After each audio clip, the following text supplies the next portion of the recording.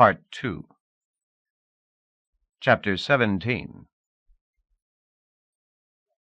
Spring came wet and cold and excruciatingly slow. It had been raining the last 8 days.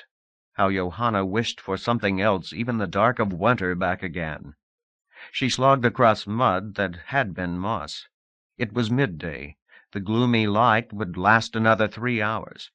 Scarbutt claimed that without the overcast they would be seeing a bit of direct sunlight nowadays. Sometimes she wondered if she would ever see the sun again. The castle's great yard was on a hillside. Mud and sullen snow spread down the hill, piled against the wooden buildings. Last summer there had been a glorious view from here, and in the winter the aurora had spilled green and blue across the snow, glinted on the frozen harbor, and outlined the far hills against the sky. Now the rain was a close mist. She couldn't even see the city beyond the walls. The clouds were a low and ragged ceiling above her head. She knew there were guards on the stone walls of the castle curtain, but today they must be huddled behind watch slits. Not a single animal, not a single pack was visible. The Tynes world was an empty place compared to Straum, but not like the High Lab either. High Lab was an airless rock orbiting a red dwarf. The Tynes world was alive, moving. Sometimes it looked as beautiful and friendly as a holiday resort on Straum. Indeed, Johanna realized that it was kindlier than most worlds the human race had settled. Certainly a gentler world than New Yora, and perhaps as nice as old Earth. Johanna had reached her bungalow. She paused for a second under its outcurving walls and looked across the courtyard. Yes, it looked a little like medieval New Yora, but the stories from the Age of Princesses hadn't conveyed the implacable power in such a world. The rain went on for as far as she could see. Without decent technology, even a cold rain could be a deadly thing. So could the wind, and the sea was not something for an afternoon's fun sailing. She thought of surging hillocks of coldness, puckered with rain, going on and on. Even the forests around the town were threatening. It was easy to wander into them, but there were no radio finders, no refresh stalls disguised as tree trunks. Once lost, you would simply die. New Yoran fairy tales had a special meaning for her now. No great imagination was needed to invent the elementals of wind and rain and sea. This was the pre-tech experience, that even if you had no enemies, the world itself could kill you. And she did have plenty of enemies. Johanna pulled open the tiny door and went inside. A pack of Tynes was sitting around the fire. It scrambled to its feet and helped Johanna out of her rain jacket.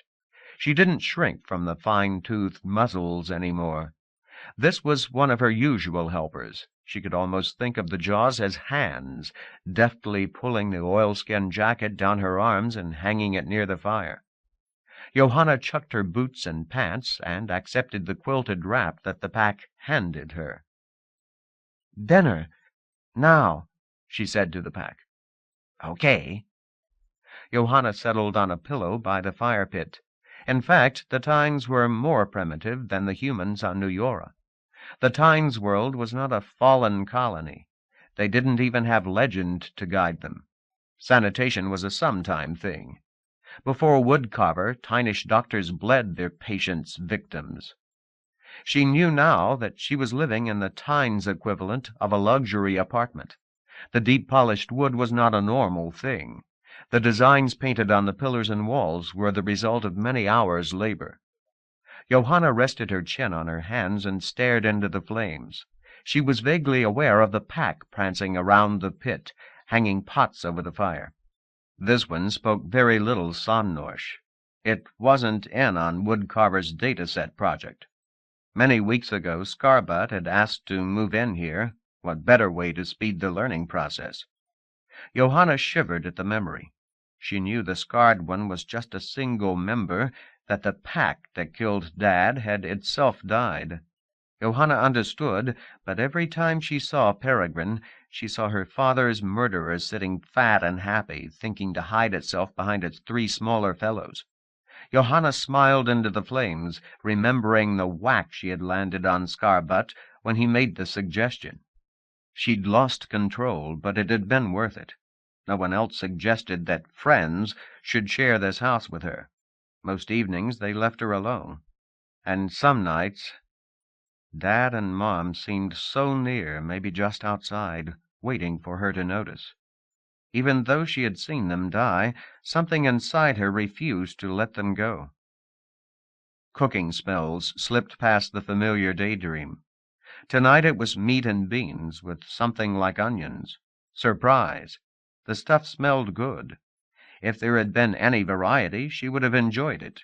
But Johanna hadn't seen fresh fruit in 60 days. Salted meat and veggies were the only winter fare. If Jeffrey were here, he'd throw a fit. It was months past that the word came from woodcarver spies up north. Jeffrey had died in the ambush. Johanna was getting over it. She really was.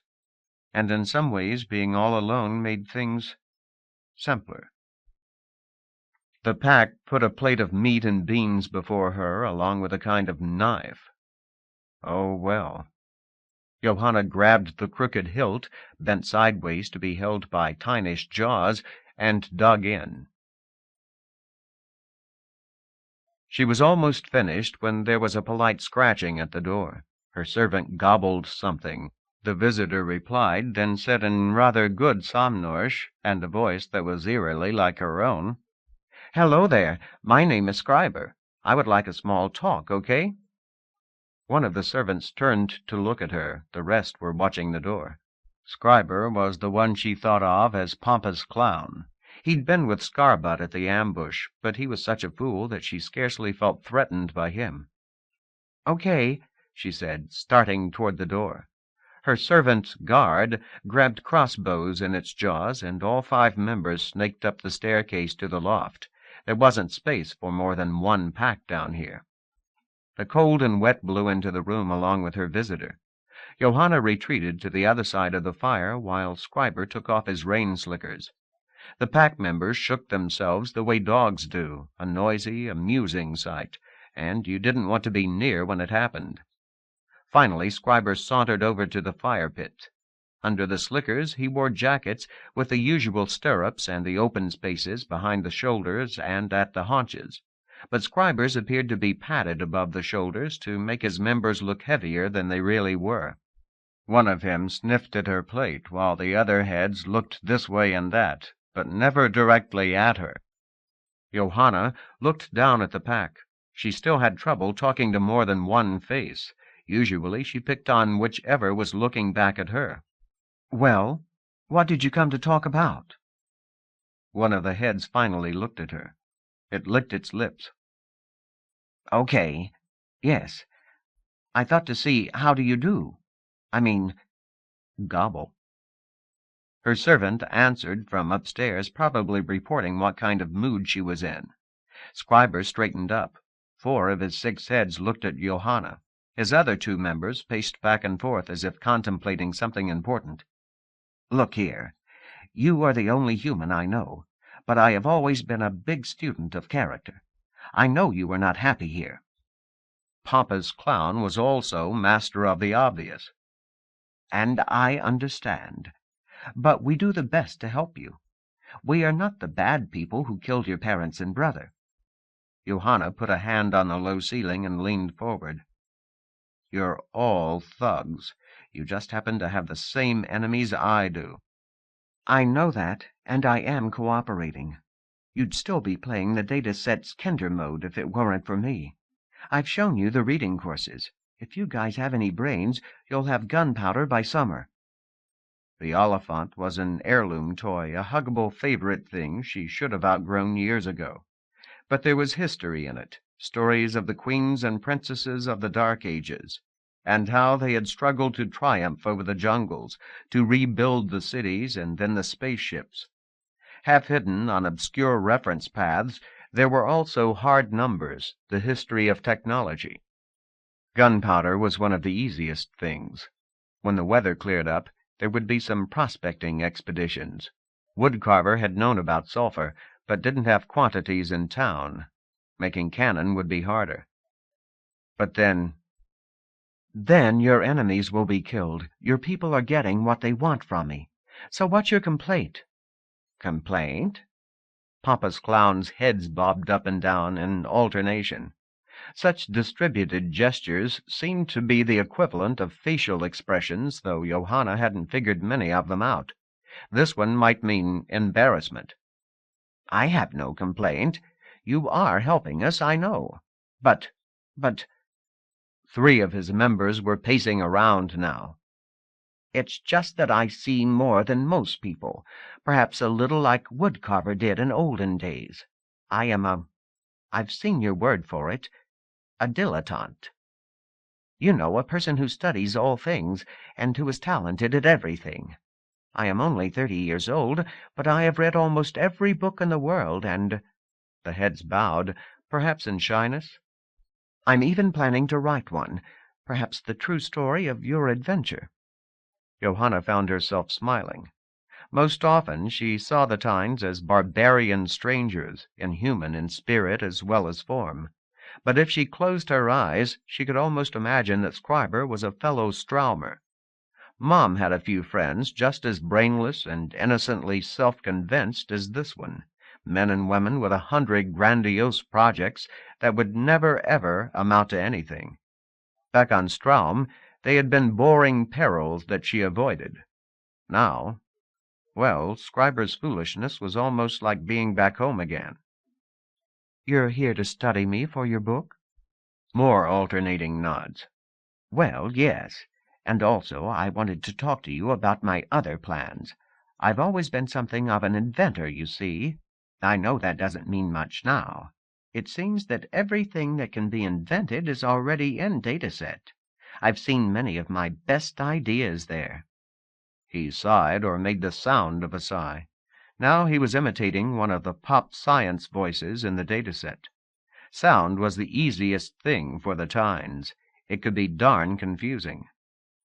"In any case, I was just wondering how to improve some of those ideas." 4 of Schreiber's members bellied down on the bench by the fire pit. It looked like he was settling in for a long conversation. His other 2 walked around the pit to give her a stack of paper threaded with brass hoops. While one on the other side of the fire continued to talk, the 2 carefully turned the pages and pointed at where she should look. Well, he did have plenty of ideas.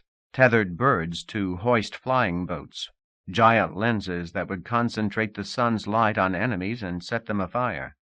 From some of the pictures, it appeared he thought the atmosphere extended beyond the moon.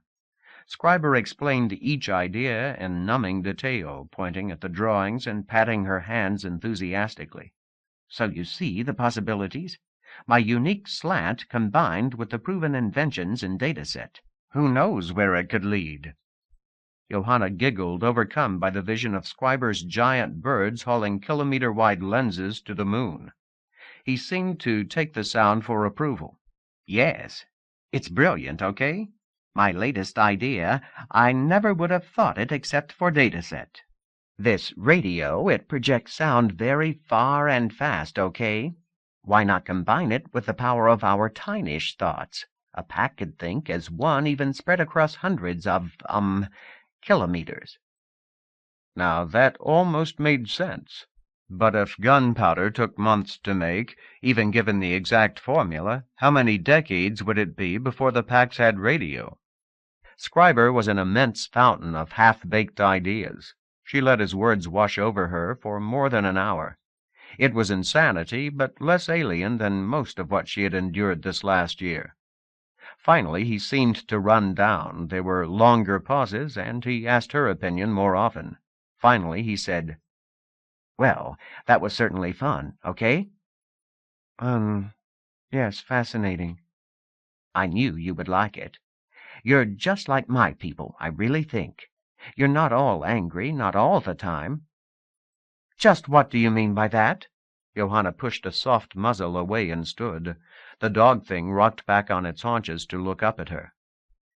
Well, you have much to hate, I know, But you seem so angry at us all the time, and we're the ones who are trying to help you. After the day work, you stay here. You don't want to talk with people, though now I see that was our fault. You wanted us to come here, but we're too proud to say it. I have these insights into character, you see. My friend, the one you call Scarbutt, he is truly a nice fellow.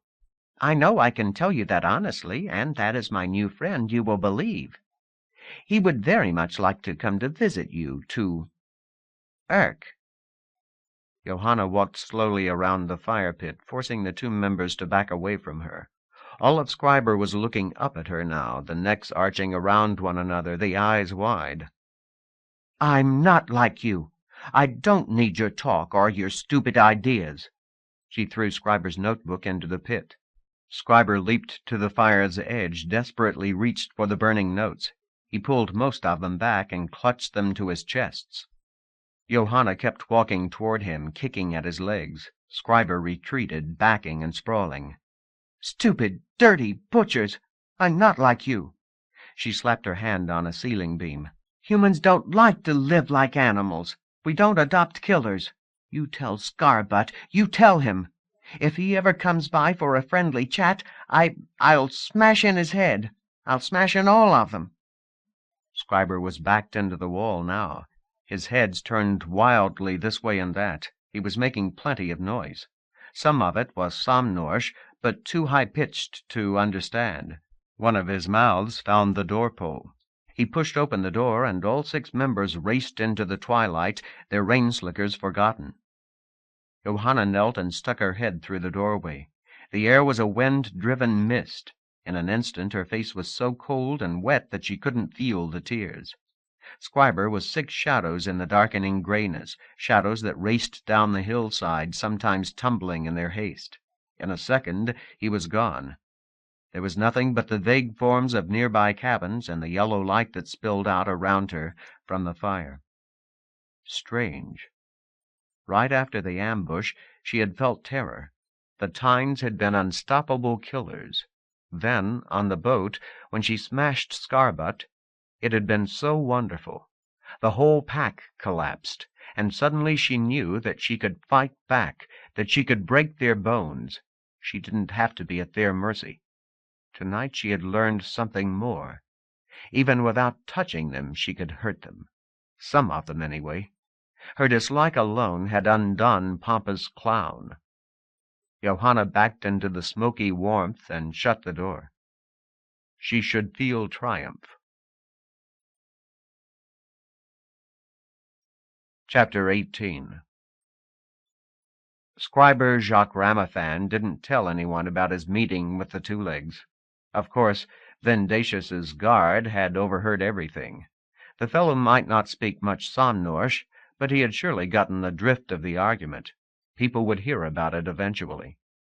He moped around the castle for a few days, spent a number of hours hunched over the remains of his notebook, trying to recreate the diagrams.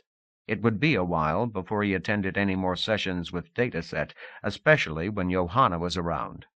Scriber knew he seemed brash to the outside world, but in fact it had taken a lot of courage to walk in on Johanna like that.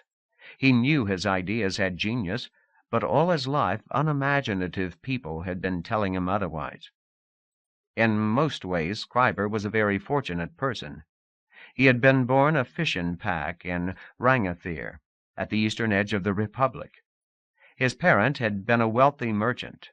Jacques Ramothan had some of his parents' traits, but the dull patience necessary for day-to-day business work had been lost to him. His sibling pack more than retained that faculty. The family business grew, and, in the first years, his sib didn't begrudge Scriber his share of the wealth. From his earliest days, Scriber had been an intellectual. He read everything: natural history, biography, brood-kenning. In the end, he had the largest library in Rangathir, more than 200 books. Even then, Scriber had tremendous ideas, insights which, if properly executed, would have made them the wealthiest merchants in all the eastern provinces. Alas, bad luck and his sib's lack of imagination had doomed his early ideas. In the end, His sib bought out the business, and Jacques Ramaphan moved to the capital. It was all for the best. By this time, Schreiber had fleshed himself out to 6 members. He needed to see more of the world. Besides, there were 5,000 books in the library there, the experience of all history and all the world. His own notebooks became a library in themselves, yet still the packs at the university had no time for him. His outline for a summation of natural history was rejected by all the stationers, though he paid to have small parts of it published. It was clear that success in the world of action was necessary before his ideas could get the attention they deserved, hence his spy mission. Parliament itself would thank him when he returned with the secrets of Flenser's hidden island. That was almost a year ago. What had happened since, with the flying house and Johanna and Dataset, went beyond his wildest dreams, and Schreiber granted that those dreams were already pretty extreme. The library in Dataset contained millions of books. With Johanna to help him polish his ideas, they would sweep Flenserism from the face of the world. They would regain her flying house. Not even the sky would be a limit. So to have her throw it all back at him, it made him wonder about himself. Maybe she was just mad at him for trying to explain Peregrine. She would like Peregrine if she let herself, he was sure of it. But then again, maybe his ideas just weren't that good, at least by comparison with humans. That thought left him pretty low, but he finished redrawing the diagrams and even got some new ideas. Maybe he should get some more silk paper. Peregrine stopped by and persuaded him to go into town. Jacques Ramaphan had made up a dozen explanations why he wasn't participating in the sessions with Johanna anymore. He tried out 2 or 3 as he and Peregrine descended Castle Street toward the harbor. After a minute or 2, his friend turned to head back. "It's okay, Schreiber. When you feel like it, we'd like to have you back." Schreiber had always been a very good judge of attitude. In particular, he could tell when he was being patronized.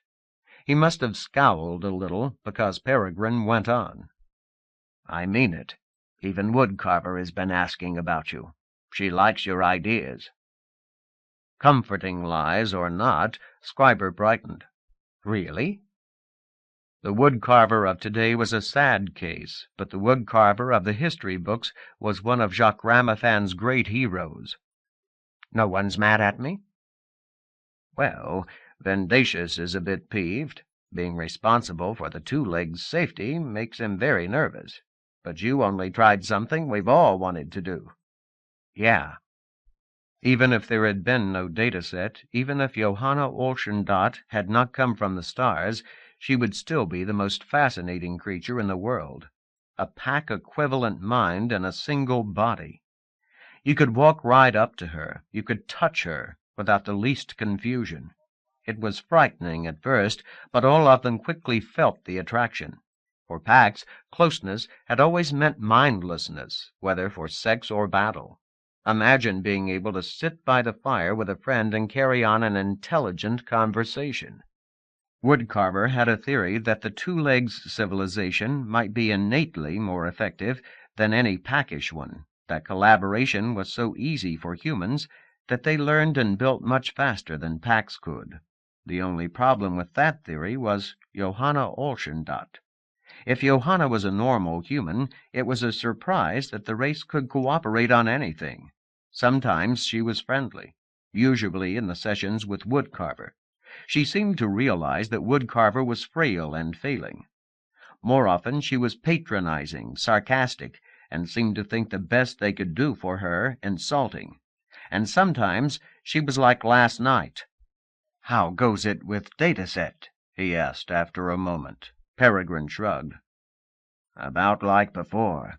Both Woodcarver and I can read Somnorsch pretty well now. Johanna has taught us, me via Woodcarver, I should say, how to use most of Dataset's powers.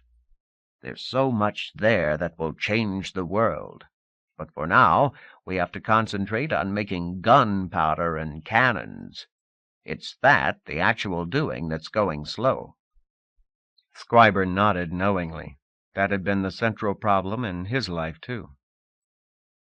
Anyway, if we can do all that by midsummer, maybe we can face Flenser's army and recapture the flying house before next winter. Peregrine made a grin that stretched from face to face. And then, my friend, Johanna can call her people for rescue, and we'll have all our lives to study the outsiders. I made pilgrimage to worlds around other stars. It was an idea they had talked of before. Peregrine had thought of it even before Scriber. They turned off Castle Street onto Edge Row. Scriber was feeling more enthusiastic about visiting the stationers. There must be some way he could help. He looked around with an interest that had been lacking the last few days. Woodcarvers was a fair-sized city, almost as big as Rangathere. Maybe 20,000 packs lived within its walls and in the homes immediately around. This day was a bit colder than the last few, but it wasn't raining. A cold, clean wind swept the market street, carrying faint smells of mildew and sewage, of spices and fresh-sawn wood. Dark clouds hung low, misting the hills around the harbor. Spring was definitely in the air. Scriber kicked playfully at the slush along the curb. Peregrine led them to a side street. The place was jammed, strangers getting as close as 7 or 8 yards. The stalls at the stationers were even worse. The felt dividers weren't that thick, and there seemed to be more interest in literature at Woodcarvers than any place Scriber had ever been. He could hardly hear himself think as he haggled with the stationer. The merchant sat on a raised platform with thick padding. He wasn't much bothered by the racket. Scriber kept his heads close together, concentrating on the prices and the product. From his past life, he was pretty good at this sort of thing. Eventually, he got his paper, and at a decent price. "Let's go back on Pack Wheel," he said. That was the long way through the center of the market. When he was in a good mood, Scriber rather liked crowds. He was a great student of people. Woodcarvers was not as cosmopolitan as some cities by the Long Lakes, but there were traders from all over. He saw several packs wearing the bonnets of a tropic collective. At one intersection, a Red Jackets from East Home was chatting cozily with a labor master. When packs came this close, and in these numbers, the world seemed to teeter on the edge of a choir. Each person hung near to himself, trying to keep his own thoughts intact. It was hard to walk without stumbling over your own feet, and sometimes the background thought sounds would surge, a moment where several packs would somehow synchronize. Your consciousness wavered, and for an instant you were one with many, a super pack that might be a god. Jacques Ramaphan shivered. That was the essential attraction of the tropics. The crowds there were mobs, vast group minds as stupid as they were ecstatic. If the stories were true, some of the southern cities were non-stop orgies. They had roamed the marketplace almost an hour when it hit him. Scriber shook his head abruptly. He turned and walked in lockstep off Pack Wheel and up a side street. Peregrine followed. "Is the crowd too much?" he asked. "I just had an idea," said Scriber.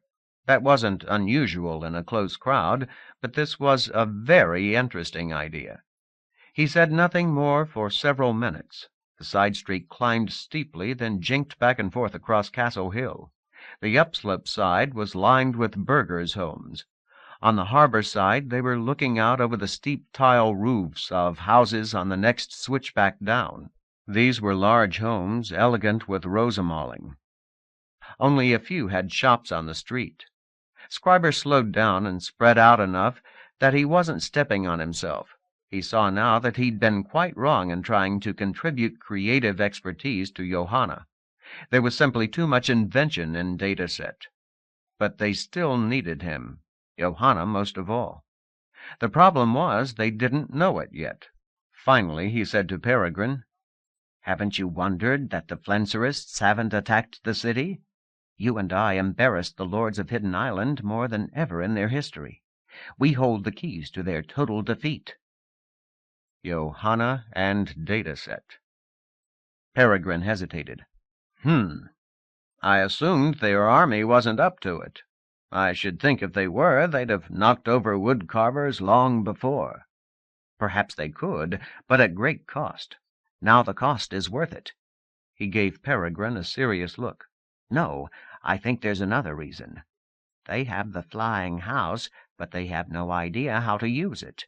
They want Johanna back alive, almost as much as they want to kill all of us." Peregrine made a bitter sound. "If Steele hadn't been so eager to massacre everything on 2 legs, he could have had all sorts of help." "True, and the Flenserists must know that. I'll bet they've always had spies among the townspeople here. But now, more than ever. Did you see all the East Home packs?" East Home was a hotbed of Flenser sentiment. Even before the movement they had been a hard folk, routinely sacrificing pups that didn't meet their brood standards. "One, anyway, talking to a labor master." "Right. Who knows what's coming in disguised as special purpose packs? I'd bet my life they're planning to kidnap Johanna. If they guess what we're planning with her, they may just try to kill her. Don't you see? We must alert Woodcarver and Vendacious, organize the people to watch for spies." "You noticed all this on one walk through Pack Wheel?" There was wonder or disbelief in his voice. Scriber couldn't tell which. "Well, no. The inspiration wasn't anything so direct, but it stands to reason, don't you think?" They walked in silence for several minutes. Up here the wind was stronger and the view more spectacular. Where there wasn't the sea, forests spread endless gray and green. Everything was very peaceful, because this was a game of stealth. Fortunately, Scriber had a talent for such games. After all, hadn't it been the very political police of the Republic who commissioned him to survey Hidden Island? It had taken him several 10 days of patient persuasion, but in the end they had been enthusiastic. "Anything you can discover, we would be most happy to review." Those were their exact words. Peregrine waffled around the road, seemingly very taken aback by Scriber's suggestion. Finally he said, "I think there is something you should know, something that must remain an absolute secret." "Upon my soul, Peregrine, I do not blab secrets." Scriber was a little hurt at the lack of trust, and also that the other might have discovered something he had not. The second should not bother him. He had guessed that Peregrine and Woodcarver were into each other. No telling what she might have confided, or what might have leaked across. "Okay, you've tripped onto something that should not be noised about. You know Vendacious is in charge of Woodcarver's security?" "Of course. That was implicit in the office of Lord Chamberlain." "And considering the number of outsiders wandering around, I can't say he's doing a very good job." "In fact, he's doing a marvelously effective job. Vendacious has agents right at the top of Hidden Island, one step removed from Lord Steele himself." Scriber felt his eyes widening. "Yes, you understand what that means. Through Vendacious, Woodcarver knows for a certainty everything their High Council plans. With clever misinformation, we can lead the Flenserists around like frog hens at a thinning. Next to Johanna herself, this may be Woodcarver's greatest advantage." I had no idea."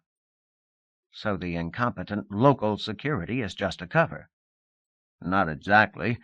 It's supposed to look solid and intelligent, but with just enough exploitable weakness so the movement will postpone a frontal attack in favor of espionage." He smiled. "I think Vendacious will be very taken aback to hear your critique." Scriber gave a weak laugh. He was flattered and boggled at the same time. Vendacious must count as the greatest spy master of the age, yet he, Scriber, Jacques Ramothan, had almost seen through him. Scriber was mostly quiet the rest of the way back to the castle, but his mind was racing. Peregrine was more right than he knew. Secrecy was vital.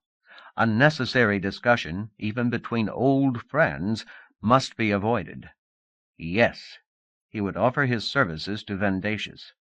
His new role might keep him in the background, but it was where he could make the greatest contribution, and eventually even Johanna would see how helpful he could be.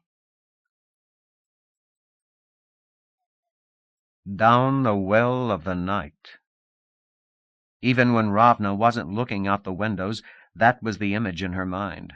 Relay was far off the galactic disk.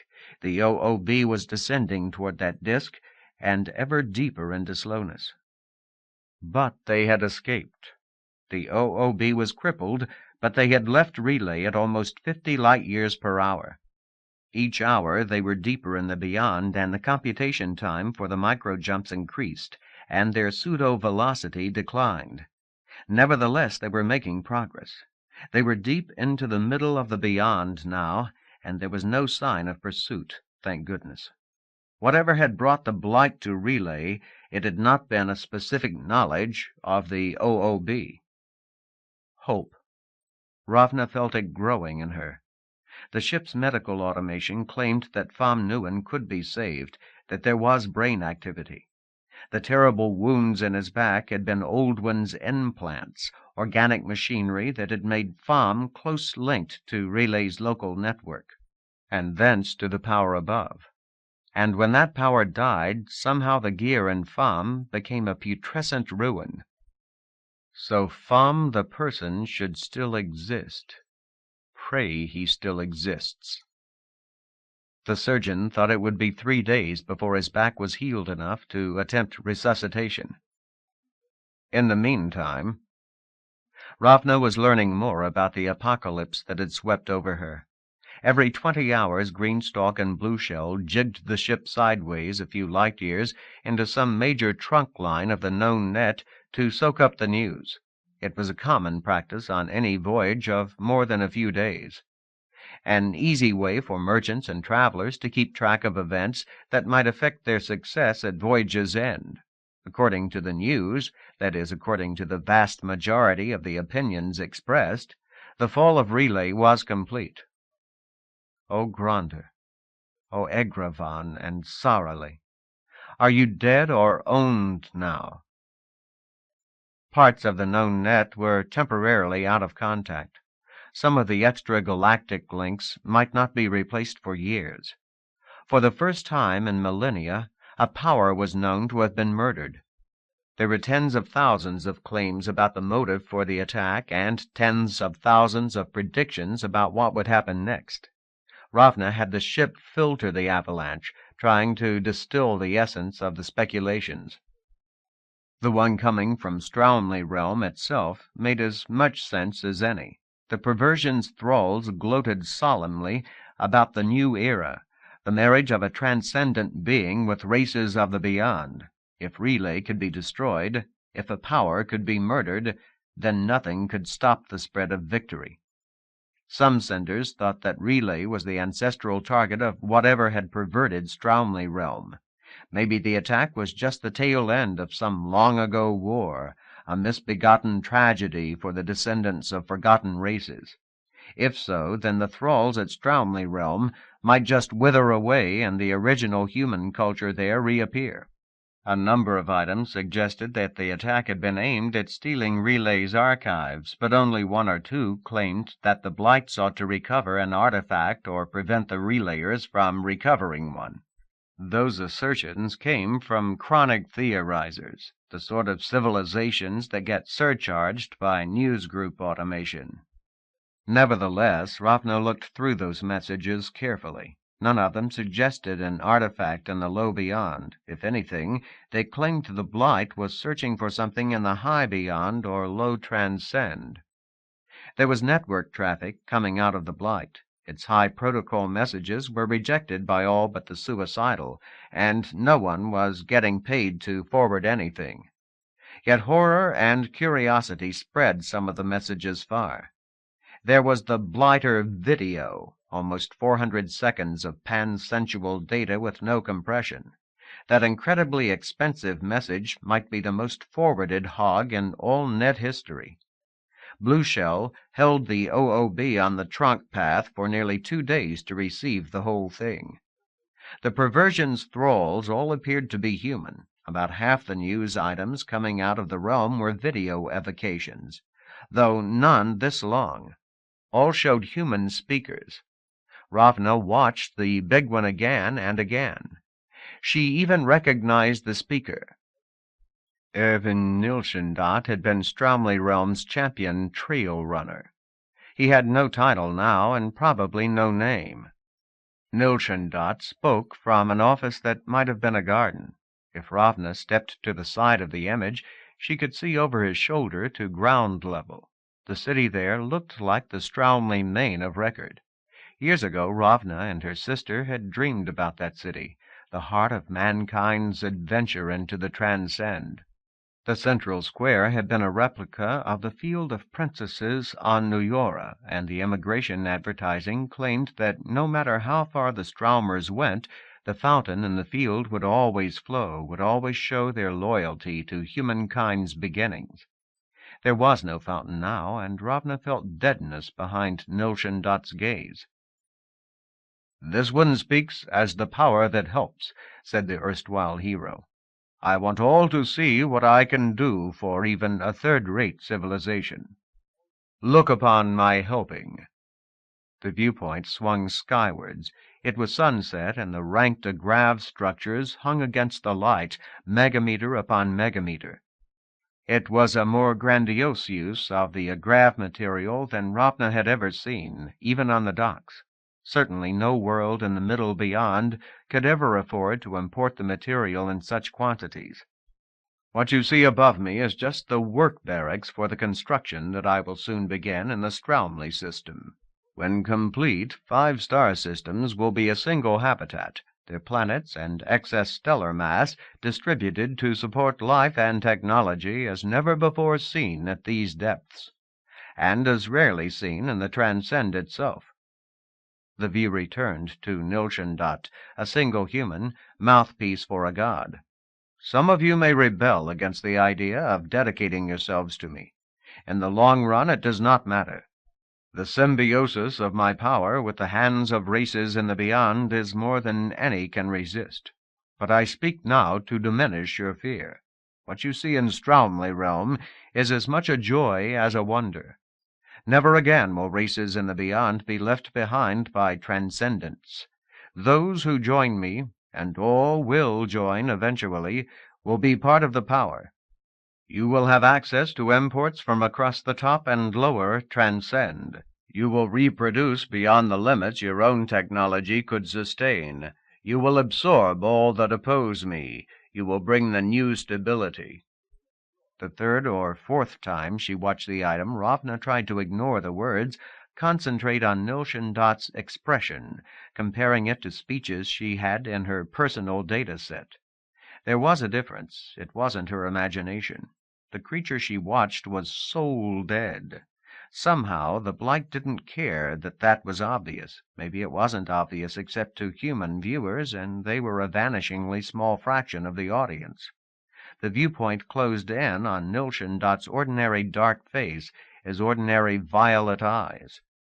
"Some of you may wonder how all this is possible, and why billions of years of anarchy have passed without such help from a power.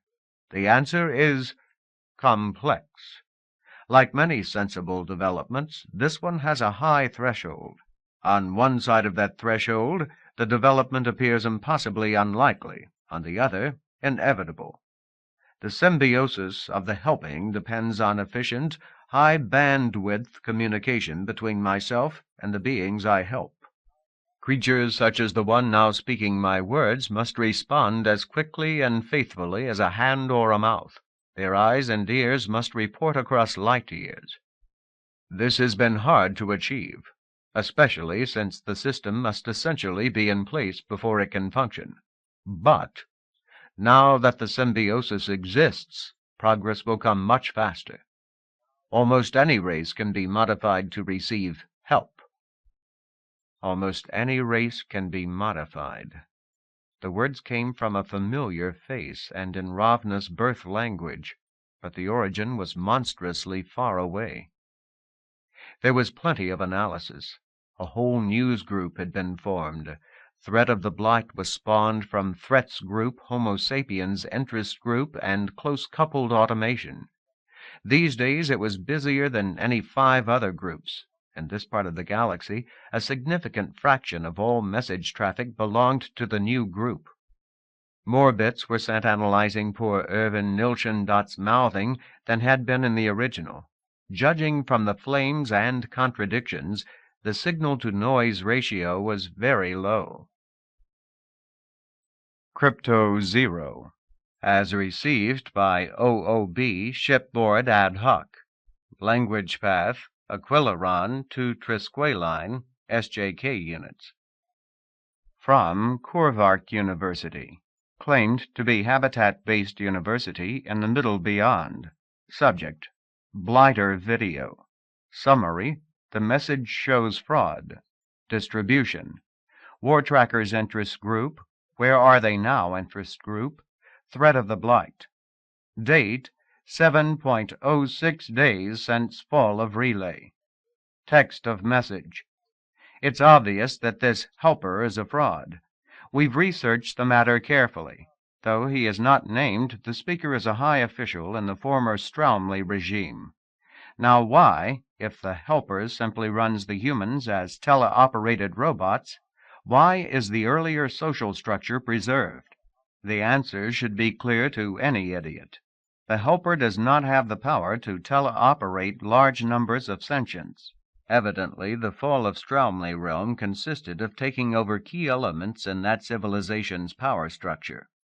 It's business as usual for the rest of the race.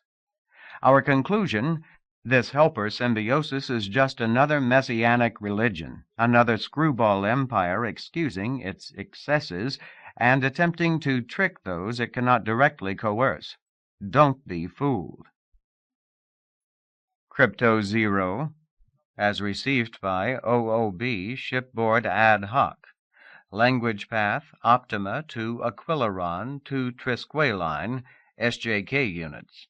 From Society for Rational Investigation, probably a single system in middle beyond, 5,700 light-years anti-spinward of Chandra K. Subject: Blighter video thread, Corvark University 1. Key phrases: probable obscenity, waste of our valuable time. Distribution: Society for Rational Network Management, Threat of the Blight. Date: 7.91 days since fall of relay. Text of message: Who is a fool? Probable obscenity, probable obscenity. Idiots who don't follow all the threads in developing news should not waste my precious ears with their clear obscenity garbage. So you think the helper symbiosis is a fraud of Straumley realm? And what do you think caused the fall of relay? In case your head is totally stuck up your rear, probable insult, there was a power allied with relay. That power is now dead. You think maybe it just committed suicide? Look it up, flathead. Probable insult. No power has ever fallen to anything from the beyond. The Blight is something new and interesting. I think it's time that, obscenity, jerks like Corvark University stick to the noise groups and let the rest of us have some intelligent discussion. And some messages were patent nonsense. One thing about the net: the multiple automatic translations often disguised the fundamental alienness of participants. Behind the chatty colloquial postings, there were faraway realms, so misted by distance and difference that communication was impossible, even though it might take a while to realize the fact. For instance, Crypto 0, as received by OOB Shipboard Ad Hoc. Language path Arbwith to Trade 24 to Cherguelin, to Trisqueline, SJK units. From Twirlip of the Mists, perhaps an organization of cloud flyers in a single Jovian system, very sparse priors. Subject: Blighter video thread. Key phrases: Hexapodia as the key insight. Distribution: Threat of the Blight. Date 8.68 days since fall of relay. Text of message. I haven't had a chance to see the famous video from Straumley Realm except as an evocation. My only gateway onto the net is very expensive. Is it true that humans have 6 legs? I wasn't sure from the evocation. If these humans have 3 pairs of legs, then I think there is an easy explanation for hexapodia, 6 legs, 3 pairs of legs. Probably none of these translations was close to what the bewildered creature of Twirlip had in its mind. Ravna didn't read any more of that posting. Crypto Zero, as received by OOB Shipboard Ad Hoc. Language Path, Tresqueline SJK Units. From Hans.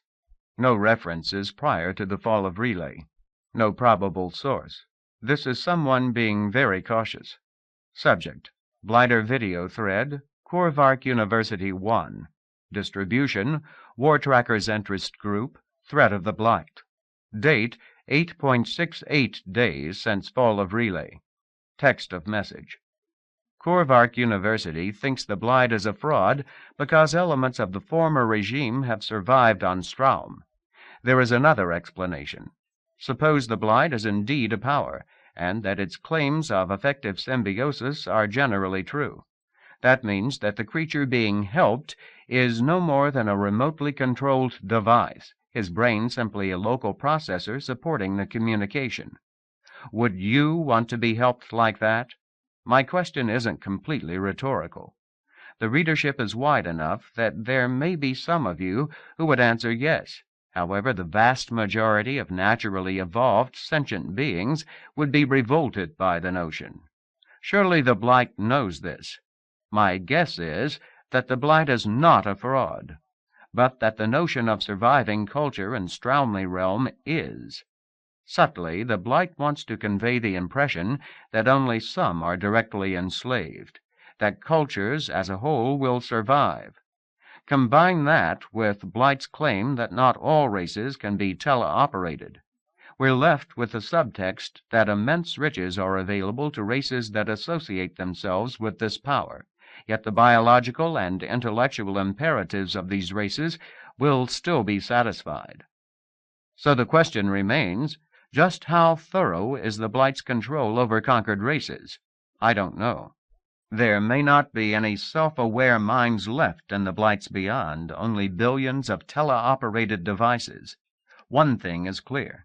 The Blight needs something from us that it cannot yet take. And so it went. Tens of thousands of messages, hundreds of points of view. It was not called the Net of a Million Lies for nothing. Ravna talked with Blueshell and Greenstalk about it every day, trying to put it all together, trying to decide which interpretation to believe. The writers knew humans well, but even they weren't sure of the deadness in Irvin Nielsen-Dot's face. And Greenstalk knew humans well enough to see that there was no answer that would comfort Ravna. She rolled back and forth in front of the news window, finally reached a frond out to touch the human. Perhaps Sir Pham can say once he is well. Blueshell was bustling, clinical. If you're right, that means that somehow the Blight doesn't care what humans and those close to humans know. In a way, that makes sense, but... His voter buzzed absent-mindedly for a moment. I mistrust this message. 400 seconds of broad band, so rich that it gives full sense imagery for many different races. That's an enormous amount of information and no compression whatsoever. Maybe it's sweetened bait, forwarded by us poor beyonders back to our every nest. That suspicion had been in the news, too. But there were no obvious patterns in the message and nothing that talked to network automation. Such subtle poison might work at the top of the beyond, but not down here. And that left a simpler explanation, one that would make perfect sense even on New Yora or Old Earth. The video masked a message to agents already in place. Vendacious was well known to the people of Woodcarvers, but for mostly the wrong reasons. He was about a century old, the fusion offspring of Woodcarver on two of his strategists. In his early decades, Vendacious had managed the city's wood mills. Along the way, he devised some clever improvements on the water wheel. Vendacious had had his own romantic entanglements, mostly with politicians and speechmakers. More and more, his replacement members inclined him toward public life. For the last 30 years, he had been one of the strongest voices on Woodcarvers' Council, for the last 10, Lord Chamberlain. In both roles, he had stood for the guilds and for fair trade. There were rumors that if Woodcarver should ever abdicate or wholly die, Vendacious would be the next Lord of Council. Many thought that might be the best that could be made of such a disaster, though Vendacious's pompous speeches were already the bane of the council. That was the public's view of Vendacious. Anyone who understood the ways of security would also guess that the Chamberlain managed Woodcarver's spies. No doubt he had dozens of informants in the mills and on the docks. But now Scriber knew that even that was just a cover. Imagine having agents in the Flencerist inner circle, knowing the Flencerist plans, their fears, their weaknesses, and being able to manipulate them. Vendacious was simply incredible. Ruefully, Scriber must acknowledge the other's stark genius. And yet, this knowledge did not guarantee victory.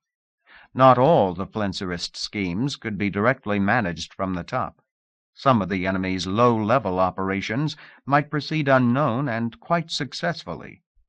And it would only take a single arrow to totally kill Johanna Olschendat. Here was where Scriber Jacques Ramathan could prove his value. He asked to move into the castle curtain on the 3rd floor. No problem getting permission. His new quarters were smaller, the walls rudely quilted. A single arrow loop gave an uninspired view across the castle grounds. For Scriber's new purpose, the room was perfect. Over the next few days, he took to lurking in the promenades. The main walls were laced with tunnels 15 inches wide by 30 tall. Scriber could get almost anywhere in the curtain without being seen from outside. He padded single file from one tunnel to the next, emerging for a few moments on a rampart to flit from Merlin to embrasure to Merlin, a head poking out here, a head poking out there. Of course he ran into guards, but Jacques Ramathan was cleared to be in the walls. And he had studied the guards' routine. They knew he was around, but Scriber was confident they had no idea of the extent of his effort. It was hard, cold work, but worth the effort.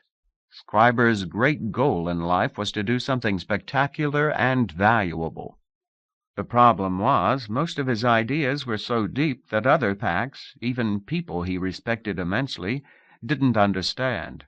That had been the problem with Johanna. Well, after a few more days, he could go to Vendacious, and then... As he peeked around corners and through arrow slots, 2 of Scriber's members huddled down, taking notes. After 10 days, he had enough to impress even Vendacious. Vendacious's official residence was surrounded by rooms for assistants and guards. It was not the place to make a secret offer. Besides, Scriber had had bad luck with the direct approach before. You could wait days for an appointment, and the more patient you were, the more you followed the rules, the more the bureaucrats considered you a non-entity. But Vendacious was sometimes alone. There was this turret on the old wall on the forest side of the castle. Late on the 11th day of his investigation, Scriber stationed himself on that turret and waited. An hour passed. The wind eased. Heavy fog washed in from the harbor. It oozed up the old wall like slow-moving sea foam. Everything became very, very quiet, the way it always does in a thick fog. Scriber nosed moodily around the turret platform. It really was decrepit. The mortar crumbled under his claws. It felt like you could pull some of the stones right out of the wall. Damn! Maybe Vendacious was going to break the pattern and not come up here today. But Scriber waited another half-hour, and his patience paid off. He heard the click of steel on the spiral stairs. There was no sound of thought. It was just too foggy for that. A minute passed. The trapdoor popped up, and a head stuck through. Even in the fog, Vindicius's surprise was a fierce hiss. "Peace, sir. It is only I, loyal Jacques Ramaphan." The head came further out. "What would a loyal citizen be doing up here?" "Why, I am here to see you," Scriber said, laughing. "At this, your secret office? Come on up, sir. With this fog, there is enough room for both of us." One after another, Vindicius's members hoisted themselves through the trap-door. Some barely made it, their knives and jewelry catching on the door-frame. Vindicius was not the slimmest of packs. The security chief ranged himself along the far side of the turret, a posture that bespoke suspicion. He was nothing like the pompous, patronizing pack of their public encounters. Scriber grinned to himself. He certainly had the others' attention. "Well?" Vindicius said in a flat voice. "Sir, I wish to offer my services. I believe that my very presence here shows I can be of value to Woodcarver's security. Who but a talented professional could have determined that you used this place as your secret den?" Vindicius seemed to untense a little. He smiled dryly. "Who indeed? I come here precisely because this part of the old wall can't be seen from anywhere in the castle. Here I can commune with the hills and be free of bureaucratic trivia." Jacques Ramaphan nodded. "I understand, sir. But you are wrong in one detail." He pointed past the security chief. "You can't see it through all this fog, but on the harbor side of the castle there is a single spot that has a line of sight on your turret." "So? Who could see much from—" "Ah, the eye tools you brought from the Republic." "Exactly." Scriber reached into a pocket and brought out a telescope. "Even from across the yard I could recognize you." The eye tools could have made Scriber famous. Woodcarver and Scrupolo had been enchanted by them. Unfortunately, honesty had required him to admit that he bought the devices from an inventor and rangathier. Never mind that it was he who recognized the value of the invention, that it was he who used it to help rescue Johanna. When they discovered that he did not know quite how the lenses worked, they had accepted his gift of one, and turned to their own glass makers. Oh well, he was still the best eye-tool user in this part of the world. "It's not just you I've been watching, my lord. That's been the smallest part of my investigation. Over the last 10 days I've spent many hours on the castle walks." Vindicius's lips quirked. "Indeed?" "I dare say not many noticed me, and I was very careful that no one saw me using the eye tool. In any case—" He pulled his book from another pocket. "I've compiled extensive notes. I know who goes where and when during almost all the hours of light. You can imagine the power of my technique during the summer." He set the book on the floor and slid it toward Vindicius. After a moment, the other reached a member forward and dragged it toward himself. He didn't seem very enthusiastic. "Please understand, sir, I know that you tell Woodcarver what goes on in the highest Flenser councils. Without your sources, we would be helpless against those lords, but—" "Who told you such things?" Scriber gulped. "Brazen it out." He grinned weakly. "No one had to tell me. I'm a professional like yourself, and I know how to keep a secret. But think, there might be others of my ability within the castle, and some might be traitors. You might never hear of them from your high-placed sources. Think of the damage they could do. You need my help. With my approach, you can keep track of everyone. I would be happy to train a corps of investigators. We could even operate in the city, watching from the market towers." The security chief sidled around the parapet. He kicked idly at stones in the rotted mortar. "The idea has its attractions. Mind you, I think we have all Flenser's agents identified. We feed them well. With lies." It's interesting to hear the lies come back from our sources up there." He laughed shortly and glanced over the parapet, thinking. "But you're right. If we are missing anyone with access to the two legs or data set, it could be disastrous." He turned more heads at Scriber. "You've got a deal. I can get you 4 or 5 people to, train in your methods."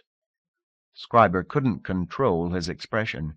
He almost bounced in enthusiasm, all eyes on Vindatius. "You won't regret this, sir." Vindatius shrugged. "Probably not. Now, how many others have you told about your investigation? We'll want to bring them in, swear them to secrecy." Scriber drew himself up. "My lord, I told you that I am a professional. I have kept this completely to myself, waiting for this conversation." Vindatius smiled and relaxed to an almost genial posture. "Excellent. Then we can begin." Maybe it was Vindatius's voice, a trifle too loud, or maybe it was some small sound behind him. Whatever the reason, Scriber turned a head from the other and saw swift shadows coming over the forest side of the parapet.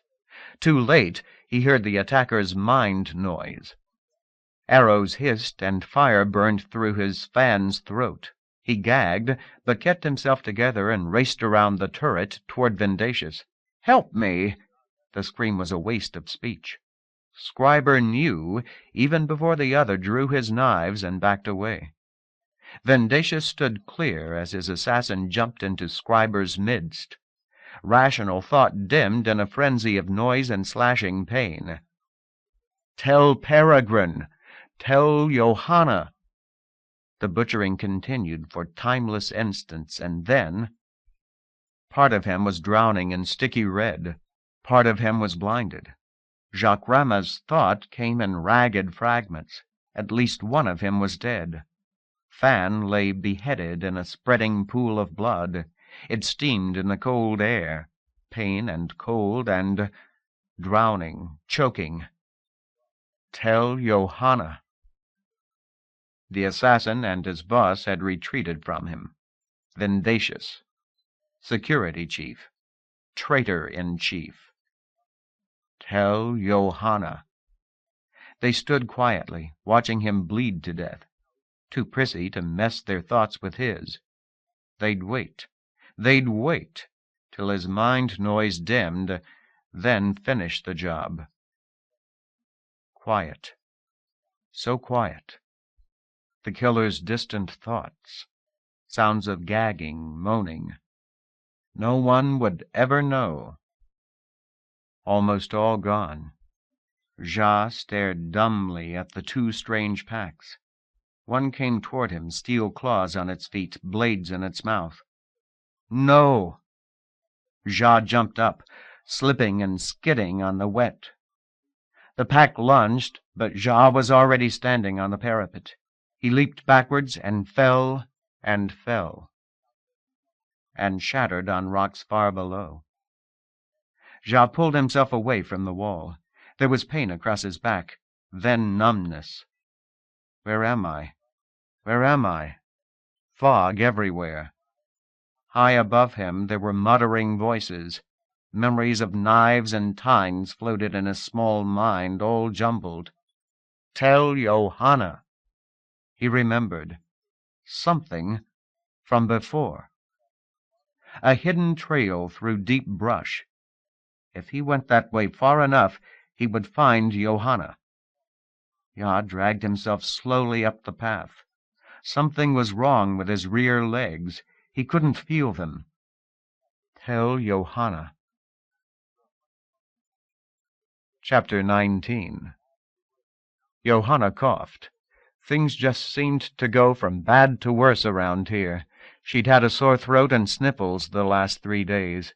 She didn't know whether to be frightened or not. Diseases were an everyday thing in medieval times. Yeah, and lots of people died of them, too. She wiped her nose and tried to concentrate on what Woodcarver was saying. Scrupolo has already made some gunpowder. It works just as Dataset predicted. Unfortunately, he nearly lost a member trying to use it in a wooden cannon. If we can't make cannon, I'm afraid—" A week ago, Woodcarver wouldn't have been welcome here. All their meetings had been down in the castle halls. But then Johanna got sick. It was a cold, she was sure, and hadn't felt like running around out of doors. Besides, Scriber's visit had kind of shamed her. Some of the packs were decent enough. She had decided to try and get along with Woodcarver, and Pompous Clown too, if he'd ever come around again, as long as creatures like Scarbutt stayed out of her way. Johanna leaned a little closer to the fire and waved away Woodcarver's objections. Sometimes this pack seemed like her eldest grandmother. "Assume we can make them. We have lots of time till summer. Tell Scrupolo to study the dataset more carefully and quit trying shortcuts. The question is how to use them to rescue my starship." Woodcarver brightened. The drooler broke off wiping its muzzle to join the others in a head bob. "I've talked about this with with several people, especially Vendacious. Ordinarily, getting an army to Hidden Island would be a terrible problem. Going by sea is fast, but there are some deadly choke points along the way. Going through the forest is slow, and the other side would have plenty of warning. But great good luck. Vendacious has found some safe trails. We may be able to sneak." Someone was scratching at the door. Woodcarver cocked a pair of heads. "That's strange," she said. "Why?" Johanna asked absently. She hiked the quilt around her shoulders and stood. Two of Woodcarver went with her to the door. Johanna opened the door and looked into the fog. Suddenly Woodcarver was talking loudly, all gobble. Their visitor had retreated. Something was strange, and for an instant she couldn't figure what it was. This was the first time she had seen a dog thing all by itself. The point barely registered when most of Woodcarver spilled past her out the doorway. Then Johanna's servant up in the loft began screaming. The sound jabbed pain through Johanna's ears. The lone tine twisted awkwardly on its rear and tried to drag itself away, but Woodcarver had it surrounded. She shouted something, and the screeching in the loft stopped. There was the thump of paws on wooden stairs, and the servant bounded into the open, its crossbows cocked. From down the hill she heard the rattle of weapons as guards raced toward them. Johanna ran to Woodcarver, ready to add her fists to any defense, but the pack was nuzzling the stranger, licking its neck. After a moment, Woodcarver caught the tine by its jacket. "Help me carry him inside, Johanna, please." The girl lifted the tine's flanks. The fur was damp with mist and sticky with blood. Then they were through the doorway and laying the member on a pillow by the fire. The creature was making that breathy whistling, the sound of ultimate pain. It looked up at her, its eyes so wide she could see the white all around. For an instant she thought it was terrified of her, but when she stepped back, it just made the sound louder and stretched its neck toward her. She knelt beside the pillow. It lay its muzzle on her hand. "What is it?" She looked back along its body, past the padded jacket. The tine's haunches were twisted at an odd angle, one-legged, dangling near the fire. "Don't you know?" began Woodcarver. "This is part of Jacques Ramaphan." She pushed a nose under the dangling leg and raised it onto the pillow. There was loud talk between the guards and Johanna's servant. Through the door she saw members holding torches. They rested their forepaws on their fellows' shoulders and held the lights high. No one tried to come in. There'd be no room. Johanna looked back at the injured tine. Scriber? Then she recognized the jacket. The creature looked back at her, still wheezing its pain. "Can't you get a doctor?" Woodcarver was all around her. She answered, "I am a doctor, Johanna." She nodded at the dataset and continued softly. "At least, what passes for one here." Johanna wiped blood from the creature's neck. More kept oozing. Well, can you save him? This fragment, maybe, but One of Woodcarver went to the door and talked to the packs beyond. my people are searching for the rest of him. I think he is mostly murdered, Johanna. If there were others, well, even fragments stick together. Has he said anything? It was another voice, speaking Somnorsh. Scarbutt. His big ugly snout was stuck through the doorway. No, said Woodcarver, and his mind noise is a complete jumble. Let me listen to him, said Scarbutt. You stay back, you! Johanna's voice was a scream. The creature in her arms twitched. Johanna, this is Scriber's friend. Let him help. As the Scarbutt pack sidled into the room, Woodcarver climbed into the loft, giving him room. Johanna eased her arm from under the injured tine and backed away, ending up at the doorway herself. There were lots more packs outside than she had imagined, and they were standing closer than she had ever seen. Their torches glowed like soft fluorescence in the foggy dark. Her gaze snapped back to the fire pit. I'm watching you. Scarbutt's members clustered around the pillow. The big one lay its head next to the injured tines. For a moment the tine continued its breathy whistling. Scarbutt gobbled at it. The reply was a steady warbling, almost beautiful. From up in the loft, Woodcarver said something. She and Scarbutt talked back and forth. Well, said Johanna. Ja, the fragment, is not a talker, came Woodcarver's voice. Worse, said Scarbutt. For now, at least, I can't match his mind sounds. I'm not getting sense or image from him. I can't tell who murdered Scriber. Johanna stepped back into the room and walked slowly to the pillow. Scarbutt moved aside, but did not leave the wounded tine.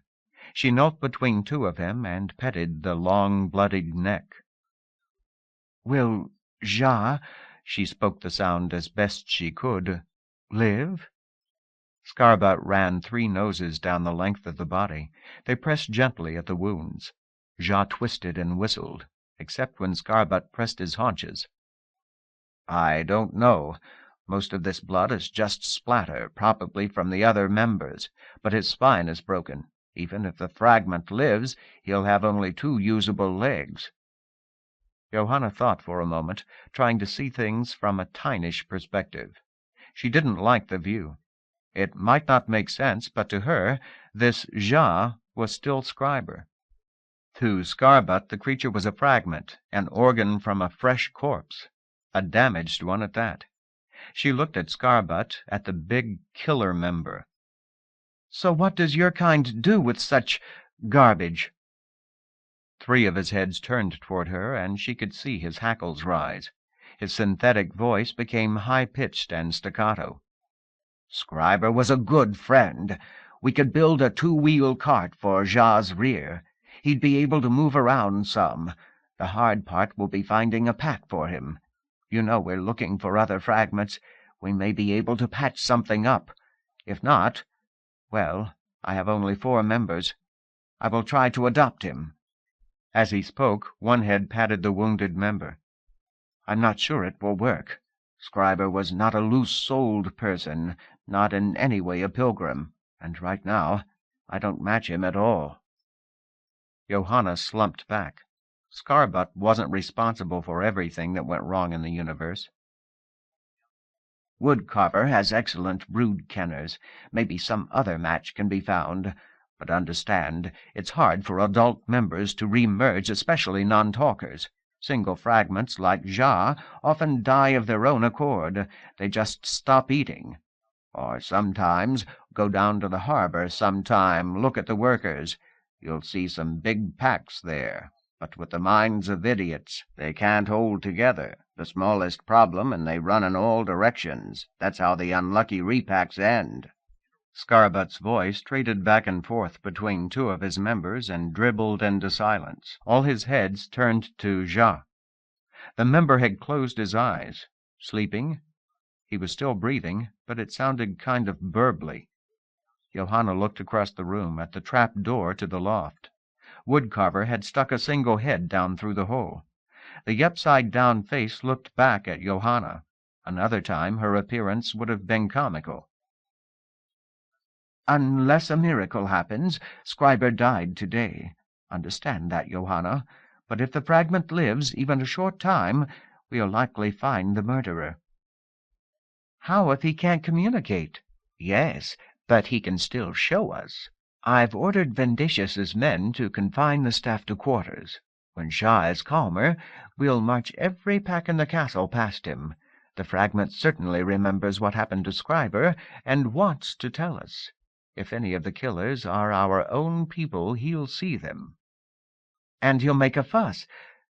"Just like a dog." "Right. So the main thing is to provide him with security right now, and hope our doctors can save him." They found the rest of Scriber a couple of hours later on a turret of the old wall. Vindicius said it looked like 1 or 2 packs had come out of the forest and climbed the turret, perhaps in an attempt to see onto the grounds. It had all the markings of an incompetent first-time probe. Nothing of value could be seen from that turret, even on a clear day. But for Scriber it had been fatally bad luck. Apparently he had surprised the intruders. 5 of his members had been variously arrowed, hacked, decapitated. The 6th, Ja, had broken his back on the sloping stonework at the base of the wall. Johanna walked out to the turret the next day. Even from the ground she could see brownish stains on the parapet. She was glad she couldn't go to the top. Ja died during the night, though not from any further enemy action. He was under Vindicius's protection the whole time. Johanna went the next few days without saying much. At night she cried a little. God damn their doctoring. A broken back they could diagnose, but hidden injuries, internal bleeding, of such they were completely ignorant. Apparently Woodcarver was famous for her theory that the heart pumped the blood around the body. Give her another 1,000 years, and maybe she could do better than a butcher. For a while she hated them all. Scarbutt for all the old reasons, Woodcarver for her ignorance, Vindicius for letting Flenserists get so close to the castle, and Johanna Olschendat for rejecting Scriber when he had tried to be a friend. What would Scriber say now? He had wanted her to trust them. He said that Scarbutt and the others were good people. One night, about a week later, she came close to making peace with herself. She was lying on her pallet, the quilt heavy and warm upon her. The designs painted on the walls glimmered dim in the ember light. "All right, Scriber. For you, I will trust them." Chapter 20. Pham Nguyen remembered almost nothing of the first days after dying, after the pain of the old one's ending. Ghostly figures, anonymous words. Someone said he'd been kept alive in the ship's surgeon. He remembered none of it. Why they kept the body breathing was a mystery and an affront. Eventually the animal reflexes had revived. The body began breathing of its own accord. The eyes opened. No brain damage. Greenstalk, ? Said, a full recovery. The husk that had been a living being spoke no contradiction. What was left of Pham Nguyen spent a lot of time on the OOB's bridge. From before, the ship reminded him of a fat sow bug. The bugs had been common in the straw laid across the floor of the great hall of his father's castle on Canberra. The little kids had played with them. The critters didn't have real legs, just a dozen feathery spines sticking out from a chitinous thorax. No matter how you tumbled them, those spines' antennas would twitch the bug around, and it would scuttle on its way, unmindful that it might be upside down from before. Yes, the OOB's ultra-drive spines looked a lot like a sow bug's, though not as articulated, and the body itself was fat and sleek, slightly narrowed in the middle. So Pham Nguyen had ended inside of a sow bug. How fitting for a dead man. And now he sat on the bridge. The woman brought him here often. She seemed to know it should fascinate him. The walls were displays better than he had ever seen in merchantman days. When the windows looked out the ship's exterior cameras, the view was as good as from any crystal canopy bridge in the Cheng Ho fleet. It was like something out of the crudest fantasy or a graphics simulation. If he sat long enough, he could actually see the stars move in the sky. The ship was doing about 10 ultra jumps per second. Jump, recompute, and jump again. In this part of the beyond, they could go 1,000th of a light year on each jump. Farther, but then the recompute time would be substantially worse. At 10 per second, that added up to more than 30 light years per hour. The jumps themselves were imperceptible to human senses, and between the jumps they were in free fall, carrying the same intrinsic velocity they'd had on departing relay. So there was none of the Doppler shifting of relativistic flight. The stars were as pure as seen from some desert sky or in low-speed transit. Without any fuss, they simply slid across the sky, the closer ones the faster. In half an hour he went farther than he had in half a century with the Cheng Ho. Greenstalk drifted onto the bridge one day and began changing the windows. As usual, she spoke to Pham as she did so, chatting almost as if there were a real person here to listen. "See, the center window is an ultra-wave map of the region directly behind us." Greenstalk waved a tendril over the controls. The multicolored pictures appeared on the other walls. "Similarly for the other 5 points of direction." The words were noise in Pham's ears, understood but of no interest. The writer paused, then continued with something like the futile persistence of the Ravna woman. "When ships make a jump, when they re-enter, there's a kind of an ultra-wave splash. I'm checking if we're being followed." Colors on the windows all around, even in front of Pham's eyes. There were smooth gradations, no bright spots, no linear features. I know," she said, making up both sides of the conversation. "The ship's analyzers are still massaging the data. But if anyone's pacing us closer than 100 light years, we'll see them. And if they're farther than that, well, then they probably can't detect us." It doesn't matter.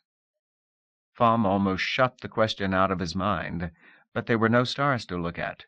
He stared at the glowing colors and actually thought about the problem. Thought. A joke. No one down here ever really thought about anything. Perhaps 10,000 starships had escaped the fall of Relay. Most likely the enemy had not catalogued those departures. The attack on Relay had been a minor adjunct to the murder of Oldwin. Most likely the OOB had escaped unnoticed. Why should the enemy care where the last of Oldwin's memories might be hiding? Why should it care about where their little ship might be bound? A tremor passed through his body. Animal reflex, surely. Panic was slowly rising in Ravna Bergschendatt. Every day a little stronger. It was not any particular disaster, just the slow dying of hope. She tried to be near Pham Nguyen part of every day, to talk to him, to hold his hand. He never responded, not even, except perhaps by accident, to look at her. Greenstalk tried too. Alien though Greenstalk was, the Pham of before had seemed truly attracted to the riders. He was off all medical support now, but he might as well have been a vegetable. And all the while their descent was slowing, always a little worse than what Blueshell had predicted. And when she turned to the news, in some ways that was the most horrifying of all. The death race theory was getting popular. More and more there were folk who seemed to think that the human race was spreading the blight.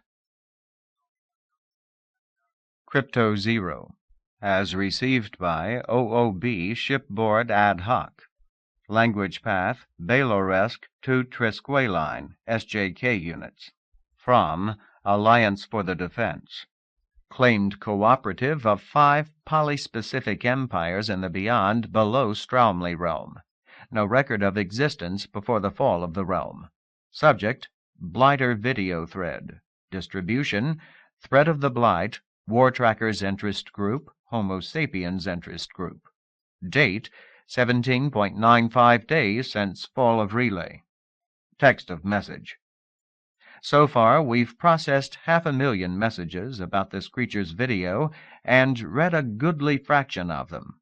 Most of you are missing the point. The principle of the helper's operation is clear. This is a transcendent power using ultralight communication to operate through a race in the beyond. It would be fairly easy to do in the transcend. There are a number of stories about thralls of powers there. But for such communication to be effective within the beyond, truly extensive design changes must be made in the minds of the controlled race. It could not have happened naturally, and it cannot be quickly done to new races, no matter what the Blight says. We've watched the Homo sapiens interest group since the first appearance of the Blight. Where is this Earth the humans claim to be from? Halfway around the galaxy, they say, and deep in the slow zone. Even their proximate origin, Nuyora, is conveniently in the slowness. We see an alternative theory. Sometime, maybe further back than the last consistent archives, there was a battle between powers. The blueprint for this human race was written, complete with communication interfaces. Long after the original contestants and their stories had vanished, this race happened to get in position where it could transcend. And that transcending was tailor-made, too, re-establishing the power that had set the trap to begin with. We're not sure of the details, but a scenario such as this is inevitable. What we must do is also clear. Straumli-Rome is at the heart of the Blight, obviously beyond all attack. But there are other human colonies. We asked the Net to help in identifying all of them. We ourselves are not a large civilization, but we would be happy to coordinate the information gathering and the military action that is required to prevent the Blight spread in the middle beyond.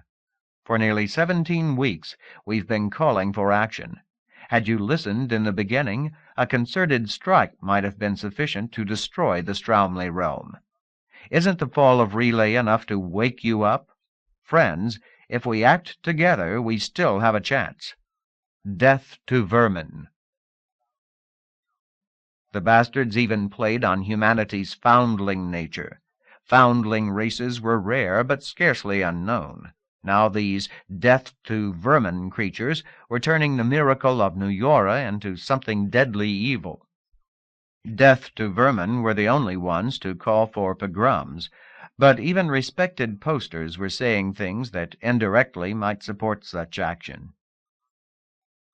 Crypto Zero, as received by OOB Shipboard Ad Hoc, Language Path, Trisqueline SJK Units. From Shandor Arbitration Intelligence at the Zoo. A known military corporation of the high beyond. If this is a masquerade, somebody is living dangerously. Subject, Blighter video thread, Hans subthread. Key phrases, limits on the Blight is searching for something. Distribution. Threat of the Blight, close-coupled automation interest group, War Trackers interest group. Date, 11.94 days since fall of relay.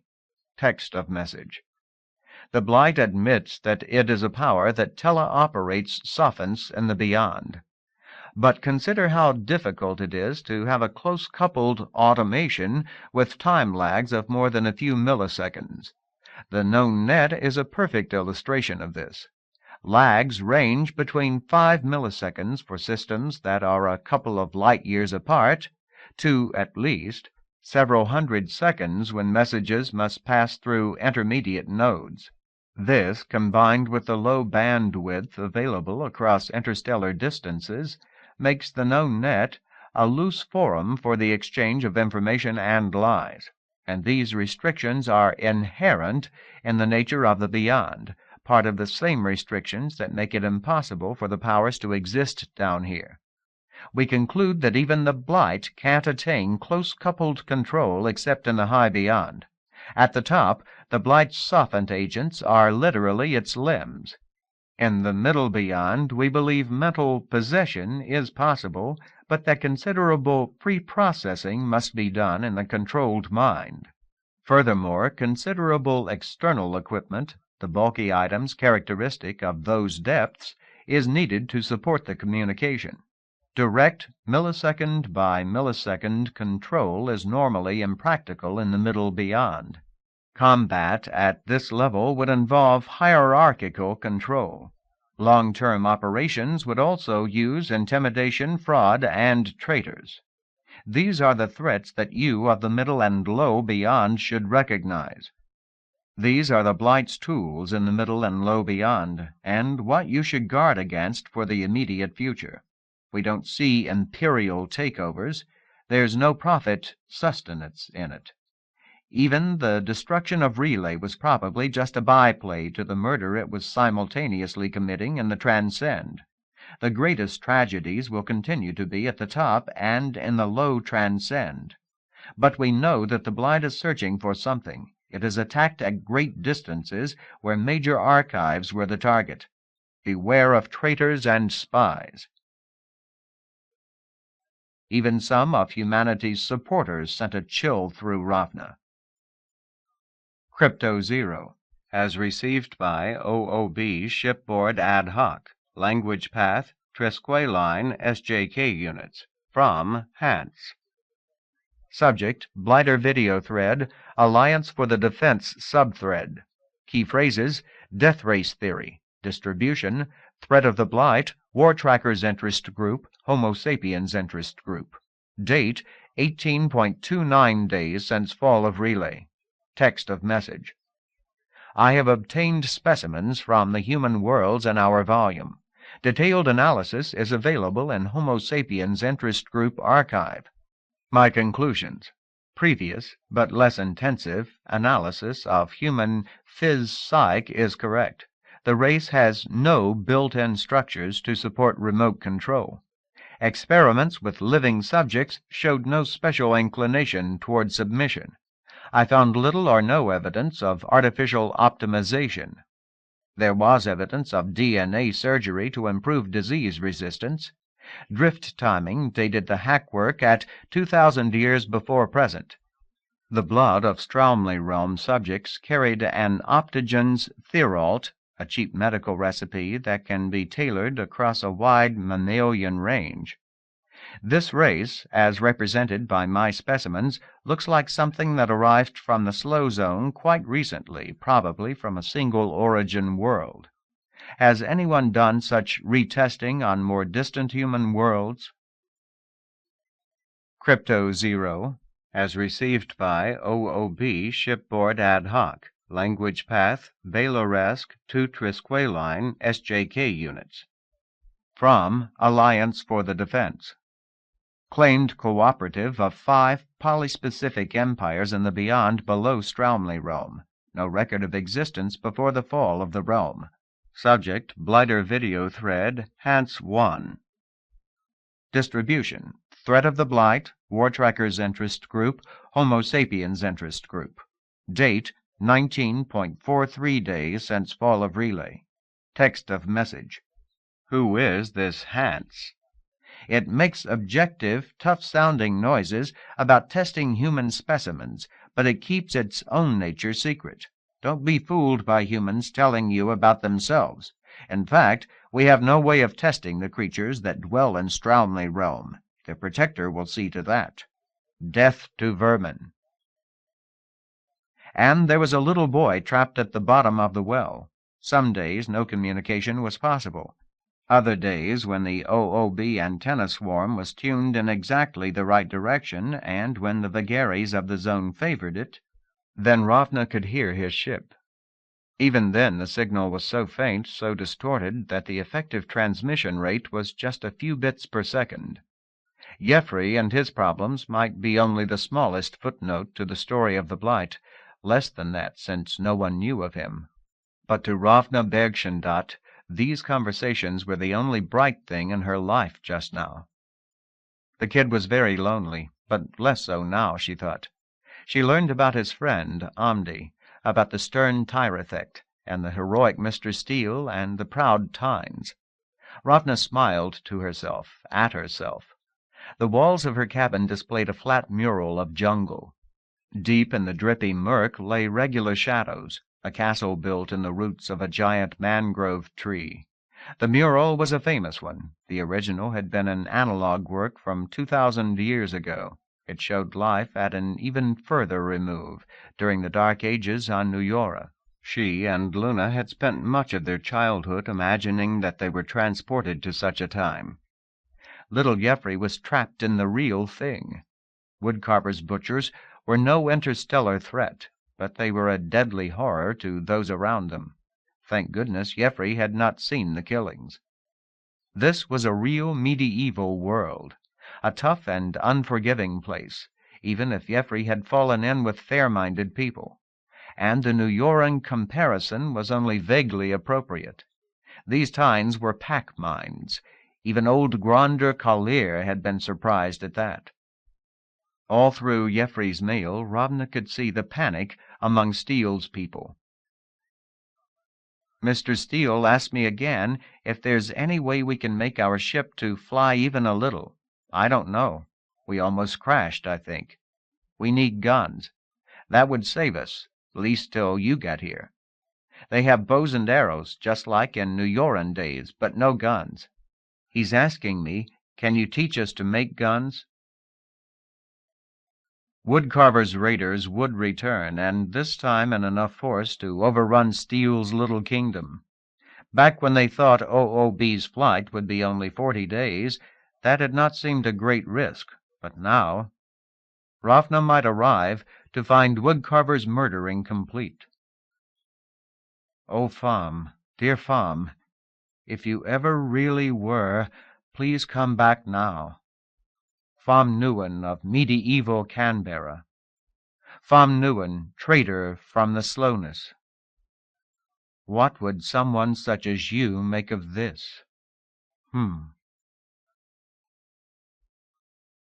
Chapter 21. Ravna knew that, under his bluster, Blueshell was at least as much a worrier as she. Worse, he was a nitpicker. The next time Ravna asked him about their progress, he retreated into technicalities. Finally, Ravna broke in. Look, the kid is sitting on something that just might blow the blight sky high, and all he has are bows and arrows. How long will it be till we get down there, Blueshell? Blueshell rolled nervously back and forth across the ceiling. The Scrotariders had reaction jets. They could maneuver in freefall more adroitly than most humans. Instead, they used stick patches and rolled around on the walls. In a way, it was kind of cute. Just now, it was irritating. At least they could talk. She glanced across the bridge to where Fam Newen sat facing the bridge's main display. As usual, all his attention was fixed on the slowly moving stars. He was unshaven, his reddish beard bright on his skin. His long hair floated snarled and uncombed. Physically, he was cured of his injuries. Ship's surgeon had even replaced the muscle mass that Old One's communication equipment had usurped. Fam could dress and feed himself now, but he still lived in a private dream world. The two riders twittered at each other. It was Greenstalk who finally answered her question. Truly, we're not sure how long. The quality of the beyond changes as we descend. Each jump is taking us a fraction longer than the one before. I know that. We're moving toward the slow zone. But the ship is designed for that. It should be an easy matter to extrapolate the slowing. Blueshell extended a tendril from ceiling to floor. He diddled with the matte corrugations for a second, and then his voter made a sound of human embarrassment. Ordinarily, you would be correct, my Lady Ravna, but this is a special case. For one thing, it appears that the zones themselves are in flux. What? It's not that unheard of. Small shifts are going on all the time. That's a major purpose for bottom-lugger ships, to track the changes. We're having the bad luck to run through the middle of the uncertainty. Actually, Ravna had known that interface turbulence was high at the bottom below here. She just didn't think of it in grandiose terms like zone shifting. She also hadn't realized it was serious enough to affect them yet. Okay, how bad can it get then? How much can it slow us? Oh, my. Blueshell rolled to the far wall. He was standing on starry sky now. It would be nice to be a lesser Scroder rider. So many problems my high calling brings me. I wish I could be deep in surf right now, thinking on olden memories. Of other days in the surf. Greenstalk carried on for him. It's not the tide. How high can it rise? It's this storm. How bad can it get? Right now, it is worse than anything in this region during the last 1,000 years. However, we have been following the local news. Most agree that the storm has peaked. If our other problem gets no worse, we should arrive in about 120 days. Our other problem. Ravna drifted to the center of the bridge and strapped onto a saddle. You're talking about the damage we took getting out of Relay. The ultra-drive spines, right? How are they holding up? Quite well, apparently. We've not tried to jump faster than 80% of design max. On the other hand, we lack good diagnostics. It's conceivable that serious degradation might happen rather suddenly. Conceivable, but unlikely, put in Greenstalk. Ravna nodded. Considering all their other problems, there was no point in contemplating possibilities beyond their control. Back on Relay, this had looked like a 30 or 40-day trip. Now, the boy in the well might have to be brave for a long time yet, no matter how much she wished otherwise. Time for Plan B, then. Time for what someone like Pham Nguyen might suggest. She pushed off the floor and settled by Greenstalk. Okay, so the best we can plan on is 120 days. If the zone surge gets worse, or if we have to get repairs... Get repairs where? That might be only a delay, not an impossibility. The rebuilt OOB was supposed to be repairable even in the low beyond. Maybe even 200 days. She glanced at Blueshell. But he didn't interrupt with his usual amendments and qualifications. You've both read the messages we're getting from the boy. He says the locals are going to be overrun, probably in less than 100 days. Somehow we have to help him before we actually arrive there. Greenstalk rattled her fronds in a way Ravna took for puzzlement. She looked across the deck at Pham and raised her voice a trifle. Hey, you. You should be an expert on this. You Scroder riders may not recognize it, but this is a problem that's been seen 1,000,000 times in the slow zone. Civilizations are separated by years, centuries of travel time. They fall into dark ages. They become just as primitive as the pack creatures, these tines. Then they get visited from outside.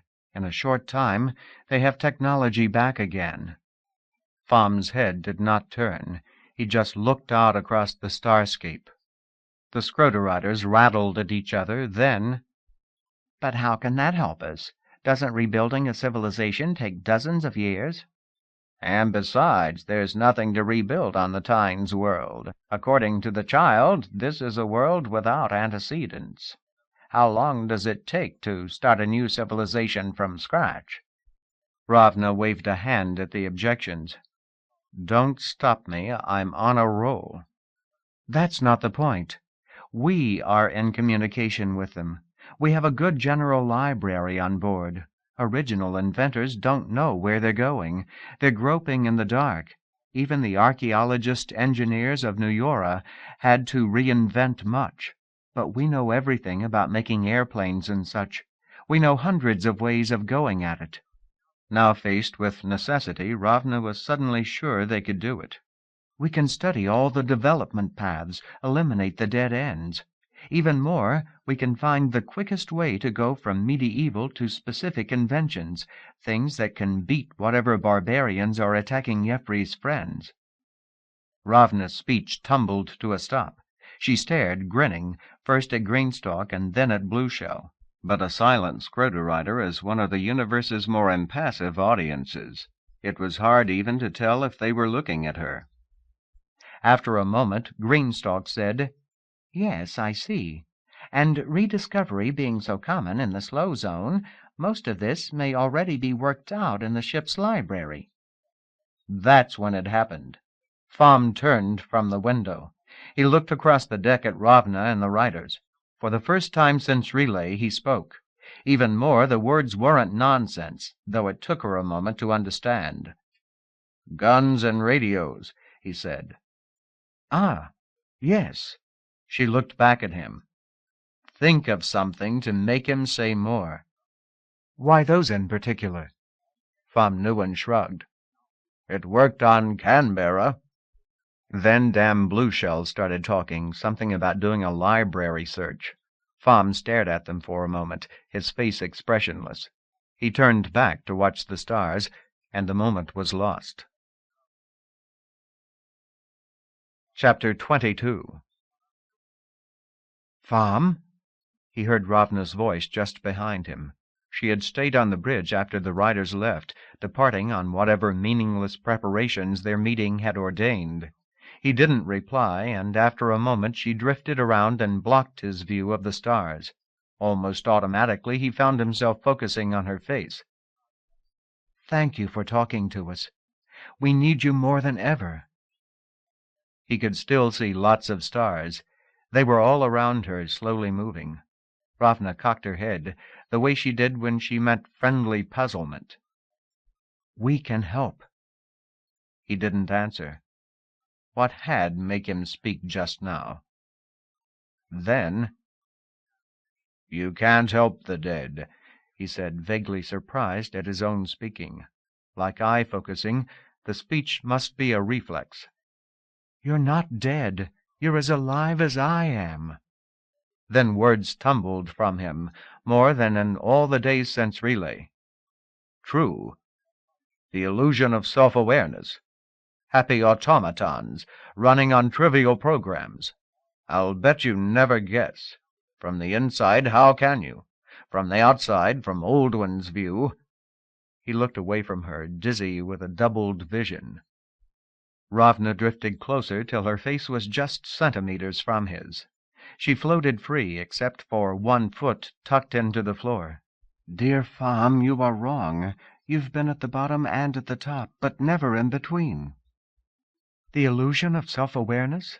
That's a commonplace of any practical philosophy in the beyond. It has some beautiful consequences and some scary ones. All you know are the scary ones. Think. The illusion must apply just as surely to the powers." No. He could make devices like you and I. "Being dead is a choice, Thom." She reached out to pass her hand down his shoulder and arm. He had a typical zero-G change of perspective. Down seemed to rotate sideways, and he was looking up at her. Suddenly he was aware of his splotchy beard, his tangled hair floating all about. He looked up at Ravna, remembering everything he'd thought about her. Back on relay, she'd seemed bright, maybe not smarter than he, but as smart as most competitors of the Cheng Ho. But there were other memories, how Oldwin had seen her. As usual, his memories were overwhelming. As usual, they were mostly unintelligible. Even his emotions were hard to interpret. But he had thought of Ravna a little like a favored dog. Oldwin could see right through her. Ravna Bergschendat was a little manipulative. He had been pleased, amused by that fact. But behind her talk and argument, he'd seen a great deal of goodness, might be the human word. Oldwin had wished her well. In the end, he had even tried to help. Insight flitted past him, too fast to catch. Ravna was talking again. "What happened to you is terrible enough, Thom, but it's happened to others. I've read of cases. Even the powers are not immortal. Sometimes they fight among themselves, and someone gets killed. Sometimes one commits suicide. There's a star system, God's Doom it's called in the story. 1,000,000 years ago, it was in the Transcend. It was visited by a party of the powers. There was a zone surge. Suddenly the system was 20 light-years deep in the beyond. That's about the biggest surge there is firm record of. The powers at God's doom didn't have a chance. They all died, some to rot and rusted ruin, others to the level of mere human minds. Well, what became of those? She hesitated, took one of his hands between hers. You can look it up. The point is, it happens. To the victims, it's the end of the world. But from our side, the human side, well, the human Pham Nguyen was lucky. Greenstock says the failure of Old One's connections didn't do gross organic damage. Maybe there's subtle damage. Sometimes the remnants just destroy themselves, whatever is left. Pham felt tears leaking from his eyes, and knew that part of the deadness inside had been grief for his own death. Subtle damage. He shook his head, and the tears drifted into the air. My head is stuffed with him, with his memories. Memories? They towered over everything else. Yet he could not understand them. He could not understand the details. He could not even understand the emotions, except as inane simplifications: joy, laughter, wonder, fear, and icy steel determination. Now he was lost in those memories, wandering like an idiot in a cathedral, not understanding, cowering before icons. She pivoted around their clasped hands. After a moment, her knee bumped gently against his. You're still human. You still have your own... Her own voice broke as she saw the look in his eyes. My own memories. Scattered amid the unintelligible he would stumble on. Himself at 5 years, sitting on the straw in the great hall, alert for the appearance of any adult. Royals were not supposed to play in the filth. 10 years later, making love to Cindy for the first time. A year after that, seeing his first flying machine, the orbital ferry that landed on his father's parade field. The decades of space. Yes, the Cheng Ho. Pham Nguyen, the great traitor of the slowness. All the memories are still there, and for all I know, it's all the old one's lie, an afternoon's fraud to fool the relayers. Ravna bit her lip, but didn't say anything. She was too honest to lie, even now. He reached with his free hand to brush her hair away from her face. I know you said that too, Rav. Don't feel bad. I would have suspected by now anyway. Yeah, she said softly. Then she was looking him straight in the eye. But know this, one human to another. You are a human now.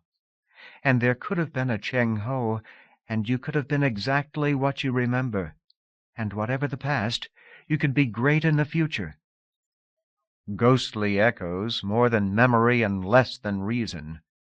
For an instant he saw her with wiser eyes. She loves you, foolish one. Almost laughter, kindly laughter. He slid his arms around her, drawing her tight against him. She was so real, he felt her slip her leg between his. To laugh. Like heart massage, unthinking reflex bringing a mind back to life. So foolish, so trivial, but...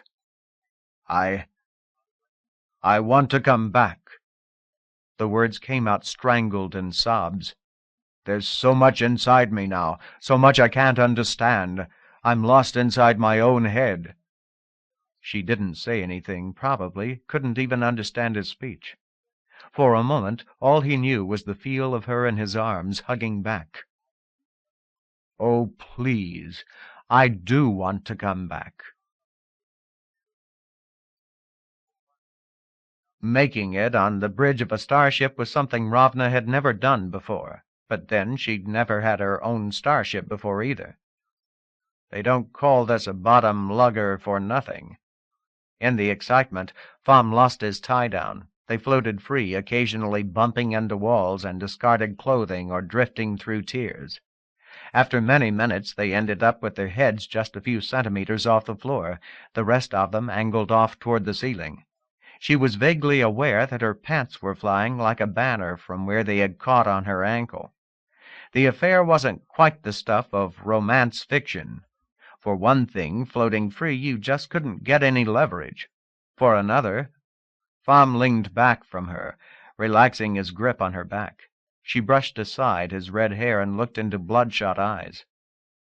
"You know," he said shakily, "I never guessed I could cry so hard my face hurt." She smiled back. "You've led a charmed life, then." She arched her back against his hands, then drew him gently close.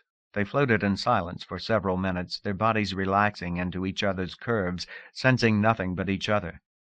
Then, "Thank you, Ravna." "My pleasure."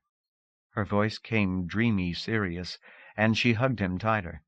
Strange, all the things he had been to her, some frightening, some endearing, some enraging, and some she couldn't have admitted, even to herself, till now. For the first time since the fall of Relay, she felt real hope. A silly physical reaction, maybe, but maybe not.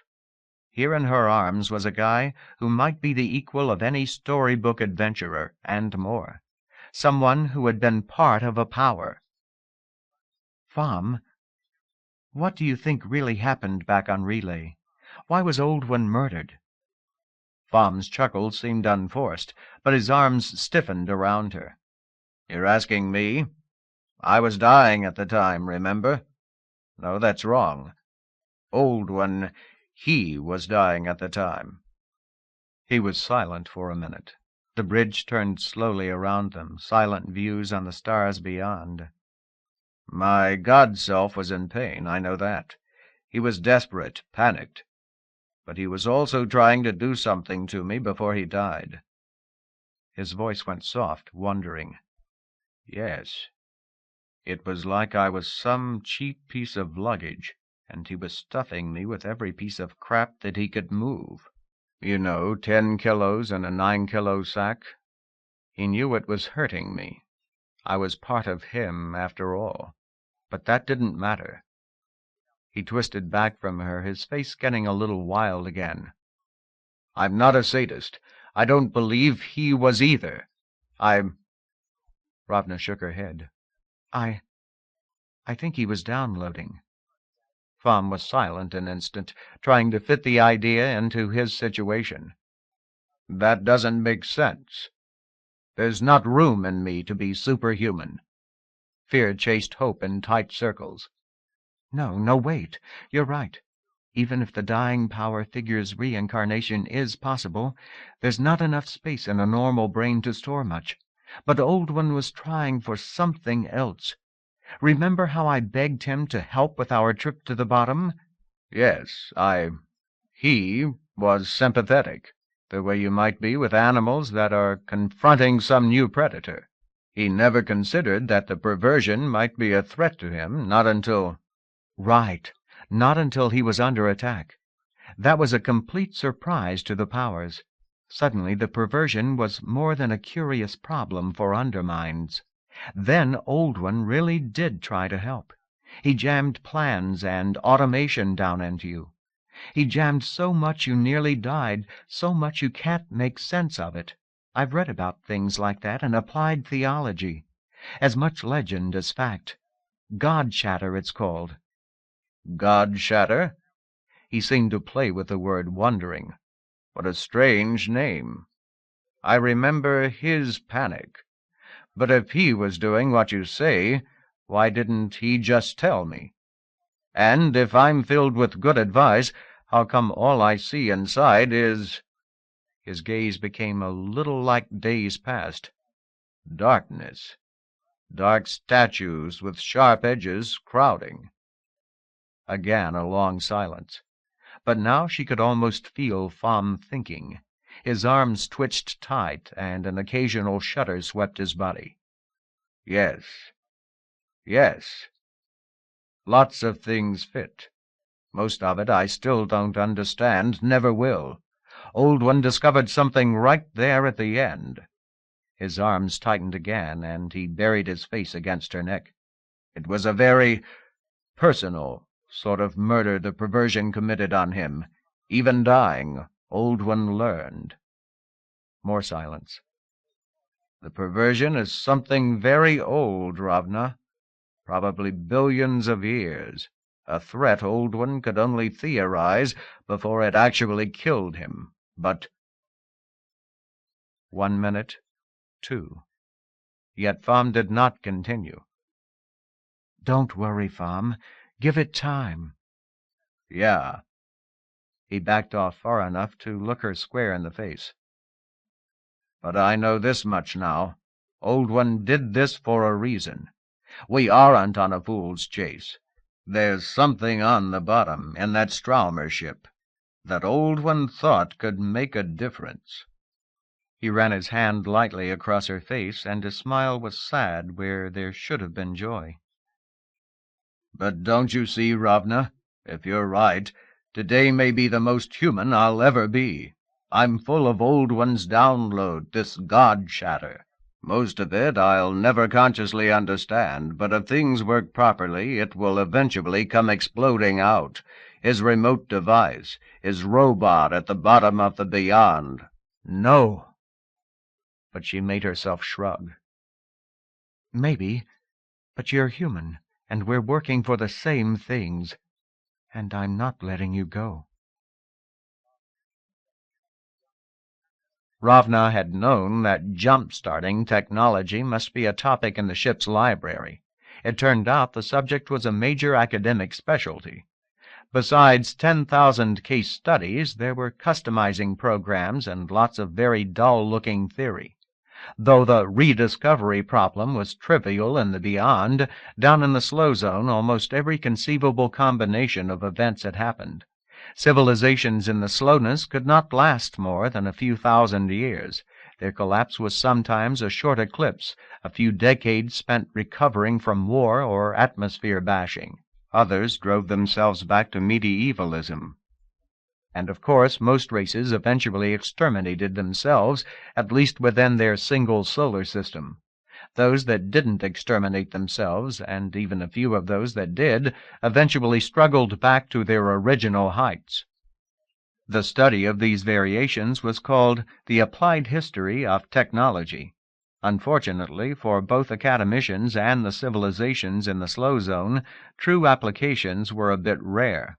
The events of the case studies were centuries old before news of them reached the beyond, and few researchers were willing to do field work in the slow zone, where finding and conducting a single experiment could cost them much of their lives. In any case, it was a nice hobby for millions of university departments.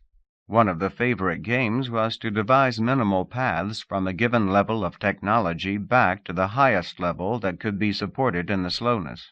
The details depended on many things, including the initial level of primitiveness, the amount of residual scientific awareness, or tolerance, and the physical nature of the race. The historians' theories were captured in programs whose inputs were facts about the civilization's plight and the desired results, and whose outputs were the steps that would most quickly produce those results. 2 days later, the 4 of them were back on the OOB's bridge. And this time, we're all talking. So we must decide what inventions to shoot for, something that will defend the hidden island kingdom. And something Mr. Steele can make in less than 100 days, said Blueshell. He had spent most of the last 2 days fiddling with the development programs in OOB's library. I still say guns and radios, said Pham. Firepower and communications. Ravna grinned at him. Pham's human memories alone would be enough to save the kids on Tyne's world. He hadn't talked any more of Old One's plans. Old One's plans.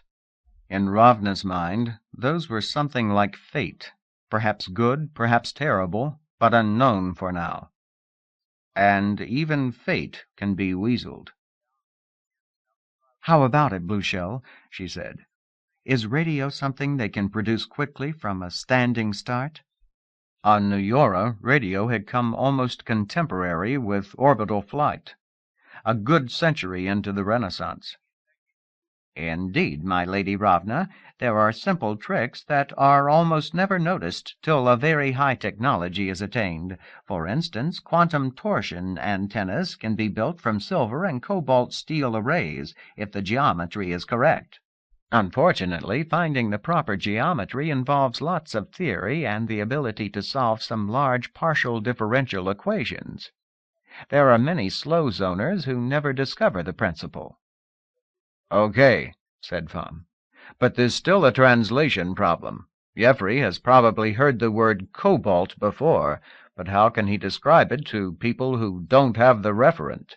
Without knowing a lot more about their world, we couldn't even describe how to find cobalt-bearing ore. That will slow things down, Blueshell admitted. But the program accounts for it. Mr. Steele seems to understand the concept of experimentation.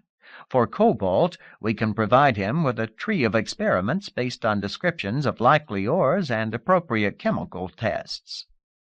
It's not quite that simple, said Greenstock. Some of the chemical tests themselves involve search test trees, and there are other experiments needed to check toxicity. We know far less about the pack creatures than is usual with this program. Pham smiled. I hope these creatures are properly grateful. I never heard of quantum torsional antennas. The Tynes are ending up with comm gear that Cheng Ho never had. But the gift could be made. The question was, could it be done in time to save Jeffrey and his ship from the woodcarvers? The four of them ran the program again and again. They knew so little about the pack creatures themselves. The hidden island kingdom appeared fairly flexible. If they were willing to go all out to follow the directions, and if they had good luck in finding nearby sources for critical materials, then it looked like they might have limited supplies of firearms and radios inside of 100 days. On the other hand, if the packs of Hidden Island ended up chasing down some worst-case branches of the search trees, things might stretch out to a few years.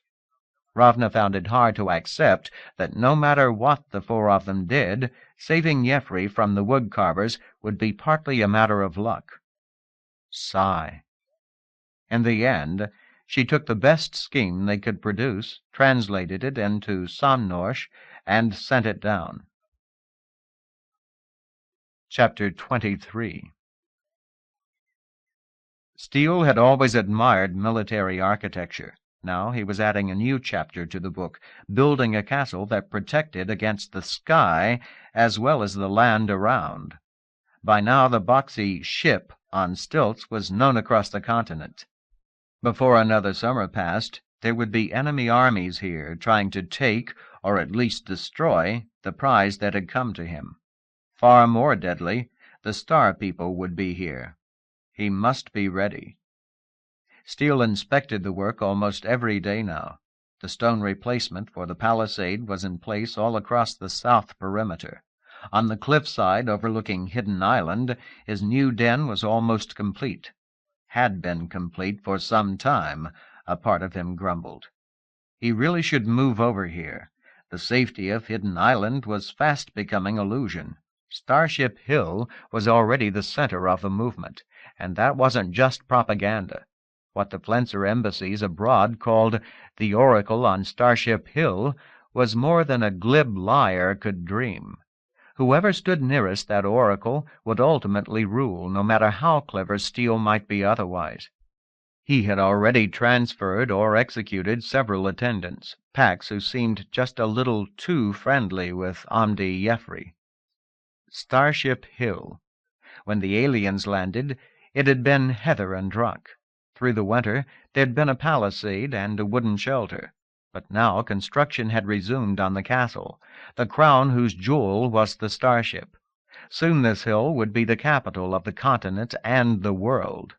And after that... Steele looked into the blue depths of the sky. How much further his rule extended would depend on saying just the right thing, on building this castle in a very special way. Enough dreaming. Lord Steele pulled himself together and descended from the new wall along fresh-cut stone stairs. The yard within was 12 acres, mostly mud. The muck was cold on his paws, but the snow and slush was confined to dwindling piles away from the work routes. Spring was well advanced, and the sun was warm in the chill air. He could see for miles out over Hidden Island all the way to the ocean, and down the coast along the fjord country. Steele walked the last 100 yards up the hill to the starship.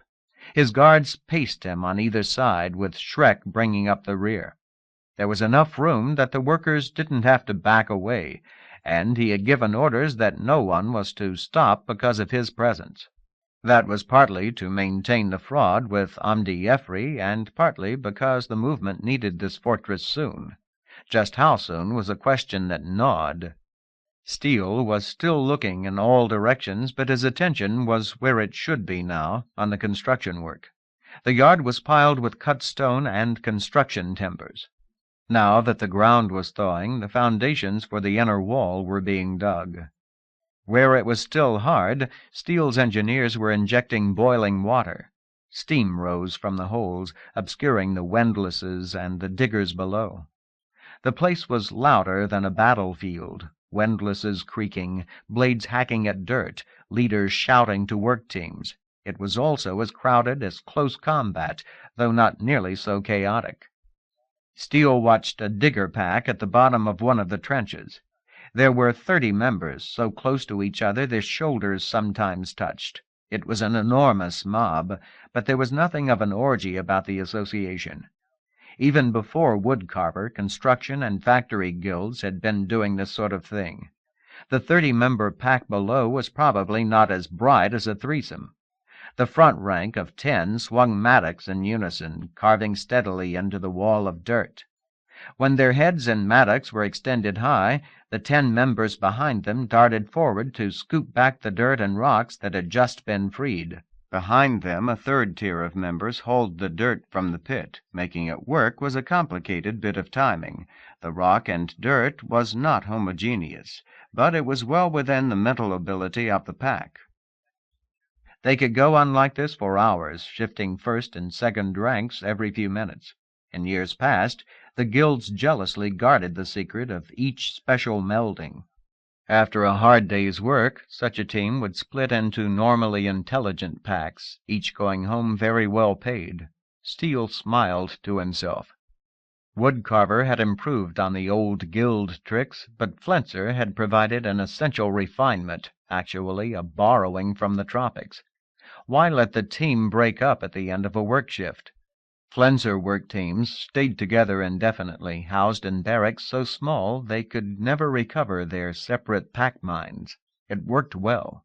After a year or two, and with proper culling, the original packs in such teams were dull things that scarcely wanted to break away.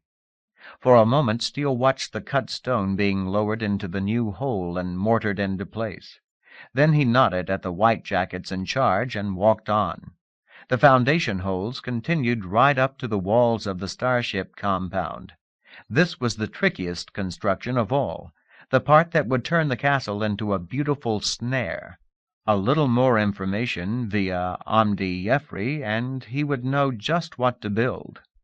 The door to the starship compound was open just now, and a white jackets was sitting back to back in the opening. That guard heard the noise an instant before Steele. 2 of its members broke ranks to look around the side of the compound. Almost inaudibly there came high screams, then honking attack calls. The white jackets leaped from the stairs and raced around the building. Steele and his guards weren't far behind. He skidded to a stop at the foundation trench on the far side of the ship. The immediate source of the racket was obvious. 3 packs of white jackets were putting a team's talker to the question. They had separated out the verbal member and were beating it with truncheon whips. This close, the mental screams were almost as loud as the shouting. The rest of the digger team was coming out of the trench, breaking into functional packs and attacking the white jackets with their mattocks. How could things get so bloody screwed up? He could guess. These inner foundations were to contain the most secret tunnels of the entire castle, and the even more secret devices he planned to use against the two legs. Of course, all of the workers on such sensitive areas would be disposed of after the job was done.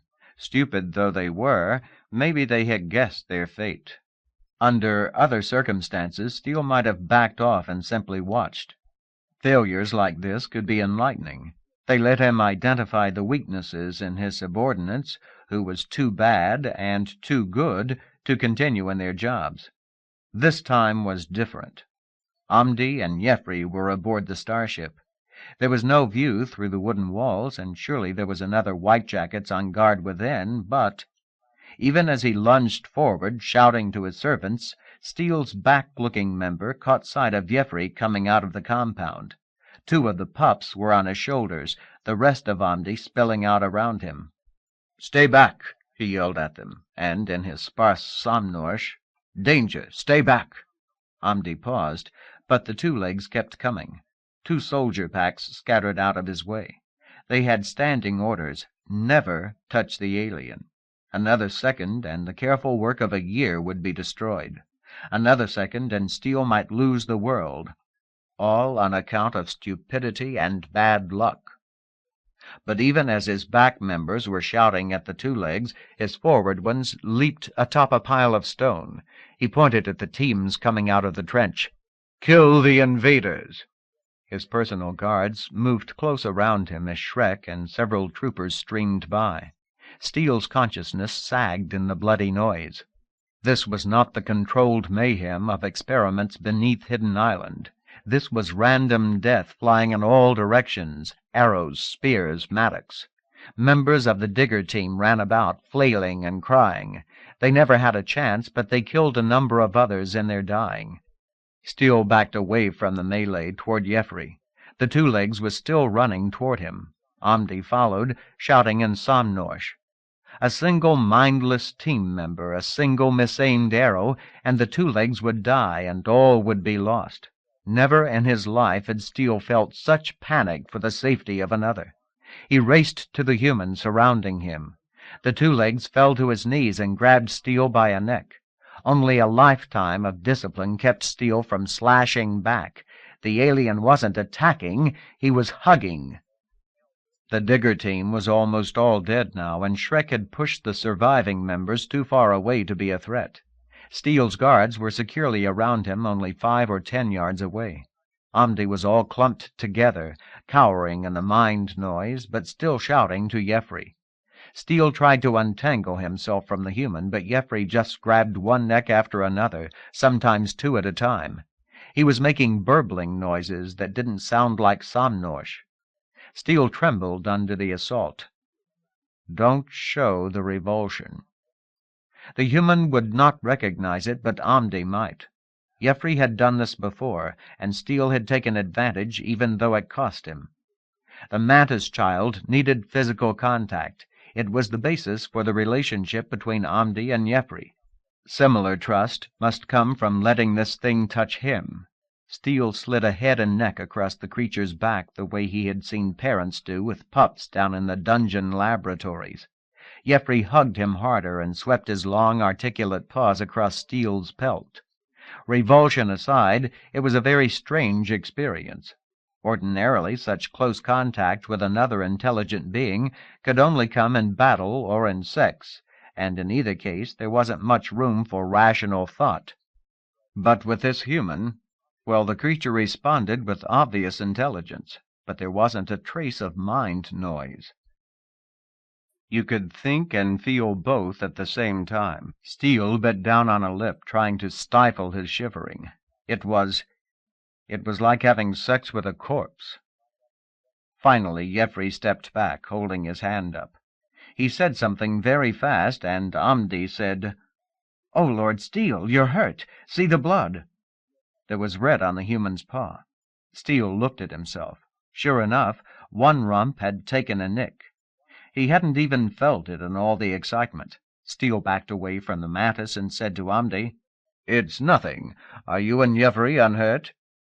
There was a rattling exchange between the 2 children, almost unintelligible to Steele.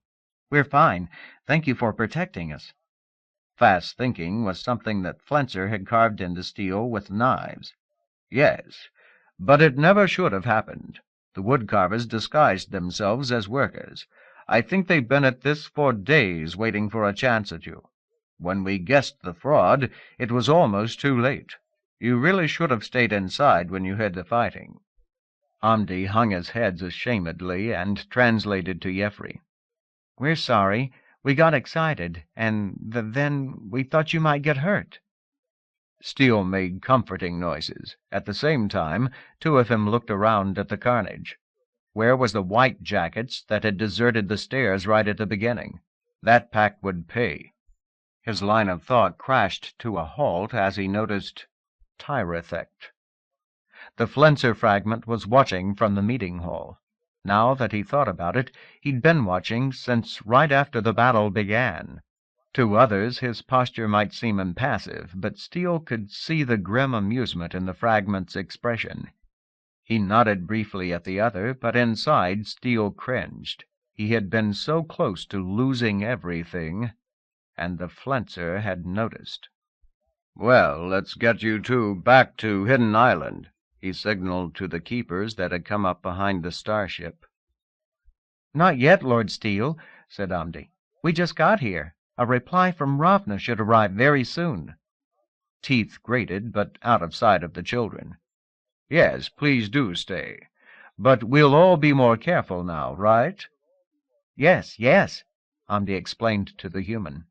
Steele stood forelegs on shoulders and patted Jeffrey on the head. Steele had Shrek take the children back into the compound. Till they were out of sight, all his members looked on with an expression of pride and affection. Then he turned and walked across the pinkish mud. Where was that stupid White Jackets? The meeting hall on Starship Hill was a small temporary thing. It had been good enough to keep the cold out during the winter, but for a conference of more than 3 people it was a real madhouse. Steele stomped past the Flenser fragment and collected himself on the loft with the best view of the construction work. After a polite moment, Tyrethect entered and climbed to the facing loft. But all the decorum was an act for the groundlings outside. Now Flenser's soft laughter hissed across the air to him, just loud enough for him to hear. "Dear Steele, sometimes I wonder if you are truly my student, or perhaps some changeling inserted after my departure. Are you trying to screw us up?" Steele glared back. He was sure there was no uneasiness in his posture. All that was held within. "Accidents happen. The incompetent will be culled." "Quite so. But that appears to be your response to all problems. If you hadn't been so bent on silencing the digger teams, they might not have rioted, and you would have had one less accident." The flaw was in their guessing. Such executions are a necessary part of military construction. "Oh? You really think I had to kill all those who built the halls under Hidden Island?" "What? You mean you didn't? How?"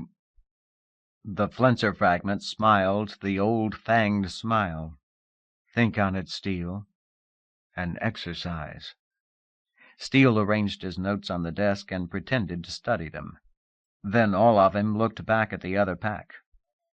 "Tyrethect, I honor you because of the Flenser in you. But remember, you survive on my sufferance. You are not the Flenser in waiting." The news had come late last fall, just before winter closed the last pass over the ice fangs. The packs bearing the rest of the master hadn't made it out of Parliament Bowl. The fullness of Flenser was gone forever. That had been an indescribable relief to Steele, and for a time afterward the fragment had been quite tractable. "Not one of my lieutenants would blink if I killed all of you, even the Flenser members. And I'll do it if you push me hard enough, I swear I will." "Of course, dear Steele. You command." For an instant the other's fear showed through.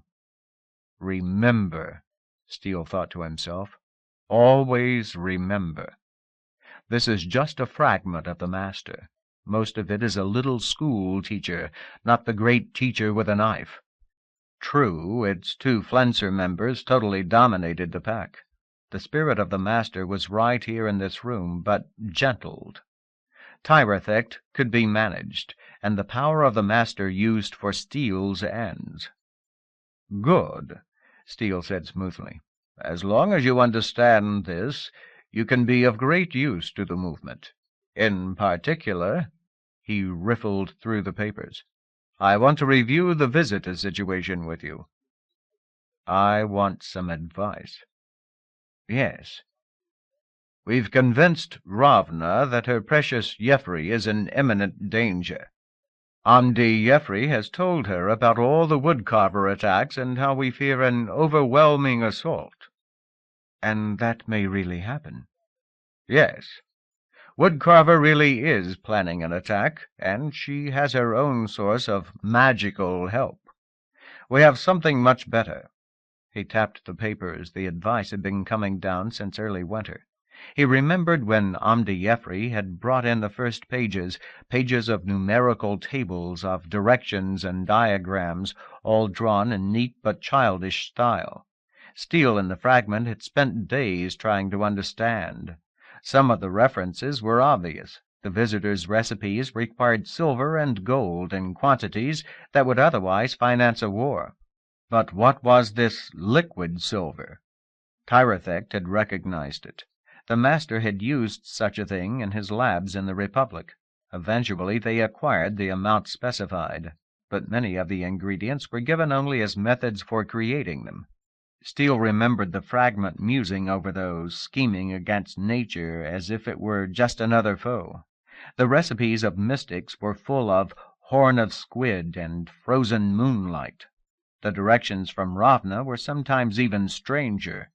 There were directions within directions, long detours spent in testing common materials to decide which really fit the greater plan. Building, testing, building. It was like the master's own method, but without the dead ends. Some of it made sense early on. They would have the explosives and guns that Woodcarver thought were her secret weapons. But so much was still unintelligible, and it never got easier. Steele and the fragment worked through the afternoon, planning how to set up the latest tests, deciding where to search for the new ingredients that Ravna demanded. Tyrethect leaned back, hissing a wondering sigh. "Stage built upon stage, and soon we'll have our own radios. Old Woodcarver won't have a chance." "You are right, Steele. With this you can rule the world. Imagine knowing instantly what is happening in the Republic's capital and being able to coordinate armies around that knowledge. The movement will be the mind of God." That was an old slogan, and now it could be true. "I salute you, Steele. You have a grasp worthy of the movement." Was there the teacher's contempt in his smile? "Radio and guns can give us the world, but clearly these are crumbs from the visitor's table. When do they arrive?" "Between 100 and 120 days from now. Ravna has revised her estimate again. Apparently even the two-legs have problems flying between the stars." "So we have that long to enjoy the movement's triumph, and then we are nothing, less than savages. It might have been safer to forego the gifts, and persuade the visitors that there is nothing here worth rescuing." Steele looked out through the window slits that cut horizontally between timbers. He could see part of the starship compound and the castle foundations, and beyond that the islands of the fjord country. He was suddenly more confident, more at peace than he'd been in a long time. It felt right to reveal his dream. "You really don't see it, do you, Tyrethect? I wonder if the whole master would understand, or whether I have exceeded him too. In the beginning we had no choice. The starship was automatically sending some sort of signal to Ravna. We could have destroyed it. Maybe Ravna would have lost interest. And maybe not. In which case we would be taken like a fish gilled from a stream. Perhaps I took the greater risk, but if I win, the prize will be far more than you imagine." The fragment was watching him, heads cocked. I've studied these humans, Jeffrey and, through my spies, the one down at Woodcarver's. Their race may be older than ours, and the tricks they've learned make them seem all-powerful. But the race is flawed. As singletons, they work with handicaps we can scarcely imagine. If I can use those weaknesses... You know the average Tynes cares for its pups. We've manipulated parental sentiments often enough. Imagine how it must be for the humans. To them, a single pup is also an entire child. Think of the leverage that gives us. You're seriously betting everything on this? Ravna isn't even Jeffrey's parent. Steele made an irritated gesture. You haven't seen all of Amdi's translations. Innocent Amdi, the perfect spy. But you're right. Saving the one child is not the main reason for this visit. I've tried to find out their real motive. There are 151 children in some kind of deathly stupor, all stacked up in coffins within the ship. The visitors are desperate to save the children, but there's something else they want. They never quite talk about it. I think it's in the machinery of the ship itself. For all we know, the children are a brood force, part of an invasion. That was an old fear, and after watching Amdi Jeffrey, Steele saw no chance of it. There could be other traps, but if the visitors are lying to us, then there is really nothing we can do to win. We'll be hunted animals. Maybe generations from now we'll learn their tricks, but it will be the end of us. On the other hand, we have good reason to believe that the two legs are weak, and whatever their goals, they do not involve us directly. You were there the day of the landing, much closer than I. You saw how easy it was to ambush them, even though their ship is impregnable and their single weapon a match for a small army. It is obvious that they do not consider us a threat. No matter how powerful their tools, their real fears are elsewhere. And in that starship, we have something they need. Look at the foundations of our new castle, Tyrifex. I've told Amdi Jeffrey that it is to protect the starship against Woodcarver. It will do that later in the summer when I shatter Woodcarver upon its ramparts. But see the foundations of the curtain around the starship? By the time our visitors arrive, the ship will be invaulted. I've done some quiet tests on its hull. It can be breached. A few dozen tons of stone falling on it would quite nicely crush it. But Ravna is not to worry. This is all for the protection of her prize. And there will be an open courtyard nearby, surrounded by strangely high walls. I've asked Jeffrey to get Ravna's help on this. The courtyard will be just large enough to enclose Ravna's ship, protecting it, too. There are many details still to be settled. We must make the tools Ravna describes. We must arrange the demise of Woodcarver, well before the visitors arrive. I need your help in all those things, and I expect to receive it. In the end, if the visitors are treacherous, we will make the best stand that can be. And if they are not, well, I think you'll agree that my reach has at least matched my teacher's. For once, the Flenser fragment had no reply. The ship's control cabin was Jeffrey and Amdi's favorite place in all of Lord Steele's domain. Being here could still make Jeffrey very sad, but now the good memories seemed the stronger, and here was the best hope for the future. Amdi was still entranced by the window displays, even if the views were all of wooden walls. By their second visit, they had already come to regard the place as their private kingdom, like Jeffrey's treehouse back on Straum. And, in fact, the cabin was much too small to hold more than a single pack. Usually a member of their bodyguard would sit just inside the entrance to the main hold, but even that seemed to be uncomfortable duty. This was a place where they were important. For all their rambunctiousness, Amdi and Jeffrey realized the trust that Lord Steele and Ravna were placing in them. The two kids might race around out of doors, driving their guards to distraction, but the equipment in this command cabin was to be treated as cautiously as when Mom and Dad were here. In some ways, there was not much left in the ship. The data sets were destroyed. Jeffrey's parents had them outside when Woodcarver attacked. During the winter, Mr. Steele had carried out most of the loose items to study. The cold sleep boxes were now safe in cool chambers nearby. Every day, Amdi Jeffrey inspected the boxes, looked at each familiar face, checked the diag displays. No sleeper had died since the ambush. What was left on the ship was hard fastened to the hull. Jeffrey had pointed out the control boards and status elements that managed the container shell's rocket. They stayed strictly away from those.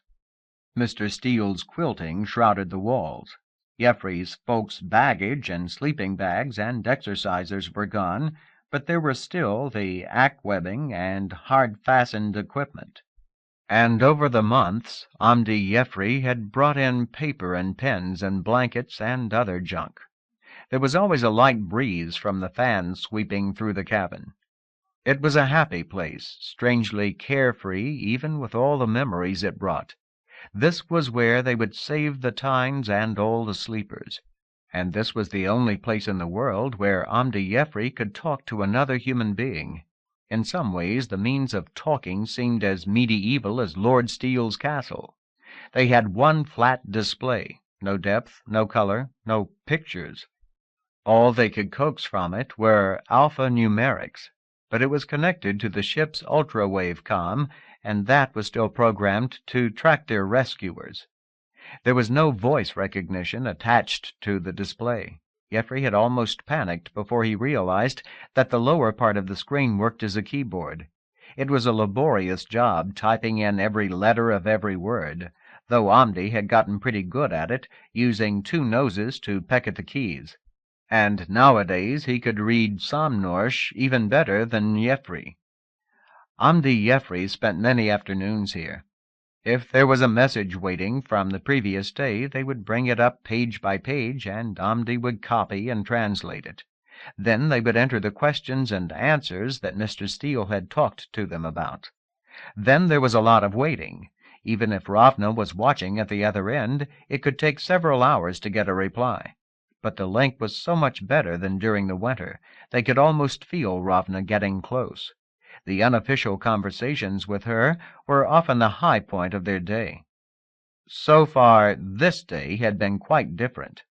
After the false workers attacked, Amdi Jeffrey had the shakes for about half an hour. Mr. Steele had been wounded trying to protect them. Maybe there was nowhere that was safe. They messed with the outside displays, trying to peek through cracks in the rough planking of the compound's walks. "If we'd been able to see out, we could have warned Mr. Steele," said Jeffrey. "We should ask him to put some holes in the walls. We could be like sentries." They batted the idea around a bit. Then the latest message started coming in from the rescue ship. Jeffrey jumped into the yak webbing by the display. This was his dad's old spot, and there was plenty of room. Two of Amdi slid in beside him. Another member hopped on the armrest and braced its paws on Jeffrey's shoulders. Its slender neck extended toward the screen to get a good view. The rest scrambled to arrange paper and pens. It was easy to play back messages, but Amdi Jeffrey got a certain thrill out of seeing the stuff coming down live. There was the initial header stuff. That wasn't so interesting after about the 1,000th time you saw it. Then Ravna's actual words. Only this time it was just tabular data, something to support the radio design. "Nuts! It's numbers," said Jeffrey. "Numbers," said Amdi. He climbed a free member onto the boy's lap. It stuck its nose close to the screen, cross-checking what the one by Jeffrey's shoulder was seeing. The four on the floor were busy scratching away, translating the decimal digits on the screen into the X's and O's and 1s and deltas of Tynes base 4 notation. Almost from the beginning, Jeffrey had realized that Amdi was really good at math. Jeffrey wasn't envious. Amdi said that hardly any of the Tynes were that good either. Amdi was a very special pack. Jeffrey was proud that he had such a neat friend. Mom and Dad would have liked Amdi. Still, Jeffrey sighed and relaxed in the webbing. This number stuff was happening more and more often. Mom had read him a story once, Lost in the Slow Zone, about how some marooned explorers brought civilization to a lost colony. In that, the heroes just collected the right materials and built what they needed. There had been no talk of precision or ratios or design. He looked away from the screen and petted the two of Amdi that were sitting beside him. One of them wriggled under his hand. Their whole bodies hummed back at him. Their eyes were closed. If Jeffrey didn't know better, he would have assumed they were asleep. These were the parts of Amdi that specialized in talking. "Anything interesting?" Jeffrey said after a while. The one on his left opened its eyes and looked at him. "This is that bandwidth idea Ravna was talking about. If we don't make things just right, we'll just get clicks and clacks." "Oh, right." Jeffrey knew that the initial reinventions of radio were usually not good for much more than Morse code. Ravna seemed to think they could jump that stage. "What do you think Ravna is like?" "What?" The scritching of pens on paper stopped for an instant. He had all of Amdi's attention, even though they'd talked of this before. "Well, like you, only bigger and older." "Yeah, but—" Jeffrey knew Ravna was from Chandra K. She was a grown-up, somewhere older than Johanna and younger than Mom. What exactly does she look like? "I mean, she's coming all this way just to rescue us and finish what Mom and Dad were trying to do. She must really be a great person." The scritching stopped again, and the display scrolled heedlessly on. They would have to replay it. "Yes," Amdi said after a moment. She must be a lot like Mr. Steele. It will be nice to meet someone I can hug the way you do Mr. Steele." Jeffrey was a little miffed by that. "Well, wait. You can hug me." The parts of Amdi next to him purred loudly. "I know, but I mean someone that's a grown-up, like a parent." "Yeah." They got the tables translated and checked in about an hour. Then it was time to send up the latest things that Mr. Steele was asking about. There were about 4 pages, all neatly printed in Samnorsh by Amdi. Usually he liked to do the typing, too, all bunched up over the keyboard and display. Today he wasn't interested. He lay all over Jeffrey, but didn't pay any special attention to checking what was being keyed in. Every so often Jeffrey felt a buzzing through his chest, or the screen mounting would make a strange sound, all in sympathy to the unhearable sounds that Amdi was making between his members. Jeffrey recognized the signs of deep thought. He finished typing in the latest message, adding a few small questions of his own. Things like, "How old are you and Fam? Are you married? What are scrotoriders like?" Daylight had faded from the cracks in the walls. Soon the digger teams would be turning in their hoes and marching off to the barracks over the edge of the hill. Across the straits, the towers on Hidden Island would be golden in the mist, like something in a fairy tale. Their white jackets would be calling Amdi and Jeffrey out for supper any minute now. 2 of Amdi jumped off the yak webbing and began chasing each other around the chair. I've been thinking. Ravna's radio thing. Why is it just for talking? She says all sound is just different frequencies of the same thing, but sound is all that thought is. If we could change some of the tables and make the receivers and transmitters to cover my tympana, why couldn't I think over the radio? I don't know. Bandwidth was a familiar constraint on many everyday activities, though Jeffrey had only a vague notion of exactly what it was. He looked at the last of the tables still displayed on the screen. He had a sudden insight, something that many adults in technical cultures never attain. I use these things all the time, but I don't know exactly how they work. We can follow these directions, but how would we know what to change? Amdi was getting all excited now, the way he did when he'd thought of some great prank. No. We don't have to understand everything. 3 more of him jumped to the floor. He waved random sheets of paper up at Jeffrey. "Ravna doesn't know for sure how we make sound. The directions include options for making small changes. I've been thinking. I can see how the changes relate." He paused and made a high-pitched squealing noise. "Darn, I can't explain it exactly, but I think we can expand the tables, and that will change the machine in obvious ways. And then—" Amdi was beside himself for a moment and speechless. "Oh, Jeffrey, I wish you could be a pack, too. Imagine putting one of yourself each on a different mountain top, and then using radio to think. We could be as big as the world." Just then there was the sound of Enterpack gobbling from outside the cabin, and then the Somnorsh. "Dinner time. We go now, Amdi Jeffrey, okay?" It was Mr. Schreck. He spoke a fair amount of Somnorsh, though not so well as Mr. Steele. Amdi Jeffrey picked up the scattered sheets and carefully slipped them into the pockets on the back of Amdi's jackets. They powered down the display equipment and crawled into the main hold. "Do you think Mr. Steele will let us make the changes? Maybe we should also send them back to Ravna." The White Jackets member retreated from the hatch, and Amdi Jeffrey descended.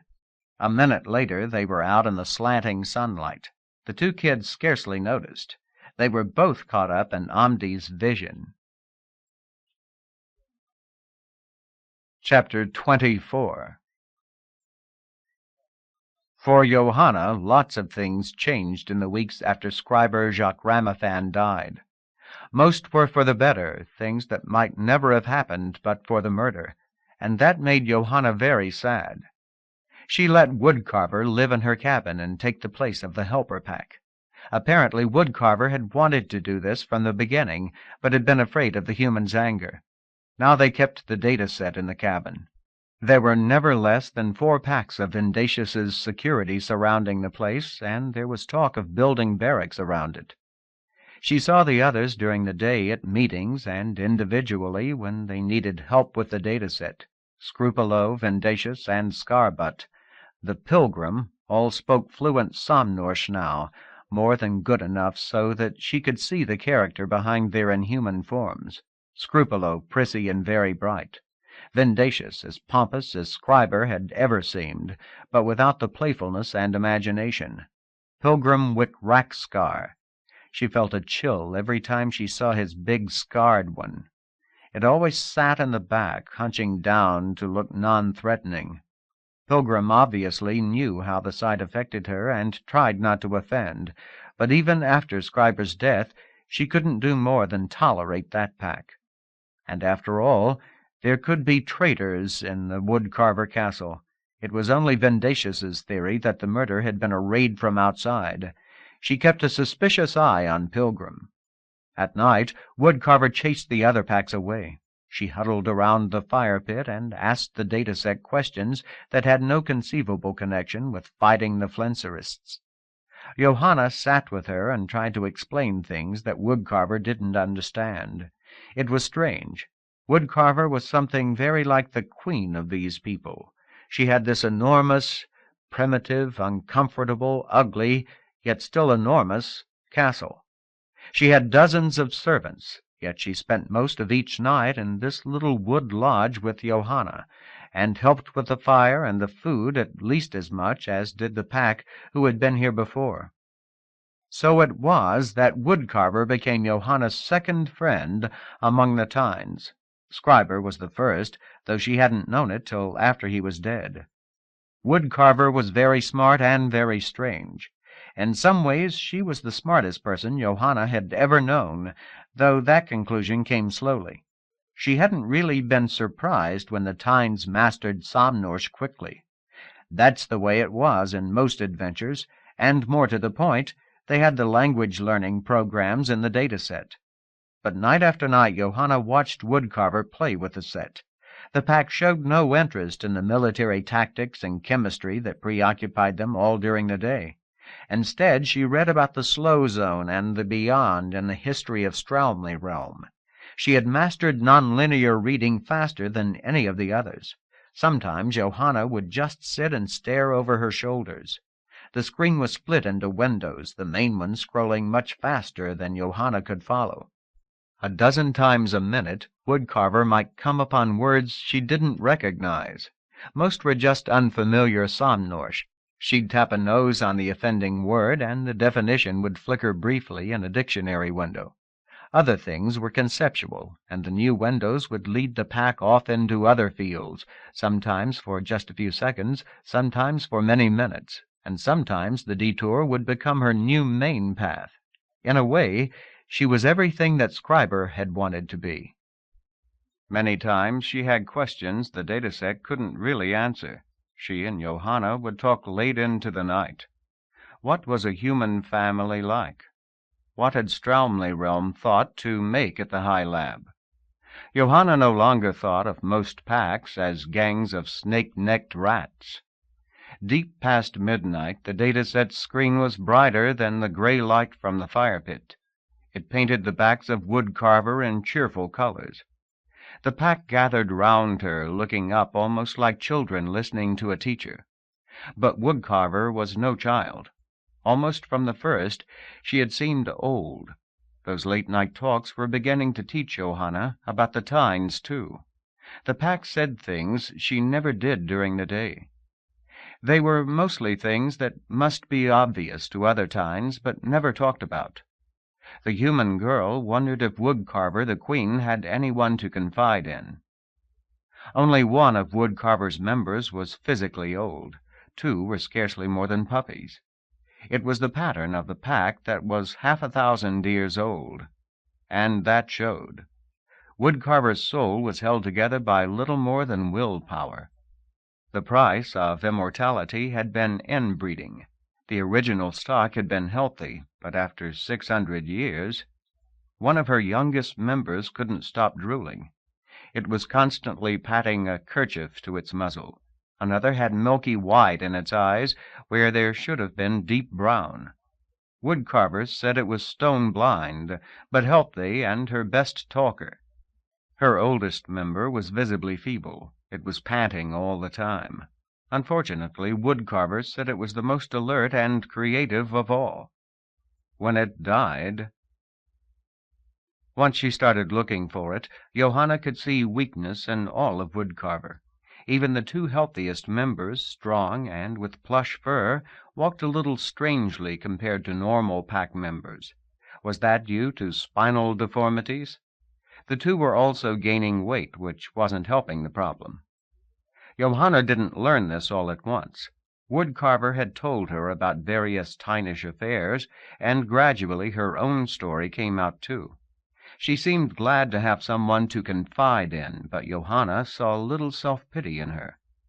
Woodcarver had chosen this path. Apparently, it was perversion to some, and had beaten the odds for longer than any other pack in recorded history. She was more wistful than anything else that her luck had finally run out. Tyne's architecture tended to extremes, grotesquely oversized or too cramped for human use. Woodcarver's council chamber was at the large extreme. It was not a cozy place. You could get 300 humans into the bowl-shaped cavity with room to spare. The separated balconies that ran around its upper circumference could have held another 100 more. Johanna had been here often enough before. This was where most work was done with the dataset. Usually there was herself and Woodcarver and whoever else needed information. Today was different, not a day to consult the dataset at all. This was Johanna's first council meeting. There were 12 packs in the High Council, and they were all here. Every balcony contained a pack, and there were 3 on the floor. Johanna knew enough about Tynes now to see that for all the empty space the place was hideously crowded. There was the mind noise of 15 packs. Even with all the padded tapestries, she felt an occasional buzzing in her head or through her hands from the railing. Johanna stood with Woodcarver on the largest balcony. When they arrived, Vindatius was already down on the main floor arranging diagrams. As the packs of the council came to their feet, he looked up and said something to Woodcarver. The Queen replied in Somnorsh. "I know it will slow things down, but perhaps that's a good thing." She made a human laughing sound. Peregrine Wickraxkar was standing on the next balcony over, just like some council pack. Strange. Johanna had not yet figured out why, but Scarbutt seemed to be one of Woodcarver's favorites. "Pilgrim, would you translate for Johanna?" Pilgrim bobbed several heads. Is that okay, Johanna?" The girl hesitated an instant, then nodded back. It made sense. Next to Woodcarver, Pilgrim spoke better Somnorsh than any of them. As Woodcarver sat down, she took the dataset from Johanna and popped it open. Johanna glanced at the figures on the screen. She's made notes. Her surprise didn't have a chance to register before the Queen was talking again, this time in the gobble sounds of Enterpack talk. After a second, Pilgrim began translating. "Everyone, please sit. Hunker down. This meeting is crowded enough as it is." Johanna almost smiled. Pilgrim Wickraxkar was pretty good. He was imitating Woodcarver's human voice perfectly. His translation even captured the wry authority of her speech. After some shuffling around, only one or two heads were visible sticking up from each balcony. Most stray thought noise should now be caught in the padding around the balcony or absorbed by the quilted canopy that hung over the room. "Vendacious, you may proceed." On the main floor, Vendacious stood and looked up in all directions. He started talking. "Thank you," came the translation, now imitating the security chief's tones. "The Woodcarver asked me to call this meeting because of urgent developments in the north. Our sources there report that Steele is fortifying the region around Johanna's starship." Gobble, gobble, interruption. Scrupolo? "That's not news. That's what our cannon and gunpowder are for." Vendacious. "Yes, we've known of the plans for some time. Nevertheless, the completion date has been advanced, and the final version will have walls a good deal thicker than we had figured. It also appears that once the enclosure is complete, Steele intends to break apart the starship and distribute its cargo through his various laboratories." For Johanna, the words came like a kick in the stomach. Before, there had been a chance. If they fought hard enough, they might recapture the ship. She might finish her parents' mission, perhaps even get rescued. Pilgrim said something on his own account, translating. "So what's the new deadline?" "They're confident of having the main walls complete in just under 10 days." Woodcarver bent a pair of noses to the keyboard, tapped in a note. At the same time, she stuck a head over the railing and looked down at the security chief. "I've noticed before that Steele tends to be a bit over-optimistic. Do you have an objective estimate?" "Yes. The walls will be complete between 8 and 11 days from now." Woodcarver. "We had been counting on at least 15. Is this a response to our plans?" On the floor below, Vendacious drew himself together. "That was our first suspicion, Your Majesty. But, as you know, we have a number of very special sources of information, sources we shouldn't discuss even here." "What a braggart! Sometimes I wonder if he knows anything. I've never seen him stick his asses out in the field." "Huh?" It took Johanna a second to realize that this was Pilgrim editorializing. She glanced across the railing. 3 of Pilgrim's heads were visible, 2 looking her way. They bore an expression she recognized as a silly smile. No one else seemed to react to his comment. Apparently, he could focus his translation on Johanna alone. She glared at him, and after a moment he resumed his businesslike translation. "Steele knows we plan to attack, but he does not know about our special weapons. This change in schedule appears to be a matter of random suspicion. Unfortunately, we are the worse for it." 3 or 4 counselors began talking at once. "Much loud unhappiness," came Pilgrim's voice, summing up. They're full of, I knew this plan would never work, and why did we ever agree to attack the Flinserists in the first place?" Right next to Johanna, Woodcarver emitted a shrill whistle. The recriminations dribbled to a halt. "Some of you forget your courage. We agreed to attack Hidden Island because it has been a deadly threat. One we thought we could destroy with Johanna's cannons, and one that could surely destroy us if Steele ever learns to use the starship." One of Woodcarver's members, crouching on the floor, reached out to brush Johanna's knee. Pilgrim's focused voice chuckled in her ear. "And there's also the little matter of getting you home and making contact with the stars, but she can't say that aloud to the pragmatic types. In case you haven't guessed, that's one reason you're here. To remind the chuckleheads there's more in heaven than they have dreamed." He paused and switched back to translating Woodcarver. "No mistake was made in undertaking this campaign. Avoiding it would be as deadly as fighting and losing. So, do we have any chance of getting an effective army up the coast in time?" She jabbed a nose in the direction of a balcony across the room. "Scrupolo, please be brief." "The last thing Scrupolo can be is brief. Oops, sorry." More editorializing from Peregrine. Scrupolo stuck a couple more heads into view. "I've already discussed this with Vendacious, Your Majesty. Raising an army, traveling up the coast, those all could be done in well under 10 days. It's the cannon, and perhaps training packs to use cannon. That is the problem. That is my special area of responsibility." Woodcarver said something abrupt. "Yes, Majesty, we have the gunpowder. It is every bit as powerful as Dataset says. The gun tubes have been a much greater problem.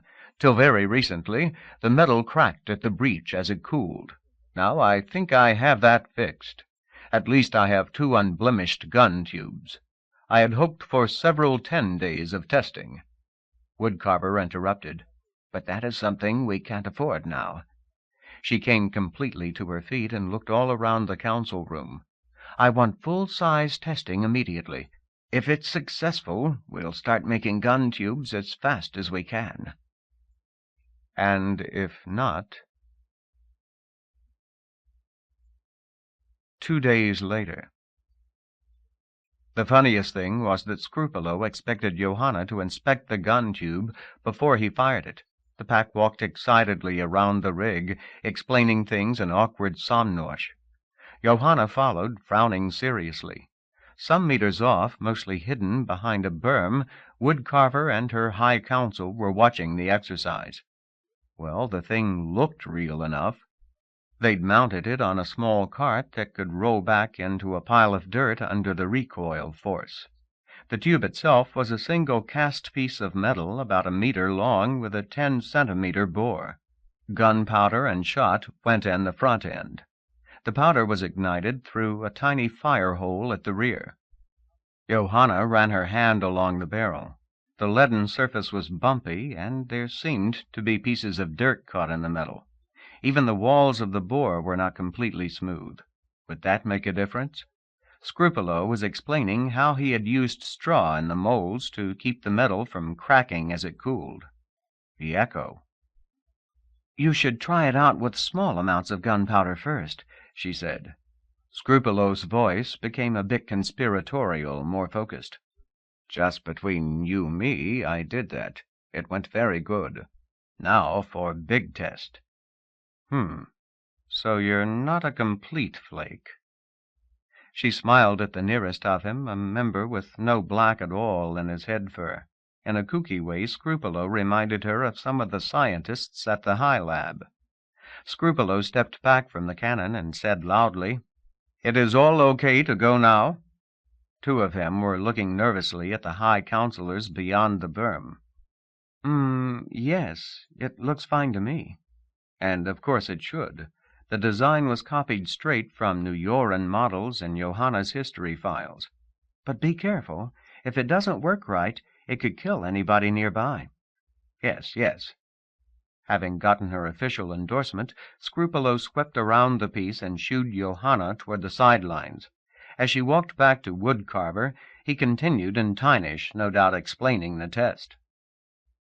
"Do you think it will work?" Woodcarver asked her quietly. She seemed even more feeble than usual.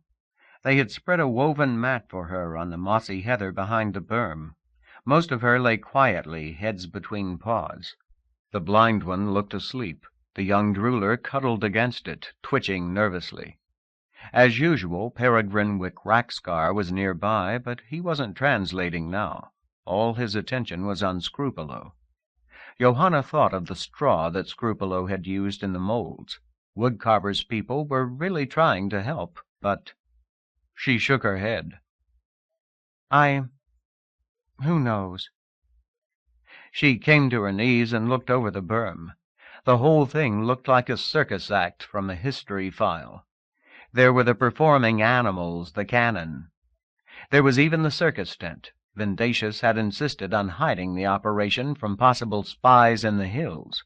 The enemy might see something, but the longer Steele lacked details, the better. The Scrupolo pack hustled around the cannon, talking all the time. Two of him hauled up a keg of black powder, and he began pushing the stuff down the barrel. A wad of silk paper followed the powder down the barrel. He tamped it into place, then loaded the cannonball. At the same time, the rest of him pushed the cart around to point out of the tent. They were on the forest side of the castle yard, between the old and new walls. Johanna could see a patch of green hillside, drizzly clouds hanging low. About 100 meters away was the old wall. In fact, this was the same stretch of stone where Scriber had been killed. Even if the damn cannon didn't blow up, no one had any idea how far the shot would go. Johanna was betting it wouldn't even get to the wall. Scrupolo was on this side of the gun now, trying to light a long wooden firing wand. With a sinking feeling in her stomach, Johanna knew this couldn't work. They were all fools and amateurs, she as much as they. And this poor guy is going to get killed for nothing. Johanna came to her feet. "Gotta stop it." Something grabbed her belt and pulled her down. It was one of Woodcarver's members, one of the fat ones that couldn't walk quite right. "We have to try," the pack said softly. Scrupolo had the wand alight now. Suddenly he stopped talking. All of him but the white-headed one ran for the protection of the berm. For an instant it seemed like strange cowardice, and then Johanna understood. A human playing with something explosive would also try to shield his body, except for the hand that held the match. Scrupolo was risking a maiming, but not death.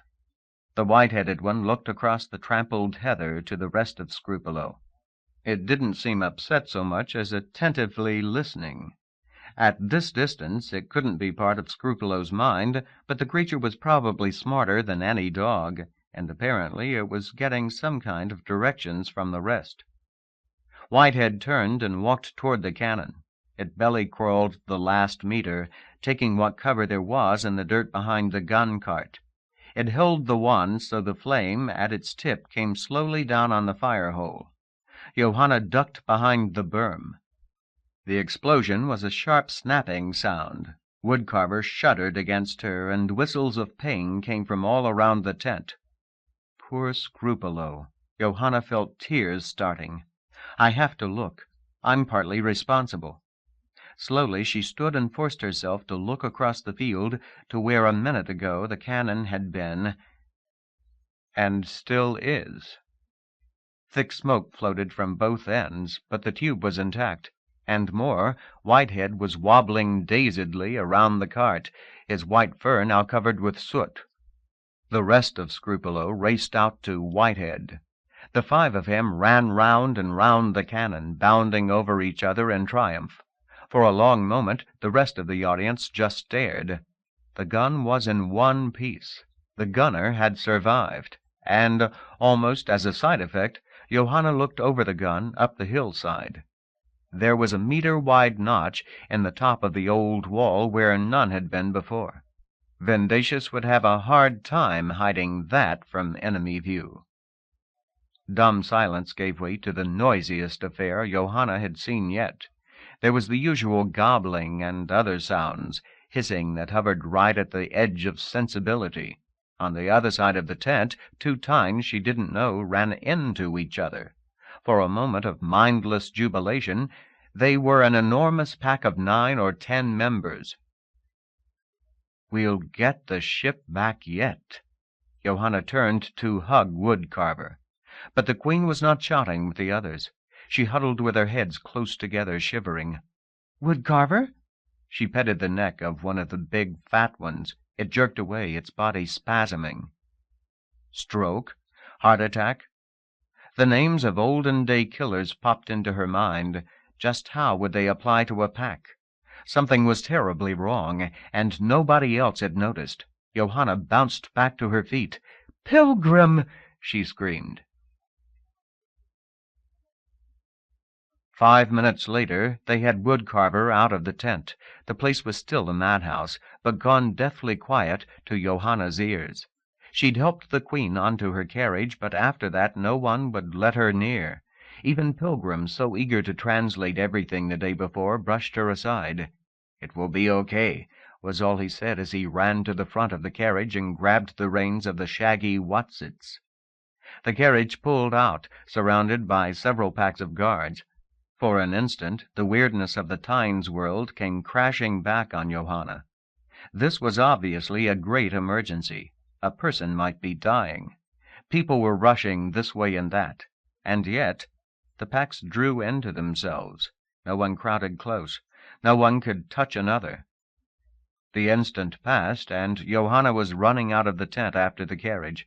She tried to keep to the heather along the muddy path and almost caught up. Everything was wet and chill, gunmetal gray.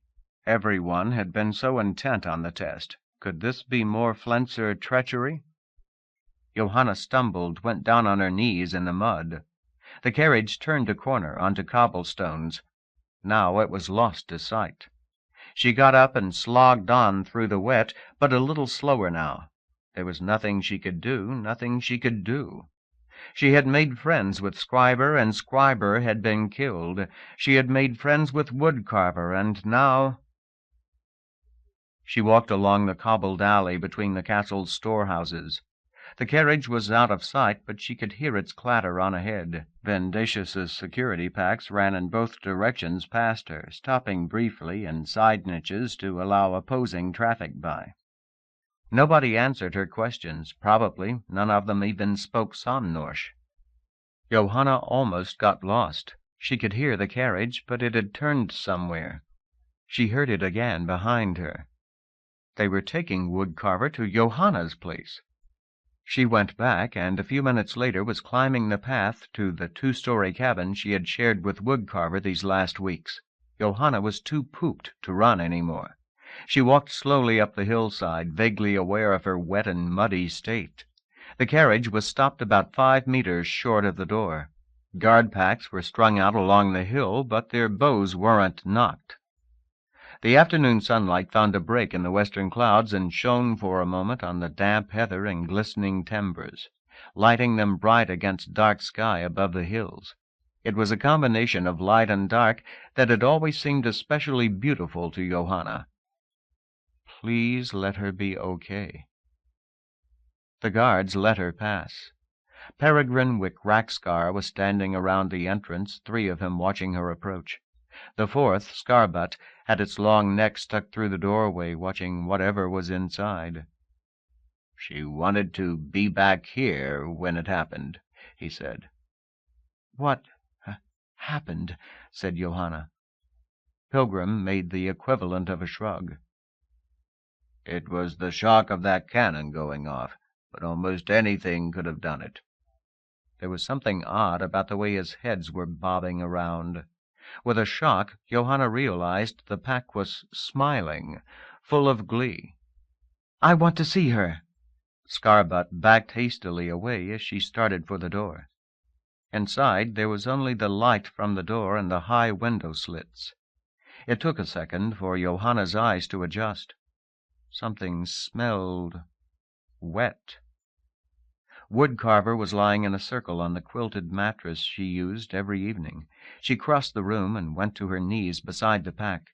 The pack edged nervously away from her touch. There was blood, and what looked like a pile of guts in the middle of the mattress. Johanna felt vomit rising in her. Woodcarver? She said very softly. One of the queen moved back toward Johanna and put its muzzle in the girl's hand. Hello, Johanna. It's so strange to have someone next to me at a time like this. You're bleeding. What's the matter? Soft, human-sounding laughter. I'm hurt, but it's good. See?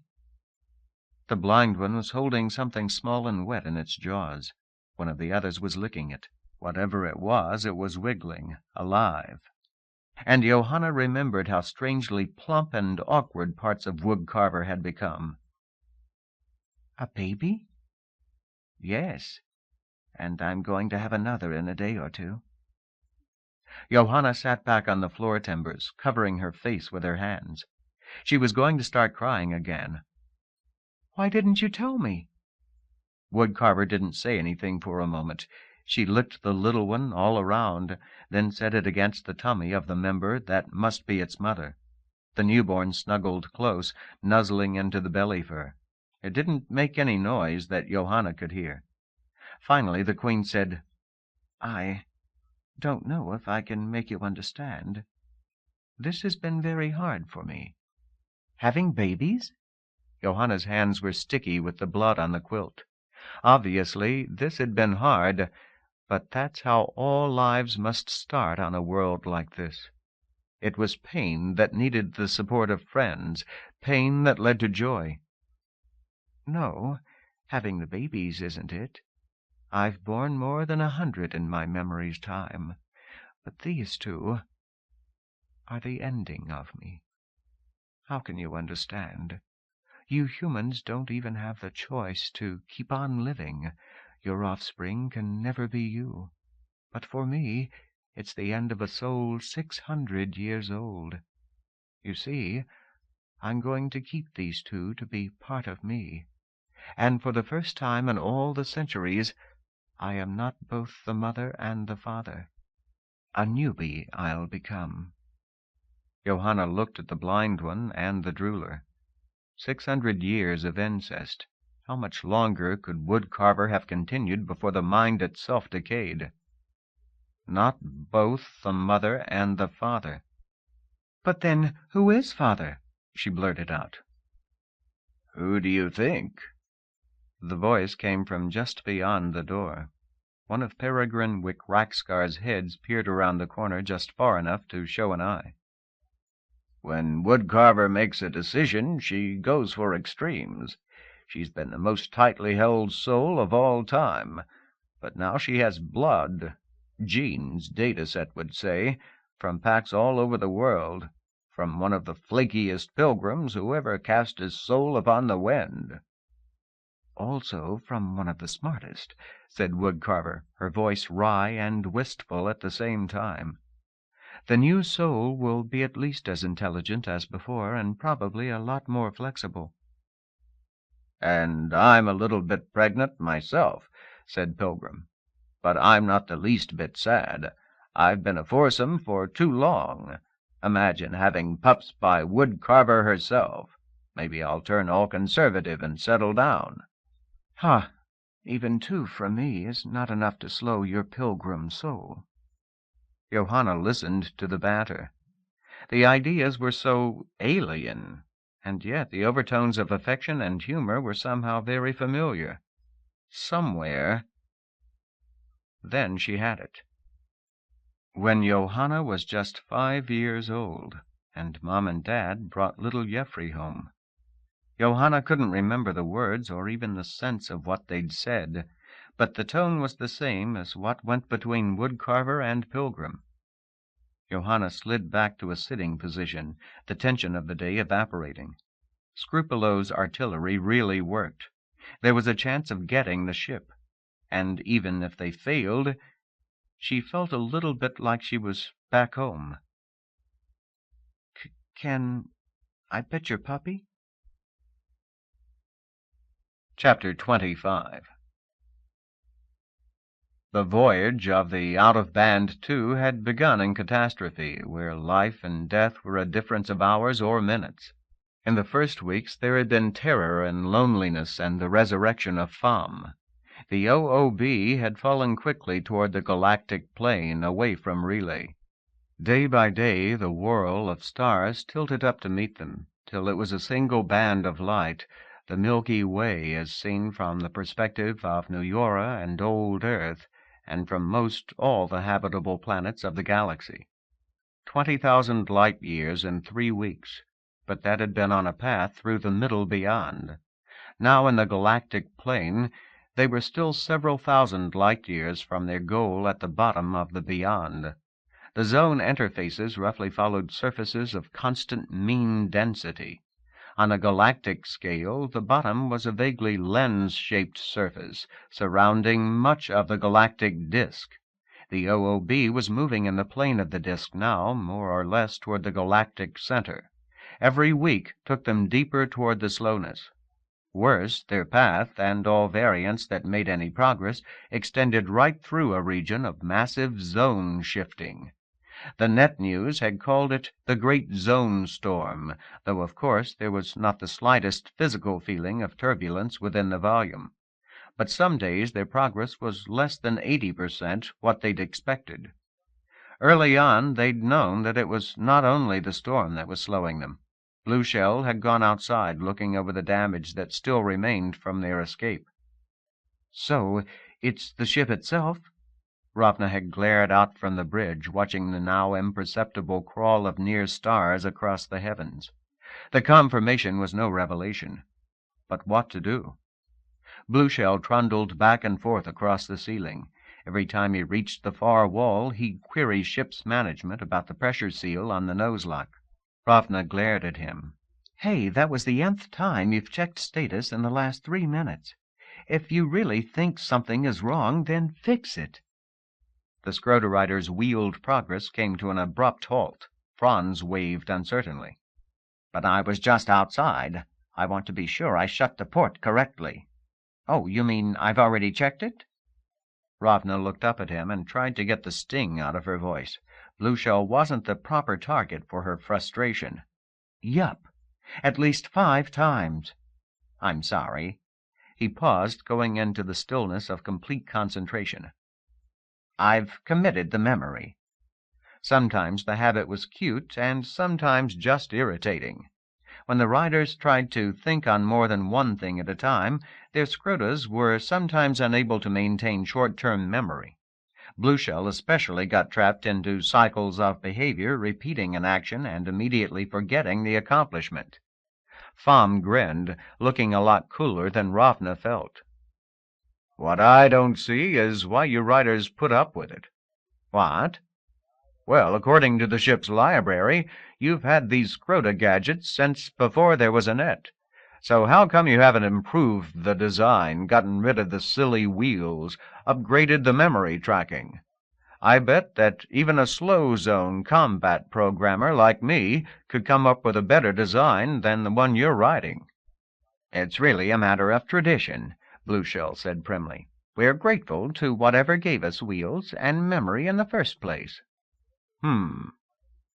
Ravna almost smiled. By now she knew Fam well enough to guess what he was thinking, namely that plenty of riders might have gone on to better things in the Transcend. Those remaining were likely to have self-imposed limitations. Yes, tradition. Many who once were riders have changed, even transcended, but we persist. Greenstalk paused, and when she continued sounded even more shy than usual. You've heard of the rider myth?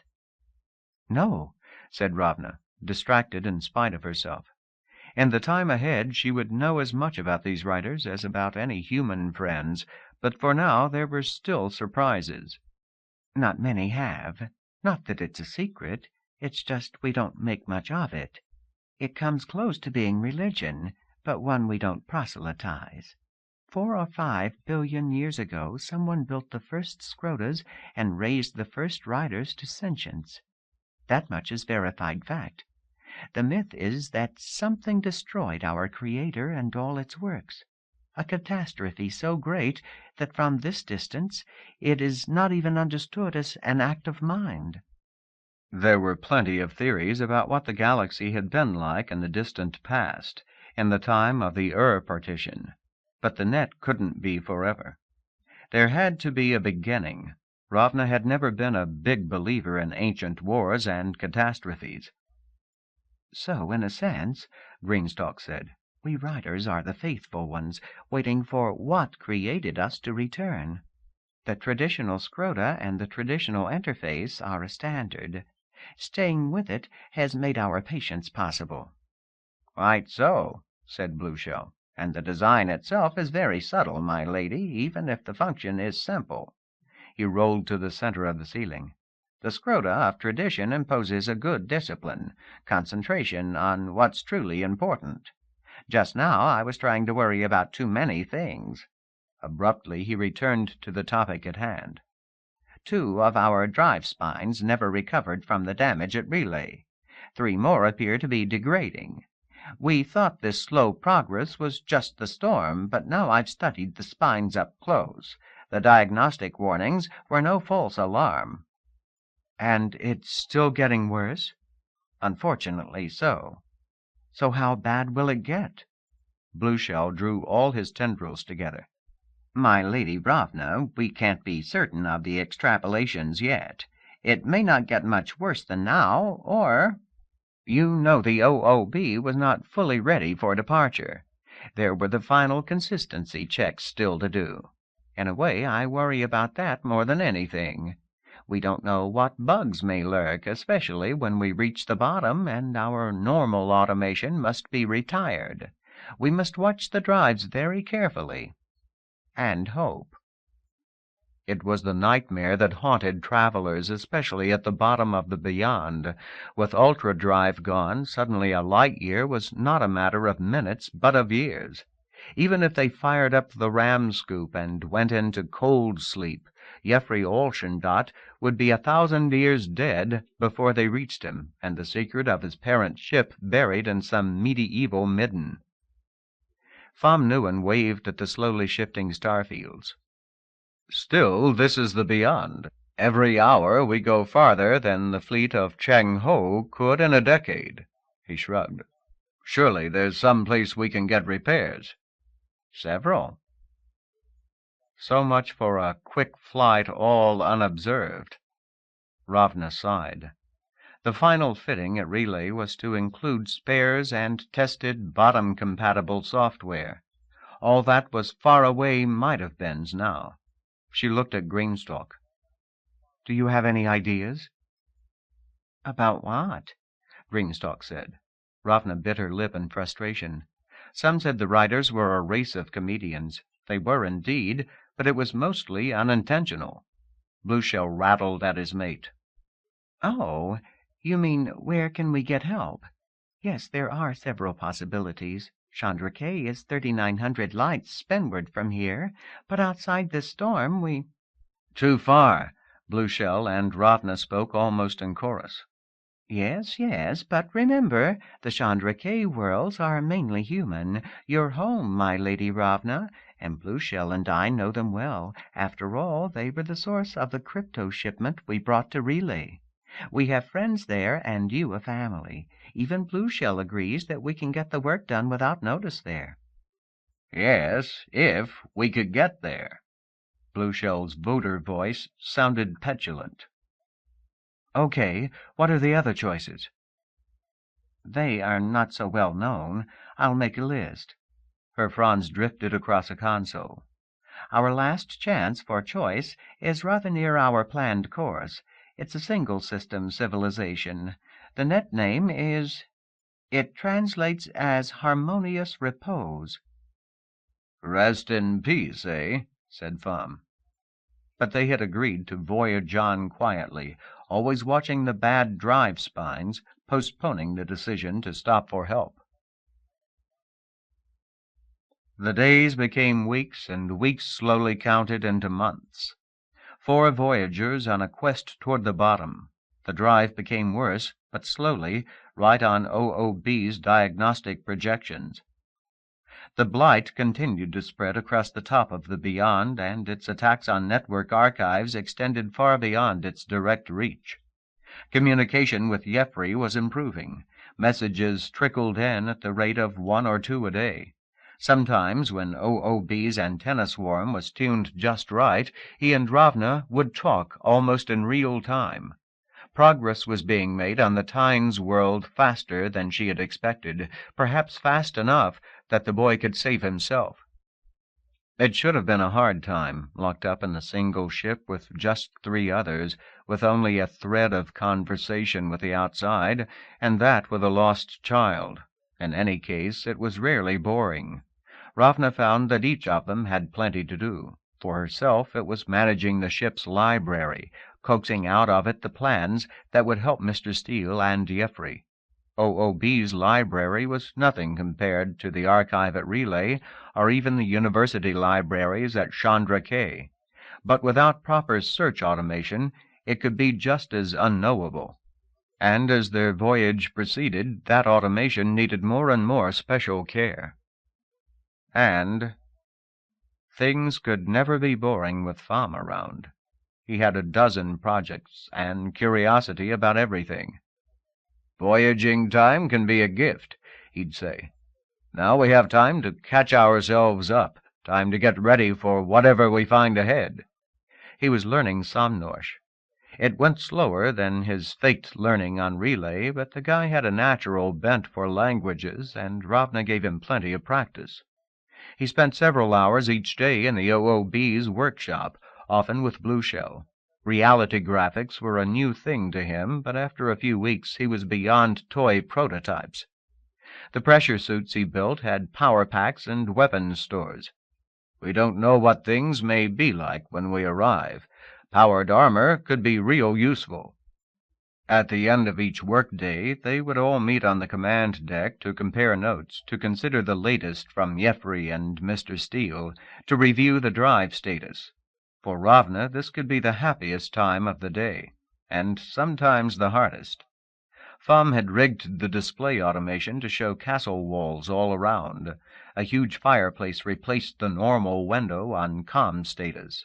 The sound of it was almost perfect. He had even coaxed a small amount of fire heat from that wall. This was a castle hall out of Pham's memory from Canberra, he said. But it wasn't that different from the Age of Princesses on Nuyora, though most of those castles had been in tropical swamps where big fireplaces were rarely used. For some perverse reason, even the riders seemed to enjoy it. Greenstalk said it reminded her of a trading stop from her first years with Blueshell.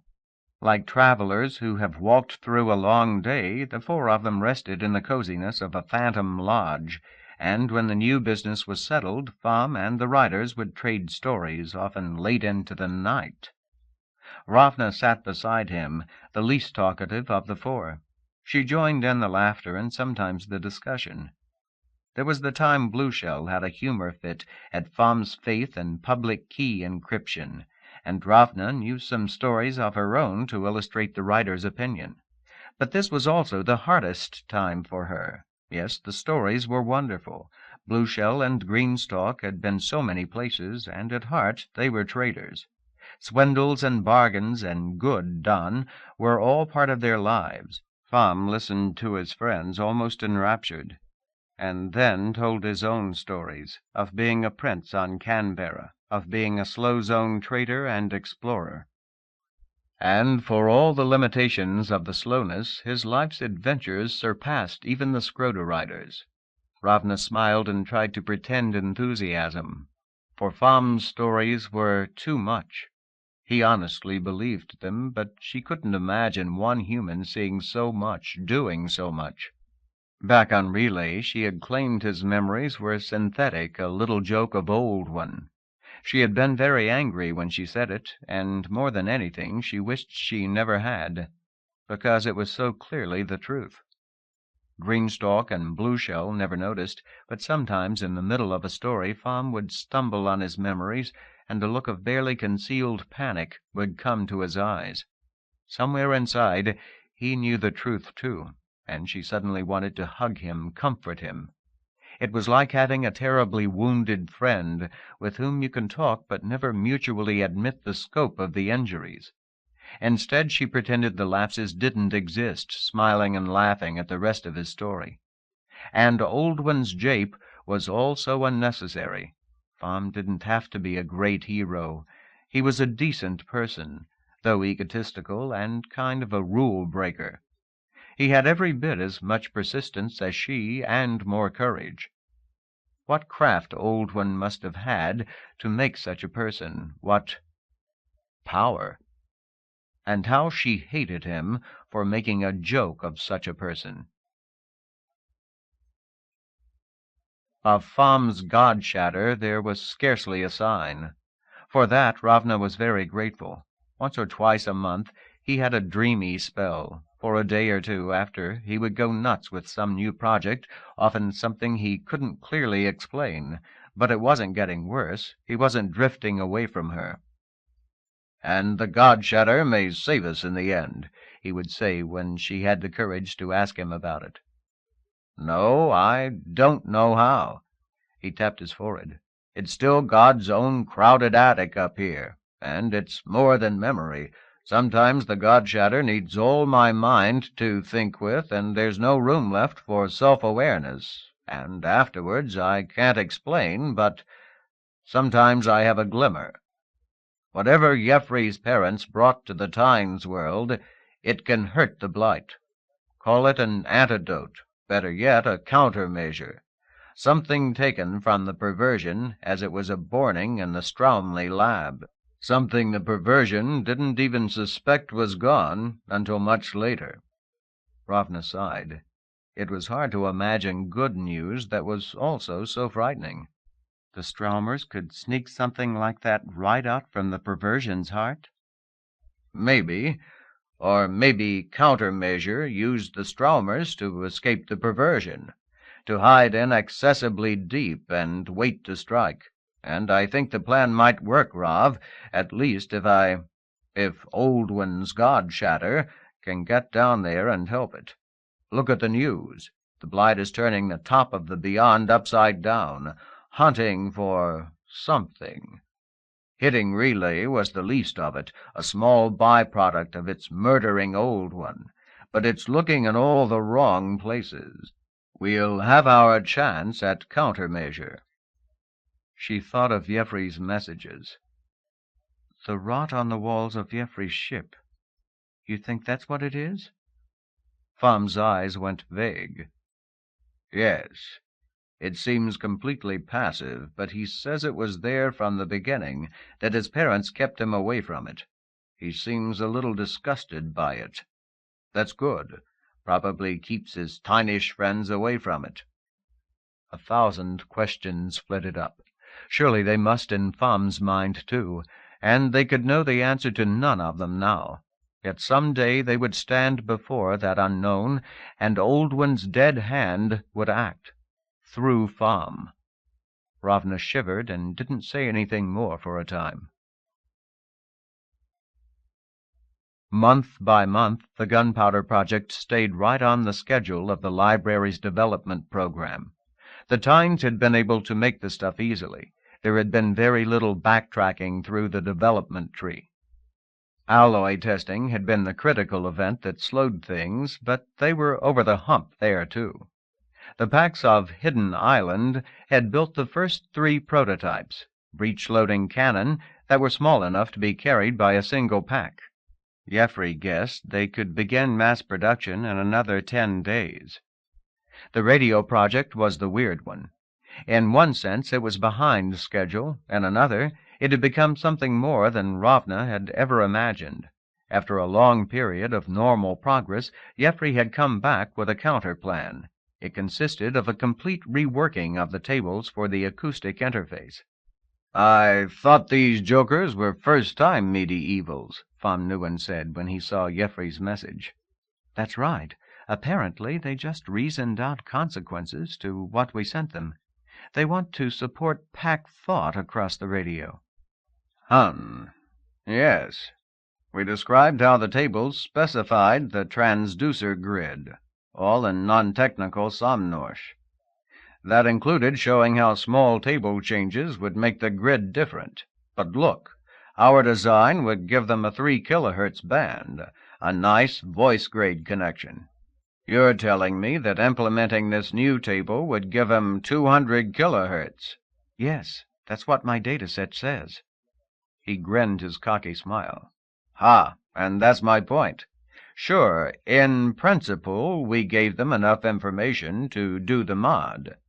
It looks to me like making this expanded spec table is equivalent to solving he counted rows and columns, a 500-node numerical PDE, and little Jeffrey claims that all his data sets are destroyed and that his ship computer is not generally usable. Ravna leaned back from the display. Sorry. I see what you mean. You get so used to everyday tools, sometimes you forget what it must be like without them. You think this might be, countermeasures doing? Pham Nguyen hesitated, as if he hadn't even considered the possibility. Then, No, it's not that. I think this Mr. Steele is playing games with our heads. All we have is a bite stream from Jeffrey. What do we really know about what's going on? Well, I'll tell you some things I know. We are talking to a young human child who was raised in Straumley realm. You've been reading most of his messages in Trisk translation. That loses a lot of the colloquialisms and the little errors of a child who is a native speaker of Somnorsh. The only way this might be faked is by human adults. And after 20+ weeks of knowing Jeffrey, I'll tell you even that is unlikely. Okay, so suppose Jeffrey is for real. We have this 8-year-old kid down on the Times world. He's telling us what he considers to be the truth. I'm saying it looks like someone is lying to him. Maybe we can trust what he sees with his own eyes. He says these creatures aren't sapient except in groups of 5 or so. Okay, we'll believe that. Pham rolled his eyes. Apparently his reading had shown how rare group intelligences were this side of the transcend. The kid says they didn't see anything but small towns from space, and that everything on the ground is medieval. Okay, we'll buy that. But what are the chances that this race is smart enough to do partial differential equations in their heads, and do them from just the implications in your message? Well, there have been some humans that smart. She could name one case in Neuroran history, another couple from old Earth. If such abilities were common among the packs, they were smarter than any natural race she had heard of. So this isn't first-time medievalism? Right. I bet this is some colony fallen on hard times, like your New Yora and my Canberra, except that they have the good luck of being in the beyond. These dog packs have a working computer somewhere. Maybe it's under control of their priest class. Maybe they don't have much else. But they're holding out on us. But why? We'd be helping them in any case, and Jeffrey has told us how this group saved him.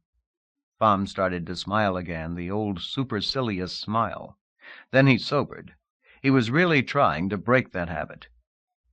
You've been on a dozen different worlds, Ravna, and I know you've read about thousands more, at least in survey. You probably know of varieties of medievalism I've never guessed. But remember, I've actually been there. I think. The last was a nervous mutter. I've read about the Age of Princesses, Ravna said mildly. Yes, and I'm sorry for belittling that. In any medieval politics, the blade and the thought are closely connected, but they become much more so to someone who's lived through it. Look, even if we believe everything that Jeffrey says he has seen, this hidden island kingdom is a sinister thing. You mean the names? Like Flensers, Steele, Tynes. Harsh names aren't necessarily meaningful. Pham laughed. I mean, when I was 8 years old, one of my titles was already Lord Master Disemboweler. He saw the look on Ravna's face and hurriedly added, and at that age I hadn't even witnessed more than a couple of executions. No, the names are only a small part of it. I'm thinking of the kid's description of the castle, which seems to be close by the ship, and this ambush he thinks he was rescued from. It doesn't add up. You asked, what could they gain from betraying us? I can see that question from their point of view. If they are a fallen colony, they have a clear idea what they've lost. They probably have some remnant technology and are paranoid as hell.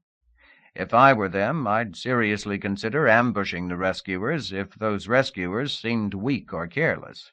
And even if we come on strong, look at the questions Jeffrey asks for Steele. The guy is fishing, trying to figure out what we really value, the refugee ship, Jeffrey and the cold sleepers, or something on the ship. By the time we arrive, Steele will probably have wiped the local opposition, thanks to us. My guess is we're in for some heavy blackmail when we get to Tyne's World. I thought we were talking about the good news. Ravna paged back through recent messages. Pham was right. The boy was telling the truth as he knew it, but I don't see how we can play things any differently. If we don't help Steele against the wood carvers... Yeah. We don't know enough to do much else. Whatever else is true, the wood carvers seem a valid threat to Jeffrey and the ship. I'm just saying we should be thinking about all the possibilities. One thing we absolutely mustn't do is show interest in countermeasure. If the locals know how desperate we are for that, we don't have a chance. And it may be time to start planting a few lies of our own. Steele's been talking about building a landing place for us inside his castle. There's no way OOB could fit, but I think we should play along, tell Jeffrey that we can separate from our ultra-drive, something like his container ship. Let Steele concentrate on building harmless traps. He hummed one of his strange little marching tunes. About the radio thing. Why don't we just compliment the Tynes real casually for improving our design? I wonder what they'd say. Pham Nguyen got his answer less than 3 days later. Jeffrey Olschendat said that he had done the optimization. So if you believed the kid, there was no evidence for hidden computers. Pham was not at all convinced. So just by coincidence we have Isaac Newton on the other end of the line? Ravna didn't argue the point. It was an enormous bit of luck, yet. She went over the earlier messages. In language and general knowledge the boy seemed very ordinary for his age, but occasionally there were situations involving mathematical insight, not formal taught math, where Jeffrey said striking things. Some of those conversations had been under fine conditions, with turnaround times of less than a minute. It all seemed too consistent to be the lie Pham Nguyen thought. Jeffrey Olschendat, you are someone I want very much to meet. There was always something. Problems with the Tynes developments, fears that the murderous woodcarvers might overrun Mr. Steele, worries about the steadily degrading drive spines and the zone turbulence that slowed OOB's progress even further. Life was by turns and at once frustrating, boring, frightening. And yet... One night, about 4 months into the flight, Ravna woke in the cabin she had come to share with Pham. Maybe she had been dreaming, but she couldn't remember anything except that it had been no nightmare. There was no special noise in the room, nothing to wake her. Beside her, Pham was sleeping soundly in their hammock net. She eased her arm down his back, drawing him gently toward her. His breathing changed. He mumbled something placid and unintelligible. In Ravna's opinion, sex in 0G was not the experience some people bragged it up to be. But really sleeping with someone, that was much nicer in free fall. An embrace could be light and enduring and effortless. Ravna looked around the dimly lit cabin, trying to imagine what had awakened her. Maybe it had just been the problems of the day. Powers knew there had been enough of those. She nestled her face against Fam's shoulder. Yes, always problems, but in a way she was more content than she had been in years. Sure, there were problems. Poor Jeffrey's situation, all the people lost at Straum and Relay. But she had 3 friends and a love. Alone in a tiny ship bound for the bottom, she was less lonely than she'd been since leaving Chandra Cay. More than ever in her life, maybe she could do something to help with the problems. And then she guessed, part in sadness, part in joy, that years from now she might look back on these months as goldenly happy. Chapter 26. And finally, almost 5 months out, it was clear there was no hope of going on without repairing the drive spines. The OOB was suddenly doing only 1/4 of a light year per hour in a volume that tested good for 2. And things were getting worse. They would have no trouble making it to Harmonious Repose, but beyond that... Harmonious Repose. An ugly name, thought Ravna. Fam's light-hearted translation was worse, Rest in Peace. In the beyond, almost everything habitable was in use. Civilizations were transient and races faded, but there were always new people moving up from below. The result was most often patchwork, polyspecific systems. Young races just up from the slowness lived uneasily with the remnants of older peoples. According to the ship's library, Rip had been in the beyond for a long time. It had been continuously inhabited for at least 200 million years, time for 10,000 species to call it home. The most recent notes showed better than 100 racial terrains. Even the youngest was the residue of a dozen immigrations. The place should be peaceful to the point of being moribund. So be it. They jigged the OOB 3 light years spenward. Now they were flying down the main net trunk towards Rip. They'd be able to listen to the news the whole way in.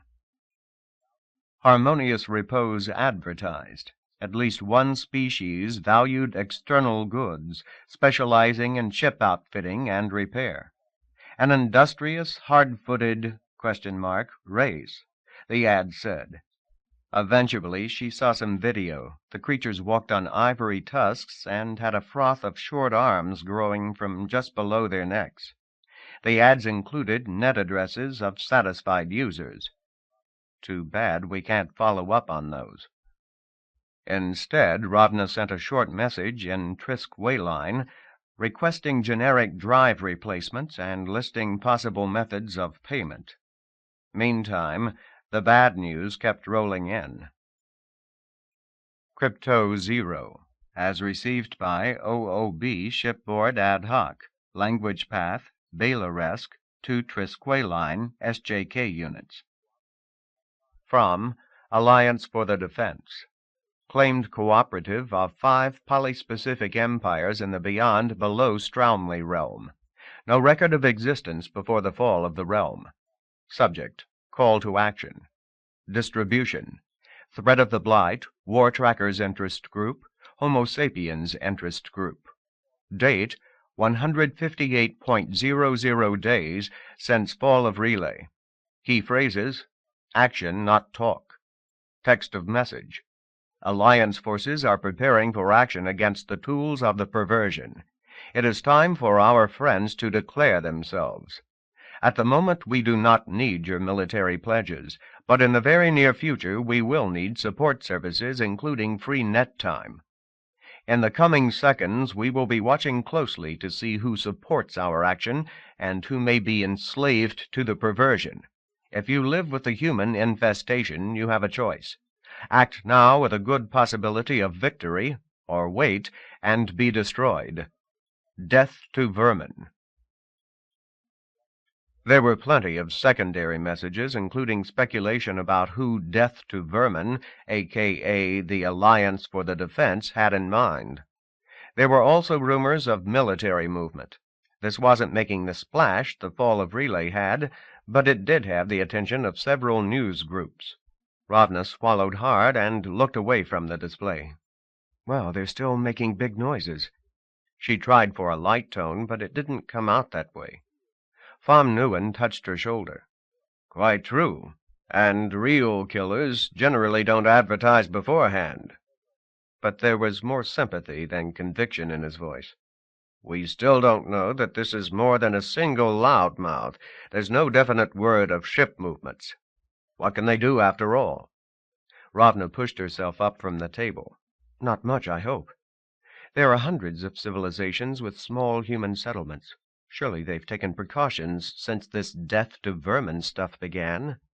By the powers, I wish I knew Chandra K was safe. It had been more than 2 years since she'd seen Luna and her parents. Sometimes Chandra K seemed something from another life, but just knowing it was there had been more comfort than she realized. Now, on the other side of the command deck, the Scroder riders had been working on the repair specs. Now Blue Shell rolled toward them. I do fear for the small settlements, but the humans at Chandra K are the driving force of that civilization. Even the name is a human one. Any attack on them would be an attack on the entire civilization. Greenstock and I have traded there often enough, and with their commercial security forces. Only fools or bluffers would announce an invasion beforehand. Ravna thought a moment, brightened. The Diracames and Lopers would stand against any threat to humankind at Chandra K. Yeah, we're not a ghetto there. Things might be very bad for isolated humans, but Chandra K would be okay. Bluffers. Well, it's not called the net of a million lies for nothing. She pulled her mind back from worries beyond her control. But one thing is clear. Stopping at harmonious repose, we must be damn sure not to look like anything human.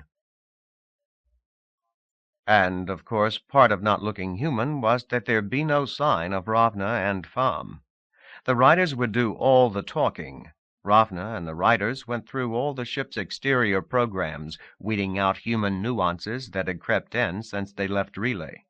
And if they were actually boarded, well, they would never survive a determined search, but they isolated things human in a fake Jovian hold. The 2 humans would slip in there if necessary. Pham Nguyen checked what they did, and found more than one slip-up. For a barbarian programmer, he wasn't bad. But then they were rapidly reaching the depths where the best computer equipment wasn't that much more sophisticated than what he had known. Ironically, there was one thing they could not disguise, that the OOB was from the top of the Beyond. True, the ship was a bottom lugger and based on a mid-Beyond design, but there was an elegance to the refit that screamed of nearly superhuman competence. The damn thing has the feel of a hand axe built in a factory, was how Pham Nguyen put it. Ripper security was an encouraging thing. A perfunctory velocity check and no boarding. OOB hopped into the system and finished a rocket burn to match position velocity vector with the heart of harmonious repose and St. Reindel's repair harbor. Pham. If you're a saint, you gotta be honest, right? Out of band was above the ecliptic and some 80 million kilometers from Rip's single star. Even knowing what to expect, the view was spectacular. The inner system was as dusty, gassy as a stellar nursery, even though the primary was a 3-billion-year-old G-star. That sun was surrounded by millions of rings, more spectacular than those around any planet. The largest and brightest resolved into myriads more. Even in the natural view, there was bright color here, threads of green and red and violet. Warping of the ring plane laid lakes of shadow between colored hillsides a million kilometers across. There were occasional objects, structures, sticking far enough up from the ring plane to cast needle-like shadows out-system. Infrared and proper motion windows showed more conventional features. Beyond the rings lay a massive asteroid belt, and far beyond that, a single Jovian planet, its own million-click ring system a puny afterthought. There were no other planets, either detected or on file.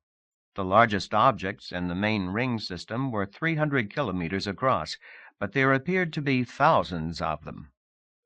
At St. Reindel's direction, they brought the ship down to the ring plane and matched velocities with the local junk. That last was a big impulsive burn, 3 Gs for almost 5 minutes. "Just like old times," Vom Neuen said. In freefall again, they looked out upon their harbor. Up close, it looked like planetary ring systems Ravna had known all her life. There were objects of all sizes down to less than a hand-span across, uncounted globs of icy froth, gently touching, sticking, separating. The debris hung nearly motionless all about them. This was chaos that had been tamed long ago. In the plane of the rings, they couldn't see more than a few hundred meters. The debris blocked further views. And it wasn't all loose. Greenstalk pointed to a line of white that seemed to curve from infinity, pass close by them, and then retreat forever in the other direction. "Looks like a single structure," she said. Ravna stepped up the magnification. In planetary ring systems, the frothy snowballs sometimes accreted into strings thousands of clicks long. The white thread spread wide beyond the window. The display said it was almost a kilometer across. This arc was definitely not made of snowballs. She could see ship locks and communications nodes. Checking with images from their approach, Ravna could see that the whole thing was better than 40 million kilometers long. There were a number of breaks scattered along the arc. That figured. The scaled tensile strength of such a structure could be near zero. Depending on local distortions, it would pull apart briefly, then gently come together some time later. The whole affair was vaguely reminiscent of train cars coupling and uncoupling on some old-time New Yoran railway. Over the next hour, they moved carefully in to dock at the ring arc. The only thing regular about the structure was its linearity. Some of the modules were clearly designed for linking fore and aft. Others were jumbled heaps of oddball equipment meshed in dirty ice. The last few kilometers they drifted through a forest of ultra-drive spines. 2/3 of the berths were occupied.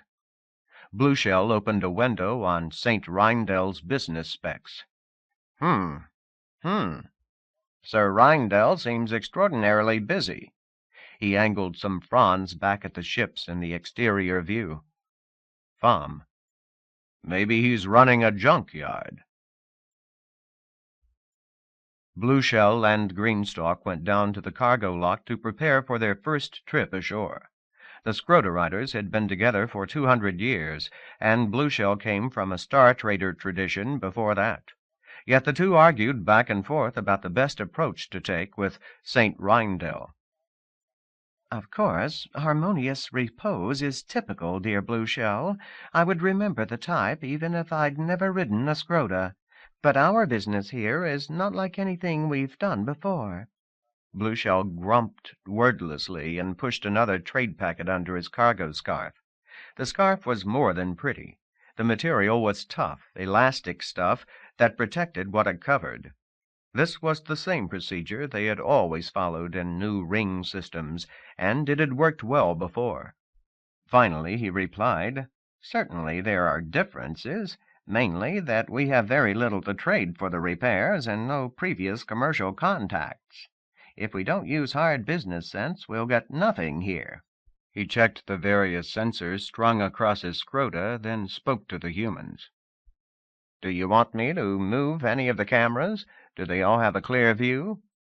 St. Reindel was a miser when it came to renting bandwidth, or maybe it was simply cautious.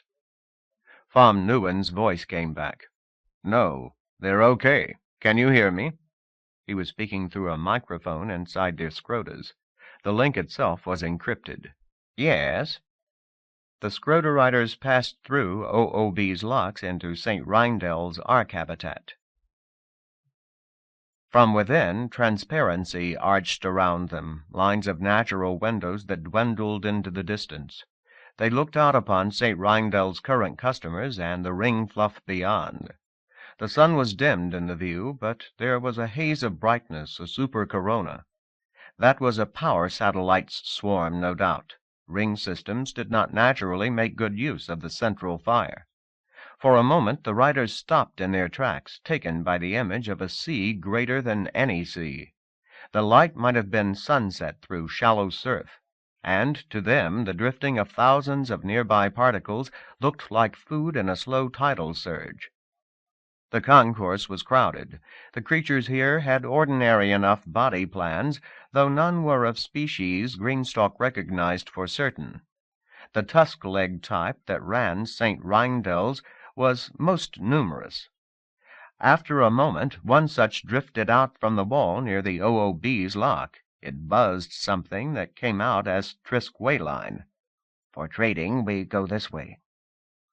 Its ivory legs moved agilely across netting into an open car. The Scroder riders settled behind, and they accelerated along the arc. Blueshell waggled at Greenstock. The old story, eh? What good are their legs now? It was the oldest rider humor, but it was always worth a laugh. 2 legs or 4 legs, evolved from flippers or jaws or whatever, were all very good for movement on land, but in space it scarcely mattered. The car was making about 100 meters per second, swaying slightly whenever they passed from one ring segment to the next. Blueshell kept up a steady patter of conversation with their guide, the sort of pitch that Greenstock knew was one of his great joys in life. Where are we going? What are those creatures there? What sort of things are they in search of at St. Reindel's? All jovial and almost humanly brisk. Where short-term memory was failing him, he depended on his scrota. Tusk-legs spoke only reduced grammar Trisk Wayline, and didn't seem to understand some of the questions. We go to the master cellar. Helper creatures, those are. Allies of big new customer. Their guide's limited speech bothered dear Blueshell not at all. He was collecting responses more than answers. Most races had interests that were obscure to the likes of Blueshell and Greenstock. No doubt there were billions of creatures in harmonious repose who were totally inscrutable to riders or humans or Diracames. Yet simple dialogue often gave insight on the 2 most important questions. What do you have that might be useful to me, and how can I persuade you to part with it? Dear Blueshell's questions were sounding out the other, trying to find the parameters of personality and interest and ability. It was a team game the 2 Scroder riders played. While Blueshell chattered, Greenstock watched everything around them, running her Scrota's recorders on all bands, trying to place this environment in the context of others they had known. Technology. What would these people need? What could work? In space, this flat, there would be little use for a grav fabric. And this low in the beyond, a lot of the most sophisticated imports from above would spoil almost immediately. Workers outside the long windows wore articulated pressure suits.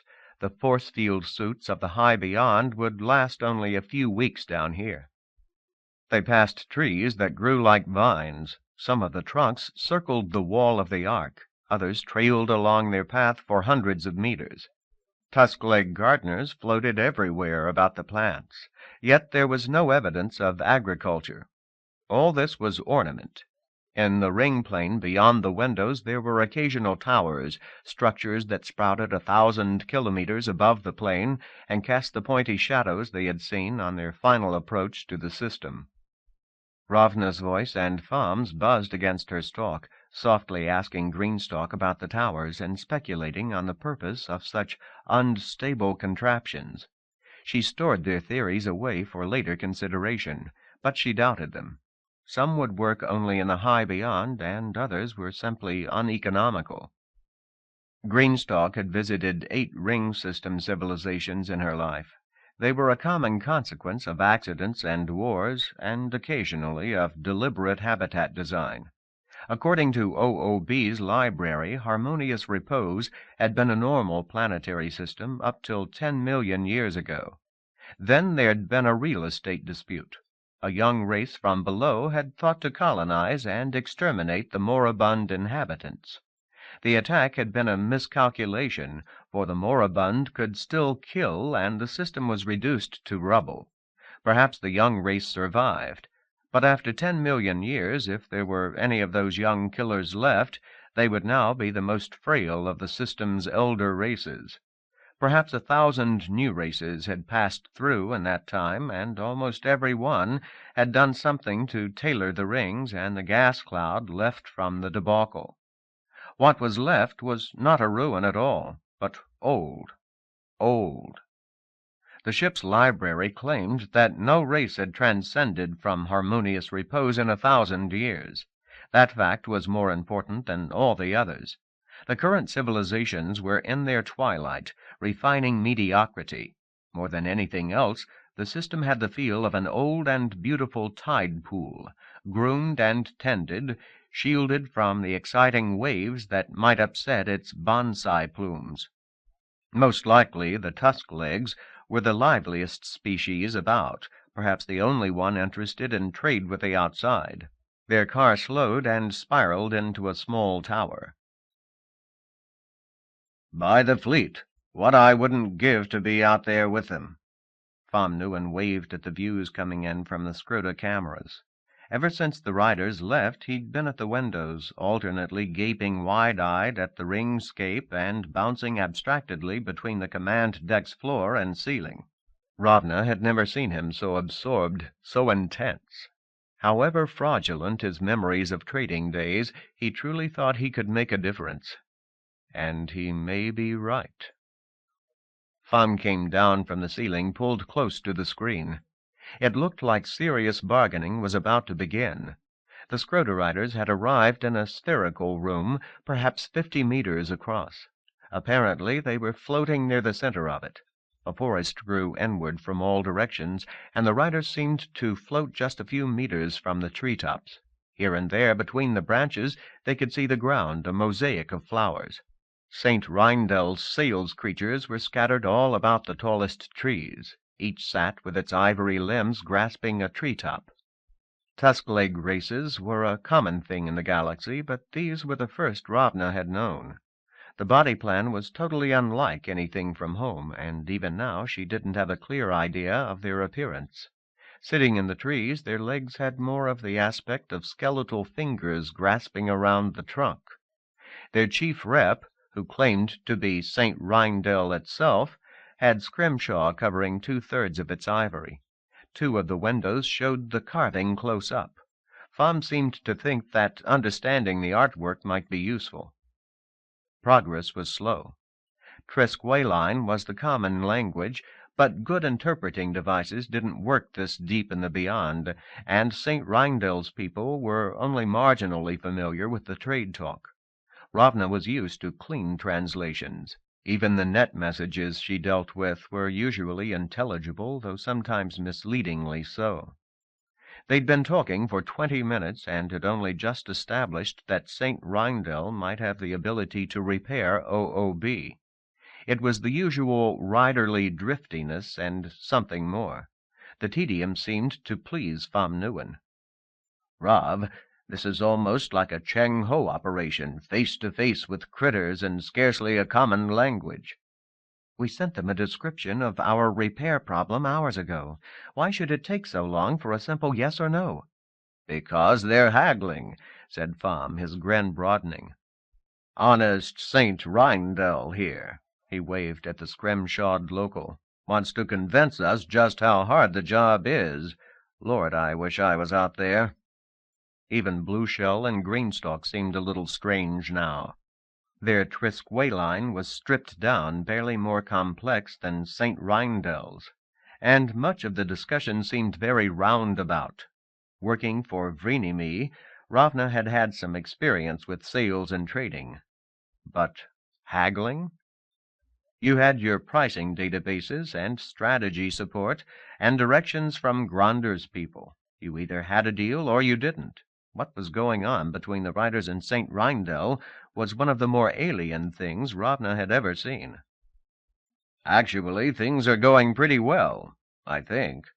You saw when we arrived the Bonelegs took away Blue Shell's samples.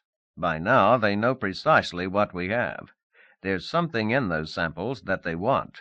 Yeah? Sure. St. Reindel isn't bad-mouthing our stuff for his help. Damn it, it's possible we don't have anything on board they could want. This was never intended to be a trade expedition. Blue Shell and Greenstalk had scavenged product samples from the ship's supplies, things that the OOB could survive without. These included sensoria and some low-beyond computer gear. Some of that would be a serious loss. But one way or another, we need the repairs. Pham chuckled. No, there's something there St. Reindel wants. Otherwise he wouldn't still be jawing. And see how he keeps needling us about his other customers' needs? St. Reindel is a human kind of a guy. Something like human song came over the link to the riders. Ravna phased Greenstalk's cameras toward the sound. From the forest floor on the far side of Blue Shell, 3 new creatures had appeared. Why, they're beautiful. Butterflies, said Ravna. Huh? I mean, they look like butterflies. You know? Insects with large colored wings. Giant butterflies, actually. The newcomers had a generally humanoid body plan. They were about 150 centimeters tall and covered with soft-looking brown fur. Their wings sprouted from behind their shoulder blades. At full spread, they were almost 2 meters across, soft blues and yellows, some more intricately patterned than others. Surely they were artificial or a engineered affectation. They would have been useless for flying about in any reasonable gravity. But here in 0G, the 3 floated at the entrance for just a moment, their huge, soft eyes looking up at the riders. Then they moved their wings in measured sweeps and drifted gracefully into the air above the forest. The entire effect was like something out of a children's video. They had pert button noses like pet joracorns, and eyes as wide and bashful as any human animator ever drew. Their voices sounded like youngsters singing. St. Reindel and his buddies sidled around their treetops. The tallest visitor sang on, its wings gently flexing. After a moment, Ravna realized it was speaking fluent Trisk, with a front end adapted to the creature's natural speech. St. Reindel, greetings. Our ships are ready for your repairs. We have made fair payment, and we are in a great hurry. Your work must begin at once. St. Reindel's Trisk specialist translated the speech for his boss. Ravna leaned across Pham's back. So maybe our friendly repairman really is overbooked, she said. Yeah. St. Reindel came back around his treetop. His little arms picked at the green needles as he made a reply. Honored customers, you made offer of payment not fully accepted. What you ask is in short supply, difficult to do. The cuddly butterfly made a squeaking noise that might have passed for joyous laughter in a human child. The sense behind its singing was different. Times are changing, Reindel creature. Your people must learn. We will not be stymied. You know my fleet's sacred mission. We count every passing hour against you. Think on the fleet you will face if your lack of cooperation is ever known, is ever even suspected. There was a sweep of blue and yellow wings, and the butterfly turned. Its dark, bashful eyes rested on the riders. And these potted plants, they are customers? Dismiss them. Till we are gone, you have no other customers. Ravna sucked in a breath. The 3 had no visible weapons, but she was suddenly afraid for Blue Shell and Greenstalk. Well, what do you know? Pham said. Butterflies and jackboots. Chapter 27 According to the clock, it took less than half an hour for the Scroderriders to make it back. It seemed a lot longer to Pham Nguyen, even though he tried to keep up a casual front with Ravna. Maybe they were both keeping up a front. He knew she still considered him a fragile case. But the riders' cameras showed no more signs of the killer butterflies. Finally, the cargo lock cracked open, and Blueshell and Greenstalk were back. "I was sure the wily Tusklegs was just pretending about the strong demand," said Blueshell. He seemed as eager to rehash the story as Pham was. "Yeah, I thought so too. In fact, I still think those butterflies might just be part of an act. It's all too melodramatic." Blueshell's fronds rattled in a way that Pham recognized as a kind of shiver. "I wager not, Sir Pham. Those were apprehenti. Just the look of them fills you with dread, does it not? They're rare these days, but a star trader knows the stories. Still, this is a little much even for apprehenti. Their hegemony has been on the wane for several centuries." He rattled something at the ship, and the windows were filled with views of nearby berths in the repair harbor. There was more rider rattling, this time between Greenstalk and Blueshell. "Those other ships are a uniform type, you know. A high beyond design like ours, but more, militant." Greenstalk moved close to a window. "There are 20 of them. Why would so many need drive repairs all at once?" "Militant?" Pham looked at the ships with a critical eye. He knew the major features of Beyonder vessels by now. These appeared to have rather large cargo capacity. Elaborate sensoria, too. Okay, so the butterflies are hard types. How scared is St. Rindel and company?" The Scroderriders were silent for a long moment. Pham couldn't tell if his question was being given serious consideration or if they had simultaneously lost track of the conversation. He looked at Ravna. "How about the local net? I'd like to get some background." She was already running comm routines. "They weren't accessible earlier. We couldn't even get the news." That was something Pham could understand, even if it was damned irritating. The local net was a rip-wide, ultra-wave computer and communication network, more complex than anything Pham had known, but conceptually similar to organizations in the slow zone. And Pham Nguyen had seen what vandals could do to such structures. Cheng Ho had dealt with at least one obnoxious civilization by perverting its computer net. Not surprisingly, St. Rindel hadn't provided them with links to the RIP net. And as long as they were in harbor, the OOB's antenna swarm was necessarily down, so they were also cut off from the known net and the news groups. A grin lit Ravna's face. "Hi! Now we've got read access, maybe more. Greenstalk, Blueshell, wake up." Rattle. "I wasn't asleep," claimed Blueshell. "Just thinking on Sir Pham's question. St. Rindel is obviously afraid." As usual, Greenstalk didn't make excuses. She rolled around her mate to get a better look at Ravna's newly opened comm window. There was an iterated triangle design with Trisk annotations. It meant nothing to Pham. "That's interesting," said Greenstalk. "I am chuckling," said Blueshell. "It is more than interesting. St. Rindel is a hard-trading type. But look, he is making no charge for this service, not even a percentage of barter. He is afraid, but he still wants to deal with us." So something from their high beyond samples was enough to make him risk apprehensive violence. Just hope it's not something we really need to. Okay, Rav. See if...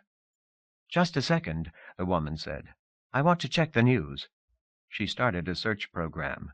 Her eyes flickered quickly across her console window, and after a second she choked and her face peeled. "By the powers, no!" "What is it?" But Ravna didn't reply, or put the news to a main window. Pham grabbed the rail in front of her console and pulled himself around so he could see what she was reading. Crypto Zero, as received by Harmonious Repose Communications Synod. Language path Baileresque to Trisqueline SJK units. From Alliance for the Defense. Claimed cooperative of 5 polyspecific empires in the beyond below Straumley realm. No record of existence before the fall of the realm. Subject: bold victory over the perversion. Distribution: threat of the Blight, War Trackers Interest Group, Homo sapiens Interest Group. Date: 159.06 days since fall of relay. Key phrases: action, not talk, a promising beginning. Text of message: 100 seconds ago, Alliance forces began action against the tools of the Blight. By the time you read this, the Homo sapiens worlds, known as Chandra K, will have been destroyed. Note well, for all the talk and theories that have flown about the Blight, this is the first time anyone has successfully acted. Chandra K was one of only 3 systems outside of Straumley realm known to harbor humans in large numbers. In one stroke, we have destroyed 1/3 of the perversion's potential for expansion. Updates will follow. Death to vermin. There was one other message in the window, an update of sorts, but not from Death to Vermin. Crypto 0. Billing. Charity General Interest. As received by Harmonious Repose Communications Synod. Language path Somnorsh to Trisqueline SJK units. From Note from lower protocol layer. This message was received at Snayrot Down along the Chandra K bearing. The transmission was very weak, perhaps from a shipboard transmitter. Subject: please help.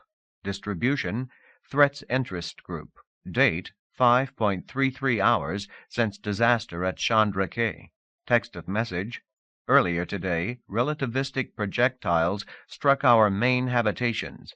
Fatalities cannot be less than 25 billion. 3 billion may still live in transit and in smaller habitats. We are still under attack. Enemy craft are in the inner system. We see glow bombs. They are killing everyone. Please, we need help. Nay, nay, nay! Ravna drove up against him, her arms tight around him, her face buried in his shoulder. She sobbed incoherent Somnorsh. Her whole body shuddered against him. He felt tears coming to his own eyes. So strange. She had been the strong one, and he the fragile crazy. Now it was turned all around, and what could he do? Father, mother, sister, gone, gone. It was the disaster they thought could not happen, and now it had. In 1 minute she had lost everything she grew up with and was suddenly alone in the universe. For me, that happened long ago. The thought came strangely dispassionate. He hooked a foot into the deck and gently rocked Ravna back and forth, trying to comfort her. The sounds of grief gradually quieted, though he could still feel her sobs through his chest. She didn't raise her face from the tear-soaked place on his shirt. Pham looked over her head at Blueshell and Greenstalk. Their fronds looked strange, almost wilted. "Look, I want to take Ravna away for a bit. Learn what you can, and I'll be back." "Yes, sir, Pham." And they seemed to droop even more. It was an hour before Pham returned to the command deck. When he did, he found the riders deep in rattling conference with the OOB. All the windows were filled with flickering strangeness. Here and there Pham recognized a pattern or a printed legend, enough to guess that he was seeing ordinary ship displays, but optimized to rider senses. Blueshell noticed him first. He rolled abruptly toward him, and his boater voice came out a little squeaky. "Is she all right?" Pham gave a little nod. "She's sleeping now." "Sedated, and with the ship watching her in case I've misjudged her." "Look, she'll be okay. She's been hit hard, but she's the toughest one of us all." Greenstalk's fronds rattled a smile. "I have often thought that." Blueshell was motionless for an instant. Then, "Well, to business, to business." He said something to the ship, and the windows reformatted in the compromise usable by both humans and riders. "We've learned a lot while you were gone. St. Rindell indeed has something to fear. The Aprahanti ships are a small fragment of the death-to-vermin extermination fleets. These are stragglers still on their way to Chandra Cay. All dressed up for a massacre and no place to go. So now they want some action of their own. Yes, apparently Chandra Cay put up some resistance, and there were some escapes. The commander of this fleetlet thinks he can intercept some of these, if he can get prompt repairs. What kind of extortion is really possible? Could these 20 ships destroy Rip? No, it's the reputation of the greater force these ships are part of, and the great killing at Chandra Cay. So St. Rindell is very timid with them, and what they need for repairs is the same class of regrowth agent that we need. We really are in competition with them for Rindell's business. Blueshell's fronds slapped together, the sort of go-get-'em enthusiasm he displayed when a hot deal was remembered. But it turns out we have something St. Rindell really, really wants, something he'll even risk tricking the Aprahanti to get. He paused dramatically. Pham thought back over the things they had offered the Rippers. Lord, not the low-zone ultra-wave gear. Okay, I'll bite. What do we have to give 'em? A set of flamed trellises, ha-ha. Huh? Pham remembered the name from the list of odds and ends the Scroder-riders had scrounged up. What's a flamed trellis? Blueshell poked a frond into his cargo scarf and extended something stubby and black to Pham, an irregular solid about 40 centimeters by 15, smooth to the touch. For all its size, it didn't mass more than a couple of grams. An artfully smoothed sender. Pham's curiosity triumphed over greater concerns. But what's it good for? Blueshell dithered. After a moment, Greenstalk said a little shyly, "There are theories. It's pure carbon, a fractal polymer. We know it's very common in transcendent cargoes. We think it's used as packing material for some kinds of sentient property. Or perhaps the excrement of such property," Blueshell Buzz muttered. "Ah, but that's not important. What is that occasional races in the middle beyond prize them. And why that? Again, we don't know. St. Rindell's folk are certainly not the final user. The Tusklegs are far too sensible to be ordinary trellis customers. So, we have 300 of these wonderful things, more than enough to overcome St. Rindell's fears of the Aprahanti." While Pham had been away with Ravna, St. Rindell had come up with a plan. Applying the regrowth agent would be too obvious in the same harbor with the Aprahanti ships. Besides, the Chief Butterfly had demanded the OOB move out. St. Rindell had a small harbor about 16 million clicks around the Rip system. The move was even plausible, for it happened that there was a Scroder-rider terrain in the Harmonious Repose system, and currently it was just a few hundred kilometers from Rindell's second harbor. They would rendezvous with the Tusklegs, exchanging repairs for 217 flamed trellises. And if the trellises were perfectly matched, Rindell promised to throw in an agrav refit. After the fall of Relay, that would be very welcome. Old Blueshell just never stopped wheeling and dealing. The OOB slipped free of its moorings and carefully drifted up from the ring plane, tiptoeing out. Pham kept a close watch on the EM and ultra-wave windows, but there were no target-locking emanations from the Aprahanti vessels, nothing more than casual radar contact. No one followed. Little OOB and its potted plants were beneath the notice of the great warriors. 1,000 meters above the ring plane. 10. The Scroder-riders' chatter, both with Pham and between themselves, dwindled to naught. Their stalks and fronds angled so the sensing surfaces looked out in all directions. The sun and its power cloud was a blaze of light on one side of the deck.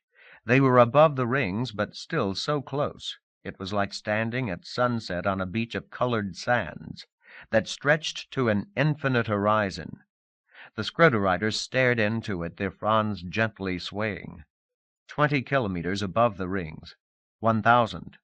They lit the OOB's main torch and accelerated across the system. The Scroto-Riders came slowly out of their trance.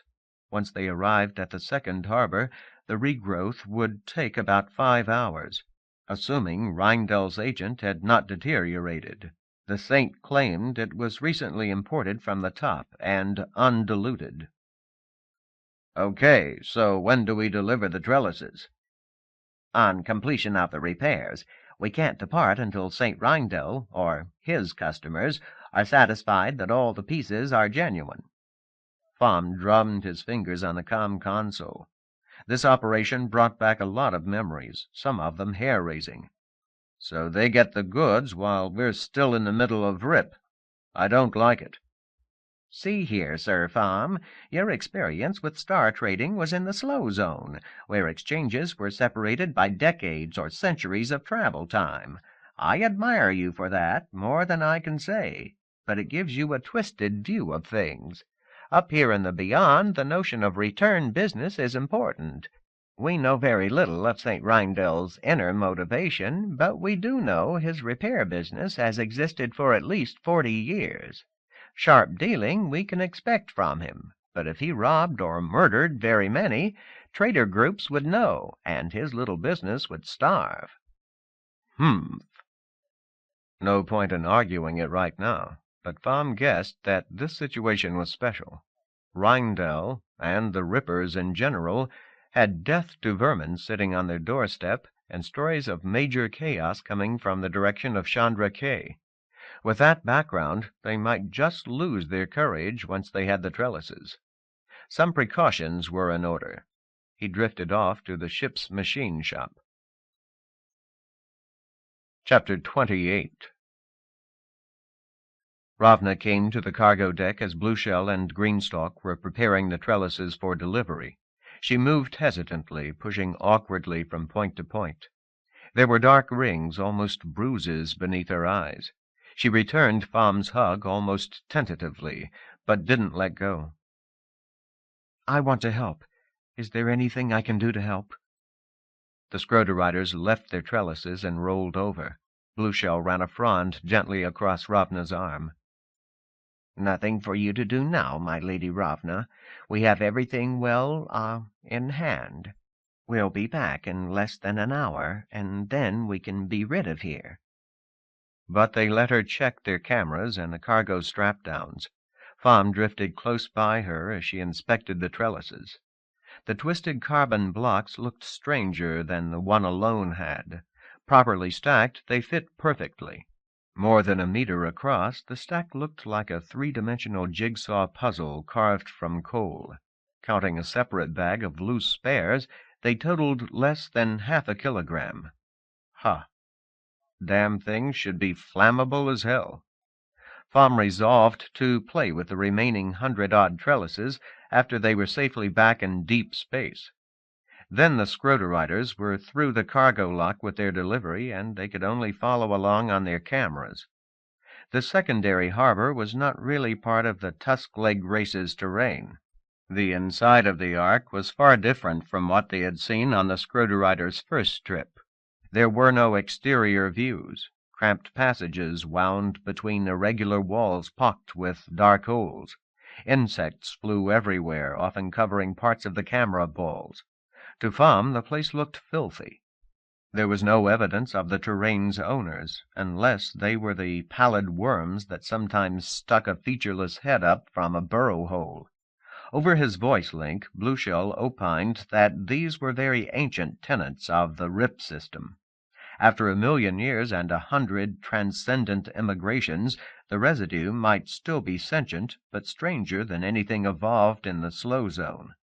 Such a people would be protected from physical extinction by ancient automation, but they would also be inward-turning, totally cautious, absorbed in concerns that were inane by any outside standard. It was the type that most often lusted after trellis work. Pham tried to keep an eye on everything. The riders had to travel almost 4 kilometers from the harbor lock to reach the place where the trellises would be validated. Pham counted 2 exterior locks along the way, and nothing that looked especially threatening. But then how would he know what threatening looked like here? He had the OOB mount an exterior watch. A large Shepherd satellite floated on the outer side of the ring, but there were no other ships in this harbor. The EM and Ultra environment seemed placid, and what could be seen on the local net did not make the ship's traffic analysis suspicious. Tom looked up from the reports. Ravna had drifted across the deck to the outside view. The repair work was visible, though not spectacular. A pale greenish aura hung around the damaged spines. It was scarcely brighter than the glow you often see on ship hulls in low planetary orbit. She turned and said softly, "Is it really getting fixed?" "As far as we can... yes." Ship's automation was monitoring the regrowth, but they wouldn't know for sure till they tried to fly with it. Thom was never sure why Rheindell had the Scroderriders pass through the Wormhead's terrain. Maybe if the creatures were the ultimate trellis users, they wanted to look at the cellars. Or maybe it had some connection with the treachery that ultimately followed. In any case, the riders were soon out of it, and into a polyspecific concourse as crowded as any low-tech bazaar. Thom's jaw sagged. Everywhere he looked, there was a different class of sophont. Intelligent life is a rare development in the universe. In all his life in the slow zone, he had known 3 non-human races. But the universe is a big place, and with ultra-drive, it was easy to find other life. The Beyond collected the detritus of countless migrations, an accumulation that finally made civilization ubiquitous. For a moment he lost track of his surveillance programs and his general suspicions, drowned in the wonder of it. 10 species, 12. Individuals brushed familiarly by one another. Even relay had not been like this. But then harmonious repose was a civilization lost in stagnation. These races had been part of the RIP complex for thousands of years. The ones that could interact had long since learned to do so. And nowhere did he see butterfly wings on creatures with large compassionate eyes. He heard a small sound of surprise from the far side of the deck.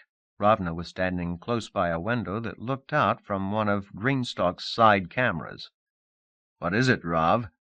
"Scroderriders. See?" She pointed into the mob and zoomed the view. For a moment the images towered over her. Through the passing chaos, he had a glimpse of hull forms and graceful fronds. Except for cosmetic stripes and tassels, they looked very familiar indeed. "Yeah, there's a small colony of them hereabouts." He opened the channel to Greenstock and told her about the sighting. "I know. We smelled them." Sigh. "I wish we had time to visit them after this. Finding friends in far places, always nice." She helped Blueshell push the trellises around a balloon aquarium. They could see Rheindell's people just ahead. 6 tusk legs sat on the wall around what might be test equipment. Blueshell and Greenstock pushed their ball of frothy carbon into the group. The scrimshawed one leaned close to the pile and reached out to fondle the pieces with its tiny arms. One after another the trellises were placed in the tester. Blueshell moved in close to watch, and Thom set the main windows to look through his cameras. 20 seconds passed. Rheindell's Trisk interpreter said, "First 7 test true. Make an interlocked septet." Only then did Thom realize he had been holding his breath. The next 3 septets passed too. Another 60 seconds. He glanced at the ship's repair status. OOB considered the job done, but for sign-off commit from the local net. Another few minutes, and we can kiss this place goodbye. But there are always problems. St. Rheindell bitched about the 12th and 15th sets. Blueshell argued at length, grudgingly produced replacement pieces from his bag of spares. Thom couldn't tell if the Scroderrider was debating for the fun of it, or if he really was short on good replacements. 25 sets okayed. "Where is Greenstock going?" said Ravna. "What?" Thom called up the view from Greenstock's cameras. She was 5 meters from Blue Shell and moving away. He panned wildly about. A local scrotorider was on her left, and another floated inverted above her. Its fronds touched hers in apparently amiable conversation. "Greenstock." There was no reply. "Blue Shell. What's happening?" But that rider was in gesticulating argument with the tusk legs. Still another set of trellises had failed their examination. "Blue Shell." After a moment, the rider's voice came over their private channel. He sounded drifty, the way he often did when he was jammed or overloaded. "Not to bother me now, Sir Pham. I'm down to 3 perfect replacements. I must persuade these fellows to settle for what they already have." Ravna broke in. "But what about Greenstock? What's happening to her?" The cameras had lost sight of each other. Greenstock and her companions emerged from a dense crowd and floated across the middle of the concourse. They were using gas jets instead of wheels. Someone was in a hurry. The seriousness of events finally got through to Blue Shell. The view from his scrota turned wildly as he rolled back and forth around St. Reindel's people. There was the rattle of rider talk, and then his voice came back on the inside channel, plaintive and confused. "She's gone. She's gone. I have to—" Abruptly he rolled back to the tusk legs and resumed the argument that had just been interrupted. After a couple of seconds his voice came back on the inside channel. "What should I do, Sir Pham? I have a sail here still incomplete, yet my Greenstock has wandered off." "Or been kidnapped." "Get us the sail, Blue Shell. Greenstock will be okay. OOB. Plan B." He grabbed a headset and pushed off from the console. Ravna rose with him. "Where are you going?" He grinned. "Out. I thought St. Reindel might lose his halo when the crunch came, and I made plans." She followed him as he glided toward the floor hatch. "Look, I want you to stay on deck. I can only carry so much snoop equipment. I'll need your coordination." "But—" He went through the hatch head first, missing the rest of her objection. She didn't follow, but a second later her voice was back in his headset. Some of the tremor was gone from her voice. The old Ravna was there, fighting out from under her other problems. "Okay, I'll back you. But what can we do?" Pham pulled himself hand over hand down the passageway, accelerating to a speed that would have left a lover caroming off the walls. Ahead loomed the uncompromising wall of the cargo lock. He swatted a hand gently at the wall and flipped head over heels. He dragged his hands precisely against the wall flanges, slowing just enough so the impact with the hatch did not break his ankles. Inside the lock, the ship had his suit already powered up. "Pham, you can't go out." Evidently she was watching through the lock's cameras. "They'll know we're a human expedition." His head and shoulders were already in the suit's top shell. He felt the bottom pushing up around him, the seals fastening. "Not necessarily. And by now it probably doesn't matter. There are plenty of 2-arm, 2-leg critters around, and I've glued some camouflage to this outfit." He cupped his chin in the helmet controls and reset the displays. The armored pressure suit was a very primitive thing compared to the field suits of Relay. Yet the Cheng Ho would have given a starship for this gear. He'd originally put the thing together to impress the Tynes, but it's going to get some early testing. He chinned up the outside view, what Ravna was seeing. His figure was unrelieved black, more than 2 meters tall. The hands were backed with carapace claws, and every edge of his figure was razor-sharp and spined. These most recent additions should break the lines of the strictly human form, and hopefully be intimidating as hell. Pham cycled the lock and pushed off into the Wormhead's terrain. Walls of mud stood all around, misty and humid air and swarms of insects. Ravna's voice was in his ear. "I've got a low-level query, probably automatic. Why you send third negotiator?" "Ignore it." "Pham, be careful. These middle beyond cultures, the old ones, they keep nasty things in reserve. Otherwise, they wouldn't still be around." "I'll be a good citizen, as long as I'm treated nice." He was already halfway to the concourse gate. He chinned up a small window from Blueshell's camera. All this high bandwidth comm was courtesy of the local net. Strange that Rindell was still providing the service. Blueshell seemed to be negotiating still. Maybe there wasn't a scam, or anyway, not one that St. Rindell was in on. Phom, I've lost the video from Greenstock just as she went into some kind of tunnel. Her location beacon is still clear. The concourse gate made an opening for him, and then Phom was in the crowded market volume. He heard the raucous hubbub even through his armor. He moved slowly, sticking to the most uncrowded paths, following the guide ropes that threaded the space. The mob was no problem. Everyone made way, some with almost panicky haste. Phom didn't know whether it was his razor spines or the trace of chlorine his suit leaked. Maybe that last touch was a bit much. But the whole point was to look non-human. He slowed even more, doing his best not to nick anyone. Something awfully like a target designation laser flickered in his rear window. He ducked quickly around an aquarium as Ravna said, "The terrain just complained to your suit. You were in violation of dress code, is how the translation comes out." "Is it my chlorine BO, or have they detected the guns?" "What about outside? Any butterflies in sight?" "No. Ship activity hasn't changed much during the last 5 hours. No Aprahanti movement or change in comm status." Long pause. Indirectly, from the OOB bridge, he could hear Blueshell talking with Ravna, the words indistinct but excited. He jabbed around, trying to find the right connection. Then Ravna was talking to him again. "Hi. Blueshell says Rindell has accepted the shipment.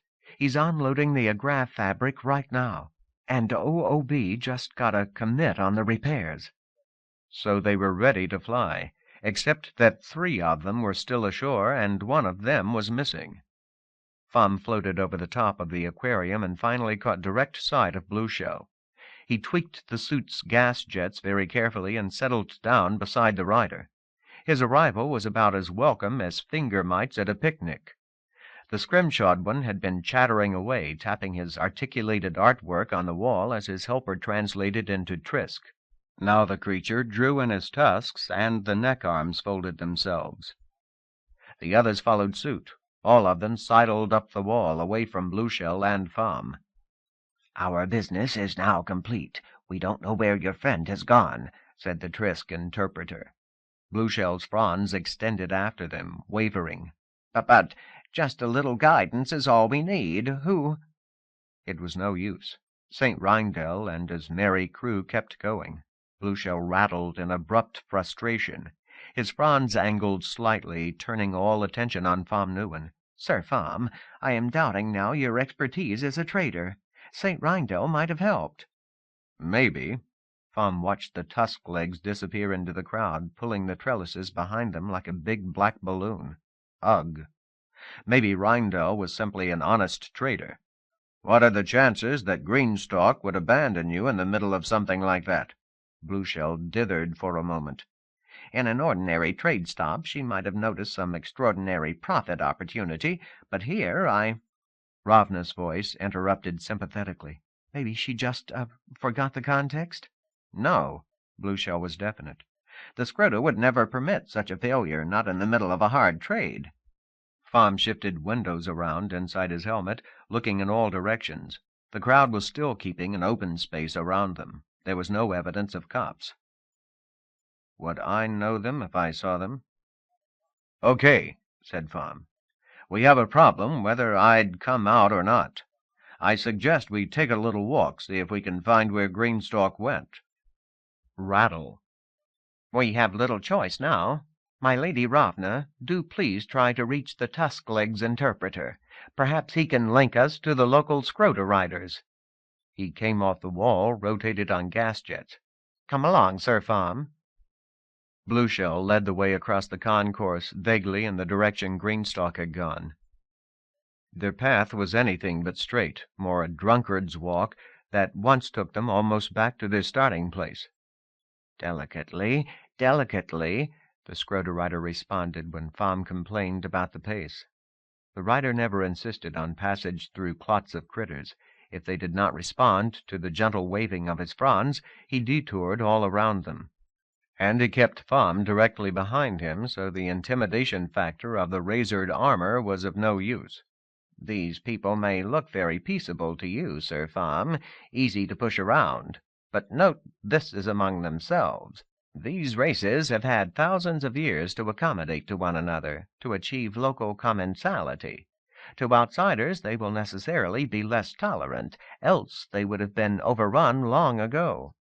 Fom remembered the dress code warning and decided not to argue. The next 20 minutes would have been the experience of a lifetime for a Cheng Ho trader to be within arm's reach of a dozen different intelligent species. But when they finally reached the far wall, Fom was grinding his teeth. Twice more he received a dress code warning. The only bright spot, St. Rindel was still extending the courtesy of local net support, and Ravna had more information. "The local Scroder rider colony is about 100 kilometers from the concourse. There's some kind of transport station beyond the wall you're at." And the tunnel Greenstalk had entered was just ahead of them. From this angle they could see the dark of space beyond it. For the first time there was no problem with crowds. Scarcely anyone was entering or leaving the hole. Laser light twinkled in his rear windows. "Dress code violation. Fourth warning. It says to please leave the volume at once." "We're going. We're going." Darkness, and Fom boosted the gain on his helmet windows. At first he thought the transport station was open to space, that the locals had restraint fields as in the high beyond. Then he noticed the pillars merged into transparent walls. They were still indoors in the old-fashioned way, but the view— they were on the starboard side of the ark. The ring particles were like dark fish floating silently a few tens of meters out from him. In the further distance, structures stuck out of the ring plane far enough to get sun dazzle. But the brightest object was almost overhead, the blue of ocean, the white of cloud. Its soft light flooded the ground around him. However far the Cheng Ho fared, such a sight had been welcome.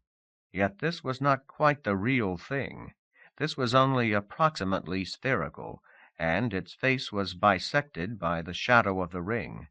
It was a small object, not more than a few hundred clicks above him, one of the Shepherd satellites they had seen on the way in. The Shepherd's haze of atmosphere was crisply bounded by the sides of some vast canopy. He dragged his attention down from the sight. 10 to 1, that's the Scroder rider's terrain. "Of course," Blue Shell replied. "It's typical. The surf in such mini-gravity can never be what I prefer, but—" "Dear Blue Shell, Sir Fom, over here." It was Greenstalk's voice. According to Fom's suit, it was a local connection, not relayed through the OOB. Blue Shell's fronds angled in all directions. "Are you all right, Greenstalk?" They rattled back and forth at each other for a few seconds. Then Greenstalk resumed in Trisk. "Sir Fom, yes, I'm all right. I'm sorry to upset you all so much. But I could tell the deal with Rindel was going to work out, and then these local riders stopped by. They are wonderful people, Sir Fom. They have invited us across to their terrain, just for a day or so. It will be a wonderful rest before we go on our way, and I think they may be able to help us." Like the quest romances he'd found in Ravna's bedtime library, the weary travelers, partway to their goal, find a friendly haven and some special gift. Fom switched to a private line to Blue Shell. "Is that really Greenstalk? Is she under duress?" "It's her, and free, Sir Fom. You heard us speaking. I've been with her 200 years. No one's twisting her fronds." "Then why the hell did she skip out on us?" Fom surprised himself, almost hissing the words. Long pause. "That is strange. My guess, these local riders somehow know something very important to us. Come, Sir Fom, but carefully."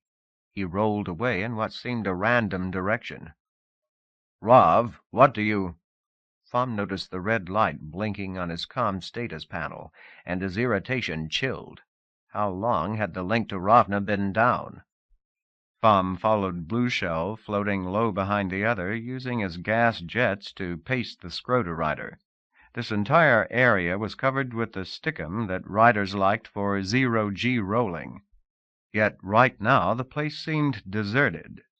Nobody in sight, where just 100 meters away there were bustling crowds. The whole thing screamed ambush, yet it didn't make sense. If death to vermin, or their stooges, had spotted them, a simple alarm would have served. Some Rhindell game? Thom powered up the suit's beam weapons and enabled countermeasures. Midge cameras flitted off in all directions. So much for dress codes. The bluish moonlight washed the plain, showing soft mounds and angular arrays of unknown equipment. The surface was pocked with holes, tunnel entrances. Blueshell said something muddled about the beautiful night, how much fun it would be to sit on the seashore 100 kilometers above them.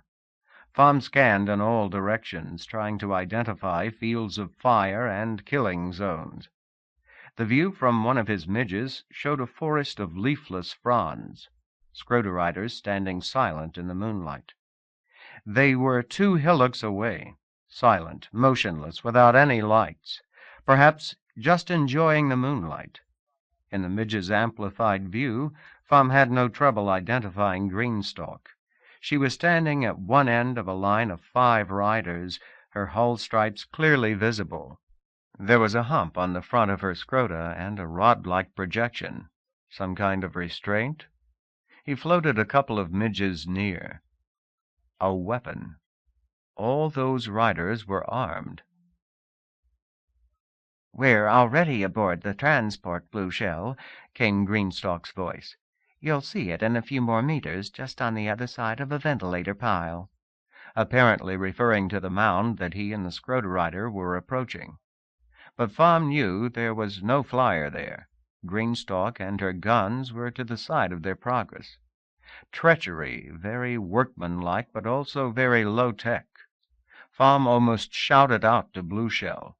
Then he noticed the flat ceramic rectangle mounted in the hill just a few meters behind the rider.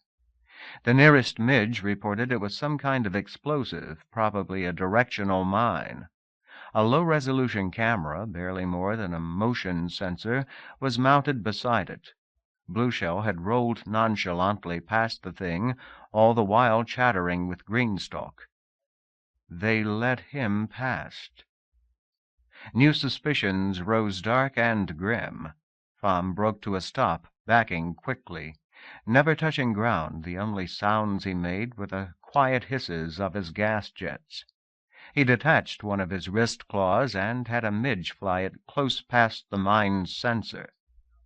There was a flash of pale fire and a loud noise. Even 5 meters to the side, the shock wave pushed him back. He had a glimpse of Blueshell thrown frond over wheels on the far side of the mine. Edged metal whizzed about, but mindlessly. Nothing came back to attack again. Several midges were destroyed by the blast. Thom took advantage of the racket to accelerate hard, scooting up a nearby hill and into a shallow alley, that looked down on the Scroder-riders. The ambushers rolled forward around the hill, rattling happily at one another. Thom held his fire, curious. After a moment, Blueshell floated into the air 100 meters away. "Thom," he said plaintively. "Thom?" The ambushers ignored Blueshell. 3 of them disappeared around the hill. Thom's midges saw them stop in consternation, fronds erect. They had realized he'd gotten away. The 5 spread out, searching the area, hunting him down. There was no persuasive talk from Greenstalk anymore. There was a sharp cracking sound, and blaster fire glowed from behind a hill. Somebody was a little nervous on the trigger. Above it all floated Blueshell, the perfect target, yet still untouched. His speech was a combination of Trisk and rider rattle now, and where Thom could understand it, he heard fear. "Why are you shooting? What is the problem?"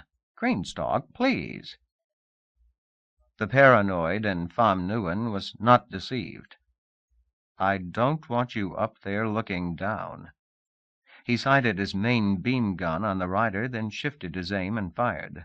The blast was not in visible wavelengths, but there were gigajoules in the pulse. Plasma coruscated along the beam, missing Blue Shell by less than 5 meters. Well above the scrotorider, the beam struck hull crystal. The explosion was spectacular, an actinic glare that sent glowing fragments in 1,000 rays. Pham flew sideways even as the ceiling flared.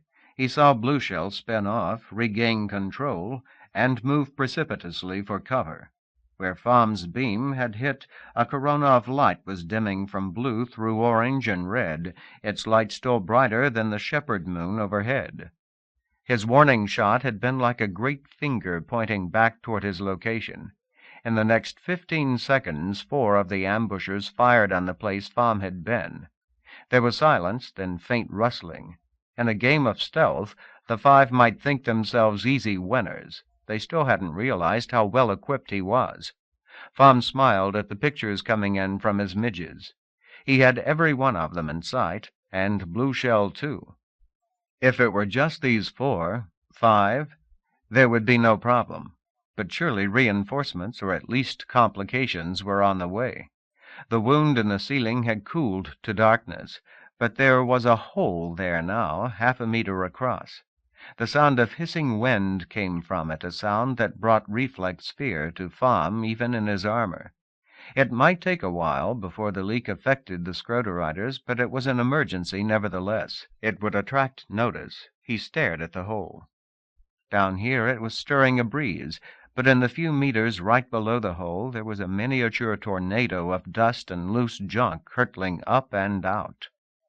And beyond the transparent hull, in space, a gap of dark and then a glittering plume where the debris emerged from the ark's shadow into the sunlight.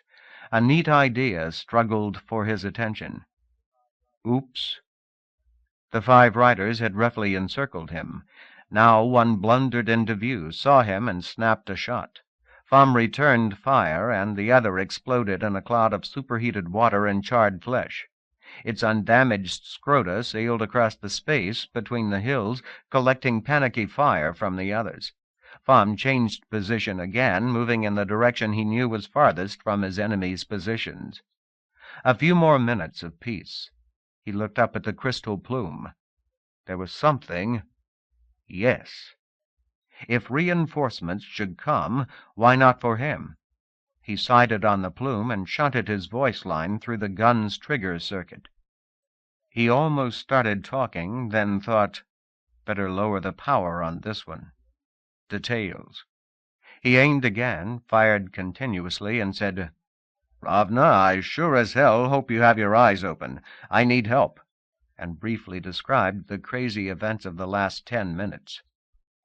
This time his beam was putting out less than 10,000 joules per second, not enough to glow the air, but reflecting off the plume beyond the hull, the modulation should be visible for thousands of clicks, in particular to the OOB on the other side of the habitat.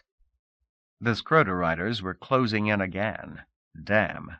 No way he could leave this message on automatic send. He needed the transmitter for more important things. Pham flew from valley to valley, maneuvering behind the rider that was farthest from the others. 1 against 3. 4. He had superior firepower and information, but one piece of bad luck, and he was dead. He floated up on his next target. Quietly, carefully. A sear of light brushed his arm, flaring the armor incandescent. White-hot drops of metal sprayed as he twisted out of the way. He boosted straight across the space between 3 hillocks, firing down on the rider there. Lights crisscrossed around him, and then he was under cover again. They were fast, almost as if they had automatic aiming gear. Maybe they did. They're scrotas. Then the pain hit. Pham folded on himself, gasping. If this were like wounds he remembered, there would be char to the bone. Tears floated in his eyes, and consciousness disappeared in a nauseated faint. He came to. It could only be a second or two later, else he'd never have wakened. The others were a lot closer now, but the one he fired on was just a glowing crater and random scrota fragments. His suit's automation brought the damaged armor in close to his side. He felt the chill of local anesthetic, and the pain dimmed. Pham eased around the hill, trying to keep all three of his antagonists simultaneously out of sight. They had caught on to his midges. Every few seconds a glow erupted, or a hilltop turned to glowing slag. It was overkill, but the midges were dying, and he was losing his greatest advantage. Where is Blueshell? Pham cycled through the views from his remaining midges, then his own. The bastard was back in the air, high above the combat, untouched by his fellow riders. Reporting everything I do. Pham rolled over, awkwardly bringing his gun to bear on the tiny figure. He hesitated. You're getting soft, Nguyen. Blueshell abruptly accelerated downwards, his cargo scarf billowing out behind him. Evidently he was using his gas jet's full power. Against the background noise of bubbling metal and blast beam thunder, his fall was totally silent. He was driving straight for the nearest of the attackers. 30 meters up, the rider released something large and angular.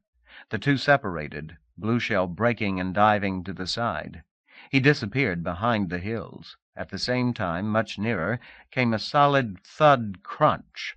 Pham spent his next to last midge for a peek around the hillside. He had a glimpse of a scrota, and fronds splayed all about a squashed stalk. There was a flash of light, and the midge was gone. Only 2 ambushers left. One was Greenstalk. For 10 seconds there was no more firing, yet things were not completely silent. The slumped, glowing metal of his arm popped and sputtered as it cooled. High above was the susurrus of air escaping the hull. Fitful breezes whispered around ground level, making it impossible to keep position without constant tweaking at his jets. He paused, letting the current carry him silently out of his little valley. There. A ghostly hiss that was not his own. Another. The two were closing in on him from different directions. They might not know his exact position, but they could obviously coordinate their own. The pain faded in and out along with consciousness. Short pulses of agony and darkness. He dared not fool with any more anesthetic. Pham saw frond tips peeping over a nearby hill. He halted, watched the fronds. Most likely, there was just enough vision area in the tips to sense motion. 2 seconds passed. Pham's last midge showed the other attacker floating silently in from the side. Any second now the two would pop up. At that instant, Pham would have given anything for an armed midge. In all his stupid hacking, he'd never gotten around to that. No help for it. He waited for a moment of clear consciousness, long enough to boost over the enemy and shoot. There was a rattle of fronds, loud self-announcement. Pham's midge caught sight of Blueshell rolling behind slatted walls 100 meters away. The scroter rider rushed from protection to protection, but always closer to Greenstalk's position. And the rattling? Was it a pleading? Even after 5 months with the riders, Pham had only the vaguest sense of their rattle talk. Greenstalk. The Greenstalk who had always been the shy one, the compulsively honest one, rattled nothing back. She swung her beamer around, raking the slats with fire. The third rider popped up just far enough to shoot at the slats. His angle would have been just right to fry Blueshell where he stood, except that the movement took him directly in front of Pham Nguyen's gun. Even as Pham fired, he was boosting out of his hole. Now was his only chance. If he could turn, fire back on Greenstalk before she was done with Blueshell. The maneuver was an easy head over heels that should have left him upside down and facing back upon Greenstalk. But nothing was easy for him now, and Pham came around spinning too fast, the landscape dwindling beneath him. But there was Greenstalk all right, swinging her weapon back toward him. And there was Blueshell racing from between pillars that glowed white in the heat of Greenstalk's fire. His voice was loud in Fam's ear. "I beg, don't kill her! Don't kill!" Greenstalk hesitated, then turned the weapon back on the advancing Blueshell. Fam triggered his gun, letting his spin drag the beam across the ground. Consciousness ebbed. Aim. Aim right. He furrowed the land below with a glowing molten arrow that ended at something dark and slumped. Blueshell's tiny figure was still rolling across the wreckage, trying to reach her. Then Fam had turned too far and could not remember how to change the view. The sky swung slowly past his eyes. A bluish moon with a sharp shadow across its middle. A ship floating close with feathery spines like some giant bug. What in the Cheng Ho? Where am I? And consciousness fled. Chapter 29. There were dreams. He'd lost a captaincy once again, been busted down to tending potted plants in the ship's greenhouse. Sigh. Fam's job was to water them and make them bloom. But then he noticed the pots had wheels and moved behind his back, waiting, softly rattling. What had been beautiful was now sinister. Fam had been willing to water and weed the creatures. He had always admired them. Now he was the only one who knew they were the enemy of life. More than once in his life, Fam Nguyen had wakened inside medical automation. He was almost used to coffin-close tanks, plain green walls, wires, and tubes. This was different, and it took him a while to realize just where he was. Willowy trees bent close around him, swaying just a little in the warm breeze. He seemed to be lying on softest moss in a tiny glade above a pond. Summer haze hung in the air above the water. It was all very nice, except that the leaves were furry and not quite the green of anything he had ever seen. This was someone else's notion of home. He reached up toward the nearest branch, and his hand hit something unyielding just 50 centimeters above his face. A curved wall. For all the trick pictures, this was about the same size as the surgeons he remembered. Something clicked behind his head. The idol slid past him, taking its warm breeze with it. Somebody, Ravna, floated just beyond the cylinder. "Hi, Fam." She reached past the surgeon's hull to squeeze his hand. Her kiss was tremulous, and she looked haunted, as if she'd been crying a lot. "Hi yourself," he said. Memory came back in jagged pieces. He tried to push off the bed and found another similarity between this surgeon and ones of the Cheng Ho. He was securely plugged in. Ravna laughed a little weakly. "Surgeon, disconnect." After a moment, Fam drifted free. "It's still holding my arm." "No, that's the sling. Your left arm is going to take a while to regrow. It almost got burned off, Fam." "Oh." He looked down at the white cocoon that meshed his arm against his side. He remembered the gunfight now, and realized that parts of his dream were deadly real. "How long have I been out?" The anxiety spilled into his voice. "About 30 hours. We're more than 60 light-years out from harmonious repose. We're doing okay, except that now everyone in creation seems to be chasing us." The dream. His free hand clamped hard on Ravna's arm. "The Scrota riders, where are they?" "Not on board, pray the fleet." "Well, what's left of Greenstalk is in the other surgeon. Blueshell is—" "Why have they let me live?" Fam's eyes roved the room. They were in a utility cabin. Any weapons were at least 20 meters away. More important than guns, get command console privileges with the OOB, if it was not already too late. He pushed off from the surgeon and drifted out of the room. Ravna followed. Take it easy, Fam. You just came out of a surgeon. What have they said about the shootout? Poor Greenstock's not in a position to say anything, Fam. Blueshell says pretty much what you did. Greenstock was grabbed by the rogue riders, forced to lure you two into a trap. Mm-hmm. Fam strove for a non-committal tone. So maybe there was a chance. Maybe Blueshell was not yet perverted. He continued his one-handed progress up the ship's access corridor. A minute later he was on the bridge, Ravna tagging behind. Fam, what's the matter? There's a lot we have to decide, but... How right you are. He dived onto the command deck and made for the command console. Ship, do you recognize my voice? Ravna began. Fam, what's this? Yes, sir. All about? Command privileges, he said. Capabilities granted while the riders were ashore. Would they still be in place? Granted. The Scroder riders had had 30 hours to plan their defense. This was all too easy, too easy. Suspend command privileges for the Scroder riders. Isolate them. Yes, sir, came the ship's reply. Liar. But what more could he do? The sweep toward panic crested, and suddenly he felt very cool. He was Cheng Ho, and he was also God Shatter. Both riders were in the same cabin, Greenstock and the other copy of the ship's surgeon.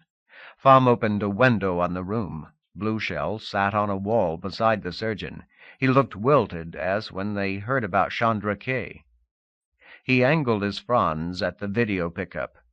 Sir Fam, the ship tells me you've suspended our privileges. What is going on, Fam? Ravna had dug a foot into the floor and stood glaring at him. Fam ignored both questions. How is Greenstock doing? He said. The fronds turned away, seemed to become even more limp. She lives. I thank you, Sir Fam. It took great skill to do what you did. Considering everything, I could not have asked for more. What did I do? He remembered firing on Greenstock. Had he pulled his aim? He looked inside the surgeon. This was quite different from the human configuration. This one was mostly water-filled, with turbulent aeration along the patient's fronds. Asleep? Greenstock looked frailer than he remembered, her fronds waving randomly in the water. Some were nicked, but her body seemed whole. His eyes traveled downwards toward the base of the stalk, where a rider is normally attached to its scrota. The stump ended in a cloud of surgical tubing, and Fam remembered the last instant of the firefight, blasting the scrota out from under Greenstock. What is a rider like without anything to ride? He pulled his eyes away from the wreckage. I've deleted your command privileges because I don't trust you. My former friend, tool of my enemy. Blueshell didn't answer. After a moment, Ravna spoke. Fam, without Blueshell, I'd never have gotten you out of that habitat. Even then, we were stuck in the middle of the RIP system. The Shepherd satellite was screaming for our blood. They had figured out we were human. The Abrahanti were trying to break harbor and come down on us. Without Blueshell, we'd never have convinced local security to let us go ultra. We'd probably have been blown away the second we cleared the ring plane. We'd all be dead now, Fam. Don't you know what happened down there? Some of the indignation left Ravna's face. Yes, but understand about scrotas. They are a mechanical contrivance. It's easy enough to disconnect the cyber part from the mechanical linkages. These guys were controlling the wheels and aiming the gun. On the window behind Ravna he could see Blueshell standing with his fronds motionless, not rushing to agree. Triumphant? That doesn't explain Greenstock sucking us into the trap. He raised a hand. Yeah, I know, she was bludgeoned into doing it. Only problem, Ravna, she had no hesitation. She was enthusiastic, bubbly. He stared over the woman's shoulder. She was under no compulsion. Didn't you tell me that, Blue Shell?" A long pause. Finally, "Yes, Sir Pham." Ravna turned, drifting back so she could see both of them. But, it's still absurd. Greenstock has been with us from the beginning. 1,000 times she could have destroyed the ship, or gotten word to the outside. Why chance this stupid ambush?" "Yes. Why didn't they betray us before?" Up until she asked the question, Pham had not known. He knew the facts, but had no coherent theory to hang them on. Now it all came together. The ambush, his dreams in the surgeon, even the paradoxes. "Maybe she wasn't a traitor before. We really did escape from Relay without pursuit, without anyone knowing of us, much less our exact destination. Certainly no one expected humans to show up at Harmonious Repose." He paused, trying to get it all together. The ambush. "The ambush, it wasn't stupid, but it was completely ad hoc. The enemy had no backup. Their weapons were dumb, simple things." Insight. "Why, I'll bet if you look at the wreckage of Greenstock's Scrota, you'll find her beam gun was some sort of cutter tool. And the only sensor on the Claymore mine was a motion detector. It had some civil use. All the gadgets were pulled together on very short notice by people who had not been expecting a fight. No, our enemy was very surprised by our appearance." "You think the Aprahanti could—" "Not the Aprahanti. From what you said, they didn't break moorage till after the gunfight, when the Rider Moon started screaming about us. Whoever's behind this is independent of the butterflies and must be spread in very small numbers across many star systems, a vast set of tripwires listening for things of interest. They noticed us, and weak as their outpost was, they tried to grab our ship. Only when we were getting away did they advertise us. One way or another, they didn't want us to get away." He jerked a hand at the ultra-trace window. "If I read that right, we've got more than 500 ships on our tail." Ravna's eyes flicked to the display and back. Her voice was abstracted.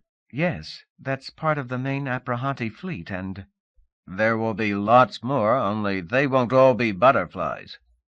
"What are you saying, then? Why would Scrota Riders wish us ill? A conspiracy is senseless. They've never had a nation-state, much less an interstellar empire." Pham nodded. "Just peaceful settlements, like that Shepherd Moon, in polyspecific civilizations all across the beyond." His voice softened. "No, Rav, the Scrota Riders are not the real enemy here. It's the thing behind them, the Stromley perversion." Incredulous silence, but he noticed how tightly Blue Shell held his fronds now. That one knew. "It's the only explanation, Ravna. Greenstock really was our friend, and loyal. My guess is that only a small minority of the Riders are under the perversion's control. When Greenstock fell in with them, she was converted too." That's impossible. This is the middle of the beyond, Pham.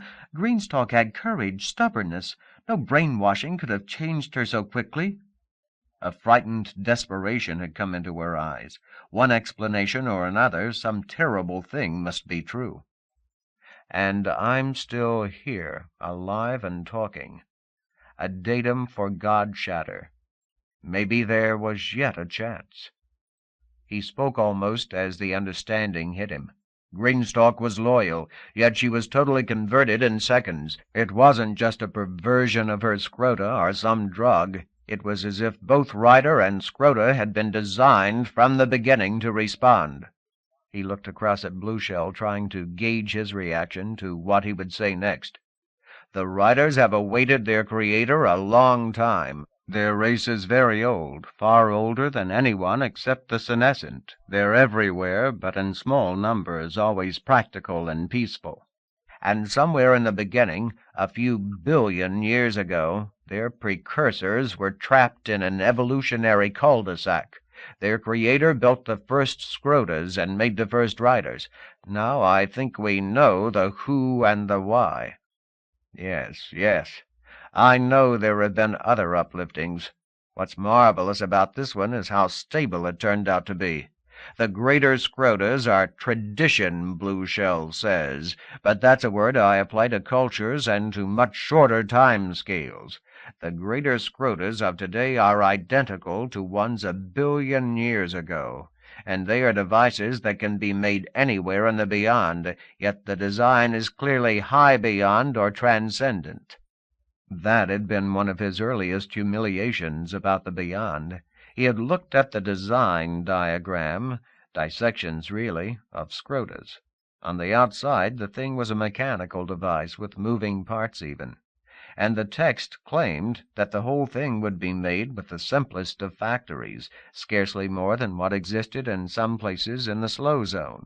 And yet the electronics was a seemingly random mass of components without any trace of hierarchical design or modularity. It worked, and far more efficiently than something designed by human equivalent minds, but repair and debugging of the cyber component was out of the question. No one in the beyond understands all the potentials of Scrotas, much less the adaptations forced on their riders. Isn't that so, Blue Shell? The rider clapped his fronds hard against his central stalk. Again a furious rattling. It was something Pham had never seen before. Rage, terror.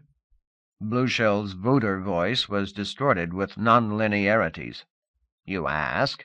You ask? It's monstrous to ask me to help you in this. The voice skeetered into high frequencies, and he stood mute, his body shivering. Pham of the Cheng Ho felt a stab of shame. The other knew and understood, and deserved better than this. The riders must be destroyed, but they should not have to listen to his judging. His hand swept toward the communications cutoff, stopped. No. This is your last chance to observe the perversion's work. Ravna's glance snapped back and forth between human and Scrota rider, and he could tell that she understood. Her face had the same stricken look as when she learned about Chandra K. You're saying the perversion made the original Scrotas? And modified the riders, too. It was long ago, and certainly not the same instance of the perversion that the Straumers created, but the Blight, that was the other common name for the perversion, and closer to Old One's view. For all the perversion's transcendence, its lifestyle was more similar to a disease than anything else. Maybe that had helped to fool Old One. But now Pham could see. The Blight lived in pieces across extraordinary reaches of time. It hid in archives waiting for ideal conditions, and it had created helpers for its blooming. He looked at Ravna and suddenly realized a little more. You've had 30 hours to think about this, Rav. You saw the record from my suit. Surely you must have guessed some of this. Her gaze dropped from his. A little, she finally said. At least she was no longer denying. You know what we have to do, he said softly. Now that he understood what must be done, the god chatter eased its grip. Its will would be done. What is that? Said Ravna, as if she didn't know. 2 things. Post this to the net. Who would believe? The net of 1,000,000 lies. Enough would. Once they look, most folk will be able to see the truth here, and take the proper action. Ravna shook her head. No, barely audible. The net must be told, Ravna. We've discovered something that could save 1,000 worlds. This is the Blight's hidden edge, at least in the middle and low beyond. She just shook her head again. But screaming this truth would itself kill billions. In honest defense. He bounced slowly toward the ceiling, pushed himself back to the deck. There were tears in her eyes now. These are exactly the arguments used to kill my family, my worlds, and I will not be part of it. But the claims are true this time. I've had enough of pogroms, Fam. Gentle toughness, and almost unbelievable. You would make this decision yourself, Rav? We know something that others, leaders wiser than either of us, should be free to decide upon. You would keep them from making that choice? She hesitated, and for an instant Fam thought the civilized rule-follower in her would bring her around. But then her chin came up. Yes, Fam, I would deny them the choice. He made a non-committal noise and drifted back toward the command console. No point in talking to her about what else must be done. And, Fam, we will not kill Blueshell and Greenstalk. There's no choice, Rav. His hands played with the touch controls. Greenstalk was perverted.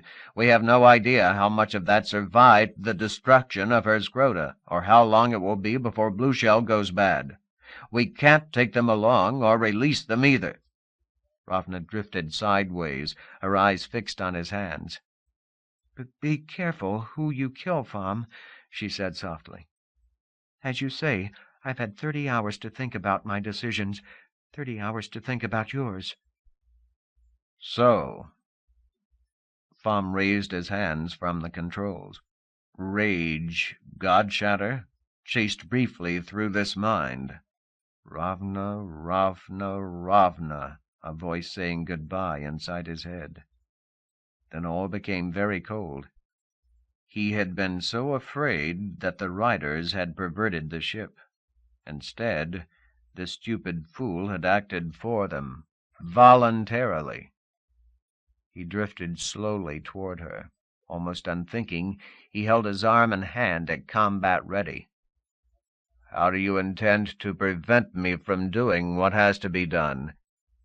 But he already guessed. She didn't back away, even when his hand was centimeters from her throat.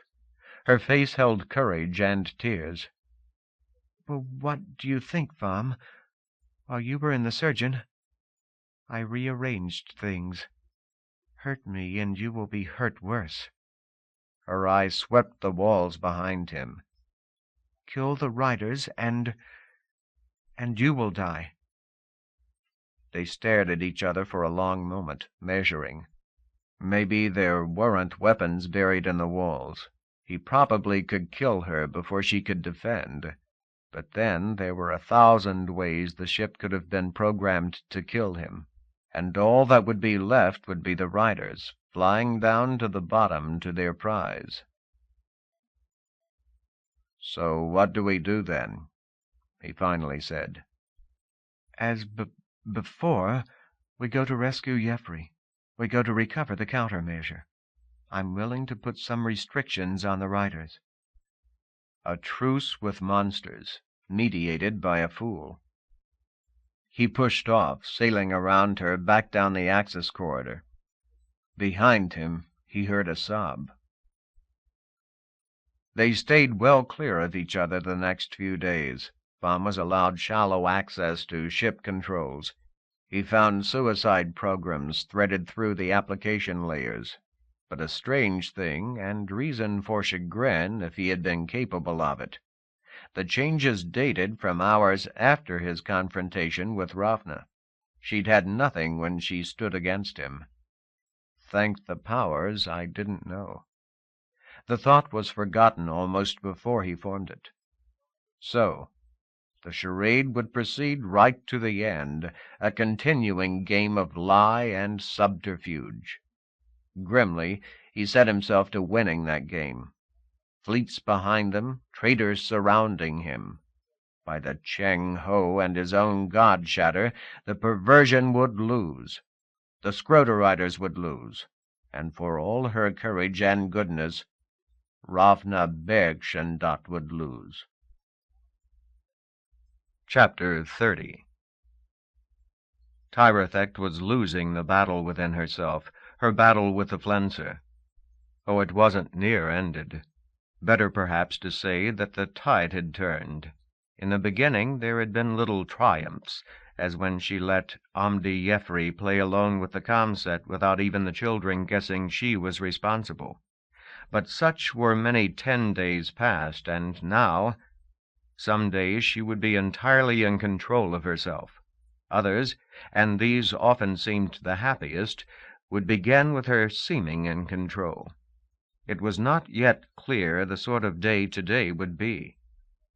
Tirethect paced along the hoardings that topped the new castle's walls. The place was certainly new, but hardly yet a castle. Steele had built in panicky haste. The south and west walls were very thick with embedded tunnels, but there were spots on the north side that were simply palisades backed by stony rubble. Nothing more could be done in the time that Steele had been given. She stopped for a moment, smelling fresh sawn timber. The view down Starship Hill was as beautiful as she had ever seen it. The days were getting longer. Now there was only twilight between the setting and the rising of the sun. The local snow had retreated to its summer patches, leaving heather to turn green in the warmth. From here she could see miles to where bluish sea haze clamped down on the offshore islands. By the conventional wisdom, it would be suicide to attack the new castle, even in its present ramshackle state, with less than a horde. Tirethect smiled bitterly to herself. Of course, Woodcarver would ignore that wisdom. Old Woodcarver thought she had a secret weapon that would breach these walls from hundreds of feet away. Even now Steele's spies were reporting that the Woodcarvers had taken the bait, that their small army and their crude cannon had begun the overland trek up the coast. She descended the wall stairs to the yard. She heard faint thunder. Somewhere north of Streamsdell, Steele's own cannoneers were beginning their morning practice. When the air was just right, you could hear it. There was to be no testing near the farmlands, and none but high servants and isolated workers knew of the weapons. But by now Steele had 30 of the devices and gunpowder to match. The greatest lack was gunners. Up close the noise of firing was hellish. Sustained firing could deafen. But the weapons themselves. They had a range of almost 8 miles, 3 times as great as Woodcarver's. They could deliver gunpowder bombs that exploded on impact. There were places beyond the northern hills where the forest was gouged bare and slumping landslides showed naked rock, all from sustained barrages of gunfire. And soon, perhaps today, the Flencerists would have radio too. God damn you, Woodcarver. Of course, Tirethect had never met the Woodcarver, but Flencer had known that pack well. Flencer was mostly Woodcarver's offspring. The gentle Woodcarver had borne him and raised him to power. It had been Woodcarver who taught him about freedom of thought and experiment. Woodcarver should have known the pride that lived in Flencer, should have known that he would go to extremes his parent never dared. And when the new one's monstrous nature became clear, when his first experiments were discovered, Woodcarver should have had him killed, or at the very least fragmented. Instead, Flencer had been allowed to take exile, to create things like Steele, and they to create their own monsters, ultimately to build this hierarchy of madness. And now, a century overdue, Woodcarver was coming to correct her mistake. She came with her toy guns as overconfident and idealistic as ever. She came into a trap of steel and fire that none of her people would survive. If only there were some way to warn the Woodcarver. Tirethect's only reason for being here was the oath she had sworn herself to bring down Flencer's movement. If Woodcarver knew what awaited her here, if she even knew of the traitors in her own camp, there might be a chance. Last fall, Tirethect had come close to sending an anonymous message south. There were traitors who visited both kingdoms. Her Flencer memories told her which were likely independent. She almost passed one and out a single piece of silk paper, reporting the starship's landing and Jeffrey's survival. In that, she had missed death by less than a day. Steele had shown her a report from the south about the other human and woodcarver's progress with the data set. There were things in the report that could only be known by someone at the top at woodcarver's. Who? She didn't ask, but she guessed it was Vendacious. The Flenser and Tyrethect remembered that sibling pack well. They'd had dealings. Vendacious had none of the raw genius of their joint parent, but there was a broad streak of opportunism in him. Steele had shown her the report only to puff himself up, to prove to Tyrethect that he had succeeded in something that Flenser had never attempted. And it was a coup. Tyrethect had complimented Steele with more than usual sincerity, and quietly shelved her plans of warning. With a spy at the top at woodcarver's, any message would be pointless suicide. Now Tyrethect padded across the castle's outer yard. There was still plenty of construction going on, but the teams were smaller. Steele was building timber lodges all over the yard. Many were empty shells. Steele hoped to persuade Ravna to land at a special spot near the inner keep. The inner keep. That was the only thing about this castle built to the standards of Hidden Island. It was a beautiful structure. It really could be what Steele told Amdi Yefri, a shrine to honor Yefri's ship and protect it from woodcarver attack. The central dome was a smooth sweep of cantilevers and fitted stone, as wide as the main meeting hall on Hidden Island. Tyrethect watched it with one pair of eyes as she trotted round it. Steele intended to face the dome with the finest pink marble. It would be visible for dozens of miles into the sky. The deadfalls built into its structure were the centerpiece of Steele's plan, even if the rescuers didn't land in his other trap. Shrek and two other high servants stood on the steps of the castle's meeting hall. They came to attention as she approached. The three backed quickly away, bellies scraping stone, but not as quickly as last fall. They knew that the other Flenser fragments had been destroyed. As Tyrethect swept past them, she almost smiled. For all her weakness and all her problems, she knew she could best these three. Steele was already inside, alone.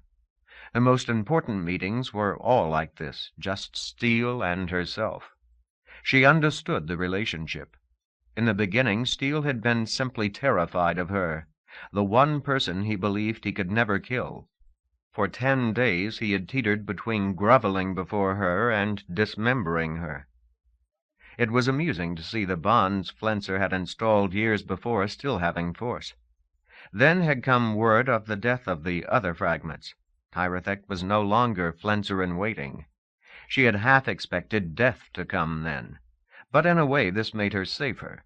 Now Steele was less afraid, and his need for intimate advice could be satisfied in ways he saw less threatening.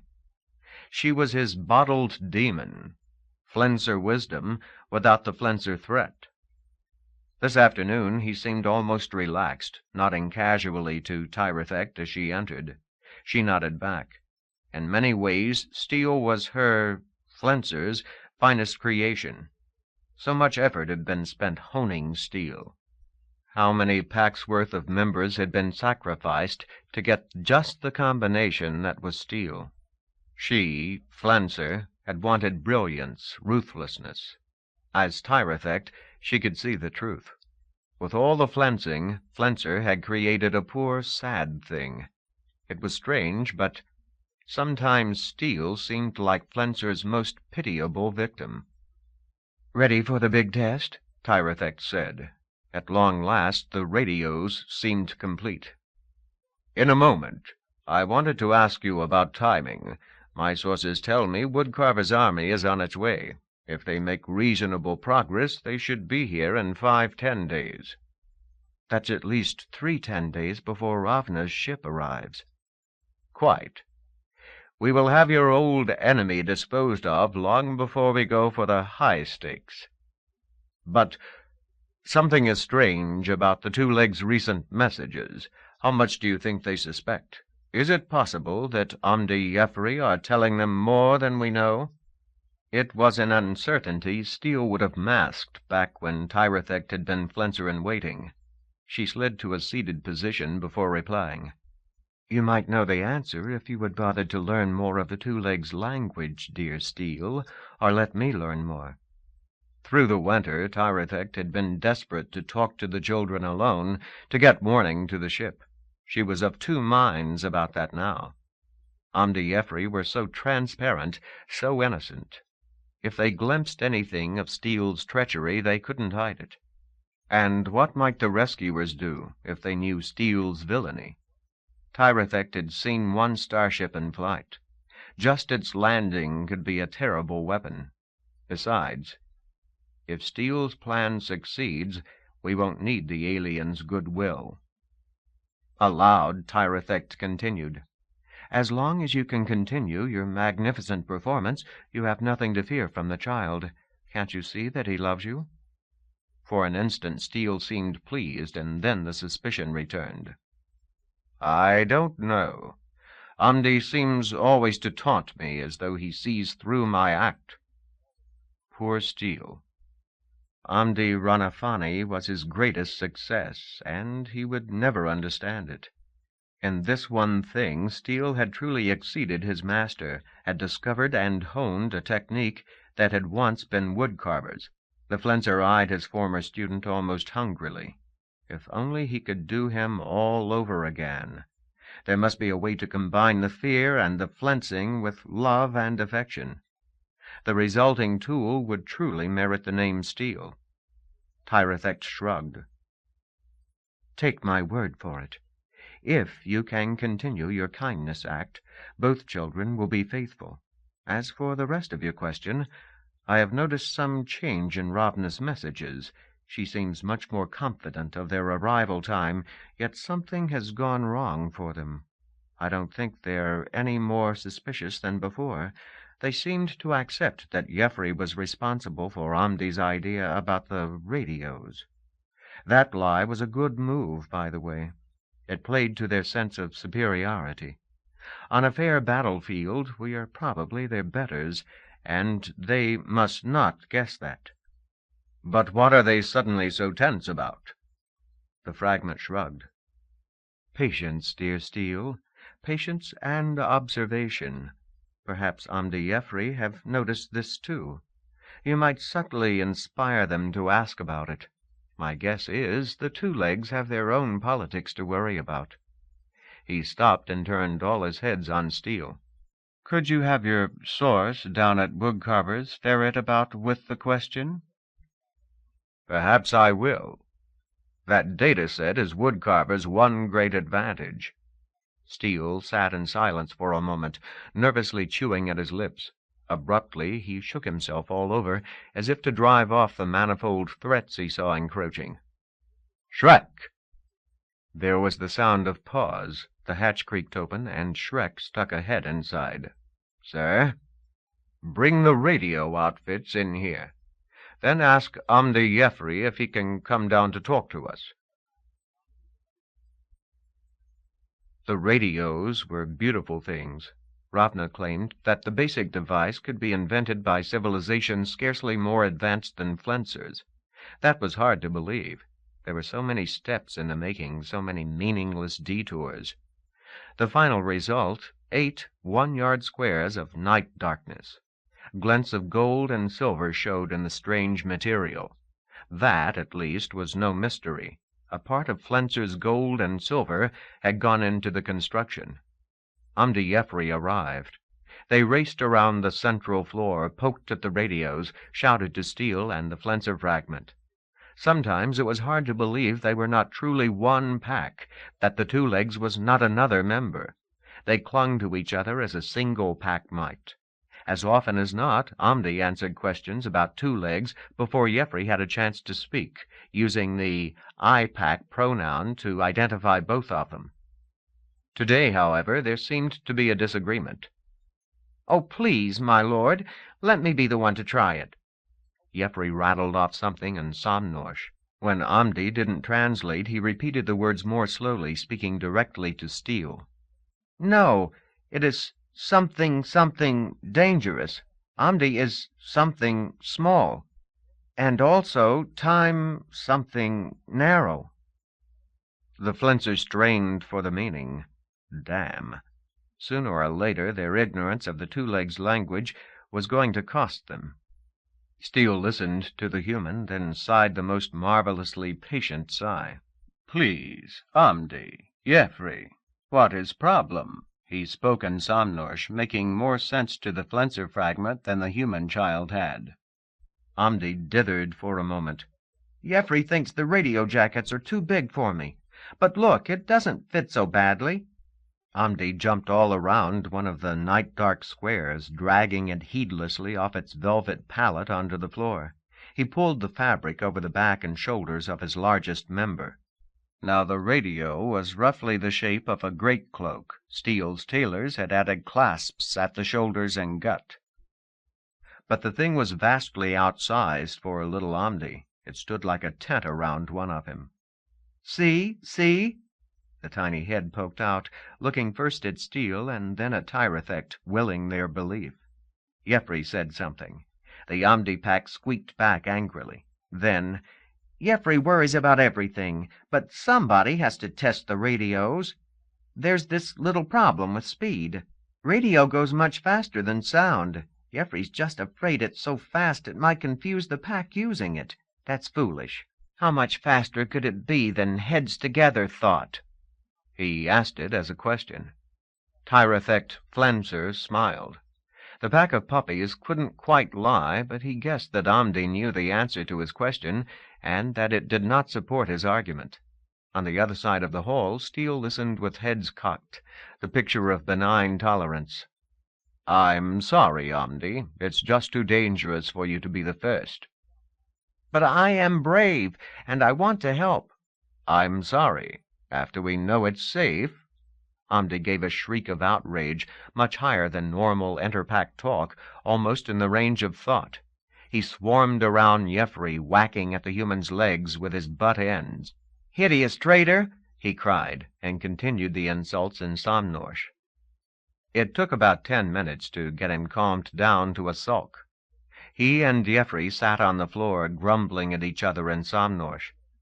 Tyrethect watched the two and Steele on the other side of the room. If irony were something that made sound, they would all be deaf by now.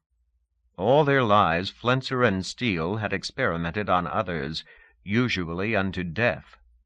Now they had a victim who literally begged to be victimized, and he must be rejected. There was no question about the rejection. Even if Jeffrey had not raised objections, the Amdi pack was too valuable to be risked. Furthermore, Amdi was an eightsome. It was a miracle that such a large pack could function at all. Whatever dangers there were with radio would be much greater for him. So a proper victim would be found, a proper wretch. Surely there were plenty of those in the dungeons beneath Hidden Island. Tyrethect thought back on all the pack she remembered killing, how she hated Flenser, his calculating cruelty. I am so much worse than Steele. I made Steele. She remembered where her thoughts had been the last hour. This was one of the bad days, one of the days when Flenser sneaked out from the recesses of her mind, when she rode the power of his reason higher and higher, till it became rationalization and she became him. Still, for a few more seconds, she might be in control. What could she do with it? A soul that was strong enough might deny itself, might become a different person, might at the very least end itself. I will try the radio. The words were spoken almost before he thought them.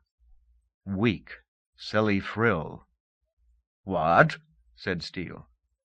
But the words had been clear, and Steele had heard. The Flenser fragment smiled dryly. I want to see what this radio can do. Let me try it, dear Steele. They took the radios out into the yard on the side of the starship that was hidden from general view. Here it would just be Amdi Jeffrey, Steele, and whoever I am at the moment. The Flenser fragment laughed at the upwelling fear. Discipline, she had thought. Perhaps that was best. He stood in the middle of the yard and let the human help him with the radio gear. Strange to see another intelligent being so close and towering over him. Jeffrey's incredibly articulate paws arranged the jackets loosely on his backs. The inside material was soft, deadening, and unlike normal clothing, the radios covered the wearer's tympana. The boy tried to explain what he was doing. "See, this thing," he pulled at the corner of the great cloak, "goes over your head. The inside has something that makes sound into radio." The fragment shrugged away as the boy tried to pull the cover forward. "No, I can't think with these cloaks on." Only by standing just so, all members facing inward, could the fragment maintain full consciousness. Already the weaker parts of him were edging toward isolation panic. The conscience that was Tyrethect would learn something today. "Oh, I'm sorry." Jeffrey turned and spoke to Amdi, something about using the old design. Amdi was heads together just 30 feet away. He had been all frowns, sullen at being denied, nervous to be apart from the two legs. But as the preparations continued, the frowns eased. The puppy's eyes grew wide with happy fascination. The fragment felt a wave of affection for the puppies that came and went almost too fast to be noticed. Now Amdi edged nearer, taking advantage of the fact that the cloaks muffled much of the fragment's thought sounds. "Jeffrey says maybe we shouldn't have tried to make the mind-size radio," he said. "But this will be so much better. I know it. And," he said with transparent slyness, "you could still let me test it instead."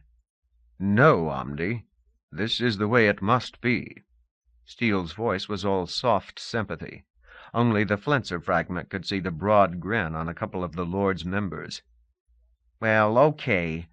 The puppies crept a little nearer. "Don't be afraid, Lord Tyrethect. We've had the radios in sunlight for some time. They should have lots of power. To make them work, you must pull all the belts tight, even the ones at your neck." "All of them at once?" Amdi fidgeted. "That's probably best. Otherwise, there will be such a mismatch of speeds that—" He said something to the two legs. Jeffrey leaned close.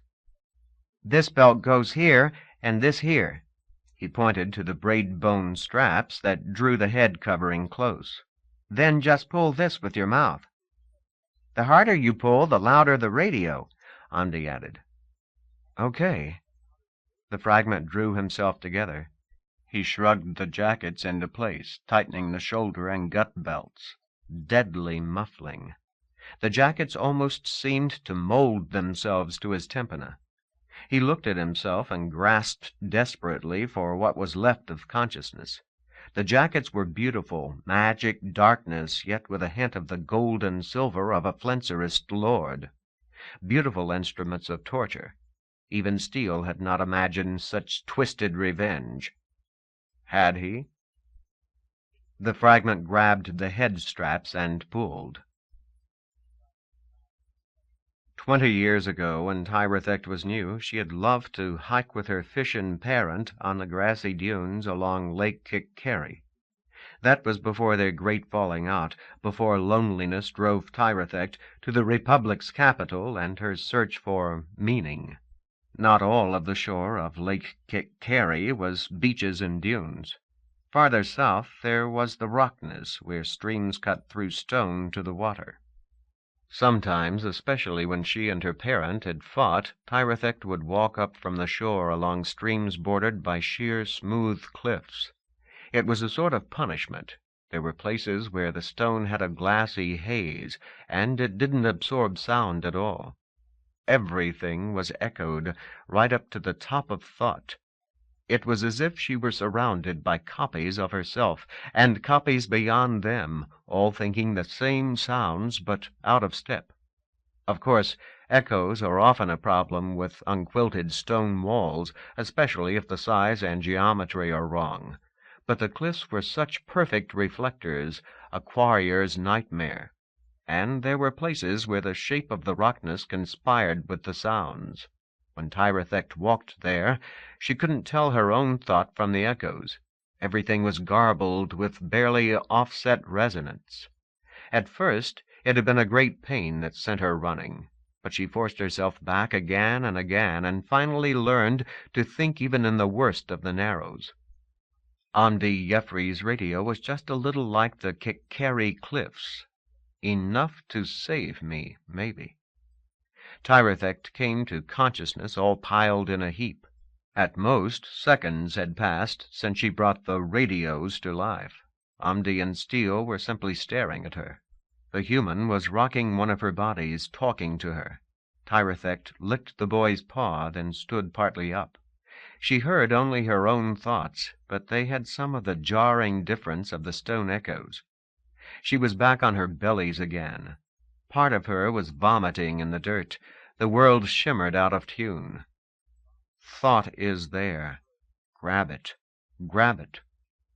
All a matter of coordination, of timing. She remembered Amdi Jeffrey talking about how fast the radio was. In a way, this was the reverse of the problem of the screaming cliffs.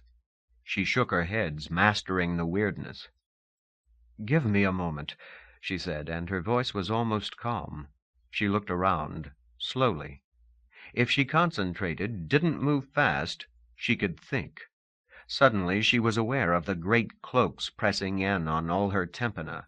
She should have been deafened, isolated. Yet her thoughts were no muzzier than after a bad sleep. She got to her feet again and walked slowly around the open space between Amdi and Steele. "Can you hear me?" she asked. "Yes," said Steele. He edged nervously away from her. Of course. The cloak's muffled sound, like any heavy quilt, anything in the range of thought, would be totally absorbed. But Enterpac's speech and Somnorsh were low-pitched sound. They would scarcely be affected. She stopped, holding all her breath. She could hear birds and the sounds of timber being sawn somewhere on the far side of the inner yard. Yet Steele was only 30 feet from her. His thought noise should have been a loud intrusion, even confusing. She strained to hear. There was nothing but her own thoughts and a stickety buzzing noise that seemed to come from all directions. "And we thought this would just give us control in battle," she said wonderingly. Oliver turned, walking toward Amdi. He was 20 feet away, 10 feet. Still no thought noise. Amdi's eyes were wide. The puppies held their ground. In fact, all 8 of them seemed to lean toward her. "You knew about this all along, didn't you?" Tirethect said. "I hoped. Oh, I hoped." He stepped closer, 5 feet. The 8 of him looked at the 5 of her from a distance of inches. He extended a nose, brushing muzzles with Tirethect. His thought sounds came only faintly through the cloak, no louder than if he were 50 feet away. For a moment they looked at each other in stark astonishment. Nose to nose, and they both could still think. Amdi gave a whoop of glee and bounded in among Tirethect, rubbing back and forth across her legs. "See, Jeffrey," he shouted in Somnorsh. "It works! It works!" Tirethect wobbled under the assault, almost lost hold of her thoughts. What had just happened? In all the history of the world, there had never been such a thing. If thinking packs could work paw by jowl, there were consequences and consequences, and she got dizzy all over again. Steele moved a little closer and suffered a flying hug from Jeffrey Olschendat. Steele was trying his best to join the celebration, but he wasn't quite sure what had happened. He hadn't lived the consequences like Tirethect. "Wonderful progress for the first try," he said. "But it must be painful even so." 2 of them looked sharply at her. "We should get that gear off you and give you a rest." "No." Tirethect and Amdi said almost together. She smiled back at Steele. "We haven't really tested it yet, have we? The whole purpose was long-distance communications." "We thought that was the purpose anyway." In fact, even if it had no better range than talk sounds, it was already a towering success in Tirethect's mind. Oh. Steele smiled weakly at Amdi and glared hidden faces at Tirethect. Jeffrey was still hanging on two of his necks. Steele was a picture of barely concealed anguish. Well, go slowly, then. We don't know what might happen if you run out of range. Tirethect disentangled two of herself from Amdi and stepped a few feet away. Thought was as clear, and as potentially confusing, as before. By now she was beginning to get the feel of it, though. She had very little trouble keeping her balance. She walked the two another 30 feet, about the maximum range a pack could coordinate in the quietest conditions. "It's like I'm still heads together," she said wonderingly. Ordinarily, at 30 feet, thoughts were faint, and the time lag so bad that coordination was difficult. "How far can I go?" she murmured the question to Amdi. He made a human giggling sound and slid a head close to hers. "I'm not sure. It should be good at least to the outer walls." "Well," she said in a normal voice for Steele, "let's see if I can spread a little bit further." The two of her walked another 10 yards. She was more than 60 feet across. Steele was wide-eyed. "And now?" Tirethect laughed. "My thought's as crisp as before." She turned her to and walked away. "Wait!" roared Steele, bounding to his feet. "That's far—" Then he remembered his audience, and his fury became more a frightened concern for her welfare. "That's far too dangerous for the first experiment. Come back." From where she sat with Amdi, Tirethect smiled brightly. "But Steele, I never left," she said in Somnorsh. Amdi Jeffrey laughed and laughed. She was 150 feet across. Her two broke into a careful trot, and she watched Steele swallow back foam. Her thought still had the sharp, abrupt quality of closer than heads together. How fast is this radio thing? She passed close by Shrek and the guards posted at the edge of the field. Hey, Shrek, what do you say?" one of her said at his stupefied faces. Back with Amdi and the rest of her, Steele was shouting at Shrek, telling him to follow her. Her trot became an easy run. She split, one going north of the inner yard, the other south. Shrek and company followed, clumsy with shock. The dome of Inner Keep was between her, a sweeping hulk of stone. Her radio thoughts faded into the stickety buzzing. "Can't think," she mumbled to Amdi. "Pull on the mouth straps. Make your thoughts louder."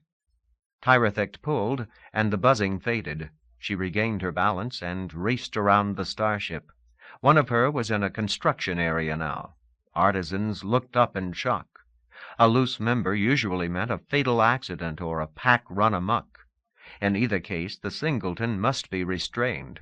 But Tirethect's member was wearing a great cloak that sparkled here and there of gold, and behind her Shrek and his guards were shouting for everyone to stand back. She turned a head to Steele, and her voice was joy. "I soar!" She ran through the cowering workers, ran toward the walls. She was everywhere, spreading and spreading. These seconds would make memories that would outlast her soul, that would be legends in the minds of her descendants 1,000 years from now. Steele hunkered down. Things were totally out of his control now. Shrek's people were all on the far side of Inner Keep. All that he and Amdi Jeffrey could know came from Tirethect, and the clamor of alarms. Amdi bounced around her. "Where are you now? Where?" "Almost to the outer wall." "Don't go beyond that," Steele said quietly. Tirethect scarcely heard. For a few more seconds she would drink this glorious power. She charged up the inside stairs. Guards scuttled back, some members jumping back into the yard. Shrek still followed, shouting for her safety. One of her reached the parapet, then the other. She gasped. "Are you all right?" said Amdi. Tirethect looked about her. From her place on the south wall she could see herself back in the castle yard, a tiny clump of gold and black that was her three and Amdi. Beyond the northeast wall stretched forest and valleys, the trails up into the Ice-Fang Mountains. To the west was Hidden Island and the misty inner waters. These were things she had seen 1,000 times as Flenser. How he had loved them, his domain. But now she was seeing as if in a dream. Her eyes were so far apart, her pack was almost as wide as the castle itself. The parallax view made Hidden Island seem just a few paces away. Newcastle was like a model spread out around her. Almighty pack of packs. This was God's view. Shrek's troopers were edging closer. He had sent a couple of packs back to get directions. "A couple of minutes. I'll come down in a couple of minutes." She spoke the words to the troopers on the palisade and to Steele back in the yard. Then she turned to survey her domain. She had only extended 2 of herself across less than a quarter of a mile. But there was no perceptible time lag. Coordination had the same abrupt feel it did when she was all together. And there was plenty more pull in the braid-bone straps. What if all 5 of her spread out, moved miles apart? All of the Northland would be her private room. And Flenser? Ah, Flenser. Where was he? The memories were still there, but Pyrethect remembered the loss of consciousness right when the radios began working. It took a special skill of coordination to think in the face of such terrible speed. Perhaps Lord Flenser had never walked between close cliffs when he was new. Tyrethect smiled. Perhaps only her mindset could hold when using the radios. In that case, Tyrethect looked again across the landscape. Flenser had made a great empire. If these new developments were managed properly, then the coming victories could make it infinitely grander. He turned to Shrek's troopers. "Very well. I am ready to return to Lord Steele." Chapter 31. It was high summer when Woodcarver's army left for the north. The preparations had been frantic, with Vendacious driving himself and everyone else to the point of exhaustion. There had been 30 cannons to make. Scrupolo cast 70 tubes before getting 30 that would fire reliably. There had been cannoneers to train, and safe methods of firing to discover. There had been wagons to build and care hogs to buy. Surely word of the preparations had long ago filtered north. Woodcarver's was a port city. They could not close down the commerce that moved through it. Vendacious warned them of this in more than one inter-council meeting. Steele knew they were coming. The trick was in keeping the Flenserists uncertain as to numbers and timing and exact purpose. "We have one great advantage over the enemy," he said. "We have agents in his highest councils. We know what he knows of us." They couldn't disguise the obvious from the spies, but the details were a different matter. The army departed along inland routes, a dozen wagons here, a few squads there. In all, there were 1,000 packs in the expedition, but they would never be together till they reached deep forest. It would have been easier to take the first part of the trip by sea, but the Flenserists had spotters hidden high in the fjord lands. Any ship movement, even deep in Woodcarver territory, would be known in the north. So they traveled on forest paths, through areas that Vendacious had cleared of enemy agents. At first, the going was very easy, at least for those with the wagons. Johanna rode in one of the rear ones with Woodcarver and Dataset. "Even I'm beginning to treat the thing like an oracle," thought Johanna. Too bad it couldn't really predict the future. The weather was as beautiful as Johanna had ever seen it on Tyne's World, an endless afternoon. It was strange that such unending fairness should make her so nervous, but she couldn't help it. This was so much like her first time on this world, when everything had gone wrong. During the first day-arounds of the journey, while they were still in home territory, Woodcarver pointed out every peak that came into view and tried to translate its name into Somnorsh for her. After 600 years, the queen knew her land well. Even the patches of snow, the ones that lasted all through the summer, were known to her. She showed Johanna a sketch-book she had brought along. Each page was from a different year, and showed her special snow patches as they had appeared on the same day of the summer. Riffling through the pages, it was almost like a crude piece of animation. Johanna could see the patches moving, growing over a period of decades, then retreating. "Most facts don't live long enough to feel it," said Woodcarver. "But to me, the patches that last all summer are like living things. See how they move? They are like wolves, held off from our lands by our fire that is the sun. They circle about, grow. Sometimes they link together, and a new glacier starts toward the sea." Johanna had laughed a little nervously. "Are they winning?" "For the last 4 centuries, no. The summers have often been hot and windy. In the long run, I don't know, and it doesn't matter quite so much to me any more." She rocked her 2 little puppies for a moment and laughed gently. "Peregrine's little ones are not even thinking yet, and I'm already losing my long view." Johanna reached out to stroke her neck. "But they are your puppies, too." "I know. Most of my pups have been with other packs, but these are the first that I have kept to be me." Her blind one nuzzled at one of the puppies. It wriggled and made a sound that warbled at the top of Johanna's hearing. Johanna held the other on her lap.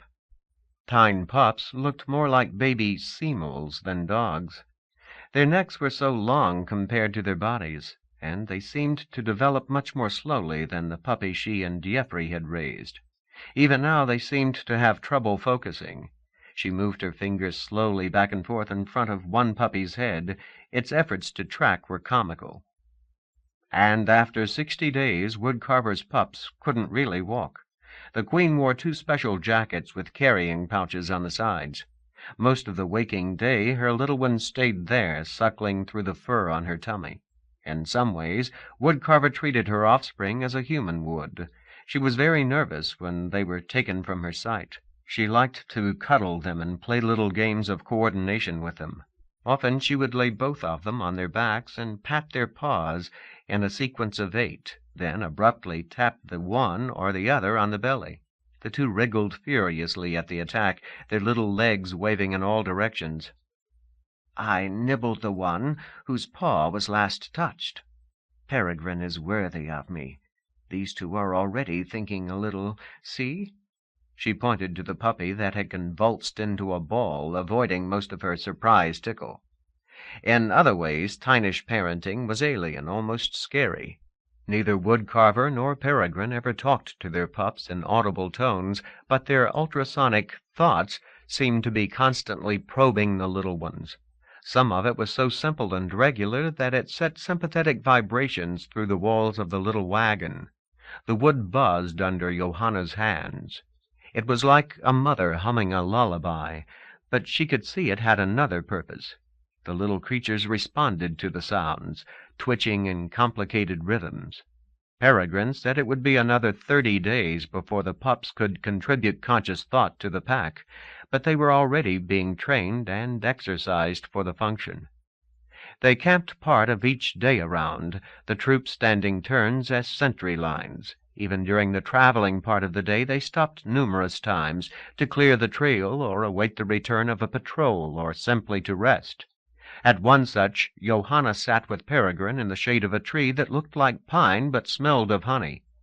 Pilgrim played with his young ones, helping them to stand up and walk a few steps. She could tell by the buzzing in her head that he was thinking at the pups, and suddenly they seemed more like marionettes than children to her. "Why don't you let them play by themselves, or with their—" "Brothers? Sisters? What do you call siblings born to the other pack?" "With Woodcarver's pups." Even more than Woodcarver, the Pilgrim had tried to learn human customs. He was by far the most flexible pack she knew. After all, if you can accommodate a murderer in your own mind, you must be flexible. But Pilgrim was visibly startled by her question. The buzzing in her head stopped abruptly. He laughed weakly. It was a very human laugh, though a bit theatrical. Peregrine had spent hours at interactive comedy on dataset, whether for entertainment or insight she didn't know. Play? By themselves? Yes, I see how natural that would seem to you. To us it would be a kind of perversion. No worse than that, since perversions are at least fun for some people some of the time. But if a pup were raised a singleton, or even a duo, it would be making an animal of what could be sturdy member. You mean that pups never have life of their own? Peregrine cocked his head and scrunched close to the ground. One of them continued to nose around the puppies, but Johanna had his attention. He loved to puzzle over human exotica. Well, sometimes there is a tragedy, an orphan pup left to itself. Often there is no cure for it. The creature becomes too independent to meld with any pack. In any case, it is a very lonely, empty life. I have personal memories of just how unpleasant. You're missing a lot. I know you've watched children's stories on dataset. It's sad you can never be young and foolish. Hi, I never said that. I've been young and foolish lots. It's my way of life. And most packs are that way when they have several young members by different parents. As they talked, one of Peregrine's pups had struggled to the edge of the blanket they sat on. Now it awkwardly extended its neck into the flowers that grew from the roots of a nearby tree. As it scruffed around in the green and purple, Johanna felt the buzzing begin again. The pup's movement became a tad more organized. Wow, I can smell the flowers with him. I bet we'll be seeing through each other's eyes well before we get to Flintzer's hidden island. The pup backed up, and the two did a little dance on the blanket. Peregrine's heads bobbed in time with the movement. They are such bright little ones. He grinned. Oh, we are not so different from you, Johanna. I know humans are proud of their young ones. Both Woodcarver and I wonder what ours will become. She is so brilliant, and I am, well, a bit mad. Will these two make me a scientific genius? Will Woodcarver's turn her into an adventurer?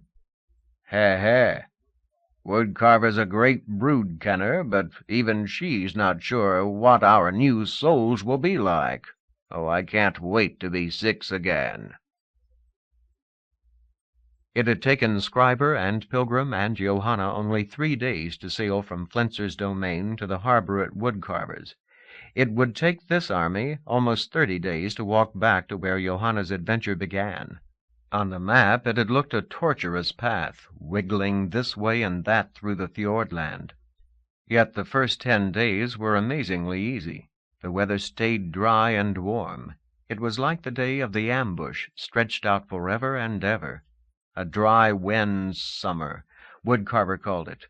In summer there should be occasional storms, at least cloudiness. Instead, the sun circled endlessly above the forest canopy, and when they broke into the open, never for long, and then only when Vendacious was sure that it was safe, the sky was clear and almost cloudless. In fact, there was already uneasiness about the weather. At noon it could get downright hot. The wind was constant, drying. The forest itself was drying out. They must be careful with fires. And with the sun always up and no clouds, they might be seen by lookouts many kilometers away. Scrupolo was especially bothered. He hadn't expected to fire his cannons en route, but he had wanted to drill his troops more in the open. Scrupolo was a council member and the Queen's chief engineer. Since his experiment with the cannon, he had insisted on the title Commander of Cannoneers. To Johanna, the engineer had always seemed curt and impatient. His members were almost always moving, and with jerky abruptness. He spent almost as much time with the dataset as did the Queen or Peregrine Wickraxcar, yet he had very little interest in people-oriented subjects. "He has a blindness for all but machines," Woodcarver once said of him. "But that's how I made him. He's invented much, even before you came." Scrupolo had fallen in love with the cannons. For most packs, firing the things was a painful experience. Since that first test, Scrupolo had fired the things again and again, trying to improve the tubes, the powder, and the explosive rounds. His fur was scored with dozens of powder burns. He claimed that nearby gun thunder cleared the mind, but most everybody else agreed it made you daft. During rest stops, Scroop was a familiar figure, strutting up and down the line, haranguing his cannoneers. He claimed even the shortest stop was an opportunity for training, since in real combat speed would be essential. He had designed special epaulets based on Nuyoran gunners' ear muffs. They didn't cover the low-sound ears at all, but instead the forehead and shoulder tympana of the trigger member. Actually, tying the muffs down was a mind-numbing thing to do, but for the moments right around firing it was worth it. Scrupolo wore his own muffs all the time, but unsnugged. They looked like silly little wings sticking out from his head and shoulders. He obviously thought the effect was raffish, and in fact his gunner crews also made a big thing of wearing the gear at all times. After a while, even Johanna could see that the drill was paying off. At least they could swing the gun tubes around at an instant's notice, stuff them with fake powder and ball, and shout the Tynish equivalent of bang. The army carried much more gunpowder than food. The packs were to live off the forest. Johanna had little experience with camping in an atmosphere. Were forests usually this rich? It was certainly nothing like the urban forests of Straum, where you needed a special license to walk off marked paths, and most of the wildlife were mechanical imitations of Nuyoran originals. This place was wilder than even the stories of Nuyora. After all, that world had been well settled before it fell to medievalism. The Tynes had never been civilized, had never spread cities across continents. Pilgrim guessed there were fewer than 30 million packs in all the world. The Northwest was only beginning to be settled. Game was everywhere. In their hunting, the Tynes were like animals. Troopers raced through the underforest. The favorite hunt was one of sheer endurance, where the prey was chased until it dropped. That was rarely practical here, but they got almost as much pleasure from chasing the unwary into ambushes. Johanna didn't like it. Was this a medieval perversion or a peculiarly Tynish one? If allowed the time, the troops didn't use their bows and knives. The pleasure of the hunt included slashing at throats and bellies with teeth and claws. Not that the forest creatures were without defenses. For millions of years, threat and counter-threat had evolved here. Almost every animal could generate ultrasonic screeching that totally drowned the thought of any nearby pack. There were parts of the forest that seemed silent to Johanna, but through which the army drove at a cautious gallop, troops and drivers writhing in agony from the unseen assault. Some of the forest animals were more sophisticated. 25 days out, the army was stuck trying to get across the biggest valley yet. In the middle, mostly hidden by the forest, a river flowed down to the western sea. The walls of these valleys were like nothing Johanna had seen in the parks of Straum. If you took a cross-section at right angles to the river, the walls made a U shape. They were cliff-like steep at the high edges, then became slopes, and finally a gentle plain where the river ran. "That's how the ice gouges it," explained Woodcarver. "There are places further up where I've actually watched it happen," and she showed Johanna explanations in the data set.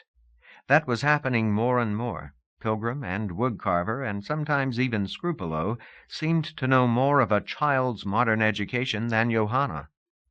They had already been across a number of smaller valleys. Getting down the steep parts was always tedious, but so far the paths had been good. Vendacious took them to the edge of this latest valley. Woodcarver and staff stood under the forest cover just short of the drop-off. Some meters back, Johanna sat surrounded by peregrine wickraxcar. The trees at this elevation reminded Johanna a little of pines. The leaves were narrow and sharp and lasted all year, but the bark was blistered white, and the wood itself was pale blonde.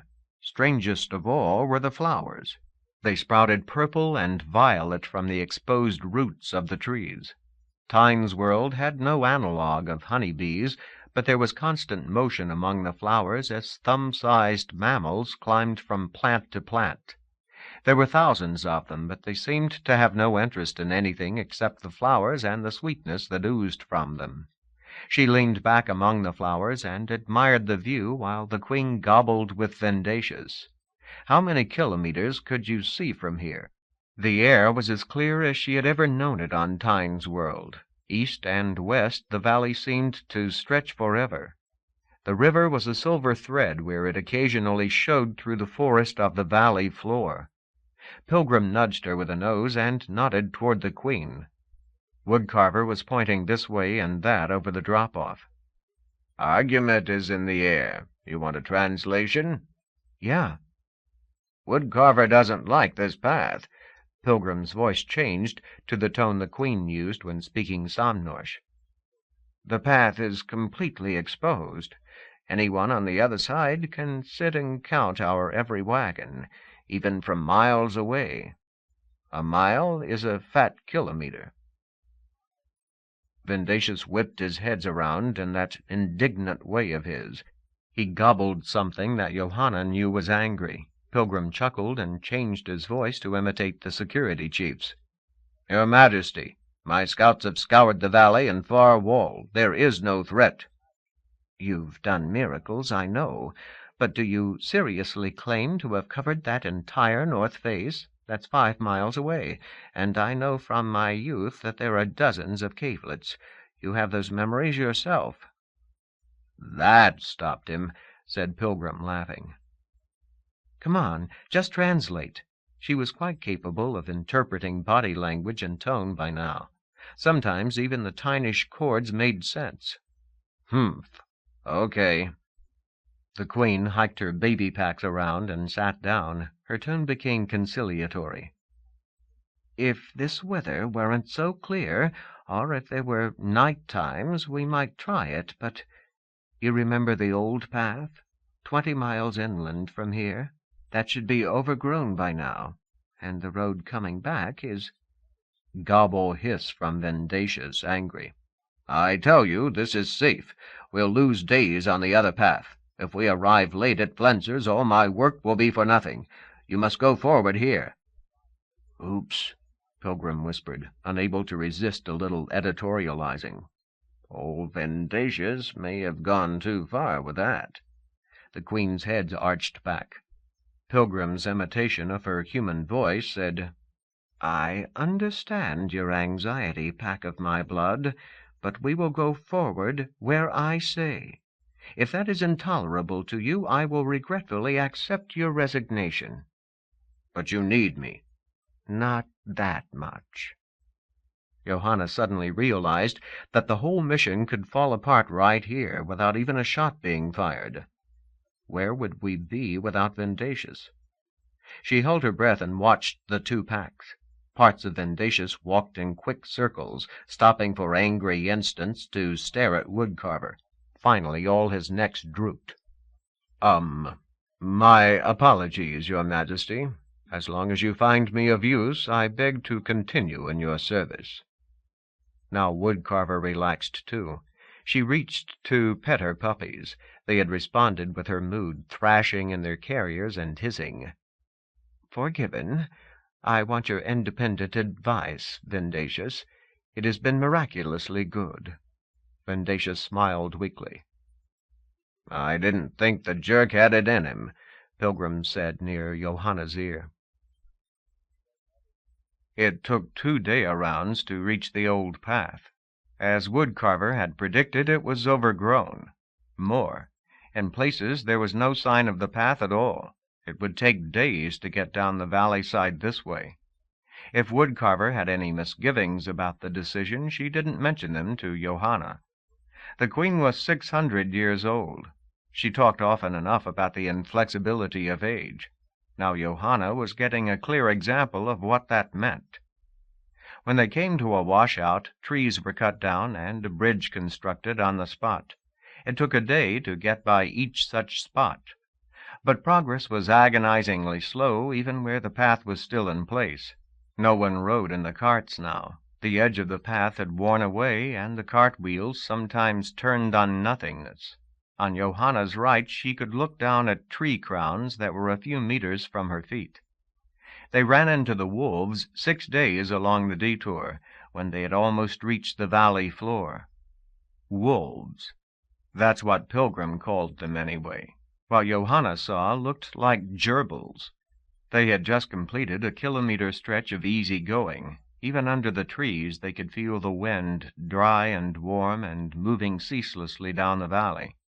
The last patches of snow between the trees were being sucked to nothingness, and there was a haze of smoke beyond the north wall of the valley. Johanna was walking alongside Woodcarver's cart. Pilgrim was about 10 meters behind, chatting occasionally with them. The Queen herself had been very quiet these last days. Suddenly there was a screech of tynish alarm from above them. A second later Vendatia shouted from 100 meters ahead. Through gaps in the trees Johanna could see troopers on the next switchback above them, unlimbering crossbows, firing into the hillside above them. The sunlight came dappled through the forest cover, bringing plenty of light, but in splotches that broke and moved as the soldiers hustled about. Chaos, but there were things up there that weren't tines. Small, brown, or gray, they flitted through the shadows and the splotches of light. They swept up the hillside, coming upon the soldiers from the opposite direction that they were shooting. "Turn around! Turn around!"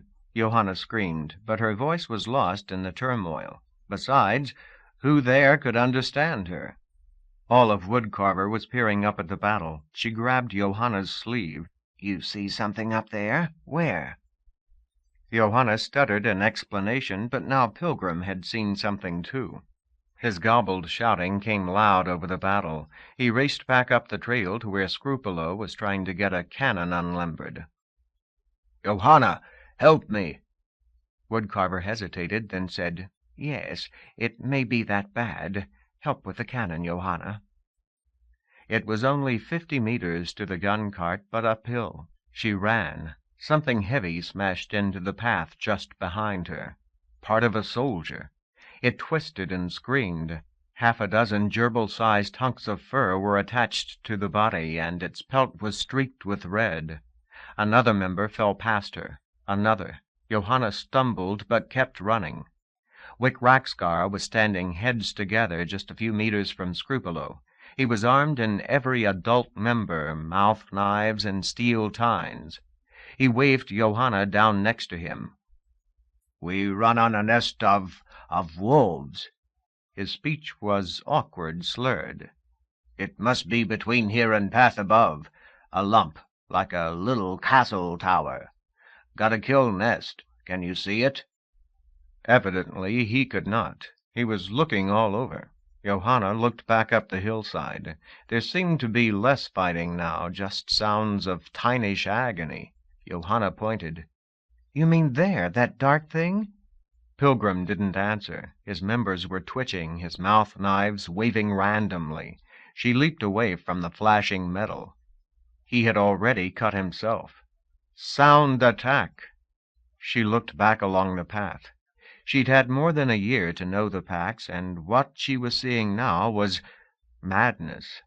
Some packs were exploding, racing in all directions to distances where thought couldn't possibly be sustained.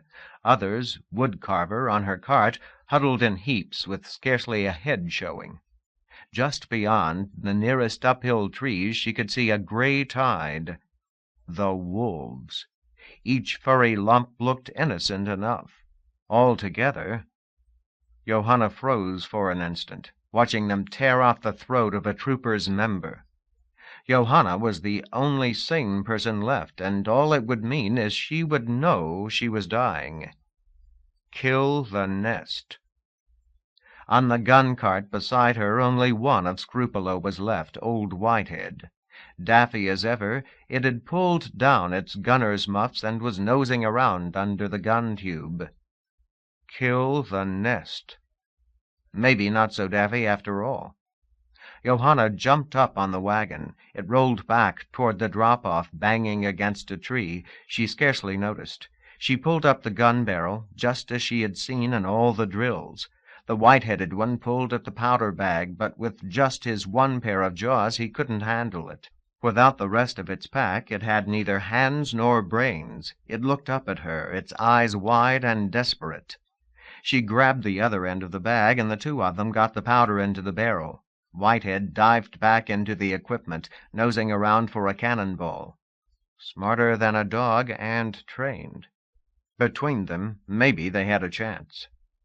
Just half a meter beneath her feet, the wolves were running by. One or two she could have fought off herself, but there were dozens down there, worrying and tearing at random members.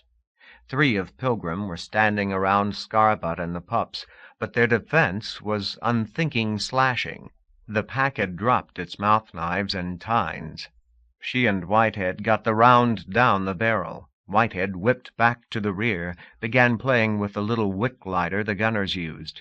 It was something that could be held in a single mouth, since only one member actually fired the weapon. "Wait, you idiot!" Johanna kicked him back. "We gotta aim this thing." Whitehead looked hurt for an instant. The complaint wasn't completely clear to him. He had dropped the standoff wand, but still held the lighter. He flicked on the flame and circled determinedly back, tried to worm past Johanna's legs. She pushed him back again and looked uphill. The dark thing. That must be the nest. She tilted the gun tube on its mounting and sighted down the top. Her face ended up just centimeters from the persistent Whitehead and his flame. His muffed head darted forward, and the flame touched the fire hole. The blast almost knocked Johanna off the cart. For a moment she could think of nothing but the pain that stabbed into her ears. She rolled to a sitting position, coughing in the smoke. She couldn't hear anything beyond a high-pitched ringing that went on and on. Their little wagon was teetering, one wheel hanging over drop-off. Whitehead was flopping around under the butt of the cannon. She pushed it off him and patted the muffed head. He was bleeding, or she was.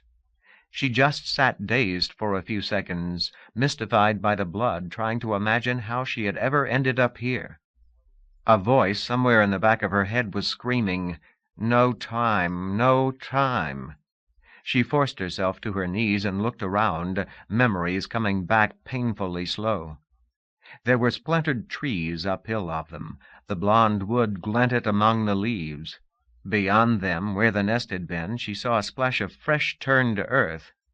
They had killed it, but the fighting continued. There were still wolves on the path, but now they were the ones running in all directions. As she watched, dozens of them catapulted off the edge of trail into the trees and rocks below. And the tines were actually fighting now. Pilgrim had picked up his knives. The blades and his muzzles dripped red as he slashed. Something gray and bleeding flew over the edge of the cart and landed by Johanna's leg. The wolf couldn't have been more than 20 centimeters long, its hair dirty gray-brown. It really did look like a pet, but the tiny jaws clicked at her ankles with murderous intent. Johanna dropped a cannonball on it. During the next 3 days, while Woodcarver's people struggled to bring their equipment and themselves back together, Johanna learned quite a bit about the wolves. What she and scrupulous Whitehead did with the cannon had stopped the attack cold. Without doubt, knocking out the nest had saved a lot of lives and the expedition itself. The wolves were a type of hive creature, only a little like the packs. The Tynes race used group thought to reach high intelligence. Johanna had never seen a rational pack of more than 6 members. The wolf nests didn't care about high intelligence. Woodcarver claimed that a nest might have thousands of members. Certainly the one they'd tripped over was huge. Such a mob couldn't be as smart as a human. In terms of raw reasoning power, it probably wasn't much brighter than a single pack member. On the other hand, it could be a lot more flexible. Wolves could operate alone at great distances. When within 100 meters of the home nest, they were appendages of the queen members of the nest, and no one doubted their canniness then.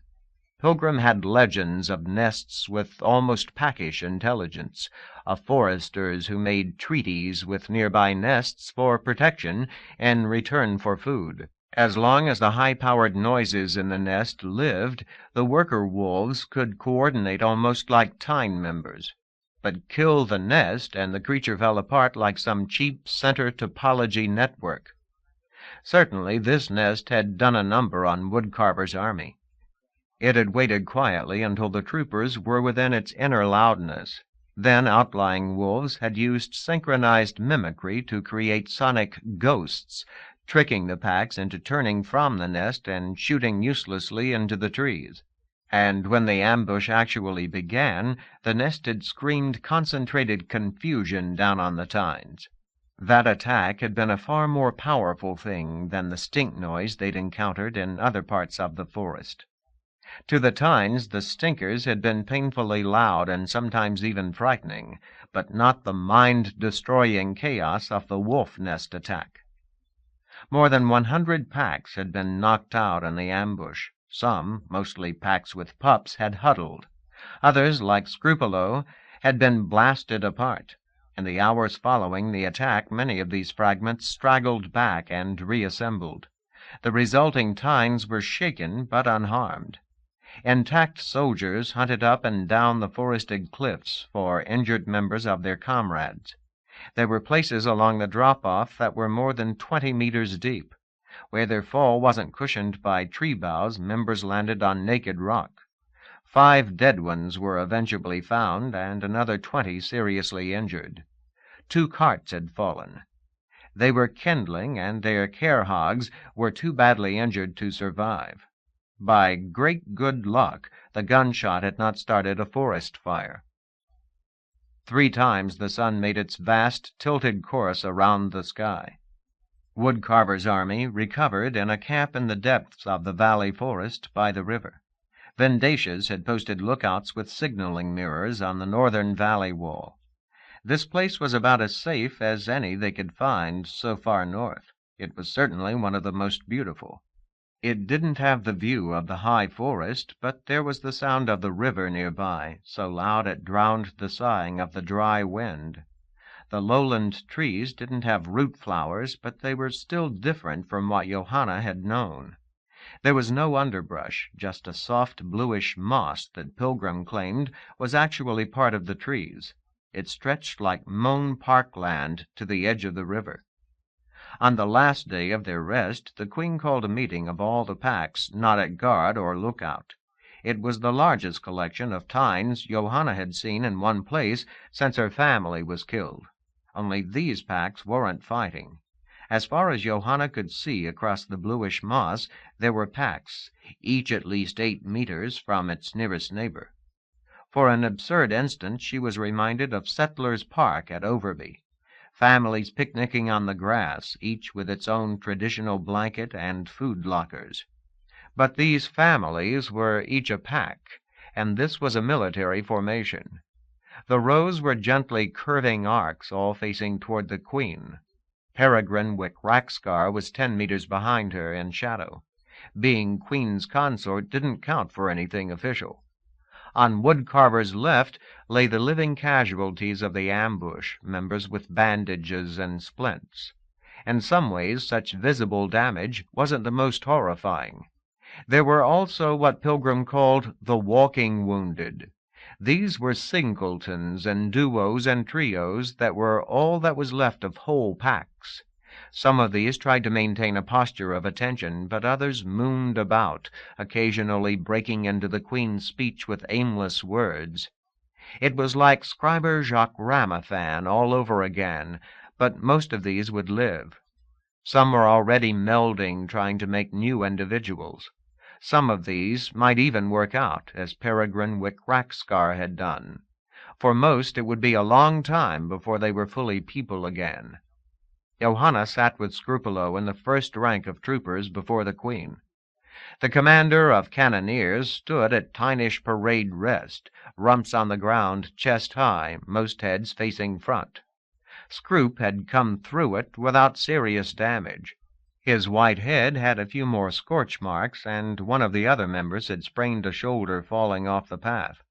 He wore his flying cannoneer muffs as flamboyantly as always, but there was something subdued about him.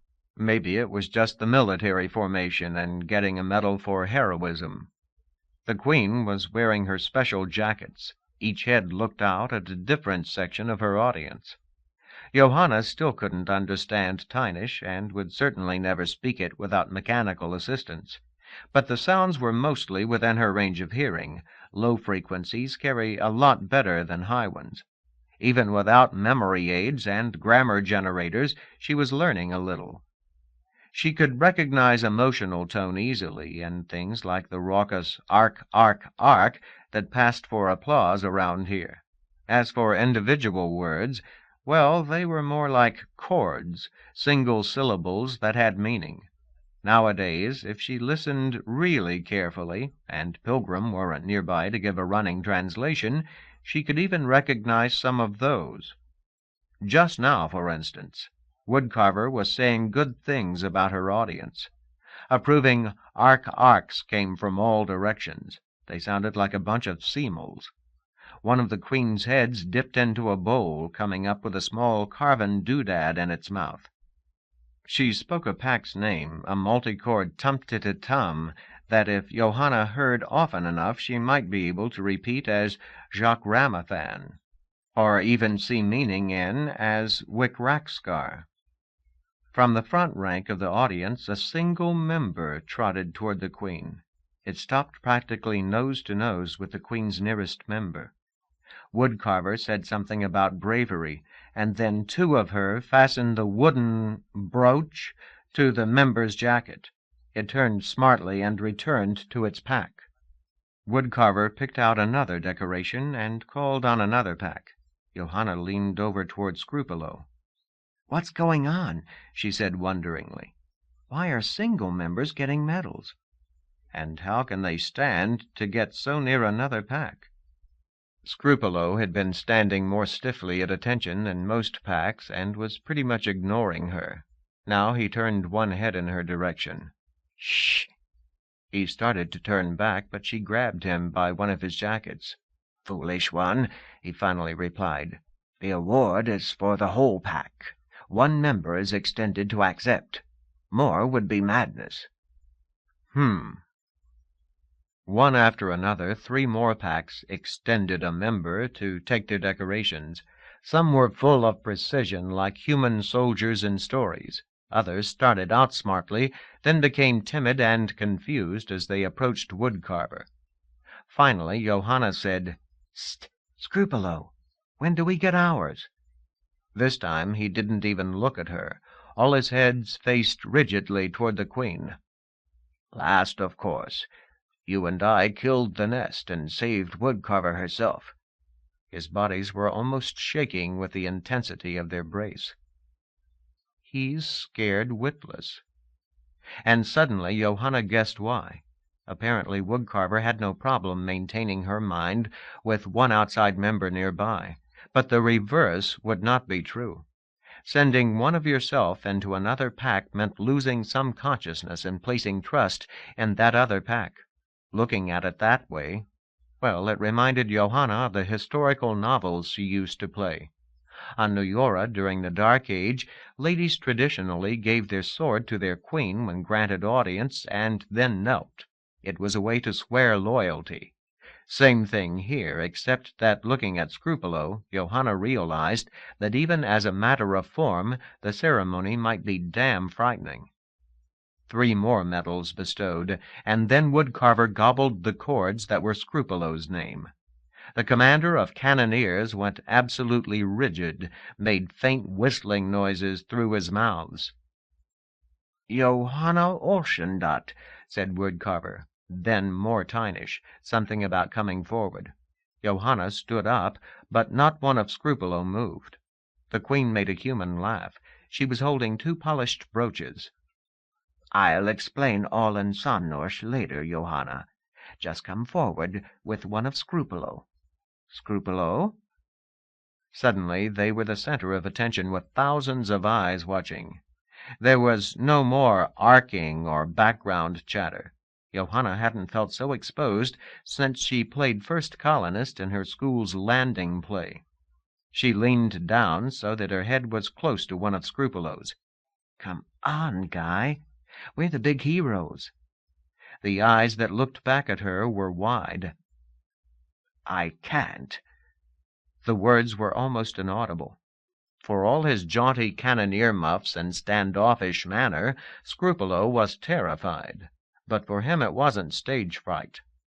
"I can't tear me apart so soon. I can't." There was murmured gobbling in the ranks behind them. Scrupulo's own cannoneers. By all the powers, would they hold this against him? Welcome to the Middle Ages. Stupid people. Even cut to pieces, Scrupulo had saved their behinds, and now— She put her hands on two of his shoulders. "We did it before, you and I. Remember?" The heads nodded. Some, that one part of me alone, could never have done it. "Right, and neither could I. But together we killed a wolf nest." Scrupulo stared at her a second, eyes wavering. "Yes, we really did." He came to his feet, frisked his head so the cannoneer muffs flapped. "Yes." And he moved his white-headed one closer to her. Johanna straightened. She and Whitehead walked out into the open space. 4 meters. 6.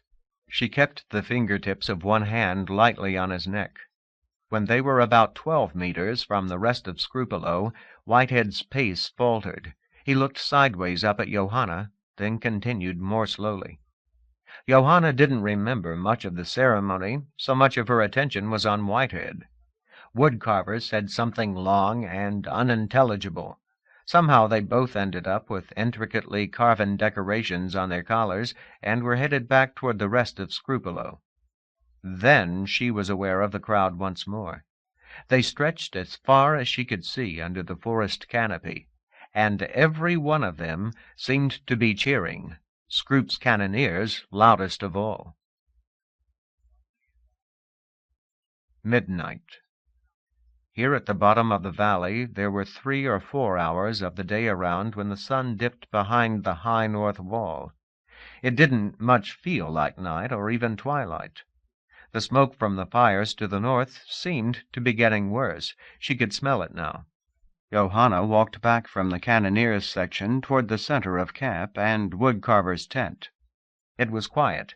She could hear little creatures scritching in the root bushes. The celebrating might have gone on longer, except that everyone knew that in another few hours they would be preparing for the climb up the valley's north wall. So now there was only occasional laughter and occasional pack walking about. Johanna walked barefoot, her shoes slung over her shoulders. Even in the dry weather, the moss was wonderfully soft between her toes. Above her, the forest canopy was shifting green in patches of hazy sky. She could almost forget what had gone before and what lay ahead. The guards around Woodcarver's tent didn't challenge her, just called softly ahead. After all, there weren't that many humans running around. The Queen stuck out a head. "Come inside, Johanna." Inside, she was sitting in her usual circle, the puppies protected in the middle. It was quite dark, the only light being what came through the entrance. Johanna flopped down on the pillows where she usually slept. Ever since this afternoon, the big award thing, she had been planning to give Woodcarver a piece of her mind. Now, well, the party at the Cannoneers had been a happy thing. It seemed kind of a shame to break the mood. Woodcarver cocked a head at her. Simultaneously, the 2 puppies duplicated the gesture. "I saw you at the party. You are a sober one. You eat most of our foods now, but none of the beer." Johanna shrugged. "Yes. Why?" "Kids aren't supposed to drink before they're 18 years old." That was the custom, and her parents had agreed with it. Johanna had turned 14 a couple of months ago. Dataset had reminded her of the exact hour. She wondered, If none of this had happened, if she were still back at the High Lab or Straumley Rome, would she be sneaking out with friends to try such forbidden things? Probably. Yet here, where she was entirely on her own, where she was currently a big hero, she hadn't tried a drop. Maybe it was because Mom and Dad weren't here, and following their wishes seemed to keep them closer. She felt tears coming to her eyes. Woodcarver didn't seem to notice. That's what Pilgrim said was the reason. She tapped at her puppies and smiled. I guess it makes sense. These two don't get beer till they're older, though I know they got some second-hand partying from me tonight. There was a hint of beer breath in the tent. Johanna wiped roughly at her face.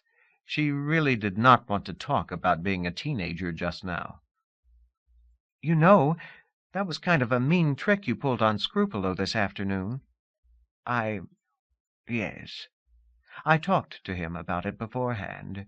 He didn't want it, but I thought he was just being... Is stiff-necked the word? If I had known how upset he was, well, he practically fell apart out there in front of everybody. If I understand how things work, that would have been his disgrace, right? Yes. Exchanging honor for loyalty in front of peers, it's an important thing. At least the way I run things. I'm sure Pilgrim or Datasec can say a dozen other ways to lead. Look, Johanna, I needed that exchange, and I needed you and Scrupolo to be there. Yeah, I know. We two saved the day. Silence! Her voice was suddenly edged, and Johanna remembered that this was a medieval queen. We are 200 miles north of my borders, almost to the heart of the Flenser domain. In a few days we will meet the enemy, and many more of us will die, for we know not quite what. The bottom dropped out of Johanna's stomach. If she couldn't get back to the ship, couldn't finish what Mom and Dad had started... Please, Woodcarver, it is worth it. I know that. Pilgrim knows it. The majority of my council agrees, though grudgingly. But we of the council have talked with Dataset. We've seen your worlds and what your science can do.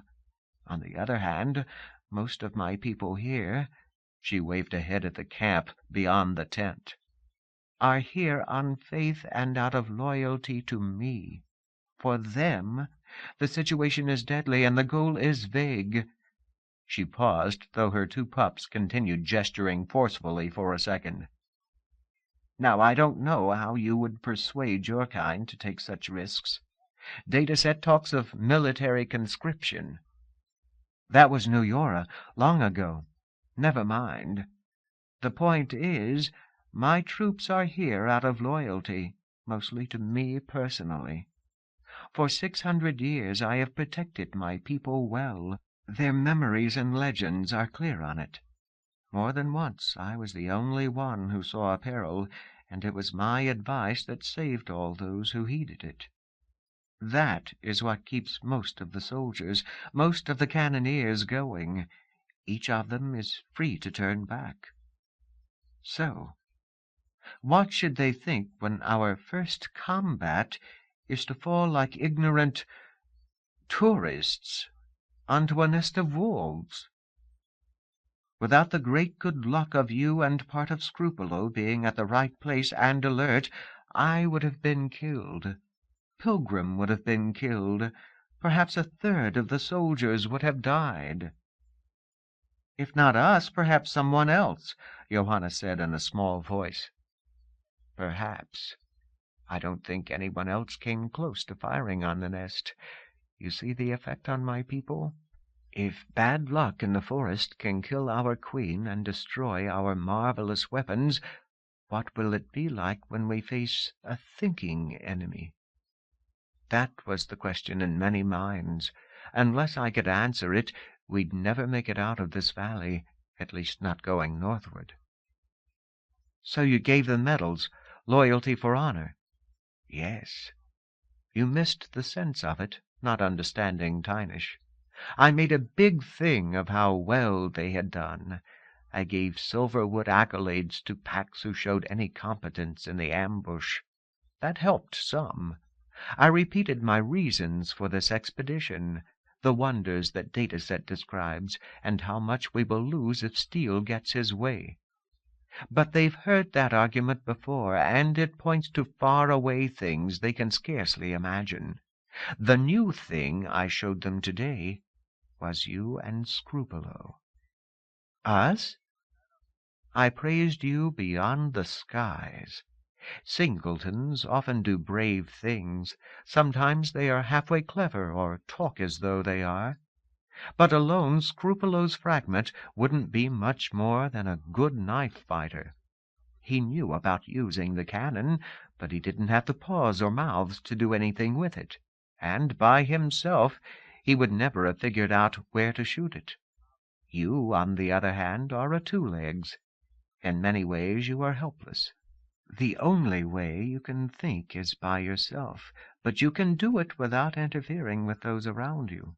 Together you did what no pack could do in the middle of a wolf nest attack. So I told my army what a team our two races could become, how each makes up for the age-old failings of the other. Together we are one step closer to being the pack of packs. How is Scrupolo?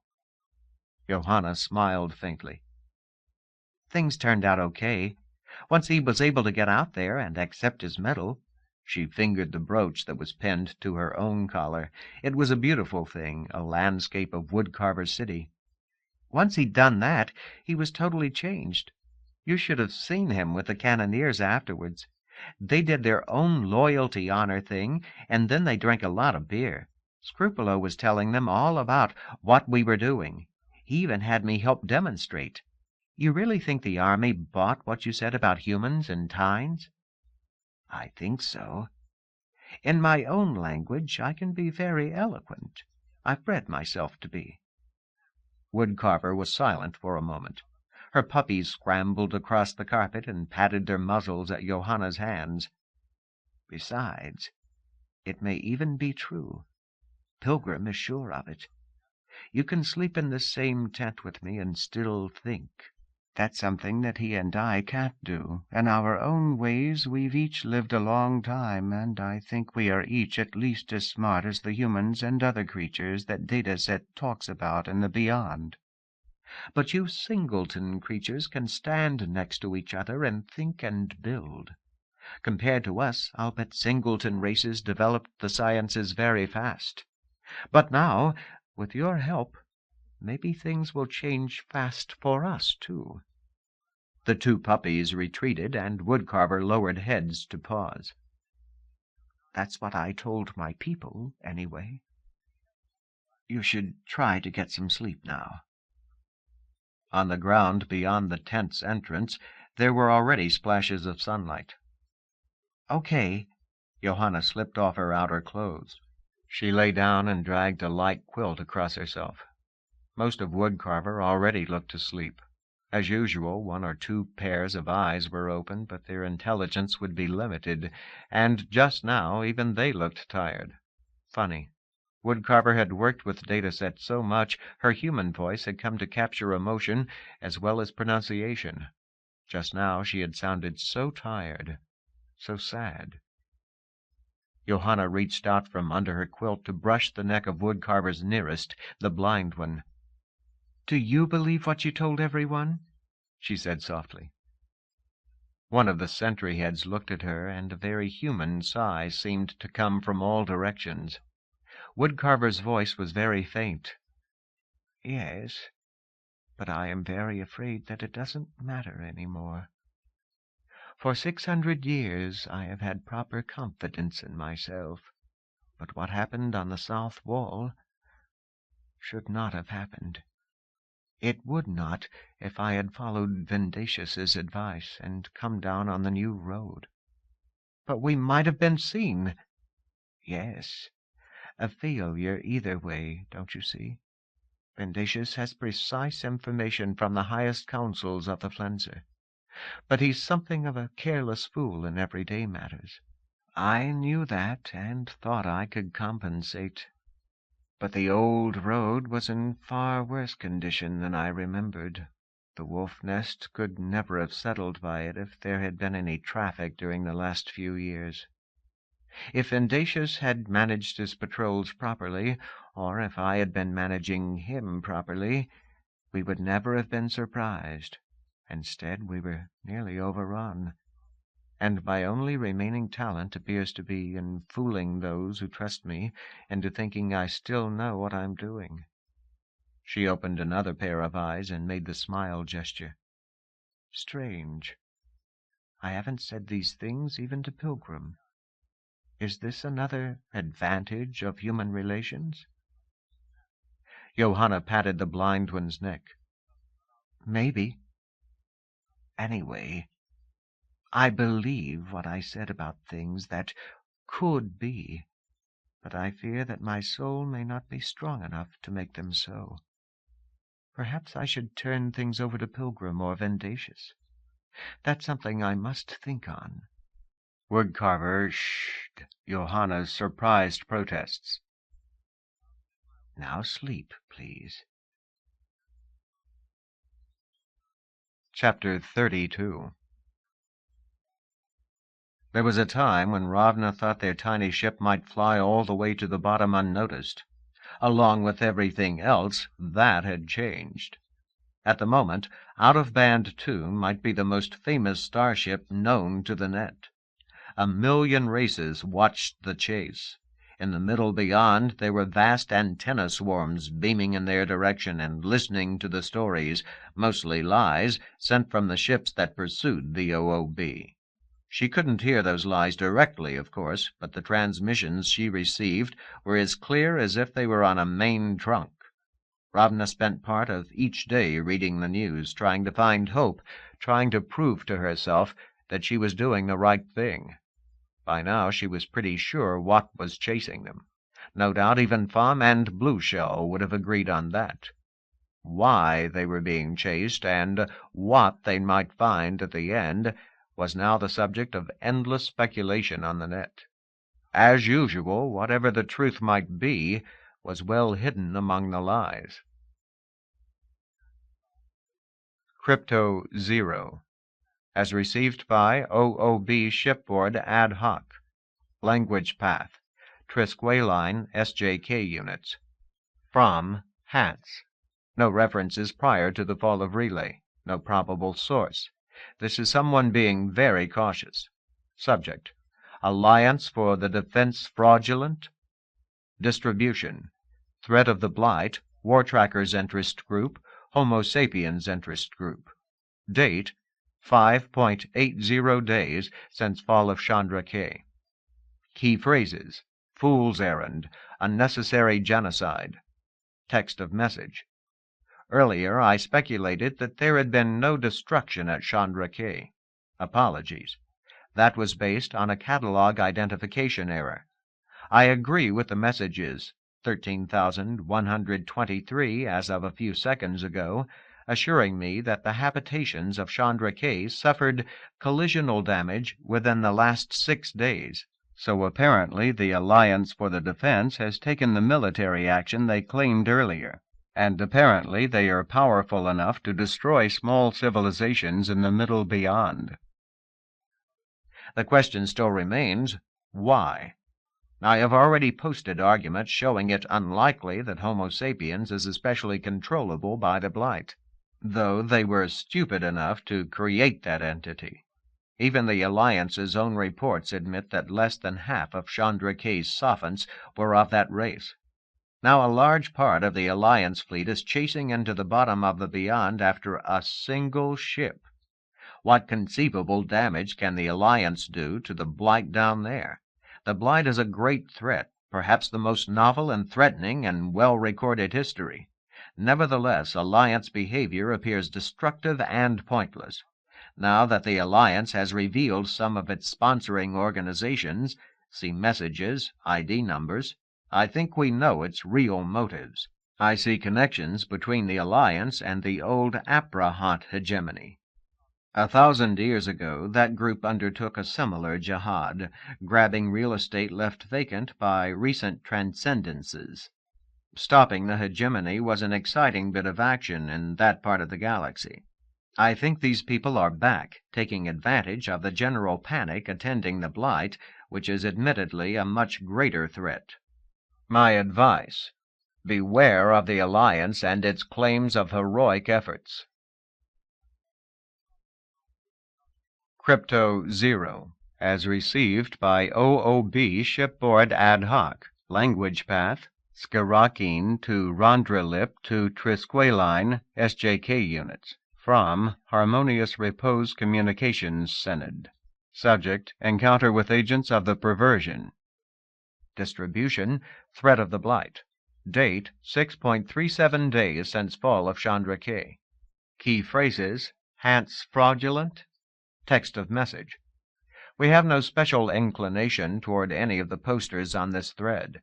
Nevertheless, it's remarkable that an entity that has not revealed its location or special interests, namely Hance, should be smearing the efforts of the Alliance for the defense. The Alliance kept its constituents secret only during that period when its forces were being gathered, when a single stroke of the perversion's power might destroy it entirely.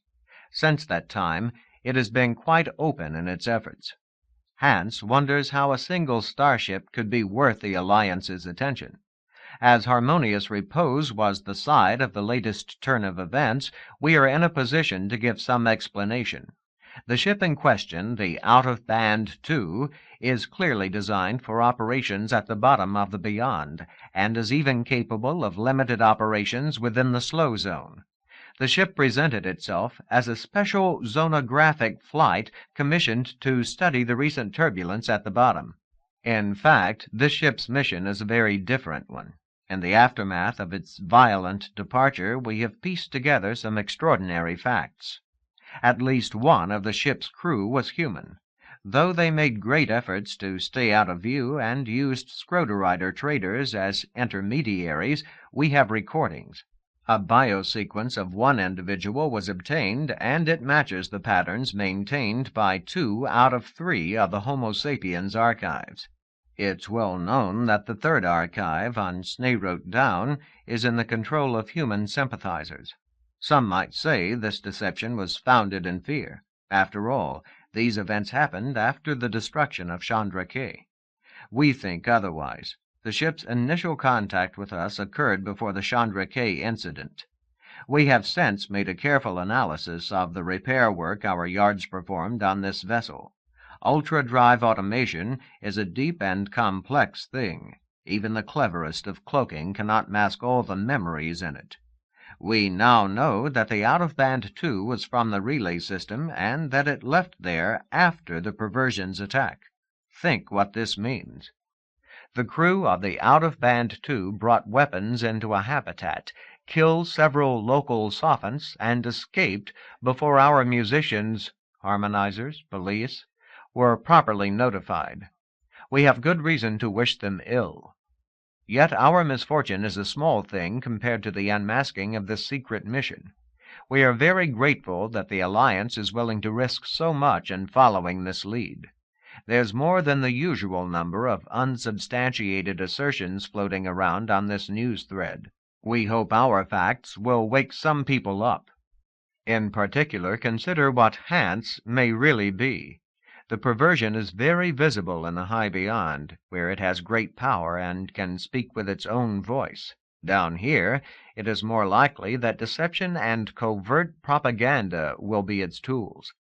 Think on this when you read postings from unidentified entities such as Hance. Ravna gritted her teeth.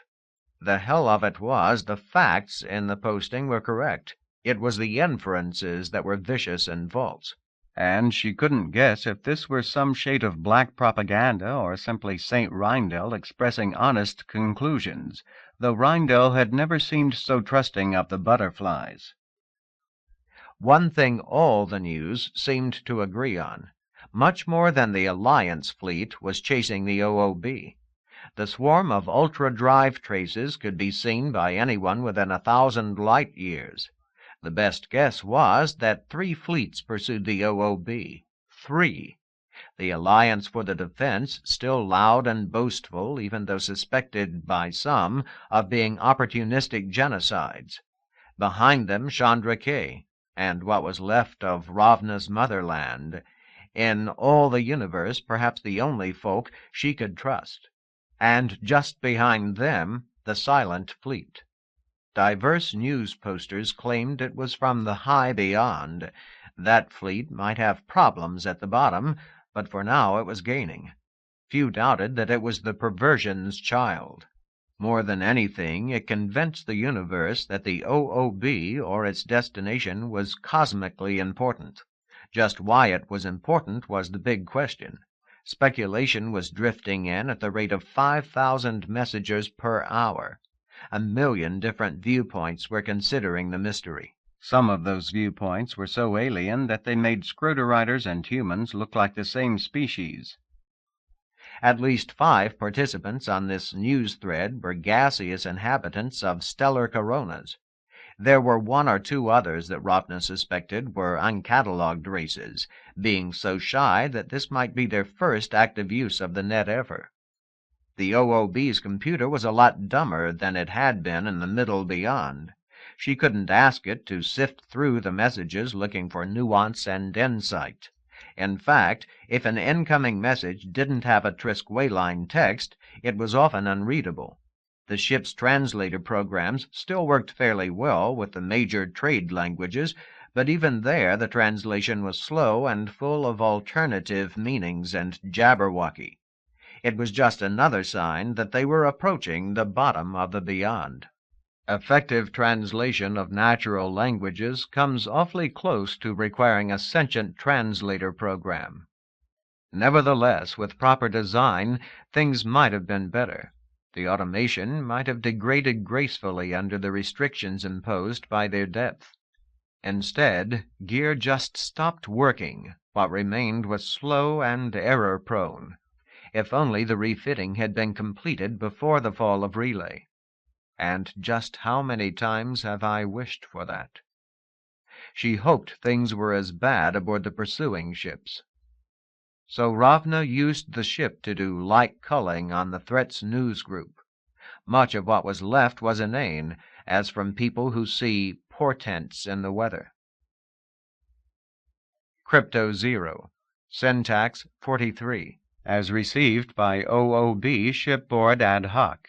Language path, Arbwith to Trade 24 to Cherguelen to Trisqueline SJK units. From Twirlip of the Mists. Perhaps an organization of cloud flyers in a single Jovian system. Very sparse priors before this thread began. Appears to be seriously out of touch. Program recommendation: delete this poster from presentation. Subject: the Blight's goal at the bottom. Distribution: Threat of the Blight, Great Secrets of Creation. Date: 4.54 days since fall of Chandra K. Key phrases: zone instability and the Blight, Hexapodia as the key insight. Text of message. Apologies first if I am repeating obvious conclusions. My only gateway onto the net is very expensive, and I miss many important postings. I think that anyone following both Great Secrets of Creation and Threat of the Blight would see an important pattern, since the events reported by Harmonious Repose Information Service most agree that something important to the perversion exists at the bottom of the beyond in region ellipsis. I see a possible connection here with the Great Secrets. During the last 220 days, there have been increasing reports of zone interface instability in the region below Harmonious Repose. As the Blight threat has grown and its attacks against advanced races and other powers continued, this instability has increased. Could there not be some connection? I urge all to consult their information on the Great Secrets or the nearest archive maintained by that group. Events such as this prove once again that the universe is all Ronzel between. Some of the postings were tantalizing. Crypto 0. Syntax 43. As received by OOB shipboard ad hoc. Language path, wobblings to Bayloresque to Trisqueline SJK units. From Cricket Song Under the High Willow. Cricket Song is a synthetic race created as a jape experiment instrument by the high willow upon its transcendence. Cricket Song has been on the net for more than 10,000 years. Apparently, it is a fanatical studier of paths to transcendence. For 8,000 years it has been the heaviest poster on Where Are They Now and related groups. There is no evidence that any cricket song settlement has itself transcended. Cricket song is sufficiently peculiar that there is a large news group for speculation concerning the race itself. Consensus is that cricket song was designed by High Willow as a probe back into the beyond, that the race is somehow incapable of attempting its own transcendence. Subject: the Blight's goal at the bottom. Distribution: Threat of the Blight, War Tracker Special Interest Group, Where Are They Now Special Interest Group. Date: 5.12 days since fall of Chandra K. Key phrases: unbecoming transcendent. Text of message. Contrary to other postings, there are a number of reasons why a power might install artifacts at the bottom of the beyond. The Absolor's message on this thread cites some. Some powers have documented curiosity about the slow zone and, even more, about the unthinking depths. In rare cases, expeditions have been dispatched, though any return from the depths would occur long after the dispatching power lost interest in all local questions. However, none of these motives are likely here. To those who are familiar with fast burn transcendence, it is clear that the Blight is a creature seeking stasis. Its interest in the bottom is very sudden, provoked, we think, by the revelations at harmonious repose. There is something at the bottom that is critical to the perversion's welfare. Consider the notion of ablative dissonance. See the Where Are They Now group archive. No one knows what setup procedures the humans of Straumley realm were using. The fast burn may itself have had transcendent intelligence. What if it became dissatisfied with the direction of the Chenedring? In that case, it might try to hide the jump-off birthing L. The bottom would not be a place where the algorithm itself could normally execute, but avatars might still be created from it and briefly run. Up to a point, Ravna could almost make sense of it. Ablative dissonance was a commonplace of applied theology. But then, like one of those dreams where the secret of life is about to be revealed, the posting just drifted into nonsense. There were postings that were neither asinine nor obscure. As usual, Shandor at the zoo had a lot of things dead right. Crypto Zero. As received by OOB Shipboard Ad Hoc. Language Path, Trisqueline SJK units. From Shandor Arbitration Intelligence at the Zoo. A known military corporation of the high beyond. If this is a masquerade, somebody is living dangerously. Subject: the Blight's goal at the bottom. Key phrases: sudden change in Blight's tactics. Distribution: Threat of the Blight, War Trackers Interest Group, Homo sapiens Interest Group. Date: 8.15 days since fall of Chandra K. Text of message. In case you don't know, Shandor Intelligence has a number of different net feeds. We can collect messages on paths that have no intermediate nodes in common. Thus we can detect and correct tampering done en route. There remain the lies and misunderstandings that were present to begin with, but that's something that makes the intelligence business interesting. The Blight has been our top priority since its instantiation a year ago. This is not just because of the Blight's obvious strength, the destruction and the deicides it has committed. We fear that all this is the lesser part of the threat. There have been perversions almost as powerful in the recorded past. What truly distinguishes this one is its stability. We see no evidence of internal evolution. In some ways, it is less than a power. It may never lose interest in controlling the high beyond. We may be witnessing a massive and permanent change in the nature of things. Imagine a stable necrosis where the only sentience in the high beyond is the blight. Thus, studying the blight has been a matter of life and death for us, even though we are powerful and widely distributed. We've reached a number of conclusions. Some of these may be obvious to you, others may sound like flagrant speculation. All take on a new coloring with the events reported from harmonious repose. Almost from the beginning, the blight has been searching for something. This search has extended far beyond its aggressive physical expansion. Its automatic agents have tried to penetrate virtually every node in the top of the beyond. The high network is in shambles, reduced to protocols scarcely more efficient than those known below. At the same time, the blight has physically stolen several archives. We have evidence of very large fleets searching for off-net archives at the top and in the low transcend. At least 3 powers have been murdered in this rampage. And now, suddenly, this assault has ended. The blight's physical expansion continues with no end in sight, but it no longer searches the high beyond. As near as we can tell, the change occurred about 2,000 seconds before the escape of the human vessel from harmonious repose. Less than 6 hours later, we saw the beginnings of the silent fleet that so many are now speculating about. That fleet is indeed the creature of the blight. In other times, the destruction of Chandra K and the motives of the Alliance for the Defense would all be important issues, and our organization might have interest in doing business with those affected. But all that is dwarfed by the fact of this fleet and the ship it pursues, and we disagree with the analysis from harmonious repose.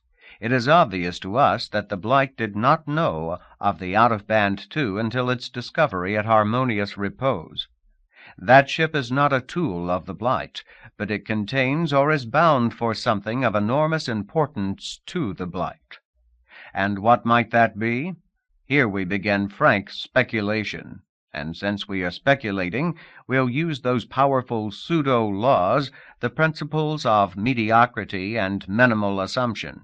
If the blight has the potential for taking over all the top in a permanent stability, then why has this not happened before? Our guess is that the blight has been instantiated before, with such dire consequence that the event marks the beginning of recorded time, but it has its own peculiar natural enemy. The order of events even suggests a particular scenario, one familiar from network security. Once upon a time, very long ago, there was another instance of the blight. A successful defense was mounted, and all known copies of the blight's recipe were destroyed. Of course, on a wide net, one can never be sure that all copies of a badness are gone. No doubt the defense was distributed in enormous numbers. But even if a harboring archive were reached by such a distribution, there might be no effect if the blight were not currently active there. The luckless humans of Straumley Rome chanced on such an archive, no doubt a ruin long off the net. They instantiated the blight and, incidentally, perhaps a little later, the defense program.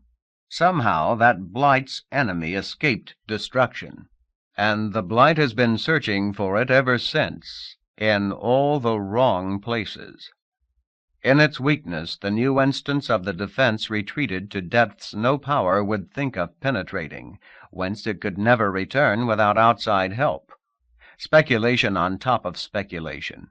We can't guess the nature of this defense, except that its retreat is a discouraging sign.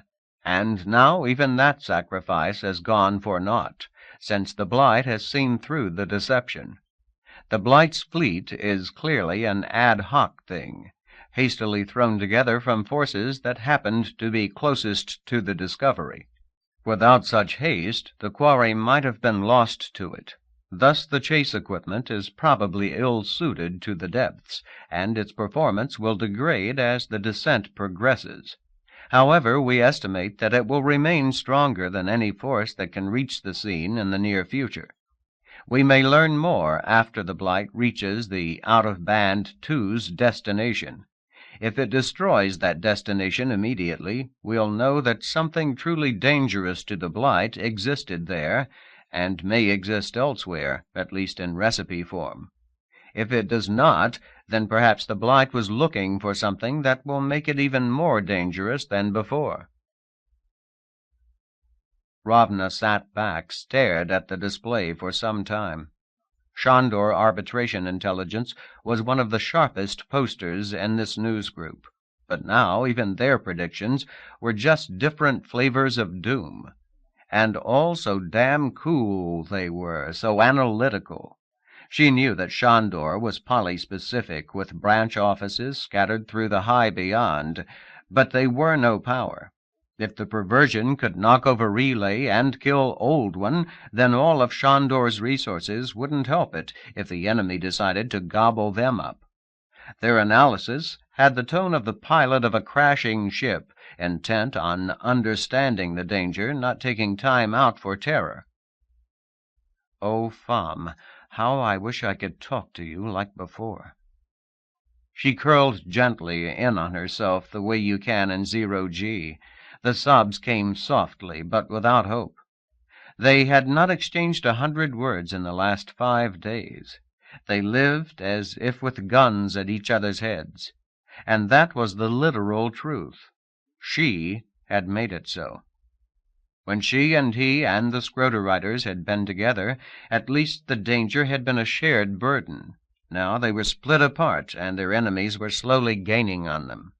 What good could Fam's God-shatter be against 1,000 enemy ships and the blight behind them? She floated for a timeless while, the sobs fading into despairing silence.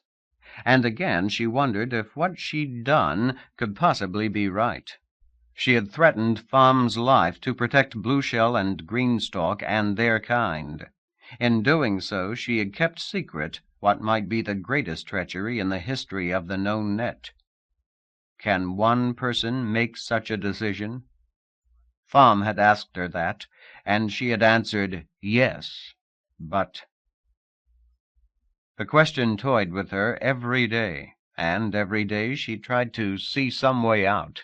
She wiped her face silently. She didn't doubt what Fam had discovered.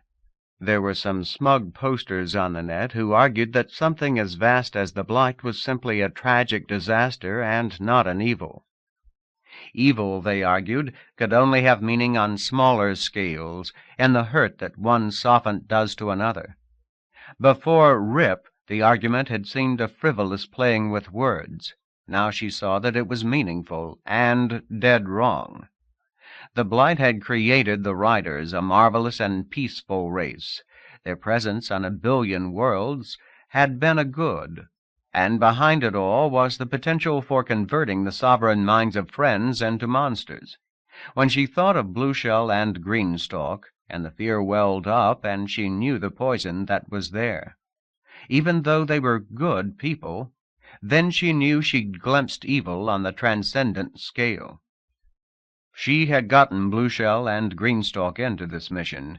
They had not asked for it. They were friends and allies, and she would not harm them because of what they could become. Maybe it was the latest news items. Maybe it was confronting the same impossibilities for the nth time.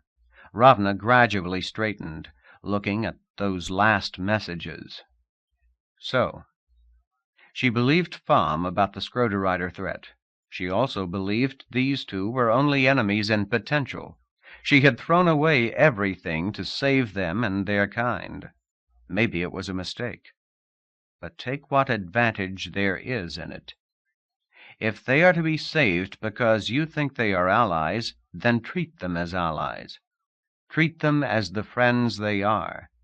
We are all pawns together. Ravna pushed gently toward her cabin's doorway. The Scroder-Rider's cabin was just behind the command deck. Since the debacle at Rip, the two had not left it. As she drifted down the passage toward their door, Ravna half expected to see Fam's handiwork lurking in the shadows. She knew he was doing his best to protect himself. Yet there was nothing unusual. What will he think of my visiting them? She announced herself. After a moment, Blueshell appeared. His scrota was wiped clean of cosmetic stripes, and the room behind him was a jumble. He waved her in with quick jerks of his fronds. "My lady?" Blueshell. She nodded at him. Half the time she cursed herself for trusting the riders. The other half she was mortally embarrassed for having left them alone. How is Greenstock? Surprisingly, Blueshell's fronds snapped together in a smile. "You guessed. This is the first day with her new scrota. I will show you if you'd like." He threaded around equipment that was scattered in a lattice across the room. It was similar to the shop equipment Pham had used to build his powered armor, and if Pham had seen it, he might have lost all self-control. "I've worked on it every minute since Pham locked us in here." Greenstock was in the other room. Her stalk and fronds rose from a silver pot. There were no wheels. It looked nothing like a traditional scrota. Blueshell rolled across the ceiling and extended a frond down to his mate. He rustled something at her, and after a moment she replied, "The scrotaling is very limited, no mobility, no redundant power supplies. I copied it off a lesser scrotarider design, a simple thing designed by Dirachames. It's not meant for more than sitting in one place, facing in one direction, but it provides her with short-term memory support and attention focusers. She is back with me." He fussed around her, some fronds caressing hers, others pointing to the gadget he had built for her. She herself was not badly injured. Sometimes I wonder, whatever Pham says, maybe at the last second he could not kill her. He spoke nervously, as though afraid of what Ravna might say. "The first few days I was very worried, but the surgeon is good. It gave her plenty of time to stand in strong surf, to think slowly. Since I've added on this scrotaling, she has practiced the calisthenics of memory, repeating what the surgeon or I say to her. With the scrotaling, she can hold on to a new memory for almost 500 seconds. That's usually long enough for her natural mind to commit a thought to long-term memory." Ravna drifted close. There were some new creases in Greenstock's fronds. Those would be scars healing. Her visual surfaces followed Ravna's approach. The rider knew she was here. Her whole posture was friendly. Can she talk Trisk, Blueshell? Do you have a voter hooked up? "What?" Buzz.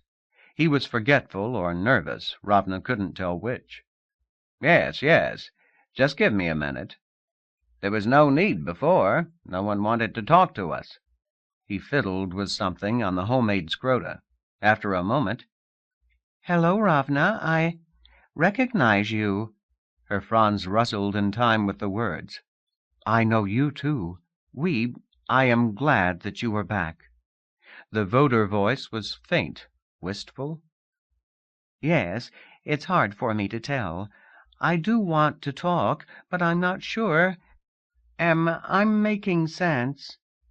Out of Greenstock's sight, Blueshell flicked a long tendril, a gesture. "Say yes." "Yes, I understand you, Greenstock." And Ravna resolved never again to get angry with Greenstock about not remembering. "Good." Her fronds straightened, and she didn't say anything more. "See?" came Blueshell's voter voice. "I am brightly cheerful. Even now, Greenstock is committing this conversation to long-term memory. It goes slowly for now, but I am improving the scrotaling. I'm sure her slowness is mainly emotional shock." He continued to brush at Greenstock's fronds, but she didn't say anything more. Ravna wondered just how brightly cheerful he could be. Behind the riders were a set of display windows customized now for the rider outlook. "You've been following the news?" Ravna asked. "Yes, indeed." I feel so helpless." "I feel so foolish saying that to you." But Blueshell didn't take offense. He seemed grateful for the change of topic, preferring the gloom at a distance. "Yes, we certainly are famous now. 3 fleets chasing us down, my lady. Ha ha. They don't seem to be gaining very fast. Frond shrugged. Sir Pham has turned out to be a competent ship's master. I'm afraid things will change as we descend. The ship's higher automation will gradually fail. What you call manual control will become very important. OOB was designed for my race, my lady. No matter what Sir Pham thinks of us, at bottom we can fly it better than any. So bit by bit the others will gain, at least those who truly understand their own ships. Surely Pham must know this? I think he must, but he is trapped in his own fears. What can he do? If not for you, my Lady Ravna, he might have killed us already. Maybe when the choice comes down to dying in the next hour against trusting us, maybe then there will be a chance. By then it will be too late. Look, even if he doesn't trust, even though he believes the worst of riders, there must still be a way. And it came to her that sometimes you don't have to change the way people think or even whom they may hate. Pham wants to get to the bottom, to recover this countermeasure. He thinks you may be from the Blight and after the same thing, but up to a point... Up to a point he can cooperate, postpone the showdown he imagines till perhaps it won't matter. Even as she started to say it, Blueshell was already shouting back at her. I am not of the Blight. Greenstock is not. The rider race is not. He swept around his mate, rolled across the ceiling till his fronds rattled right before Ravna's face. I'm sorry. It's just the potential... Nonsense! His voter buzzed off scale. We ran into an evil few. Every race has such, people who will kill for trade. They forced Greenstock, substituted Data at her voter. Pham Nguyen would kill our billions for the sake of this fantasy. He waved, inarticulate. Something she had never seen in a Scroda rider. His fronds actually changed tone, darkened. The motion ceased, yet he said nothing more. And then Ravna heard it, a keening that might have come from a voter. The sound was steadily growing, a howl that made all Blueshell's sound effects friendly nonsense. It was Greenstock. The scream reached a threshold just below pain, then broke into choppy Trisqueline. It's true. Oh, by all our trading, Blueshell, it's true. And staticky noise came from her voter. Her fronds started shaking, random turning that must be like a human's eyes wildly staring, like a human's mouth mumbling hysteria. Blueshell was already back by the wall, reaching to adjust her new Scroda. Greenstock's fronds brushed him away, and her voter voice continued. I was horror-struck, Blueshell. I was horror-struck, struck by horror, and it would not stop. She was silent for a moment. Blueshell stood frozen. I remember everything up till the last 5 minutes, and everything Pham says is true, dear love, loyal as you are, and I have seen that loyalty now for 200 years, you would be turned in an instant, just as I was. Now that the dam broke, her words came quickly, mostly making sense. The horrors she could remember were graven deep, and she was finally coming out of ghastly shock. I was right behind you, remember, Blueshell? You were deep in your trading with the tusk legs, so deep you did not really see. I noticed the other riders coming toward us. No matter, a friendly meeting so far from home. Then one touched my Scroda. Greenstock hesitated. Her fronds rattled, and she began again. Horror-struck, horror-struck. After a moment, it was like suddenly new memories in the Scroda, Blueshell. New memories, new attitudes, but thousands of years deep. And not mine. Instantly. I never even lost consciousness. I thought just as clearly. I remembered all I had before. And when you resisted? Ravna said softly. Resisted? My Lady Ravna, I did not resist. I was theirs. No, not theirs, for they were owned too. We were things, our intelligence in service to another's goal, dead and alive to see our death. I would kill you. I would kill Fam. I would kill Blue Shell. You know I tried. And when I did, I wanted to succeed. You could not imagine, Ravna. You humans speak of violation. You could never know. Long pause. That's not quite right. At the top of the beyond, within the blight itself, perhaps there, everyone lives as I did. The shuddering did not subside, but her gestures were no longer aimless. The fronds were saying something in her own language and brushing gently against Blue Shell. Our whole race, dear love, just as Fam says it. Blue Shell wilted, and Ravna felt the sort of gut-tearing she had when they learned of Chandra K. That had been her worlds, her family, her life. Blue Shell was hearing worse. Ravna pushed a little closer, near enough to run her hand up the side of Greenstalk's fronds. Fam says it's the greater Scrotas that are the cause. Sabotage hidden billions of years deep. Yes, it is mainly the Scrotas. The great gift we writers love so. It is a design for control, but I fear we were remade for it too. When they touched my Scrota, I was converted instantly. Instantly, everything I cared for was meaningless. We are like smart bombs scattered by the trillions through space that everyone thinks is safe. We will be used sparingly. We are the Blight's hidden weapon, especially in the low beyond. Blue Shell twitched, and his voice came out jerkily. And everything Fam claims is correct. No, Blue Shell, not everything. Ravna remembered that last chilling standoff with Fam Nguyen. He has the facts, but he weighs them wrong. As long as your Scrotas are not perverted, you are the same folk that I trusted to fly me to the bottom. Blue Shell angled his look away from her, an angry shrug. Greenstalk's voice came instead. As long as the Scrota has not been perverted. But look how easy it was done, how sudden I became the Blight's. Yes, but could it happen except by direct touch? Could you be changed by reading the net news? She meant the question as ghastly sarcasm, but poor Greenstalk took it seriously.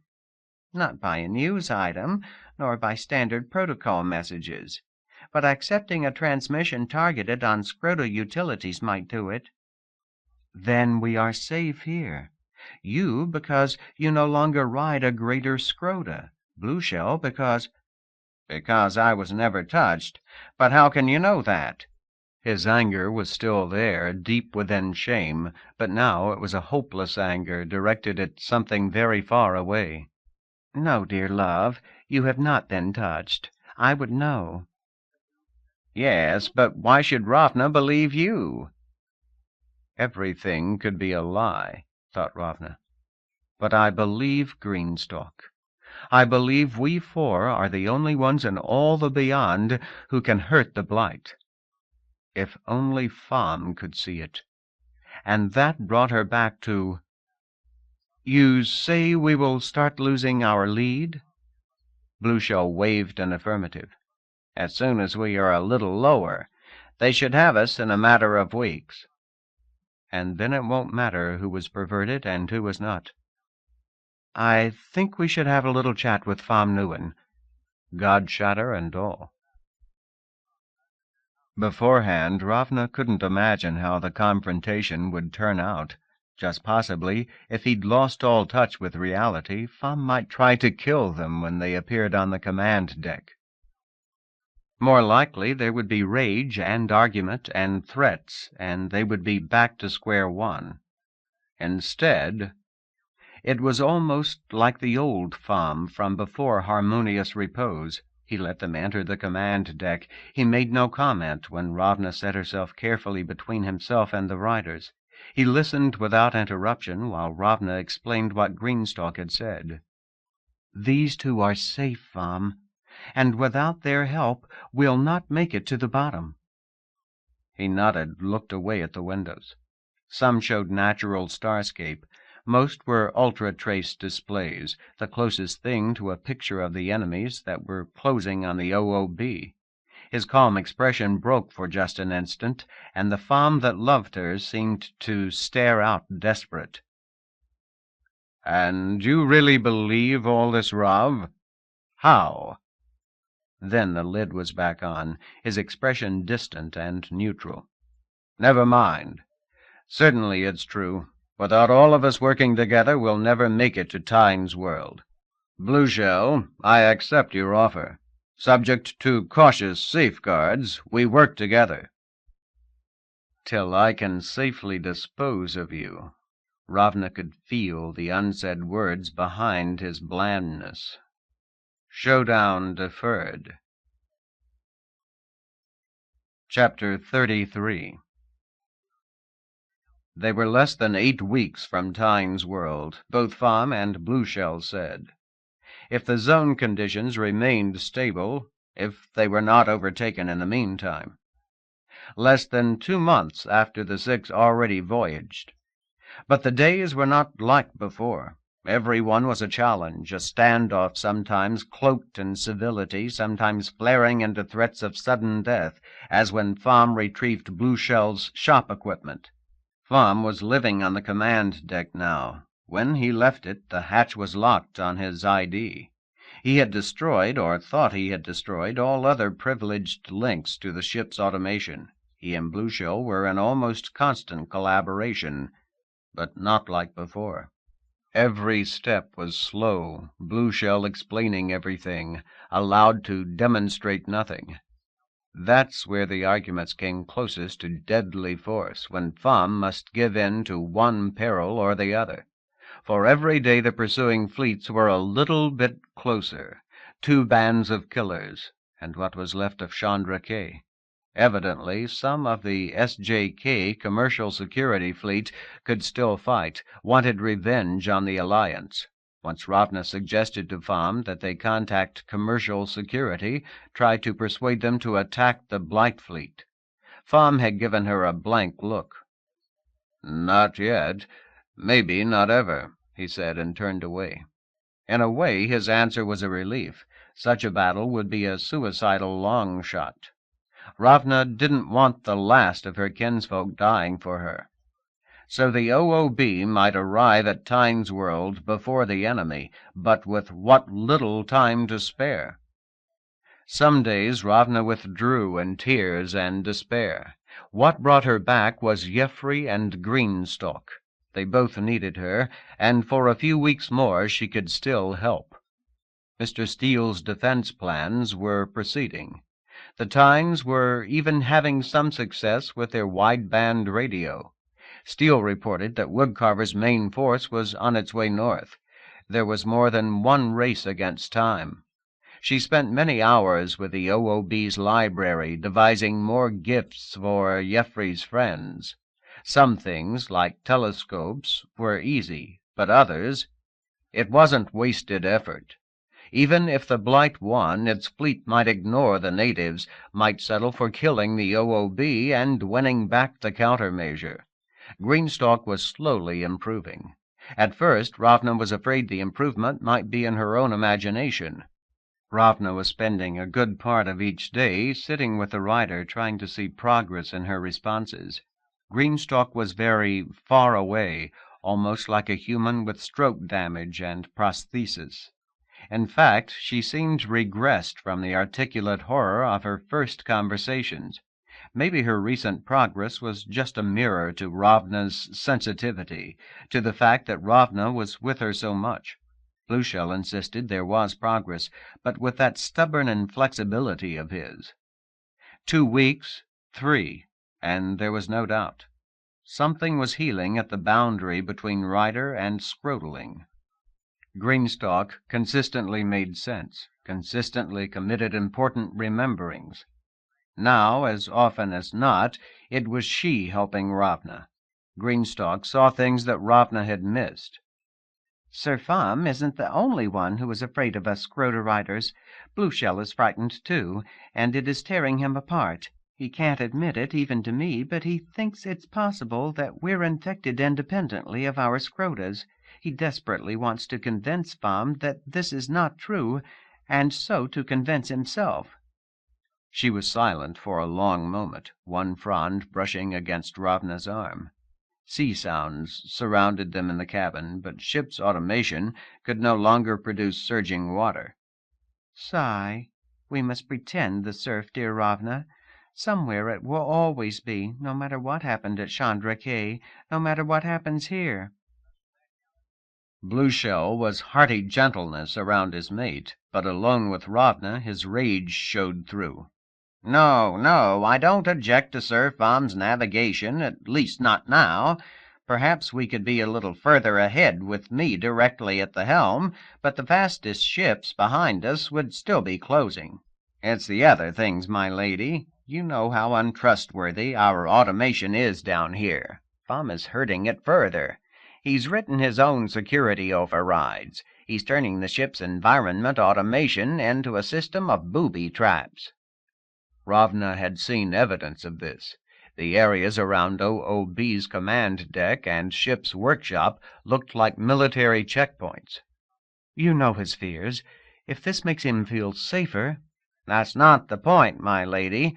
I would do anything to persuade him to accept my help.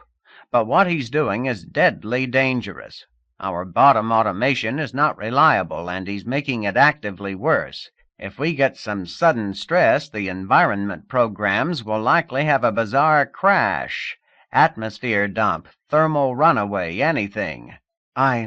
Doesn't he understand? Pham controls nothing. His voter broke into a nonlinear squawk. He has the ability to destroy, but that is all. He needs my help. He was my friend. Doesn't he understand? Pham understood. Oh, Pham understood. He and Ravna still talked. Their arguments were the hardest thing in her life. And sometimes they didn't exactly argue. Sometimes it was almost like rational discussion. I haven't been taken over, Ravna. Not like the blight takes over riders, anyway. I still have charge of my soul. He turned away from the console and flashed a wan smile in her direction, acknowledging the flaw in such self-conviction. And from things like that smile, Ravna was convinced that Pham Nguyen still lived and sometimes spoke.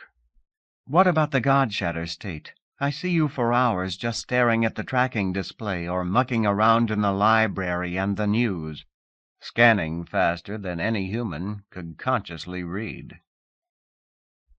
Pham shrugged.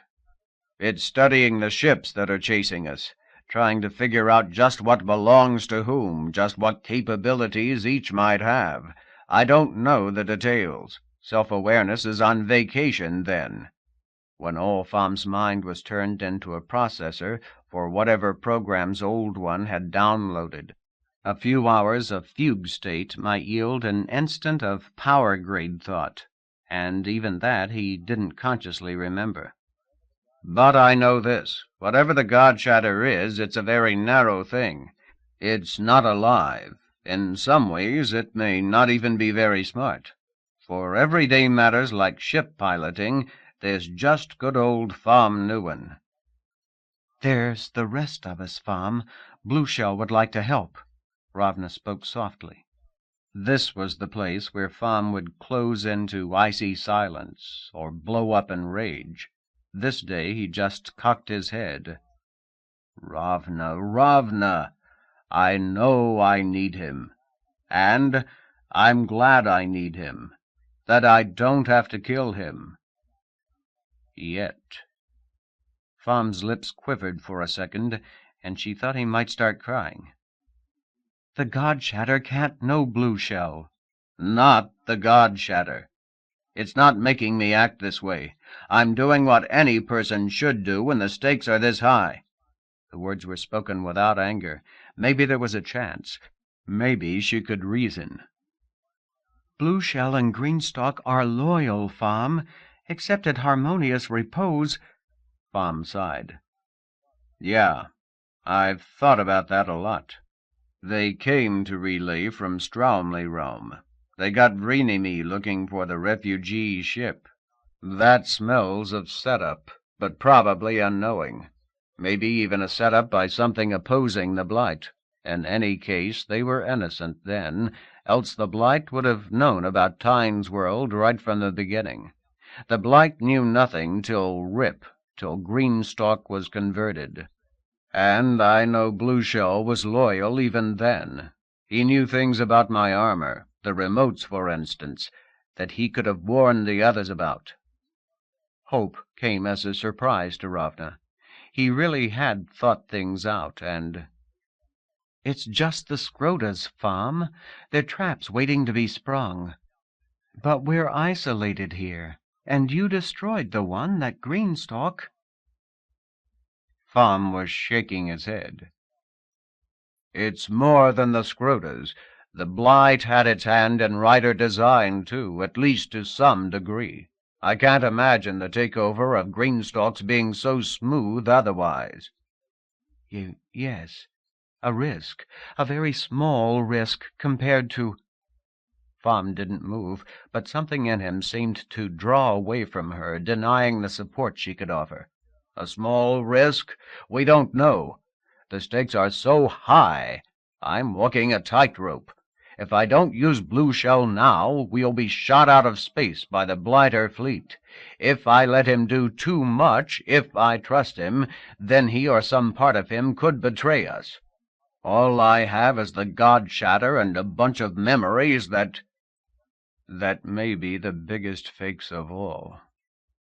These last words were nearly inaudible. He looked up at her, a look that was both cold and terribly lost. But I'm going to use what I have, Rav, and whatever it is I am. Somehow I'm going to get us to Tyne's World. Somehow I'm going to get Old One's God Shatter to whatever is there. It was another 3 weeks before Blueshell's predictions came true. The OOB had seemed a sturdy beast up in the middle beyond. Even its damaged ultra-drive had failed gracefully. Now the ship was leaking bugs in all directions. Much of it had nothing to do with Fom's meddling. Without those final consistency checks, none of OOB's bottom automation was really trustworthy. But its failures were compounded by Fom's desperate security fixes. The ship's library had source code for generic bottom automation. Fom spent several days revising it for the OOB. All 4 of them were on the command deck during the installation, Blueshell trying to help. Fom suspiciously examining every suggestion. 30 minutes into the installation, there were muffled banging noises down the main corridor. Ravna might have ignored them, except that she'd never heard the like aboard the OOB. Fom and the writers reacted with near panic. Spacers don't like unexplained bumps in the night. Blueshell raced to the hatch, floated Franz first through the hole. "I see nothing, Sir Fom." Fom was paging quickly through the diagnostic displays, mixed format things partly from the new setup. "I've got some warning lights here, but—" Greenstalk started to say something, but Blueshell was back and talking fast.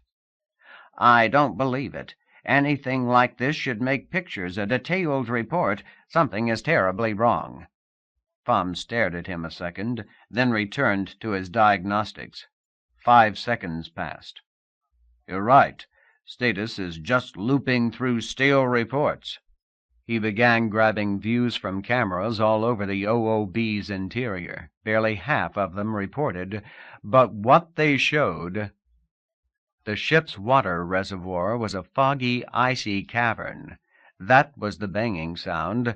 Tons of water, spaced. A dozen other support services had gone bizarre, and the armed checkpoint outside the workshop had slagged down. The beamers were firing continuously on low power. And for all the destruction, the diagnostics still showed green or amber or no report. Fom got a camera in the workshop itself. The place was on fire. Fom jumped up from his saddle and bounced off the ceiling. For an instant she thought he might go racing off the bridge. Then he tied himself down and grimly began trying to put out the fire. For the next few minutes the bridge was almost quiet, just Fom quietly swearing as none of the obvious things worked.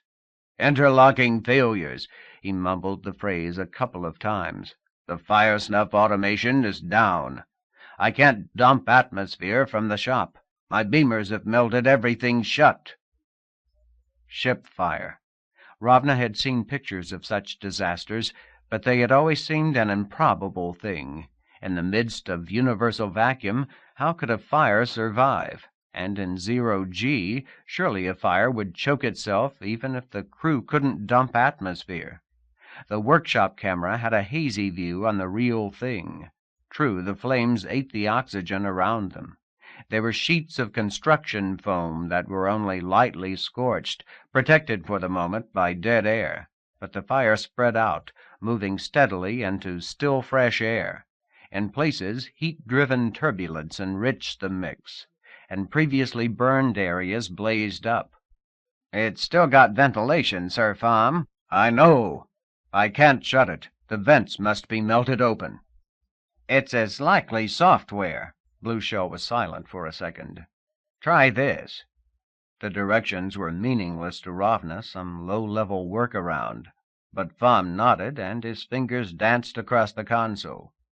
In the workshop, the surface-hugging flames crept farther across the construction foam. Now they licked at the innards of the armor Fom had spent so much time on. This latest revision was only half finished. Ravna remembered he was working on reactive armor now. There would be oxidizers there. "Fom, is the armor sealed?" The fire was 60 meters aft and behind a dozen bulkheads. The explosion came as a distant thump, almost innocent. But in the camera view, the armor dismembered itself, and the fire blazed triumphant. Seconds later, Fom got Blue Shell's suggestion working, and the workshop's vents closed. The fire in the wrecked armor continued for another half hour, but did not spread beyond the shop. It took 2 days to clean up, to estimate the damage, and to have some confidence that no new disaster was on the way. Most of the workshop was destroyed. They would have no armor on Time's World. Fom salvaged one of the beamers that had been guarding the entrance to the shop. Disaster was scattered all across the ship, the classic random ruin of interlocking failures. They had lost 50% of their water. The ship's landing boat had lost its higher automation. OOB's rocket drive was massively degraded. That was unimportant here in interstellar space, but their final velocity matching would be done at only 0.4 Gs. Thank goodness the agrav worked. They would have no trouble maneuvering in steep gravitational wells, that is, landing on Time's World. Ravna knew how close they were to losing the ship, but she watched Fom with even greater dread. She was so afraid that he would take this as final evidence of rider treachery, that this would drive him over the edge. Strangely, almost the opposite happened. His pain and devastation were obvious, but he didn't lash out, just doggedly went about gathering up the pieces. He was talking to Blue Shell more now, not letting him modify the automation, but cautiously accepting more of his advice. Together they restored the ship to something like its pre-fire state. She asked Fom about it. "No change of heart," he finally said. "I had to balance the risks, and I messed up. And maybe there is no balance. Maybe the Blight will win." The God-shatter had bet too much on Fom's doing it all himself. Now it was turning down the paranoia a little. 7 weeks out from harmonious repose, less than 1 week from whatever waited at Time's World, Fom went into a multi-day fugue. Before, he had been busy, a futile attempt to run handmade checks on all the automation they might need at Time's World. Now, Ravna couldn't even get him to eat. The nav displays showed the 3 fleets as identified by the news and Fom's intuition. the Blight's agents, the Alliance for the Defense, and what was left of Chandra K. Commercial Security. Deadly monsters and the remains of a victim. The Alliance still proclaimed itself with regular bulletins on the news. SJK Commercial Security had posted a few terse refutations, but was mostly silent. They were unused to propaganda, or, as likely, uninterested in it. A private revenge was all that remained to Commercial Security. And the Blighter fleet? The news hadn't heard anything from them. Piecing together departures and lost ships, War Tracker's news group concluded they were a wildly ad hoc assembly, whatever the Blight had controlled down here at the time of the Rip debacle. Ravna knew that the War Tracker's analysis was wrong about one thing. The Blighter fleet was not silent. 30 times over the last weeks they had sent messages at the OOB in scrotum maintenance format. Pham had had the ship reject the messages unread, and then worried about whether the order was really followed. After all, the OOB was of Rider design. But now the torment in him was submerged. Pham sat for hours staring at the display. Soon Chandra K would close with the Alliance fleet. At least one set of villains would pay. But the Blighter fleet and at least part of the Alliance would survive. Maybe this fugue was just God-Shatter getting desperate. 3 days passed. Pham snapped out of it. Except for the new thinness in his face, he seemed more normal than he had in weeks. He asked Ravna to bring the riders up to the bridge. Pham waved at the ultra-drive traces that floated in the window. The 3 fleets were spread through a rough cylinder, 5 light-years deep and 3 across. The display captured only the heart of that volume where the fastest of the pursuers had clustered. The current position of each ship was a fleck of light trailing an unending stream of fainter lights, the ultra-drive trace left by that vehicle's drive. I've used red, blue, and green to mark my best guess as to the fleet affiliation of each trace. The fastest ships were collected in a blob so dense that it looked white at this scale, but with colored streamers diverging behind. There were other tags, annotations he had set, but which he admitted once to Ravna he didn't understand. The front edge of that mob, the fastest of the fast, is still gaining. Blueshell said hesitantly, "We might get a little more speed if you would grant me direct control. Not much, but—" Pham's response was civil, at least. "No, I'm thinking of something else, something Ravna suggested a while back. It's always been a possibility, and I think the time may have come for it." Ravna moved closer to the display, stared at the green traces. Their distribution was in near agreement with what the news claimed to be the remnants of Chandra K Commercial Security. All that's left of my people. They've been trying to engage with the Alliance for 100 hours now. Pham's glance touched hers. "Yeah," he said softly. "Poor bastards. They're literally the fleet from Port Despair. If I were them, I'd—" His expression smoothed over again. "Any idea how well armed they are?" That was surely a rhetorical question, but it put the topic on the table. War Trackers thinks that Chandra K had been expecting something unpleasant ever since the Alliance started talking death to vermin. Commercial Security was providing deep space defense. Their fleet is converted freighters, armed with locally designed weapons. War Trackers claims they weren't really a match for what the other side could field if the Alliance was willing to take some heavy casualties. Trouble is, Chandra K never expected the Planet Smasher attack. So when the Alliance fleet showed up, ours moved out to meet it. And meantime, the KE bombs were coming straight into the heart of Chandra K. Into my heart. Yes. The Alliance must have been running those bombs for weeks. Pham Nguyen laughed shortly. "If I were shipping with the Alliance fleet, I'd be a bit nervous now. They're down in numbers, and those retread freighters seem about as fast as anything here. I'll bet every pilot out of Chandrake is dead set on revenge." The emotion faded. There's no way they could kill all the Alliance ships or all the Blights, much less all of both. It would be pointless to. His gaze abruptly focused on her. "So if we leave things as they are, the Chandrake fleet will eventually match position with the Alliance and try to blow them out of existence." Ravna just nodded. "In 12 hours or so, they say. And then all that will be left is the Blight's own fleet on our tail. But if we could talk your people into fighting the right enemies—" It was Ravna's nightmare scheme. All that was left of Chandrake dying to save the OOB, trying to save them. There was little chance the Chandrake fleet could destroy all Blighter ships. But they're here to fight. Why not a vengeance that means something? That was the nightmare's message. Now somehow it fit the God-Shatter's plans. "There are problems. They don't know what we're doing or the purpose of the Third Fleet. Anything we shout back to them will be overheard." Ultra-wave was directional, but most of their pursuers were closely mingled. Pham nodded. "Somehow we have to talk to them, and them alone. Somehow we have to persuade them to fight." Faint smile.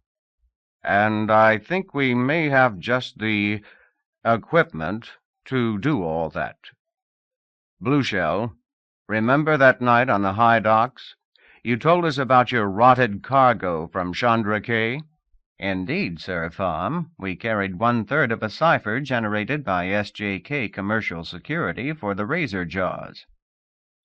It's still in the ship's safe, though worthless without the other 2/3.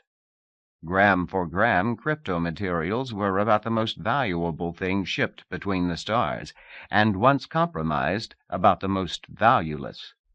Somewhere in out-of-bands cargo files, there was an SJK one-time communications pad, part of a pad."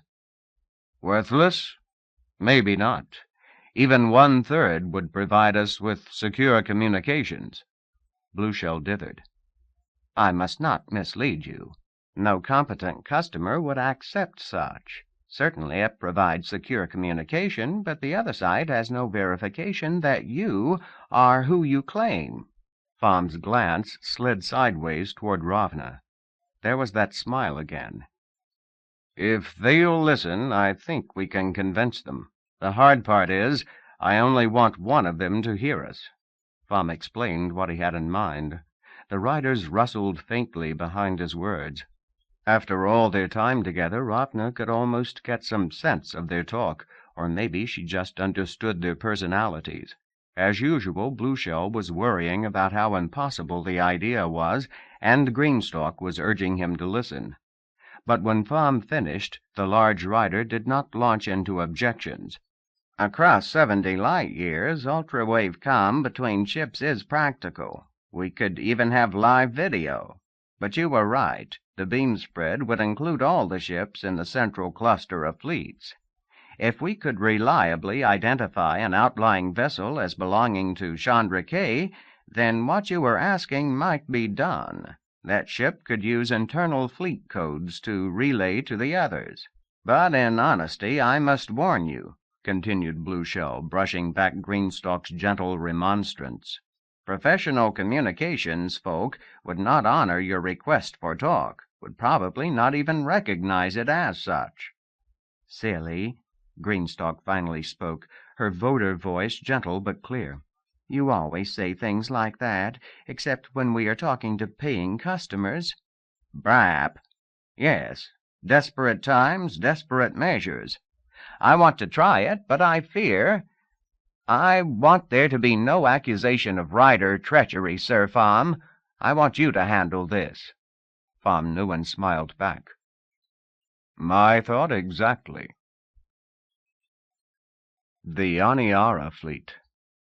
That's what some of the crews of Commercial Security were calling themselves.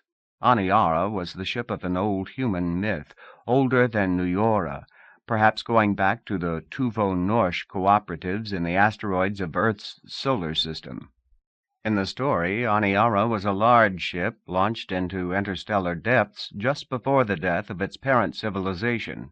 The crew watched the death agonies of the home system, and then over the following years, as their ship fell out and out into the endless dark, died themselves, their life support systems slowly failing. The image was a haunting one, which was probably the reason it was known across millennia. With the destruction of Chandra K and the escape of commercial security, the story seemed suddenly come true. But we will not play it to the end. Group Captain Kjet Svensson stared into the tracking display. This time the death of civilization had been a murder, and the murderers were almost within Vengeance's reach. For days, Fleet HQ had been maneuvering them to close with the Alliance. The display showed that success was very, very near. The majority of Alliance and Chandra K ships were bound in a glowing ball of drive traces, which also included the third Silent Fleet. From that display you might think that battle was already possible. In fact, opposing ships were passing through almost the same space, sometimes less than 1 billion kilometers apart, but still separated by milliseconds of time. All the vessels were on ultra-drive, jumping perhaps 12 times a second. And even here at the bottom of the beyond, that came to a measurable fraction of a light-year on each jump. To fight an uncooperative enemy meant matching their jumps perfectly and flooding the common space with weapon drones. Group Captain Svensson changed the display to show ships that had exactly matched their pace with the Alliance.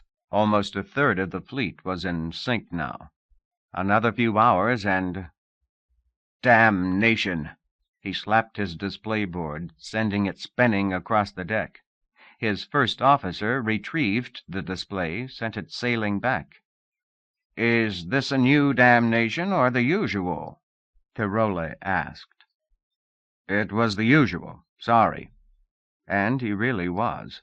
Tirola and Glemfrella had their own problems. No doubt there were still pockets of humanity in the beyond, hidden from the Alliance. But of the Diracames, there might be no more than those on Commercial Security's fleet, except for adventurous souls like Tirola and Glemfrella. All that was left of their kind had been in the dream terrains at Chandra K. Kjet Svensson had been with Commercial Security for 25 years, back when the company had been just a small fleet of rent-a-cops. He had spent thousands of hours learning to be the very best combat pilot in the organization. Only twice had he ever been in a shootout. Some might have regretted that. Svensson and his superiors took it as the reward for being the best.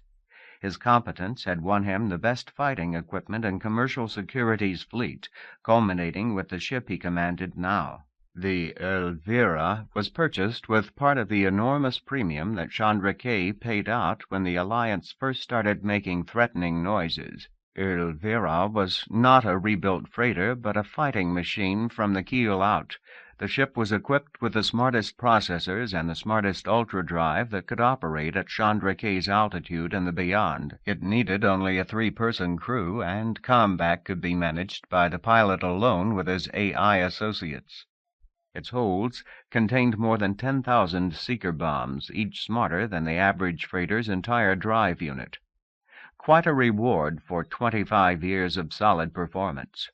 They even let Svensson name his new ship. And now, well, the true Elvira was surely dead. Along with billions of others they had been hired to protect. She had been at Herta, in the inner system. Glow bombs leave no survivors. And his beautiful ship with the same name, it had been a half-light-year out-system, seeking enemies that weren't there. In any honest battle, Kjet Svensson and this Elvira could have done very well. Instead, they were chasing down into the bottom of the beyond. Every light-year took them further from the regions Elvira was built for.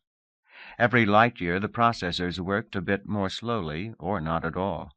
Down here the converted freighters were almost an optimum design, clumsy and stupid, with crews of dozens, but they kept on working. Already Elvira was lagging 5 light-years behind them. It was the freighters that would make the attack on the Alliance fleet, and once again Kiett would stand powerless while his friends died. For the 100th time, Svensson glared at the trace display and contemplated mutiny.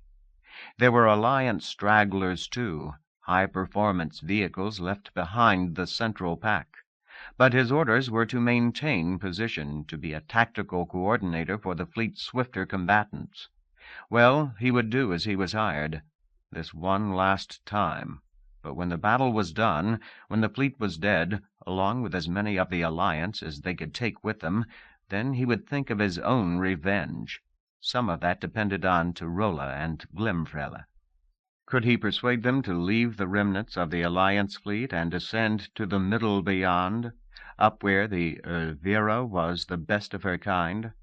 There was solid evidence about which star systems were behind the Alliance for the Defense. The murderers were boasting to the news. Apparently they thought that would bring them new support. It might also bring them visitors like Elvira. The bombs in her belly could destroy worlds, though not as swiftly sure as what had been used on Chandra K. And even now Svensson mind shrank from that sort of revenge. No, they would choose their targets carefully. Ships coming to form new Alliance fleets, underprotected convoys. Elvira might last a long time if he always struck from ambush and never left survivors. He stared and stared at the display and ignored the wetness that floated at the corners of his eyes. All his life he had lived by the law. Often his job had been to stop acts of revenge, and now revenge was all that life had left for him. "I'm getting something peculiar, Kiett." Glimfrella was monitoring signals this watch. It was the sort of thing that should have been totally automated, and had been in Elvira's natural environment, but which was now a boring and exhausting enterprise. "What? More net lies?" said Tyrola. "No, this is on the bearing of that bottom lugger everyone is chasing. It can't be anyone else." Svensson eyebrows rose. He turned on the mystery with enormous, scarcely realized pleasure. "Characteristics? Ship signal processor says it's probably a narrow beam. We are its only likely target. The signal is strong, and the bandwidth is at least enough to support flat video. If our snarfling digital signal processor was working right, I'd know." Frella sang a little song that was impatient humming among his kind. "Aye. It's encrypted, but at a high layer. This stuff is syntax 45 video. In fact, it claims to be using 1/3 of a cipher the company made a year back." For an instant, Svensson thought Frella was claiming the message itself was smart. That should be absolutely impossible here at the bottom. The second officer must have caught his look. "Just sloppy language, boss. I read this out of the frame format." Something flashed on his display. "Okay, here's the story on the cipher. The company made it, and it appears to cover shipping security." Back before the Alliance, that had been the highest crypto level in the organization. "This is the third that never got delivered. The whole was assumed compromised, but miracle of miracles, we still have a copy." Both Frella and Rolla were looking at Svensson expectantly, their eyes large and dark. Standard policy, standard orders, were that transmissions on compromised keys were to be ignored. If the company's signals people had been doing a proper job, the rotted cipher wouldn't even have been aboard, and the policy would have enforced itself. "Decrypt the thing," Svensson said shortly. The last weeks had demonstrated that his company was a dismal failure when it came to military intelligence and signals. They might as well get some benefit from that incompetence. "Yes, sir." Glimfrella tapped a single key. Somewhere inside Elvira's signal processor, a long segment of random noise was broken into frames and laid precisely down on the random noise in the data frames incoming. There was a perceptible pause. Damn the bottom. And then the comm window lit with a flat video picture. Fourth repetition of this message. The words were Somnorsh and a dialect of pure Herta Ishandra.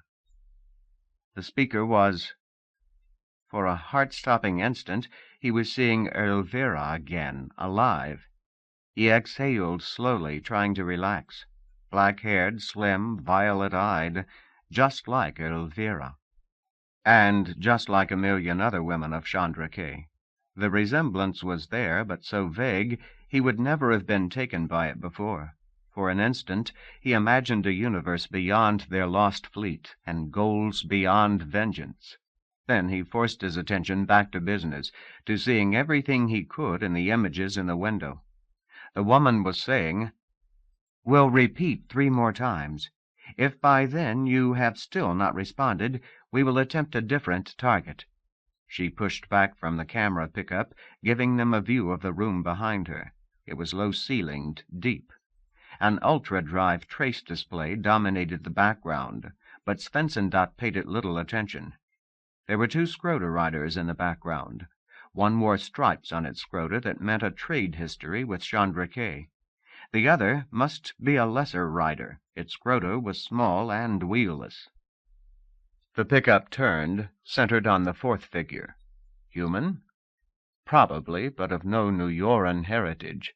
And another time his appearance would have been big news across all human civilizations in the beyond. Now the point only registered on Svensson mind as another cause for suspicion.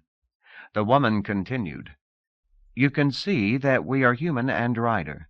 We are the entire crew of the Out-of-Band 2. We are not part of the Alliance for the Defense, nor agents of the Blight. But we are the reason their fleets are down here. If you can read this, we're betting that you are of Chandra K. We must talk. Please reply using the tail of the pad that is decrypting this message." The picture jigged, and the woman's face was back in the foreground. "This is the 5th repetition of this message," she said. "We'll repeat 2 more." Glemfrella cut the audio. "If she means it, we have about 100 seconds. What next, Captain?" Suddenly, the Elvira was not an irrelevant straggler. "We talk," said Svensson. Response and counter-response took a matter of seconds. After that, 5 minutes of conversation with Ravna Bergschendatt was enough to convince Kjet that what she had to say must be heard by Fleet Central. His ship would be a mere relay, but at least he had something very important to pass on. Fleet Central refused the full video link coming from the out-of-band.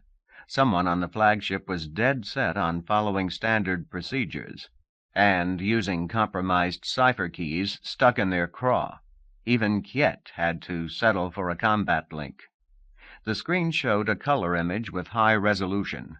Looking at it carefully, one realized the thing was a poor evocation. Kjet recognized Owner Lemende and Jan Schritz, her chief of staff, but they looked several years out of style. Old video matched with the transmitted animation cues. The actual communication channel was less than 4,000 bits per second. Central was taking no chances.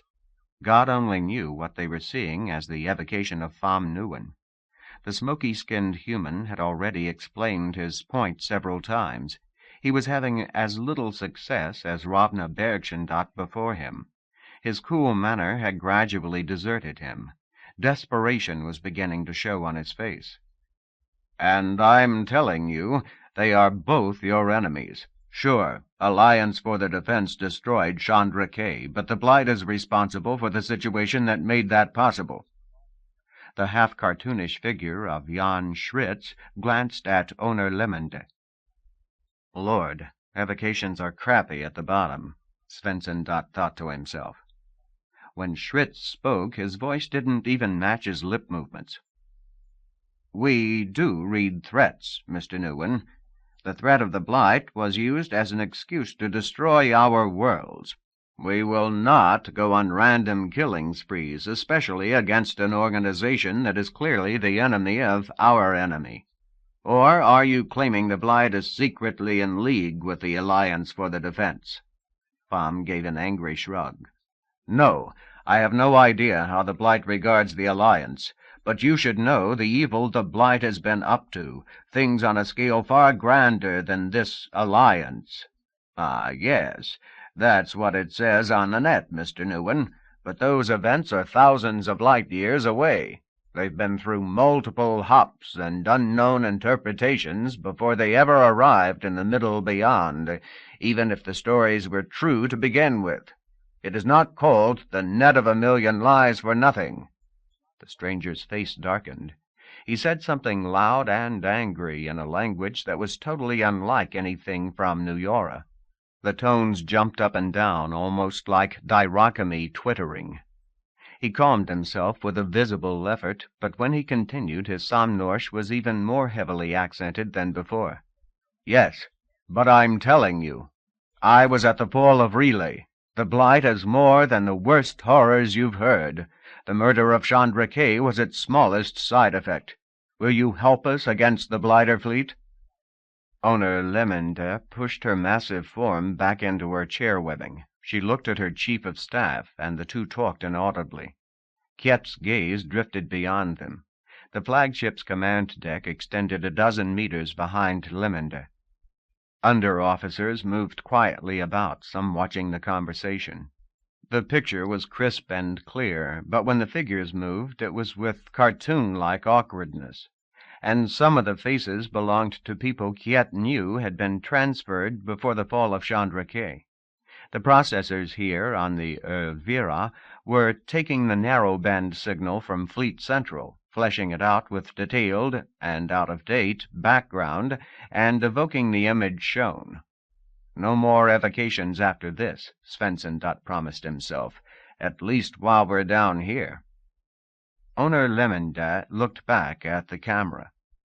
"Forgive a paranoid old cop, but I think it's possible that you might be of the Blight." Lemende raised her hand as if to ward off interruptions, but the redhead just gaped in surprise. "If we believe you, then we must accept that there is something useful and dangerous on the star system we're all heading towards. Furthermore, we must accept that both you and the Blighter fleet are peculiarly qualified to take advantage of this prize. If we fight them as you ask, there will likely be few of us alive afterwards. You alone will have the prize. We fear what you might turn out to be." For a long moment, Pham Newen was silent. The wildness slowly left his face. "You have a point, Owner Lemende, and a dilemma. Is there any way out?"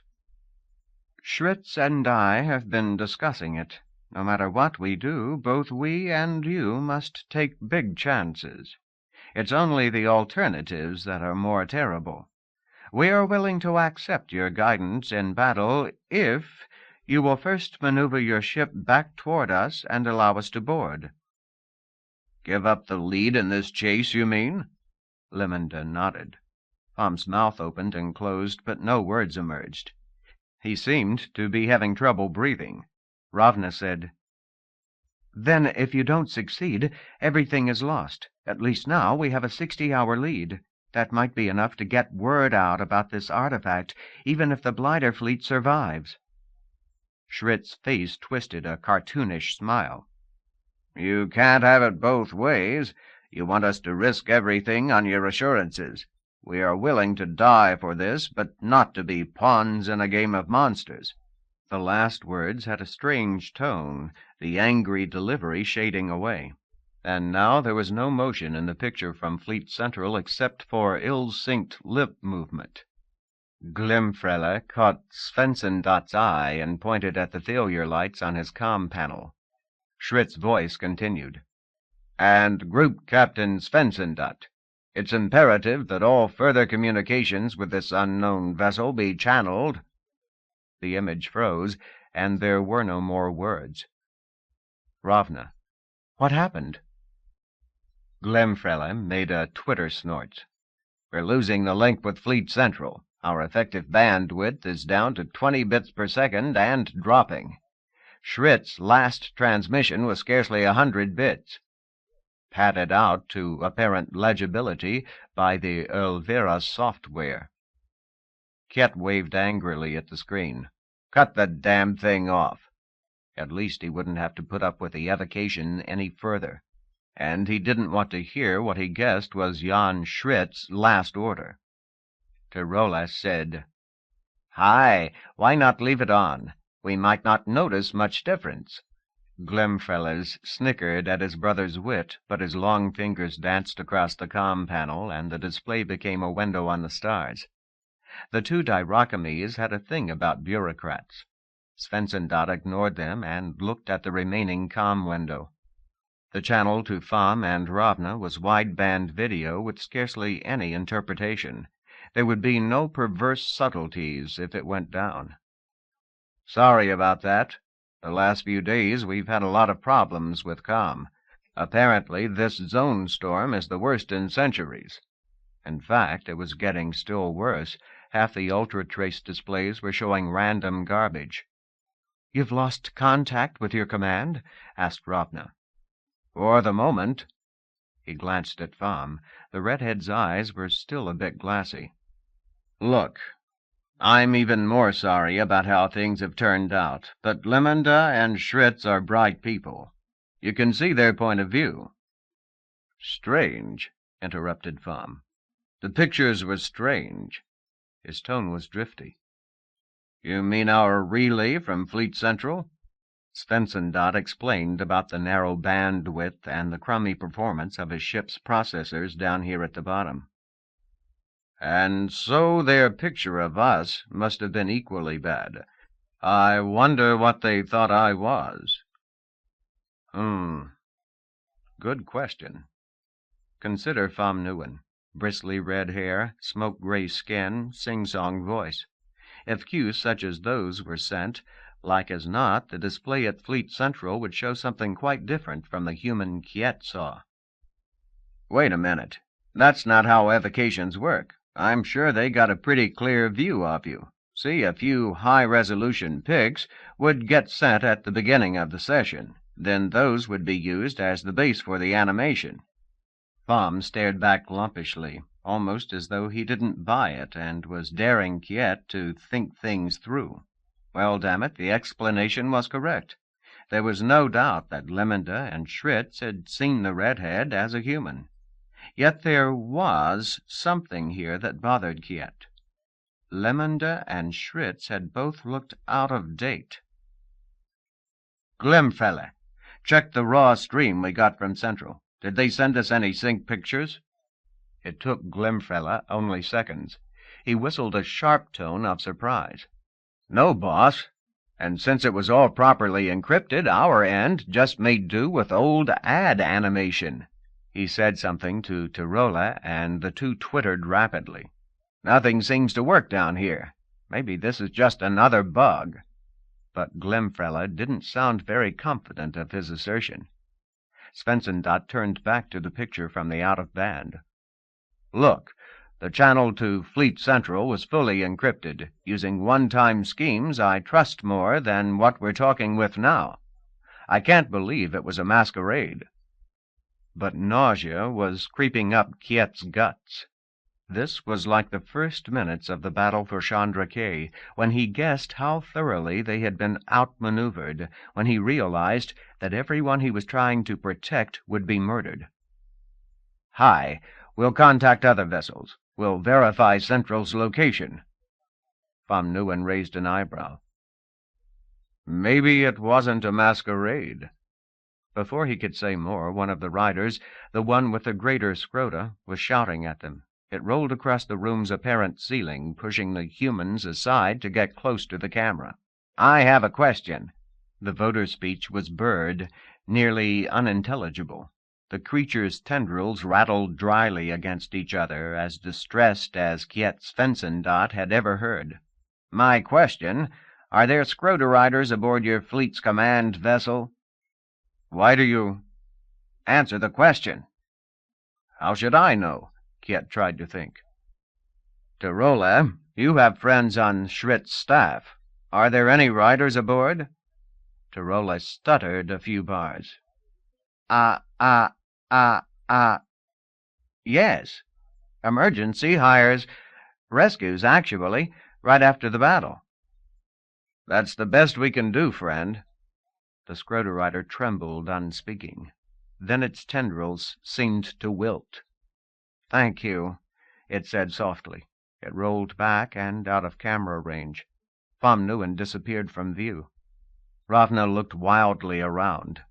"Wait, please," she said to the camera, and Kiet was looking at the abandoned command deck of the out-of-band. At the limit of the pickup's hearing came sounds of mumbled conversation, voter and human. Then she was back. "What was that all about?" Svensson to Ravna. Nothing any of us can help any more. Captain Svensson, it looks to me like your fleet is no longer run by the people you think." "Maybe. Probably. It's something I've got to think about." She nodded. For a moment they looked at each other unspeaking. So strange, so far from home, and after all the heartbreak, to see someone so familiar. "You were truly at Relay?" The question sounded stupid in his ears. Yet in a way she was a bridge from what he knew and trusted to the deadly weirdness of the present situation. Ravna Bergschendatt nodded. "Yes, and it was like everything you've read. We even had direct contact with a power. And yet it was not enough, Group Captain. The Blight destroyed it all. That part of the news is no lie." Tirola pushed back from his nav station. "Then how can anything you do down here hurt the Blight?" The words were blunt, but Rolle's eyes were wide and serious. In fact, he was pleading for some sense behind all the death. Diracames had not been the greatest part of the Chandra K civilization, but they had been by far its oldest member race. 1,000,000 years ago they had burst out of the slow zone, colonizing the 3 systems that humans one day would call Chandra K. Long before the humans arrived, they were a race of inward dreamers. They protected their star systems with ancient automation and friendly younger races. Another 500,000 years and their race might be gone from the beyond, extinct or evolved into something else. It was a common pattern, something like death and old age, but gentler. There is a common misconception about such senescent races, that their members are senescent too. In any large population there will be variation. There will always be those who want to see the outside world and play there for a while. Humankind had gotten on very well with the likes of Glimfrele and Tirola.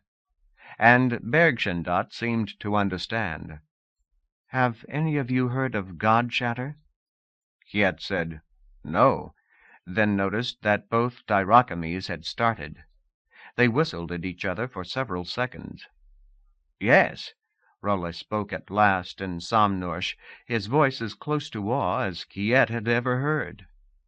"You know we Diracames have been in the Beyond for a long time. We've sent many colonies into the Transcend. Some became powers. And once, something came back. It wasn't a power, of course. In fact, it was more like a mind-crippled Diracame. But it knew things and did things that made great changes for us." "Fentrolar?" Kiet asked wonderingly, suddenly recognizing the story. It had happened 100,000 years before humankind arrived at Chandra K, yet it was a central contradiction of the Diracame terrains. "Yes," Tirola said. "Even now people don't agree if Fentrolar was a gift or a curse, but he founded the dream habitats and the old religion." Ravna nodded. "That's the case most familiar to us of Chandra K. Maybe it's not a happy example, considering all its effects." And she told them about the fall of Relay, what had happened to Old One, and what had become of Pham Nguyen. The Diracames' side chat dwindled to 0, and they were very still. Finally, Kiet said, "So what does He stumbled over the name, as strange as everything else about this fellow. "Newen know about the thing he seeks at the bottom. What can he do with it?" I don't know, Group Captain. Pham Newen himself doesn't know. A little bit at a time the insight comes. I believe because I was there for some of it, but I don't know how to make you believe."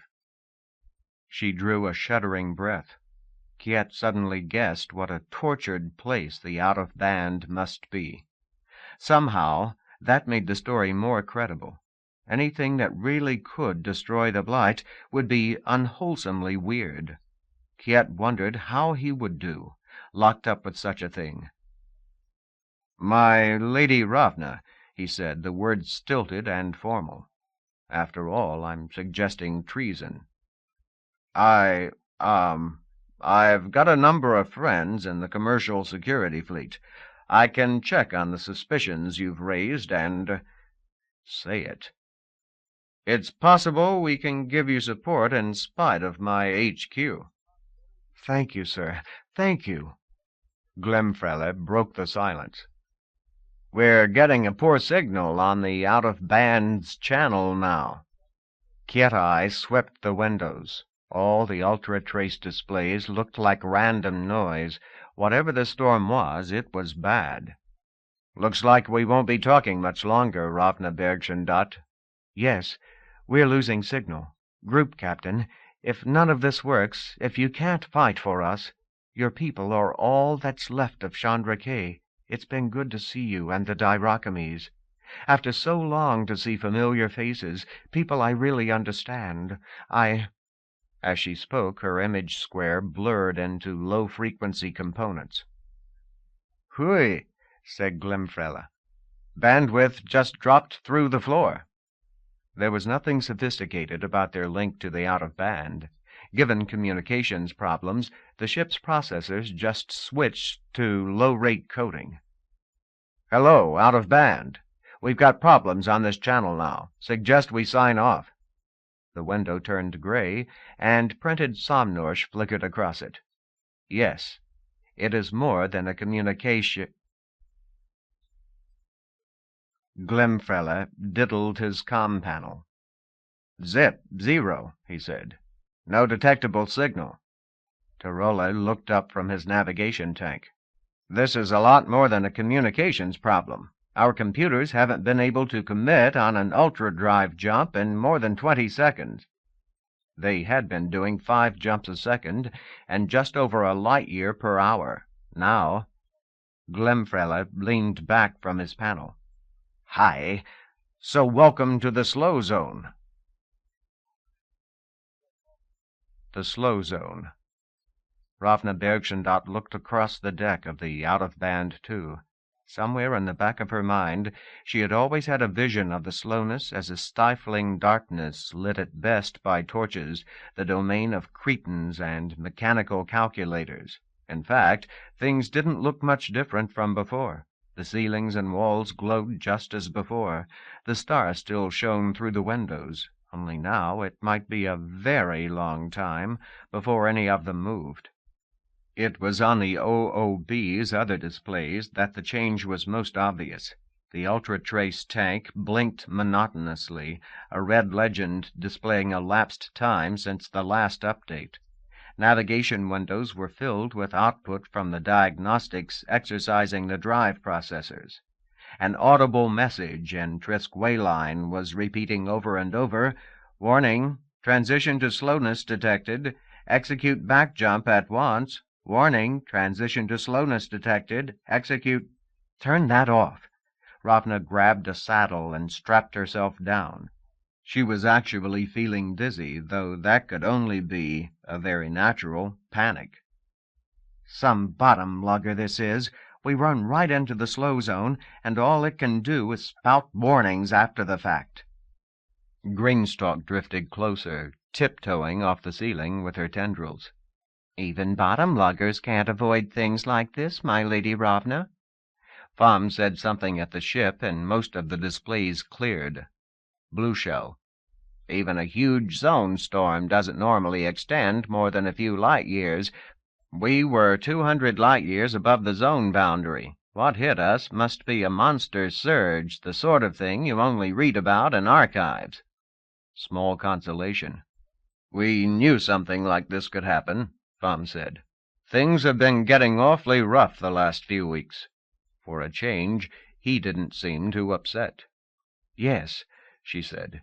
We expected a slowing, maybe, but not the slowness. We are trapped. Where's the nearest habitable system? 10 light-years? 50? The vision of darkness had a new reality, and the starscape beyond the ship's walls was no longer a friendly, steadying thing. They were surrounded by unending nothingness, moving at some vanishing fraction of the speed of light, entombed. All the courage of Kiet Svensson and his fleet for nothing. Jeffrey Olschen forever unrescued. Pham's hand touched her shoulder, the first touch in days. We can still make it to the Tynes world.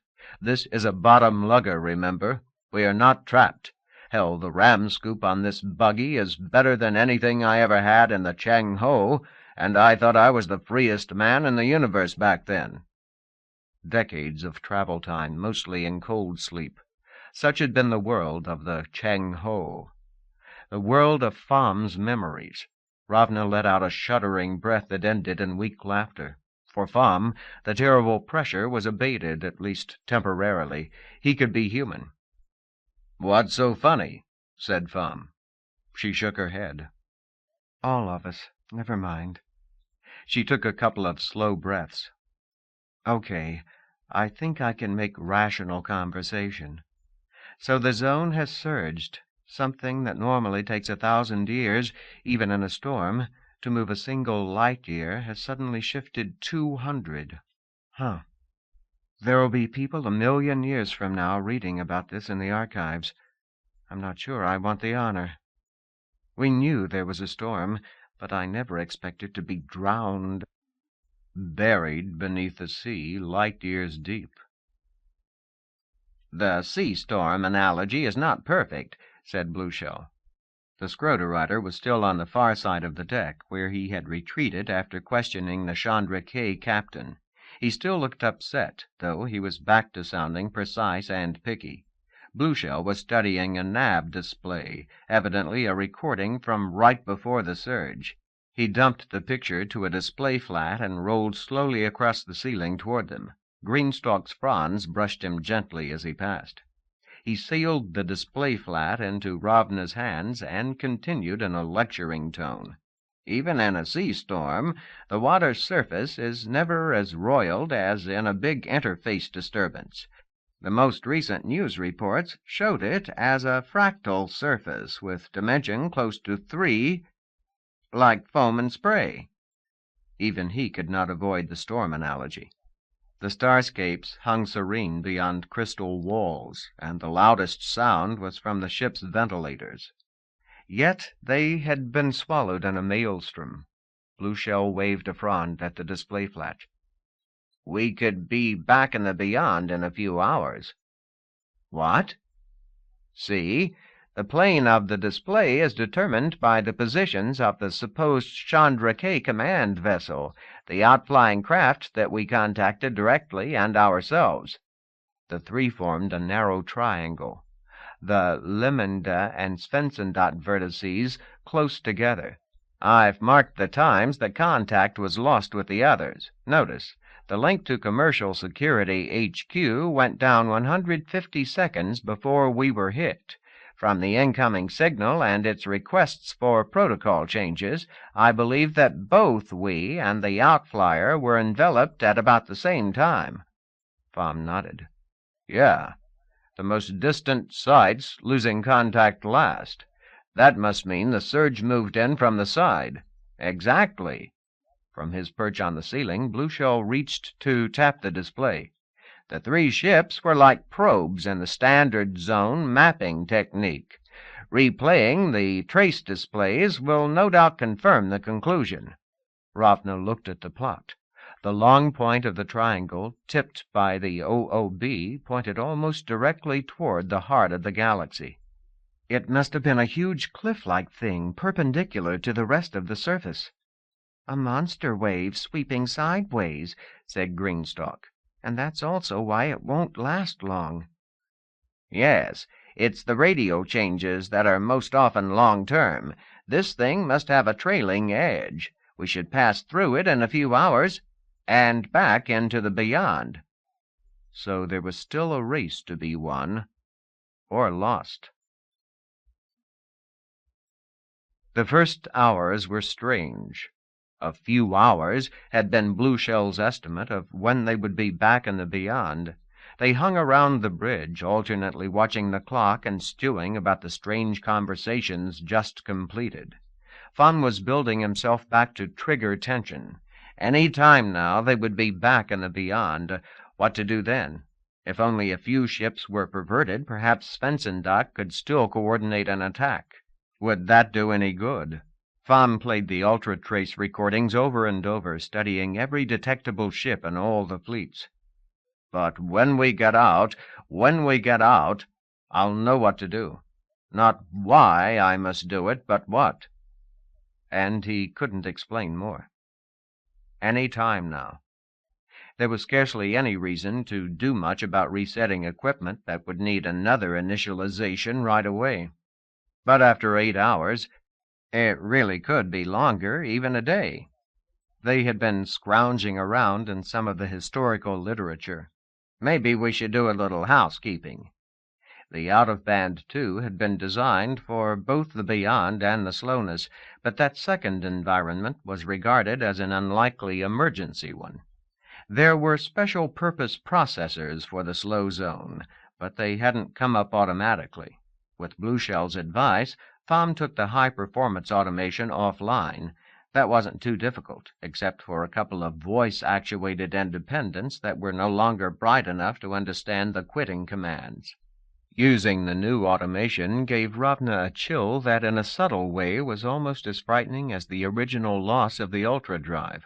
Her image of the slowness as darkness and torchlight, that was just nightmare fantasy. On the other hand, the slowness as the domain of cretins and mechanical calculators, there was something to that.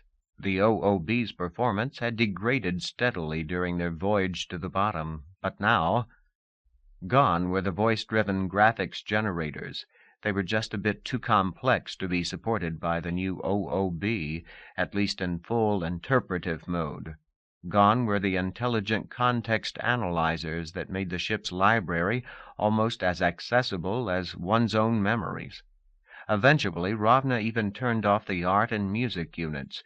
Without mood and context response, they seemed so wooden, constant reminders that there were no brains behind them. Even the simplest things were corrupted. Take voice and gesture controls. They no longer responded consistently to sarcasm and casual slang. It took a certain discipline to use them effectively. Pham actually seemed to like this. It reminded him of the Cheng Ho. 20 hours. 50.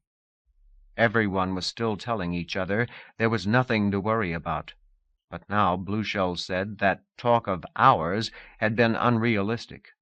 Considering the height of the tsunami, at least 200 light-years, it would likely be several hundred light-years across. That in keeping with the scaling laws of historical precedent. There was only one trouble with this reasoning. They were beyond all precedent. For the most part, zone boundaries followed galactic mean density. There was virtually no change from year to year, just the eons-long shrinkage that might someday, after the death of all but the smallest stars, expose the galactic core to the beyond. At any given time, perhaps 1/1000th of that boundary might qualify as being in a storm state. In an ordinary storm, the surface might move in or out a light-year in a decade or so. Such storms were common enough to affect the fortunes of many worlds every year.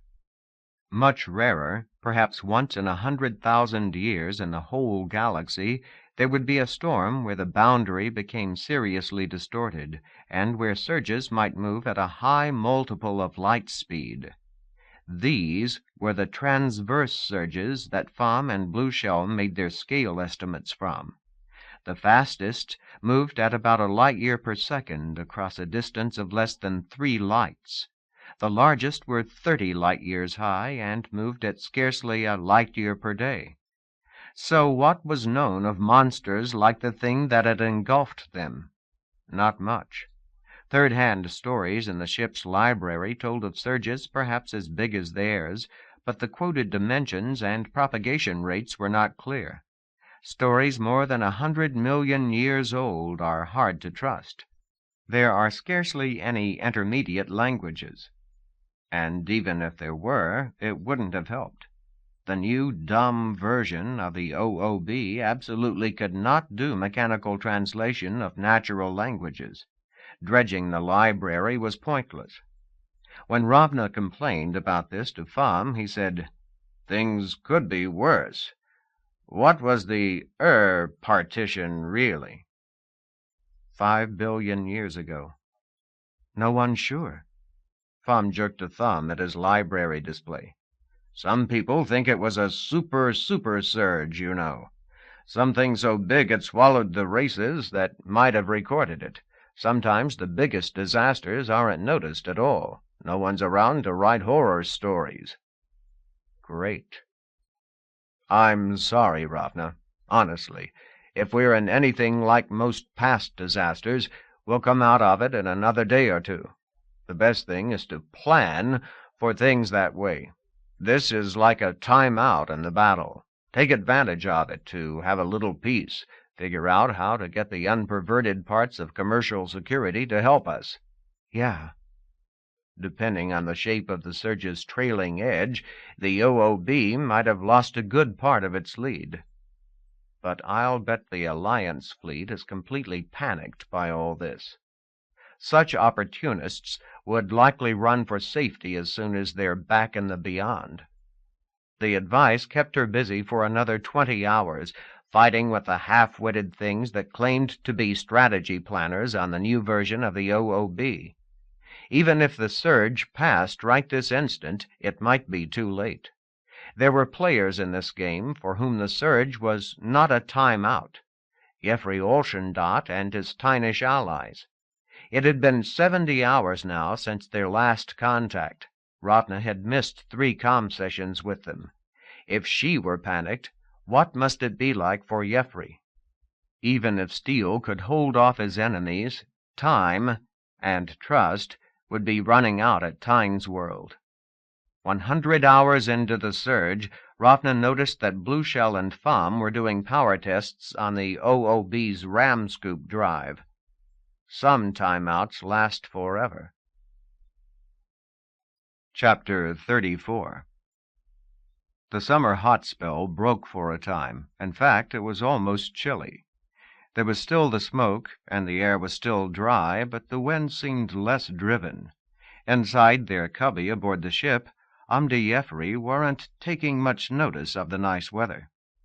"They've been slow in answering before," said Amdi. "She's explained how the ultra-wave... Ravna's never been this late." Not since the winter, anyway. Jeffrey's tone hovered between fear and petulance. In fact, there was supposed to be a transmission in the middle of the night, technical data for them to pass on to Mr. Steele. It hadn't arrived by this morning, and now Ravna had also missed their afternoon session, the time when normally they could just chat for a bit.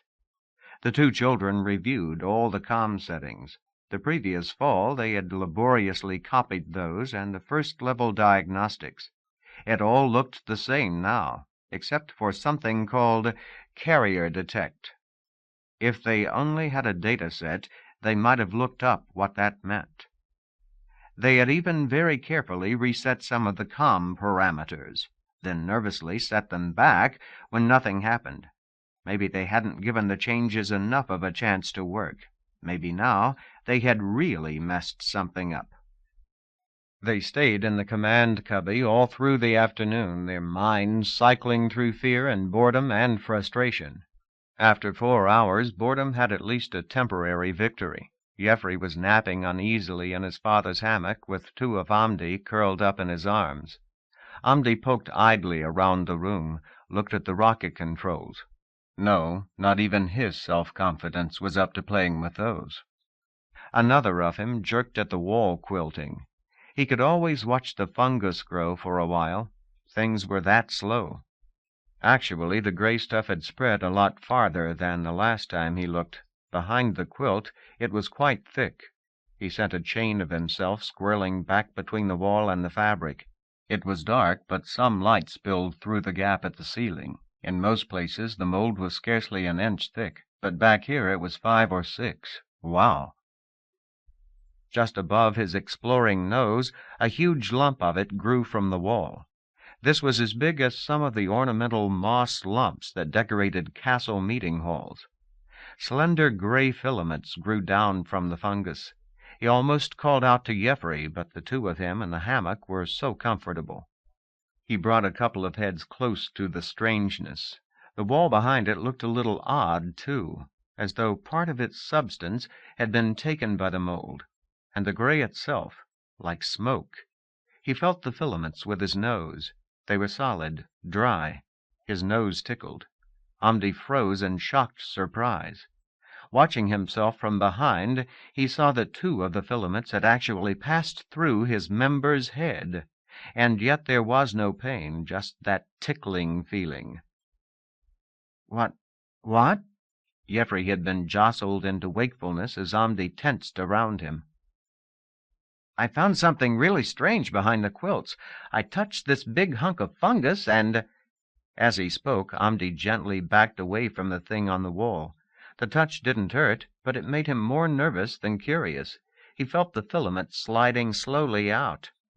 I told you we aren't supposed to play with that stuff. It's dirty. The only good thing is it doesn't smell. Jeffrey was out of the hammock. He stepped across the cubby and lifted the quilting. Amdi's tip member lost its balance and jerked away from the fungus. There was a snapping sound and a sharp pain in his lip. Geez, that thing is big. Then, hearing Amdi's pain whistle, You okay? Amdi backed away from the wall. I think so. The tip of one last filament was still stuck in his lip. It didn't hurt as much as the nettles he'd sampled a few days earlier. Amdi Jeffrey looked over the wound. What was left of the smoky spine seemed hard and brittle. Jeffrey's fingers gently worked it free. Then the 2 of them turned to wonder at the thing in the wall. It really has spread. Looks like it's hurt the wall, too. Amdi dabbed at his bloodied muzzle. Yeah, I see why your folks told you to stay away from it. Maybe we should have Mr. Steele scrub it all out. The 2 spent half an hour crawling around behind all the quilting. The grayness had spread far, but there was only the one marvelous flowering. They came back to stare at it, even sticking articles of clothing into the wisps. Neither risked fingers or noses on further contact. Staring at the fungus on the wall was by far the most exciting thing that happened that afternoon. There was no message from the OOB. The next day the hot weather was back. 2 more days passed, and still there was no word from Ravna. Lord Steele paced the walls atop on Starship Hill. It was near the middle of the night, and the sun hung about 15 degrees above the northern horizon. Sweat filmed his fur. This was the warmest summer in 10 years. The dry wind was into its 30th day around.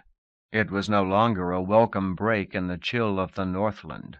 The crops were dying in the fields. Smoke from fjord fires was visible as brownish haze both north and south of the castle.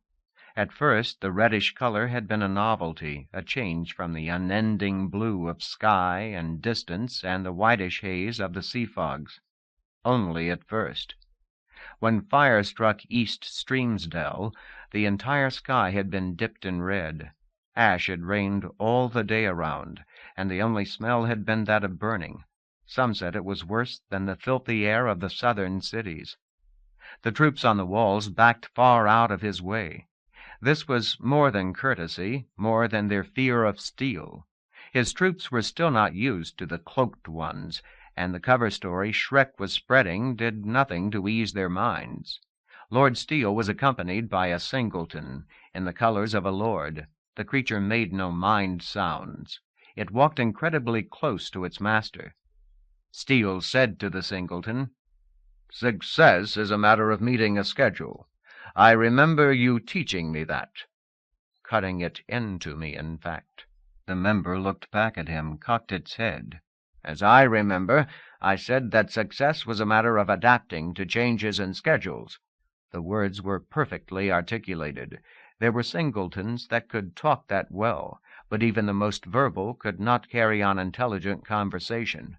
Schreck had had no trouble convincing the troops that Flenser science had created a race of super-packs, that the cloaked ones were individually as smart as any ordinary pack. It was a good cover for what the cloaks really were. It both inspired fear and obscured the truth. The member stepped a little closer, nearer to Steele than anyone had been except during murders and rapes and the beatings of the past. Involuntarily, Steele licked his lips and spread out from around the threat. Yet in some ways the dark-cloaked one was like a corpse, without a trace of mind sound. Steele snapped his jaws shut and said, "Yes, the genius is in winning even when the schedules have fallen down the guard-robe." He looked all away from the Flenser member, scanning the red-shrouded southern horizon. "What's the latest estimate of Woodcarver's progress?" "She's still camped about 5 days southeast of here." "The damned incompetent! It's hard to believe she's your parent. Vendacious made things so easy for her. Her soldiers and toy cannon should have been here almost a 10-day past." "And been well butchered on schedule." "Yes, long before our sky friends arrived. Instead, she wanders inland and then balks." The Flenser member shrugged in its dark cloak. Steele knew the radio was as heavy as it looked. It consoled him that the other was paying a price for his omniscience. Just think, in heat like this, to have every part of oneself muffled to the tympana. He could imagine the discomfort. Indoors, he could smell it. They walked past one of the wall cannon. The barrel gleamed of layered metal. The thing had thrice the range of Woodcarver's pitiful invention. While Woodcarver had been working with dataset and a human child's intuition, he had had the direct advice of Ravna and company. At first, he'd feared their largesse, thinking it meant the visitors were superior beyond need for care. Now, the more he heard of Ravna and the others, the more clearly he understood their weakness. They could not experiment with themselves, improve themselves. Inflexible, slow-changing dullards. Sometimes they showed a low cunning, Ravna's coyness about what she wanted from the first starship, but their desperation was loud in all their messages, as was their attachment to the human child. Everything had been going so well till just a few days ago. As they walked out of earshot of the gunner pack, Steele said to the Flenser member, "And still no word from our rescuers?" "Quite so.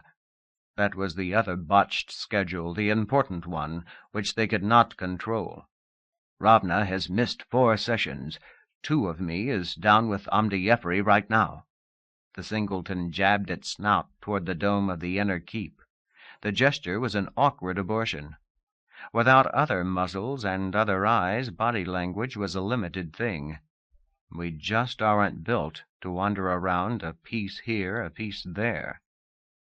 Another few minutes, and the space folk will have missed a 5th talk session. The children are getting desperate, you know. The member's voice sounded sympathetic.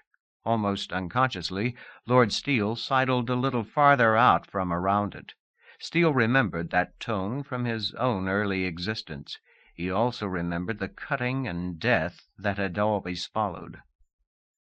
"I want them kept happy, Tyrefect. We're assuming communication will resume. When it does, we'll need them." Steele bared 6 pairs of jaws at the surrounded singleton. "None of your old tricks." The member flinched, an almost imperceptible twitch that pleased Steele more than the groveling of 10,000. "Of course not. I'm just saying that you should visit them, try to help them with their fear." "You do it." Ah, they don't fully trust me. I've told you before, Steele. They love you. Ah, and they've seen through to your meanness, eh? The situation made Steele proud. He had succeeded where Flenser's own methods would have failed. He had manipulated without threats or pain.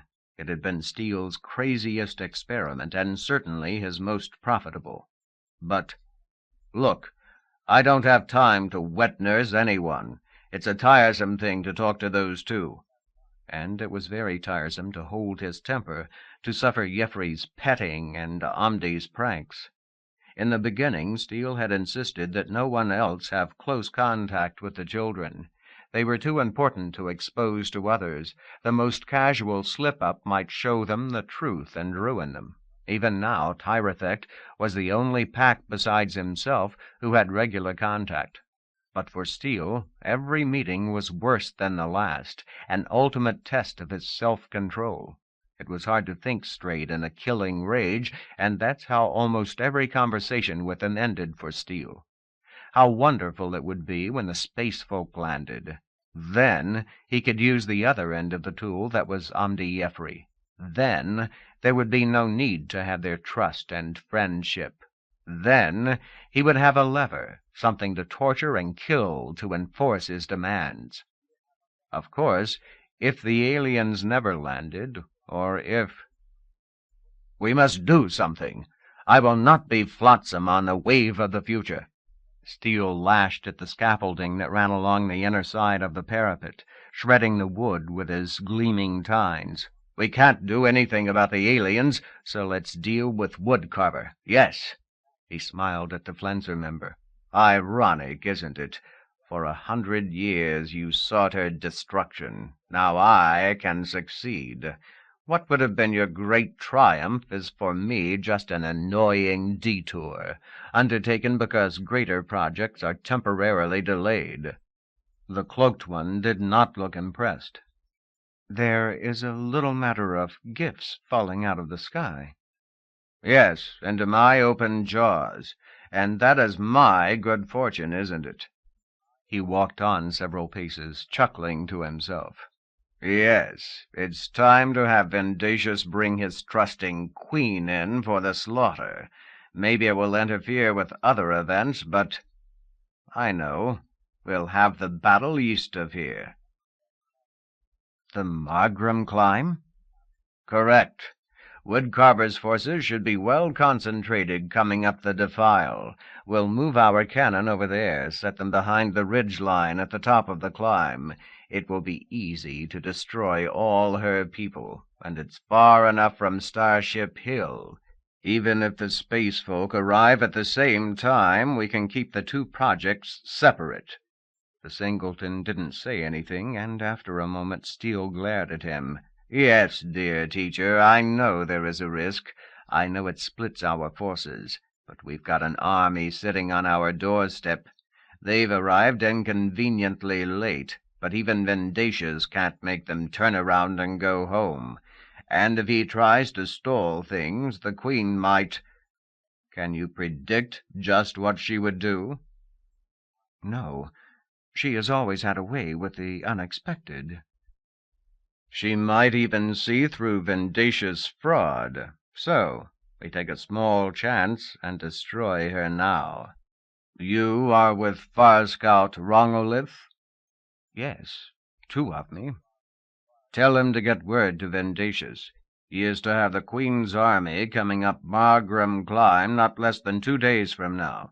Feel free to elaborate. You know the region better than I. We'll work out final details when both sides are in position. It was a wonderful thing to be the effective commander of both sides in a battle. One more thing. It's important, and Vendacious must see to it within the day around. I want Woodcarver's human dead.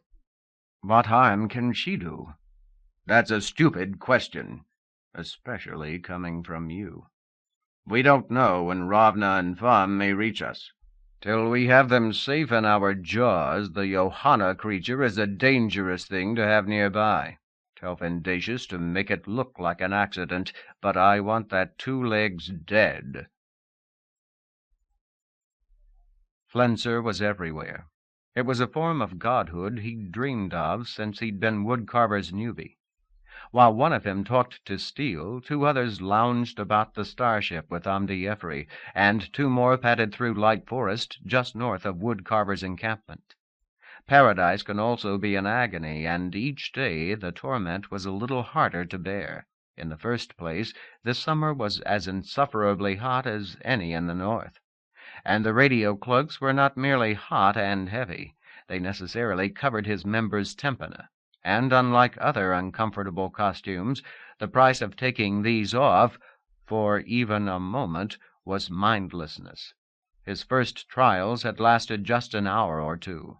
Then had come a 5-day expedition with Farscout Rongolith, providing Steele with instant information and instant command of the country around Starship Hill. It had taken a couple day-arounds to recover from the sores and aches of the radio cloaks. This latest exercise in omniscience had lasted 12 days. Wearing the cloaks all the time was impossible. Every day in a rotation, one of his members threw off its radio, was bathed, and had its cloak's liner changed. It was Flenser's hour of daily madness when sometimes the weak-willed Tyrethect would come back to mind, vainly trying to re-establish her dominance. It didn't matter. With one of his members disconnected, the remaining pack was only 4. There are foursomes of normal intelligence, but none existed in Flenser Tyrethect. The bathing and recloaking were all done in a confused haze. And, of course, even though Flenser was everywhere at once, he wasn't any smarter than before. After the first jarring experiments, he got the hang of hearing scenes that were radically different, but it was as difficult as ever to carry on multiple conversations. When he was bantering with Steele, his other members had very little to say to Omdi-Efri or to Rongolith's scouts. Lord Steele was done with him. Flenser walked along the parapets with his former student, but if Steele had said anything to him, it would have taken him away from his current conversation. Flenser smiled, carefully so the one with Steele would not show it. Steele thought he was talking to Farscout Rongolith just now. Oh, he would do that in a few minutes. One advantage of his situation was that no one could know for sure everything Flenser was up to. If he was careful, he would eventually rule here again. It was a dangerous game, and the cloaks were themselves dangerous devices. Keep a cloak out of the sunlight for a few hours, and it lost power, and the member wearing it was cut off from the pack. Worse was the problem of static. That was the mantis word. The second set of cloaks had killed its user, and the spacers weren't sure of the cause, except that it was some sort of interference problem. Flenser had experienced nothing so extreme, but sometimes on his farthest hikes with Rongolith, or when a cloak's power faded, there was an incredible shrieking in his mind, like a dozen packs crowding close, sounds that scaled between sex madness and killing frenzy. Tyrethect seemed to like times like that. She'd come bounding out of the confusion, swamping him with her soft hate. Normally she lurked around the edges of his consciousness, tweaking a word here, a motive there.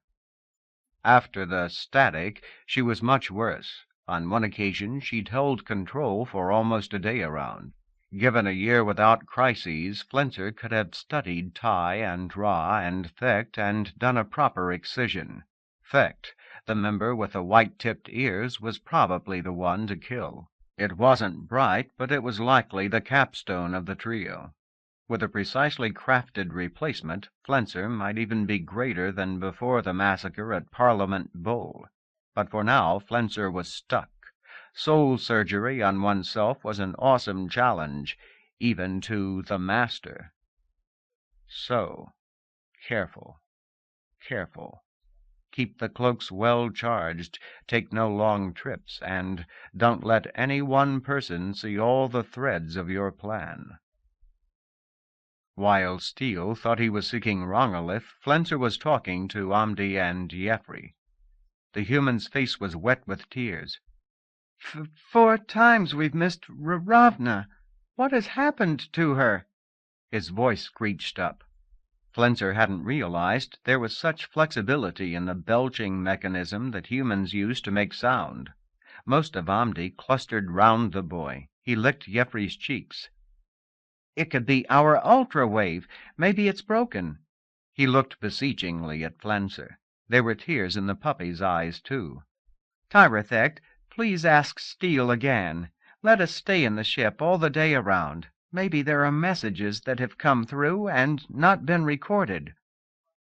Flenser with Steele descended the northern stairs, crossed the parade ground. He gave a sliver of attention to the others' complaints about the sloppy maintenance around the practice stands.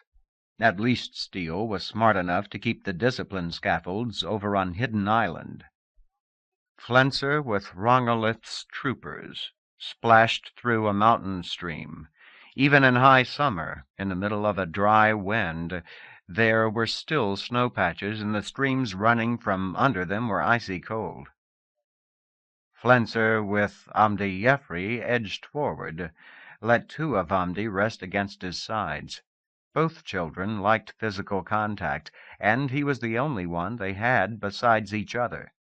It was all perversion, of course, but Flenser had based his life on manipulating others' weakness and, but for the pain, welcomed it.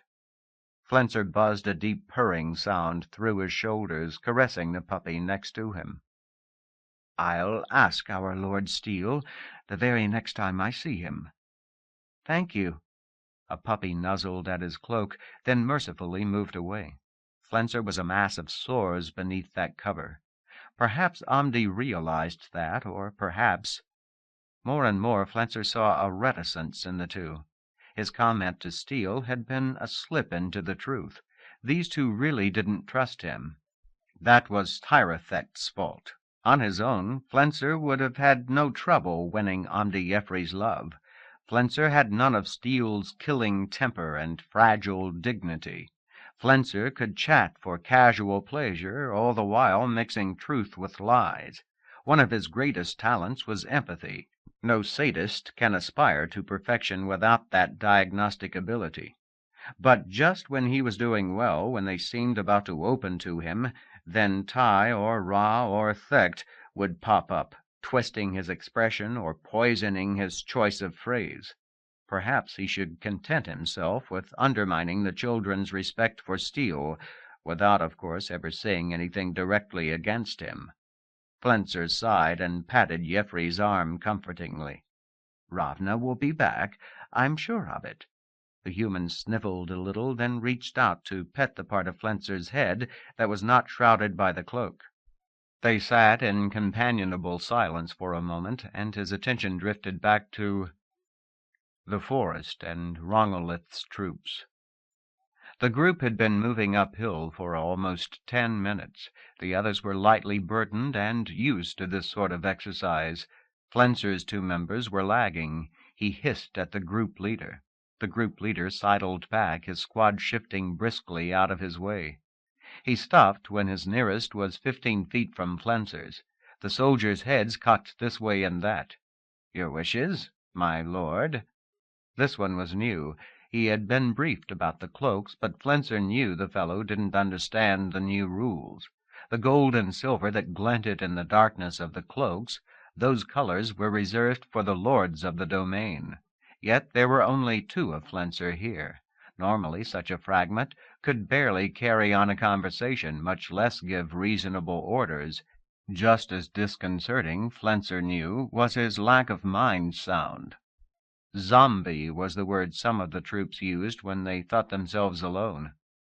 Flenser pointed up the hill. The timberline was only a few yards away.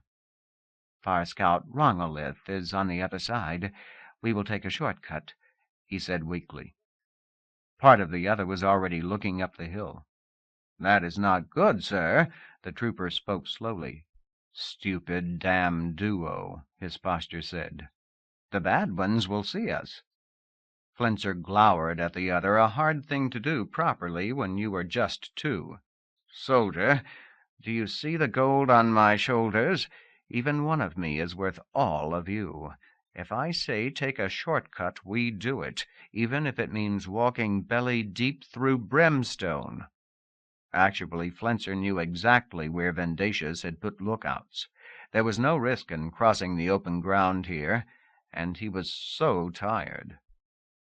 The group leaders still didn't know quite what Flenser was, but he saw the dark cloaks were at least as dangerous as any full pack lord. He backed off humbly, bellies dragging on the ground. The group turned uphill, and a few minutes later were walking across open heather. Rongolith's command post was less than half a mile away along this path. Flenser, with Steele, walked into the inner keep. The stone was freshly cut, the walls thrown up with the feverish speed of all this castle's construction. 30 feet over their heads, where vault met buttresses, there were small holes set in the stonework. These holes would soon be filled with gunpowder, as would slots in the wall surrounding the landing field. Steele called those the jaws of welcome. Now he turned to head back to Flenser. "So, what does Rongolith say?" "Sorry, he's been out on patrol. He should be here. He should be in camp any minute." Flenser did his best to conceal his own trips with the scouts. Such recons were not forbidden, but Steele would have demanded explanations if he knew. Flenser with Rongolith's troops sloshed through water-soaked heather. The air over the snowmelt was delightfully chill, and the breeze pushed cool tongues part way under his wretched cloaks. Rongolith had chosen the site for his command post well. His tents were in a slight depression at the edge of a large summer pond. 100 yards away, a huge patch of snow covered the hill above them, fed the pond, and kept the air pleasantly cool. The tents were out of view from below, yet the site was so high in the hills that from the edge of the depression there was a clear view across 3 points of the compass, centered on the south. Resupply could be accomplished from the north with little chance of detection, and even if the dam fires struck the forest below, this post would be untouched. Farscout Rongolith was lounging about his signal mirrors, oiling the aiming gears. One of his subordinates lay with snouts stuck over the lip of the hill, scanning the landscape with its telescopes. Rongolith came to attention at the sight of Flenser, but his gaze wasn't full of fear. Like most long-range scouts, he wasn't completely terrorized by castle politics. Besides, Flenser had cultivated an us-against-the-prigs relationship with the fellow. Now Rongolith growled at the group leader. "The next time you come prancing across the open like that, your asses go on report." "My fault, Farscout," put in Flenser. "I have some important news." They walked away from the others, down toward Rongolith's tent. "See something interesting, did you?" Rongolith was smiling oddly.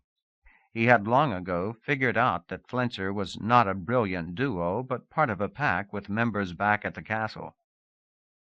"When is your next session with Cradleheads?" That was the field name for Vendacious. "Just past noon.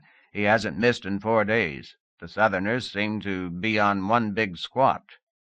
"That will change." Flenser repeated Steele's orders for Vendacious. The words came hard. The traitor within him was restive. He felt the beginnings of a major attack. "Wow, you're going to move everything over to Margrim Climb in less than 2—" "Never mind. That's something I'd best not know." Under his cloaks, Flenser bristled. There are limits to chumminess. Rongolith had his points, but maybe after all this was over he could be smoothed into something less ad hoc. "Is that all, my lord?" "Yes. No." Flenser shivered with uncharacteristic puzzlement. The trouble with these cloaks, sometimes they made it hard to remember things. By the great pack, no. It was that Tyrethect again. Steele had ordered the killing of Woodcarver's human. All things considered, a perfectly sensible move, but... Flenser with Steele shook his head angrily, his teeth clicking together. "Something the matter?" said Lord Steele. He really seemed to love the pain that the radio cloaks caused Flenser. "Nothing, my lord. Just a touch of the static." In fact, there was no static, yet Flenser felt himself disintegrating. What had given the other such sudden power? Flenser with Omdi-Jeffrey snapped his jaws open and shut, open and shut. The children jumped back from him, eyes wide. "It's okay," he said grimly, even as his two bodies thrashed against each other. There really were lots of good reasons why they should keep Johanna Olschendat alive. In the long run, it assured Jeffrey's goodwill, and it could be Flenser's secret human. Perhaps he could fake the two-legs' death to steal and... No. Flenser grabbed back control, jamming the rationalizations out of mind. The very tricks he had used against Tyrethect she thought to turn against him. It won't work on me. I am the master of lies. And then her attack twisted again, became a massive bludgeoning that destroyed all thought. With Flenser, with Rongolith, with Omdi-Jeffrey. All of him was making little gibbering noises now. Lord Steele danced around him, unsure whether to laugh or be concerned. Rongolith goggled at him in frank amazement. The two children edged back to touch him. "Are you hurt?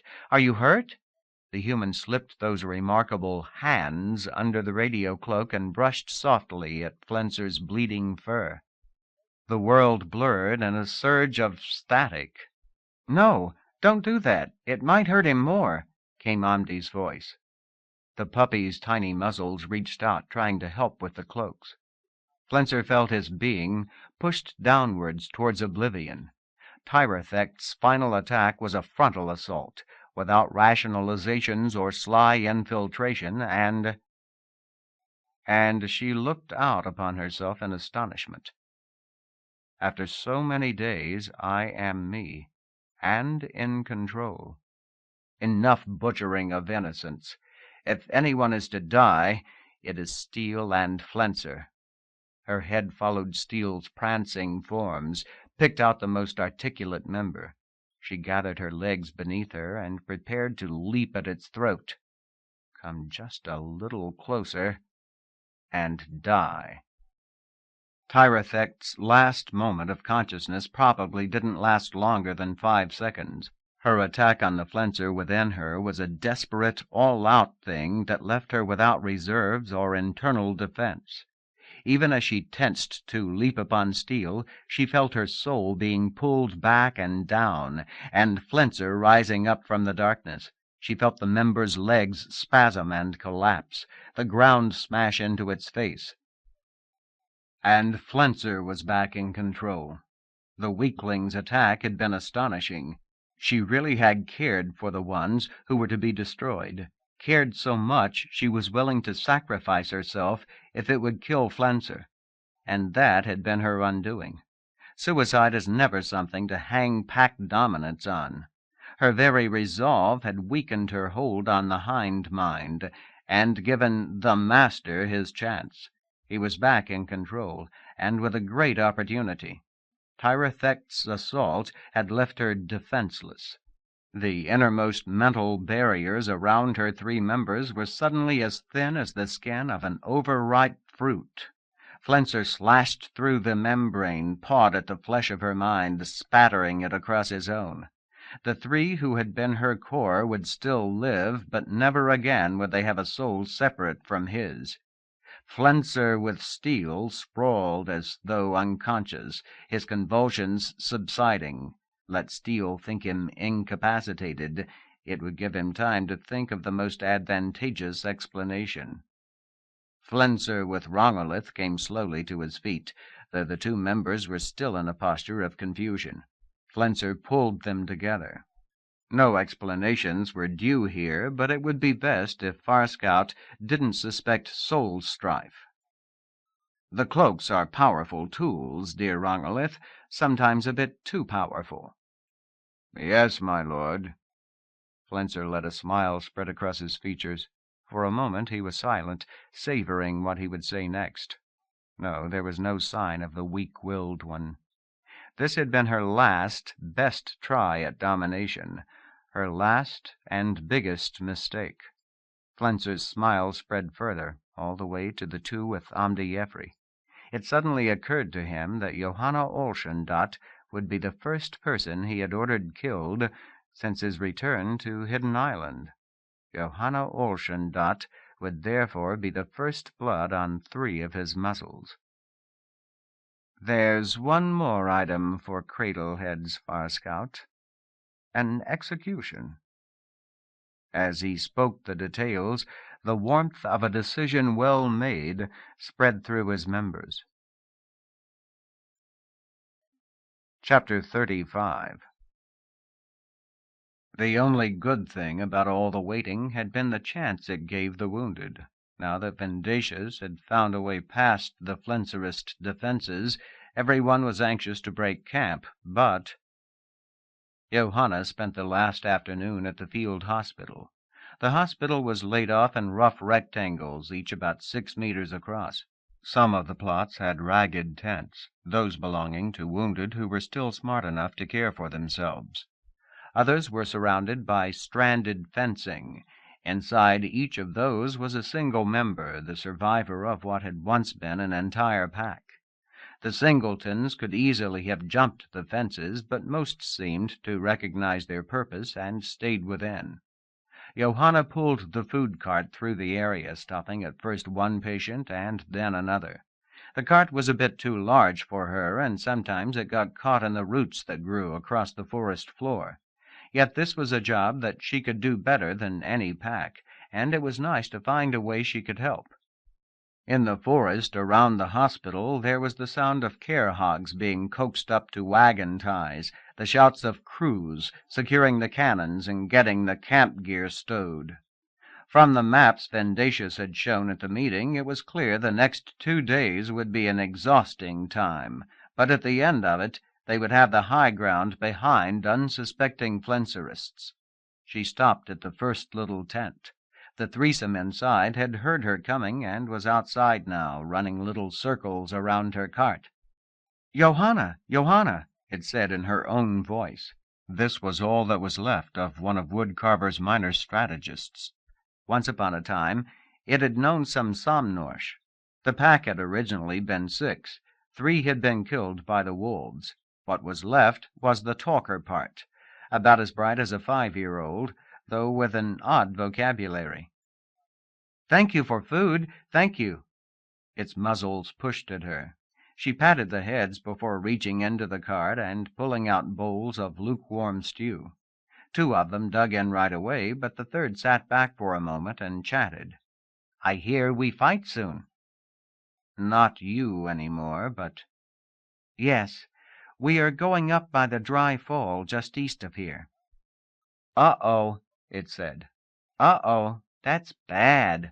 Foreseeing, no control. Ambush scary." Apparently the fragment had some memories of its own tactical work. But there was no way Johanna could explain Vindicius's reasoning to it. "Don't worry. We will make it okay." "You sure? You promise?" Johanna smiled gently at what was left of a rather nice fellow. "Yes, I promise." Okay." Now all 3 had their muzzles stuck into stew bowls. This was one of the lucky ones, really. It showed plenty of interest in what went on around it. Just as important, it had childlike enthusiasms. Pilgrim said that fragments like this could grow back easily if they were just treated right long enough to bear a puppy or 2. She pushed the cart a few meters further to the fenced square that was the symbolic corral for a singleton. There was a faint odor of shit in the air. Some of the singletons and duos were not housebroken. In any case, the camp latrines were 100 meters away. "Here, Blackie. Blackie?" Johanna banged an empty bowl against the side of the cart. A single head eased up from behind some root bushes. Sometimes this one didn't respond even that much. Johanna got on her knees, so her eyes weren't much higher than the black-faced one. "Blackie?" The creature pulled himself out of the bushes and slowly approached. This was all that was left of one of Scrupulo's cannoneers. She vaguely remembered the pack, a handsome 6-some, all large and fast. But now even Blackie wasn't whole. A falling gun had crushed his rear legs. He dragged his legless rear on a little wagon with 30-centimeter wheels, sort of like a scroter-rider with forelegs. She pushed a bowl of stew toward him and made the noises that Pilgrim coached her in. Blackie had refused food the last 3 days, but today he rolled and walked close enough that she could pet his head. After a moment, he lowered his muzzle to the stew. Johanna grinned in surprised pleasure. This hospital was a strange place. A year ago, she would have been horrified by it. Even now, she didn't have the proper tinish outlook on the wounded. As she continued to pet Blackie's lowered head, Johanna looked across the forest floor at the crude tents, the patients and parts of patients. It really was a hospital. The surgeons did try to save lives, even if the medical science was a horrifying process of cutting and splinting without anesthetics. In that regard, it was quite comparable to the medieval human medicine that Johanna had seen on dataset. But with the Tynes, there was something more. This place was almost a spare parts warehouse. The medics were interested in the welfare of packs. To them, singletons were pieces that might have a use in making larger fragments workable, at least temporarily. Injured singletons were at the bottom of all medical priorities. "There's not much left to save in such cases," one medic had said to her, via Pilgrim. "And even if there was, would you want a crippled, loose-bonded member in yourself?" The fellow had been too tired to notice the absurdity of his question. His muzzles had been dripping blood. He'd been working for hours to save wounded members of whole packs. Besides, most wounded singletons just stopped eating and died in less than a 10-day. Even after a year with Tynes, Johanna couldn't quite accept it. Every singleton reminded her of dear Schreiber. She wanted them to have a better chance than his last remnant had. She had taken over the food cart and spent as much time with the wounded singletons as she did with any of the other patients. It had worked out well. She could get close to each patient without mind-sound interference. Her help gave the brood kenners more time to study the fragments and singletons and try to build working packs from the wreckage. And now maybe this one wouldn't starve. She'd tell Pilgrim. He'd done miracles with some of the other match-ups, and seemed to be the only pack who shared some of her feelings for damaged singletons.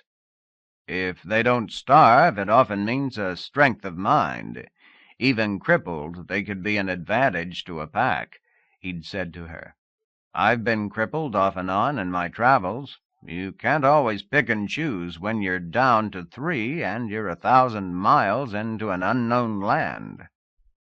Johanna set a bowl of water beside the stew. After a moment, the crippled member turned on his axle and took some shallow sips.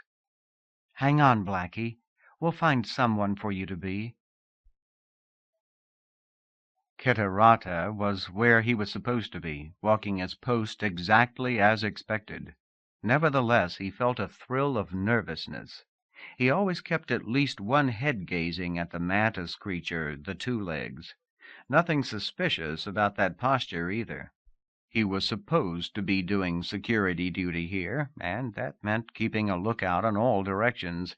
He shifted his crossbow nervously about from jaws to field pack and back to jaws. Just a few more minutes. Kitterate circled the hospital compound once more. It was soft duty. Even though this stretch of wood had been spared, the dry wind fires had chased the bigger wildlife downstream.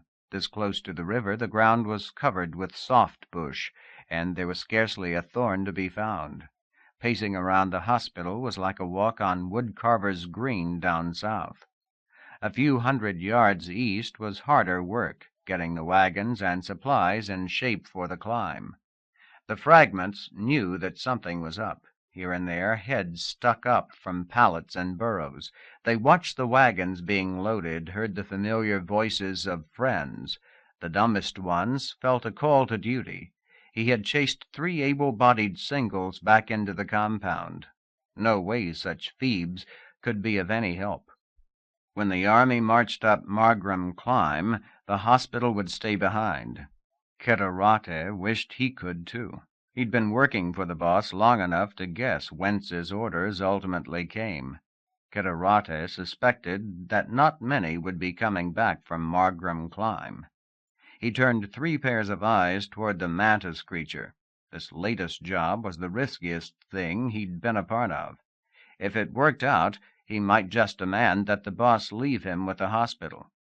Just be careful, old fellow. Vendacious didn't get where he is by leaving loose ends. Kitterate had seen what happened to that Easterner who nosed a little too close into the boss's business. Damn, but the human was slow. She'd been grunting at that one singleton for 5 minutes. You'd think she was having sex with these frags for all the time she spent with them. Well, she'd pay for the familiarity very soon. He started to cock his bow, then thought better of it. Accident. Accident. It must all look like an accident. Aha! The 2 legs was collecting food and water bowls and stowing them on the meal cart. Kitterate made unobtrusive haste around the hospital perimeter, positioning himself in view of the Kratzy duo, the fragment that would actually do the killing. Kratzy Nisinari had been a foot trooper before losing the Nisinari parts of himself. He had no connection with the boss or security. But he'd been known as a crazy-headed gat of bitches, a pack that was always on the edge of combat rage. Getting killed back to 2 members normally had a gentling influence. In this case, well, the boss claimed that Kratzy was specially prepared, a trap ready to be sprung. All Kitterate need do was give the signal, and the duo would tear the mantis apart. A great tragedy. Of course, Kitterate would be there, the alert hospital warden. He would quickly put arrows through Kratzy's brains, but alas, not in time to save the 2 legs. The human dragged the meal cart awkwardly around root bushes toward Kratzy, her next patient. The duo came out of its burrow, speaking half-witted greetings that even Kitterate could not understand. There were undertones, though, a killing anger that edged its friendly mien. Of course the mantis thing didn't notice. She stopped the cart, began filling food and water bowls, all the time grunting away at the twosome. In a moment she would bend down to put the food on the ground. For half an instant Kitterate considered shooting the mantis himself if Kratzy were not immediately successful. He could claim it was a tragic miss. He really didn't like the 2 legs. The mantis creature was a menacing thing. It was so tall and moved so weirdly. By now he knew it was fragile compared to packs, but it was scary to think of a single animal so smart as this. He shelved the temptation even faster than he had thought it. No telling what price he might pay for that, even if they believed his shot was an accident. No altruism today, thank you very much. Kratzy's jaws and claws would have to do. One of Kratzy's heads was looking in Kitterate's general direction. Now the mantis picked up the bowls and turned from the meal cart. "Hi, Johanna. How is it going?" Johanna looked up from the stew to see Peregrine Wickraxkar walking along the edge of the hospital.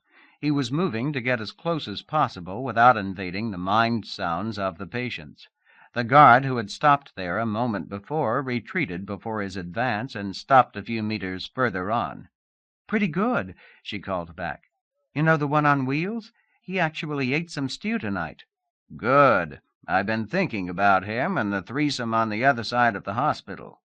"The wounded medic?" "Yes. What's left of Trellalach is all female, you know.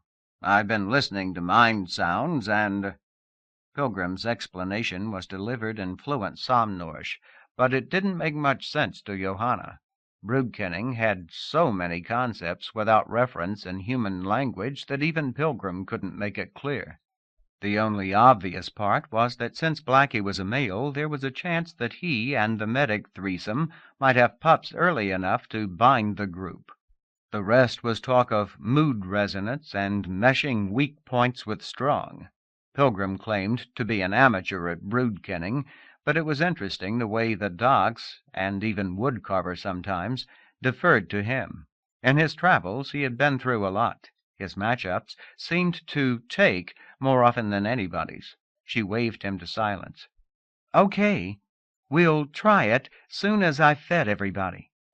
Pilgrim cocked a head or two at the nearby hospital plots.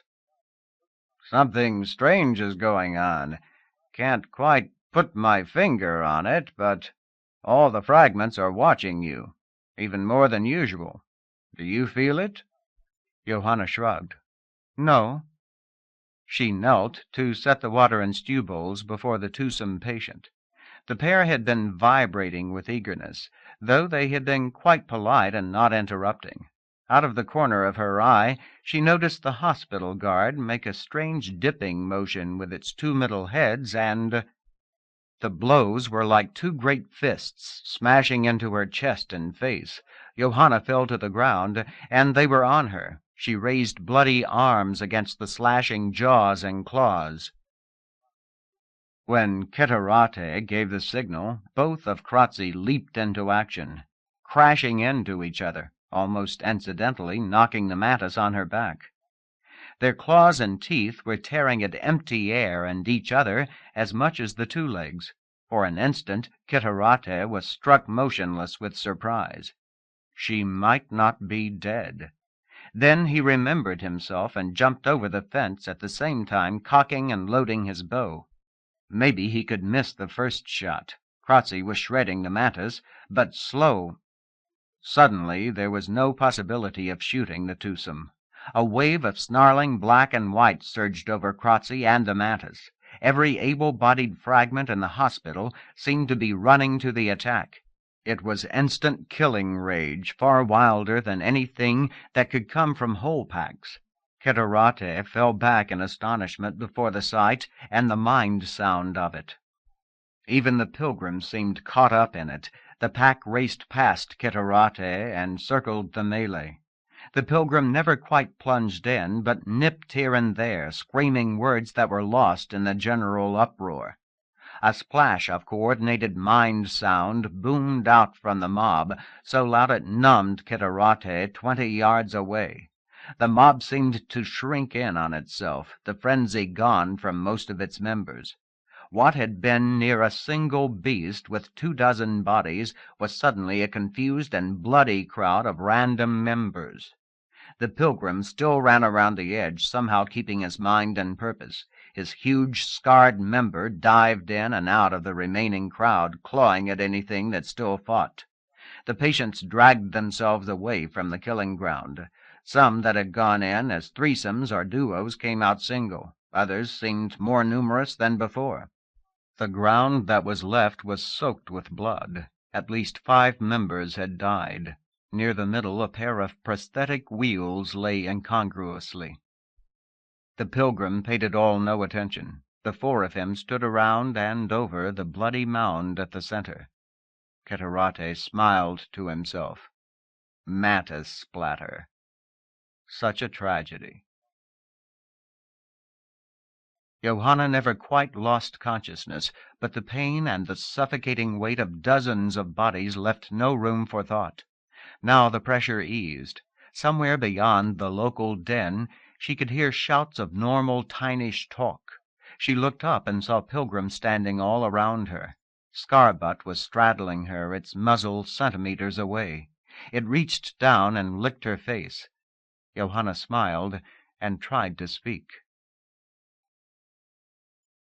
Vendacious had arranged to be in conference with Scrupolo and Woodcarver. Just now the commander of cannoneers was deep into tactics, using dataset to illustrate his scheme for Margrim Climb. Squalls of rage sounded from down by the river. Scrupolo looked up peevishly from the pink oliphant. "What the muddy hell?" The sounds continued, more than a casual brawl. Woodcarver and Vendacious exchanged worried glances, even as they arched necks to see among the trees. "A fight in the hospital," said the Queen. Vendacious dropped his noteboard and lunged out of the meeting area, shouting for the local guards to guard the Queen. As he raced across the cap, he could see that his roving guards were already converging on the hospital. Everything seemed as smooth as a program on data set, except why so much noise? The last few hundred yards, Scrupolo caught up with him and pulled ahead. The cannoneer raced into the hospital and stumbled over himself in abrupt horror. Vendacious burst into the clearing, all prepared to display his own shock, combined with alert resolve. Peregrine Wickraxkar was standing by a meal cart, Kitterate not far behind him. The pilgrim was standing over the two legs in a litter of carnage. By the pack of packs, what happened? There was too much blood by far. "Everybody back except the doctors," Vendacious bellowed at the soldiers who crowded at the edge of the compound. He picked his way along a path that avoided the loudest-minded patients. There were a lot of fresh wounds, and here and there speckles of blood dark on the pale tree trunks. Something had gone wrong. Meanwhile, Scrupolo had run around the edge of the hospital and was standing just a few dozen yards from the pilgrim. Most of him was staring at the ground under Wickraxkar. "It's Johanna! Johanna!" For a moment it looked like the fool would jump over the fence. "I think she's okay, Scrupolo," Wickraxkar said. "She was just feeding one of the duos, and it went nuts, attacked her." One of the doctors looked over the carnage. There were 3 corpses on the ground, and blood enough for more. "I wonder what she did to provoke them." "Nothing, I tell you. But when she went down, half the hospital went after Whatsits here." He waggled a nose at unidentifiable remains. Vendacious looked at Kitterate, at the same time saw Woodcarver arrive. "What about it, soldier?" he asked. "Don't screw up, Kitterate." "It's just like the pilgrim says, my lord. I've never seen anything like it." He sounded properly astounded by the whole affair. Vendacious stepped a little closer to the pilgrim. "If you'll let me take a closer look, pilgrim." Wickraxkar hesitated. He had been snuffling around the girl, looking for wounds that might need immediate attention. Then the girl nodded weakly to him, and he backed off. Vendacious approached, all solemn and solicitous. Inside, he raged. He'd never heard of anything like this. But even if the whole damn hospital had come to her aid, she should still be dead. The Kratzy duo could have ripped her throat out in half a second. His plan had seemed foolproof, and even now the failure would cause no lasting damage. But he was just beginning to understand what had gone wrong. For days the human had been in contact with these patients, even Kratzy. No Tynish doctor could approach and touch them like the two legs. Even some whole packs felt the effect. For fragments it must be overwhelming. In their inner soul, most of the patients considered the alien part of themselves. He looked at the two legs from 3 sides, mindful that the eyes of 50 packs were watching his every move. Very little of the blood was from the two legs. The cuts on her neck and arms were long and shallow, aimless slashings. At the last minute, Kratzy's conditioning had failed before the notion of the human as pack member. Even now, a quick flick of a forepaw would rip the girl's throat open. He briefly considered putting her under security medical protection. The ploy had worked well with Scriber, but it would be very risky here. Pilgrim had been nose to nose with Johanna. He would be suspicious of any claims about unexpected complications. No, even good plans sometimes fail. Count it as experience for the future. He smiled at the girl and spoke in Somnorsh. "You're quite safe now." For the moment, and quite unfortunately. The human's head turned to the side, looking off in the direction of Kitterate. Scrupolo had been pacing back and forth along the fence, so close to Kitterate and Pilgrim that the two had been forced back. "I won't have it," the cannoneer said loudly. "Our most important person attacked like this. It smells of enemy action." Wickraxkar goggled at him. "But how?" "I don't know," Scrupolo said, his voice a desperate shout. "But she needs protection as much as nursing. Vendacious must find some place to keep her." The Pilgrim pack was clearly impressed by the argument, and unnerved.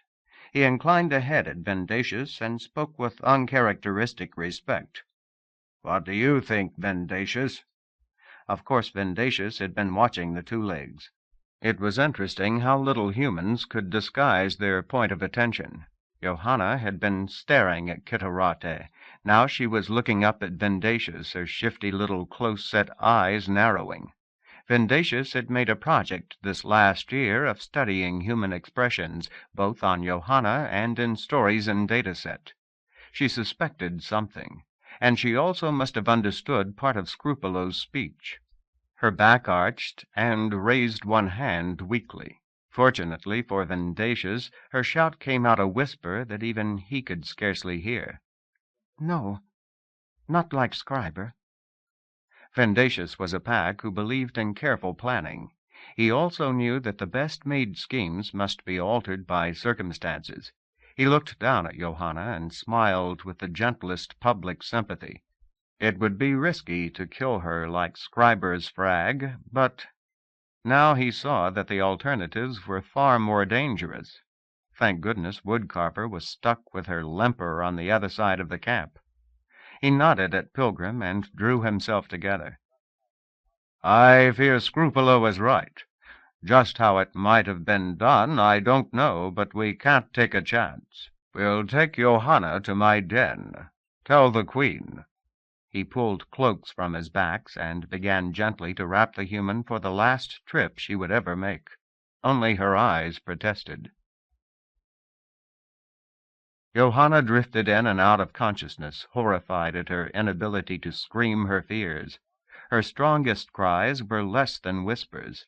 Her arms and legs responded with little more than twitches, even that lost in Vendacious's swaddling.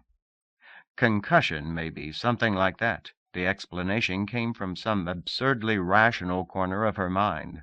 Everything seemed so far away, so dark. Johanna woke in her cabin at Woodcarver's.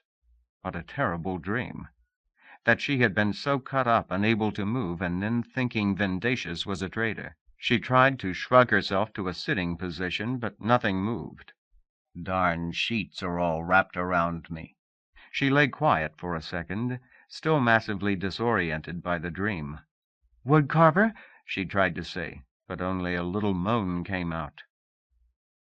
Some member moved gently around the fire-pit. The room was only dimly lit, and something was wrong with it. Johanna wasn't lying in her usual place. There was a moment of puzzled lassitude as she tried to make sense of the orientation of the dark walls. Funny. The ceiling was awfully low. Everything smelled like raw meat. The side of her face hurt, and she tasted blood on her lips. She wasn't at Woodcarver's, and that terrible dream was... 3 tinish heads drifted in silhouette nearby. One came closer, and in the dim light she recognized the pattern of white and black on its face. Vendacious. "Good," he said. "You are awake." "Where am I?" The words came out slurred and weak. The terror was back. "The abandoned cutter's hut at the east end of the camp. I've taken it over. As a security den, you know." His Somnorsh was quiet and fluent, spoken in one of the generic voices of dataset. One of his jaws carried a dagger, the blade a glint in the dimness. Johanna twisted in the tied cloaks and whispered screams. Something was wrong with her. It was like shouting on empty breath. One of Vendacious paced the hut's upper level. Daylight splashed across its muzzle as it peered out first one and then another of the narrow slits cut in the timbers. "Ah, it's good that you don't pretend. I could see that you somehow guessed about my second career, my hobby. But screaming, even loud, won't help either. We have only a brief time to chat. I'm sure the Queen will come visiting soon, and I will kill you just before she arrives. So sad. Your hidden wounds were tragically severe." Johanna wasn't sure of all he said. Her vision blurred every time she moved her head. Even now she couldn't remember the details of what had happened back in the hospital compound. Somehow Vendacious was a traitor, but how? Memories wriggled past the pane. You did murder Scriber, didn't you? Why? Her voice came louder than before, and she choked on blood dribbling back down her throat. Soft, human laughter came from all around her. He learned the truth about me. Ironic that such an incompetent would be the only one to see through me. Or do you mean a larger why? The three nearby muzzles moved closer still, and the blade in one's jaw patted the side of Johanna's cheek. Poor Two-Legs. I'm not sure you could ever understand. Some of it, the will to power, maybe. I've read what data set has to say about human motivation, the Freudian stuff. We Tynes are much more complicated. I am almost entirely male. Did you know that? A dangerous thing to be, all one sex. Madness lurks. Yet it was my decision. I was tired of being an indifferently good inventor, of living in Woodcarver's shadow. So many of us are her get, and she dominates most all of us. She was quite happy about my going into security, you know. She doesn't quite have the combination of members for it. She thought that all male but one would make me controllably devious. His sentry member made another round of the window slits. Again there was a human chuckle. I've been planning a long time. It's not just Woodcarver I'm up against. The power side of her soul is scattered all over the Arctic coast. Flenser had almost a century head start on me. Steele is new, but he has the empire Flenser built. I made myself indispensable to all of them. I'm Woodcarver's chief of security, and Steele's most valued spy. Played aright, I will end up with the data set, and all the others will be dead. His blade tapped her face again. Do you think you can help me? Eyes peered close into her terror. I doubt it very much. If my proper plan had succeeded, you would be neatly dead now. A sigh breathed around the room. But that failed, and I'm stuck with carving you up myself. Perhaps it will turn out for the best. Dataset is a torrent of information about most things, but it scarcely acknowledges the existence of torture. In some ways your race seems so fragile, so easily killable. You die before your minds can be dismembered, yet I know you can feel pain and terror. The trick is to apply force without quite killing. The three nearby members snuggled into more comfortable positions, like a human settling down for serious talk.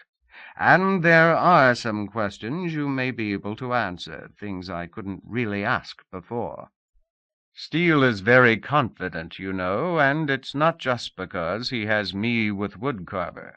That pack has some other advantage. Could he have his own data set? Vendacious paused. Johanna didn't answer, her silence a combination of terror and stubbornness. This was the monster that killed Scriber. The muzzle with the knife slid between the blankets and Johanna's skin, and pain shot up Johanna's arm. She screamed. Ah, data set said a human could be hurt there. No need to answer that one, Johanna. Do you know what I think is Steele's secret? I think one of your family survived. Most likely your little brother, considering what you've told us about the massacre. Jeffrey? Alive? For an instant she forgot the pain, almost forgot the fear. How? Vendacious gave a tiny shrug. You never saw him dead. You can be sure Steele wanted alive Two-Legs, and after reading about cold sleep and data set, I doubt he could have revived any of the others. And he's got something up there. He's been eager for information from data set, but he's never demanded that I steal the device for him. Johanna closed her eyes, denying the traitor pack's existence. Jeffrey lives. Memories rose before her. Jeffrey's playful joy, his childish tears, his trusting courage aboard the refugee ship. Things she had thought forever lost to her. For a moment they seemed more real than the slashing violence of the last few minutes. But what could Jeffrey do to help the Flenserists? The other data sets had surely burned. There's something more here, something that Vendacious still is missing. Vendacious grabbed her chin and gave her head a little shake. Open your eyes. I've learned to read them, and I want to see... I don't know if you believe me or not. No matter. If we have time, I will learn just what he might have done for Steele. There are other, sharper questions. Dataset is clearly the key to all. In less than half a year, I and Woodcarver and Pilgrim have learned an enormous amount about your race and civilization. I dare say we know your people better than you do. When all the violence is over, the winner will be the pack that still controls Dataset. I intend to be that pack. And I've often wondered if there are other passwords or programs I can run that would actually watch for my safety. The babysitter code. The watching heads bobbed a grin. Aha, so there is such a thing. Perhaps this morning's bad luck is all for the best. I might never have learned... His voice broke into discords. Two of Vendacious jumped up to join the one already at the window slits. Softly, by her ear, the voice continued. It's the Pilgrim, still far away, but coming toward us. I don't know. You would be much better safely dead. One deep wound, all out of sight. The knife slid further down. Johanna arched futilely back from the point. Then the blade withdrew, the point poised gently against her skin. Let's hear what Pilgrim has to say. No point in killing you this instant if he doesn't insist on seeing you. He pushed a cloth into her mouth and tied it tight. There was a moment of silence, maybe the crunch of paws in the brush right around the cabin. Then she heard a pack warble loud from beyond the timbered walls. Johanna doubted that she would ever learn to recognize packs by their voices, but her mind stumbled through the sounds, trying to decode the tinyish chords that were words piled on top of one another. Johanna!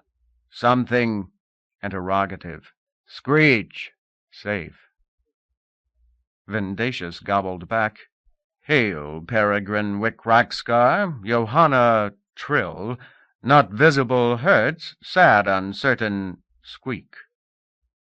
And the traitor murmured in her ear, Now he'll ask if I need medical help, and if he insists, our chat will have an early end. But the only reply Pilgrim made was a chorus of sympathetic worry. Damn assholes are just sitting down out there, came Vendacious's irritated whisper. The silence stretched on a moment, and then Peregrine's human voice, the joker from Dataset, said in clear Somnorsh, Don't do anything foolish, Vendacious, old man. Vendacious made a sound of polite surprise and tensed around her. His knife jabbed a centimeter deep between Johanna's ribs, a thorn of pain. She could feel the blade trembling, could feel his member's breath on her bloody skin. Pilgrim's voice continued, confident and knowing. I mean we know what you're up to. Your pack at the hospital has gone completely to pieces, confessed what little he knew to Woodcarver. Do you think your lies can get by her? If Johanna is dead, you'll be bloody shreds. He hummed an ominous tune from Dataset. I know her well, the Queen. She seems such a gracious pack. But where do you think Flenser got his gruesome creativity? Kill Johanna, and you'll find just how far her genius in that exceeds Flenser's. The knife pulled back. One more of Vendacious leaped to the window slits, and the two by Johanna loosened their grip. He stroked the blade gently across her skin. Thinking, Is Woodcarver really that fearsome? The four at the windows were looking in all directions. No doubt Vendacious was counting guard packs and planning furiously. When he finally replied, it was in Somnorsh. The threat would be more credible if it were not at second hand. Pilgrim chuckled. True, but we guessed what would happen if she approached. You're a cautious fellow. You'd have killed Johanna instantly and been full of lying explanation before you even heard what the Queen knows. But seeing a poor pilgrim amble over, I know you think me a fool, only one step better than Scriber Jacques Ramaphan." Peregrine stumbled on the name and for an instant lost his flippant tone. "Anyway, now you know the situation. If you doubt, send your guards beyond the brush. Look at what the Queen has surrounding you. Johanna dead only kills you. Speaking of which, I assume this conversation has some point?" "Yes, she lives." Vindicius slipped the gag from Johanna's mouth. She turned her head, choking. There were tears running down the sides of her face. "Pilgrim! Oh, Pilgrim!" The words were scarcely more than a whisper. She drew a painful breath, concentrated on making noise. Bright spots danced before her eyes. "Hi, Pilgrim!" "Hi, Johanna. Has he hurt you?" "Some. That's enough. She's alive, Pilgrim, but that's easily corrected." Vindicius didn't jam the gag back in her mouth. Johanna could see him rubbing heads nervously as he paced round and round the ledge. He trilled something about stalematic game. Peregrine replied, "Speak some Norse, Vindicius. I want Johanna to understand, and you can't talk quite as slick as in pack talk."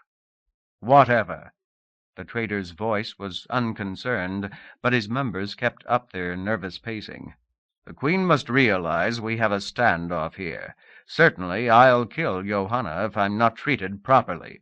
But even then, Woodcarver could not afford to hurt me.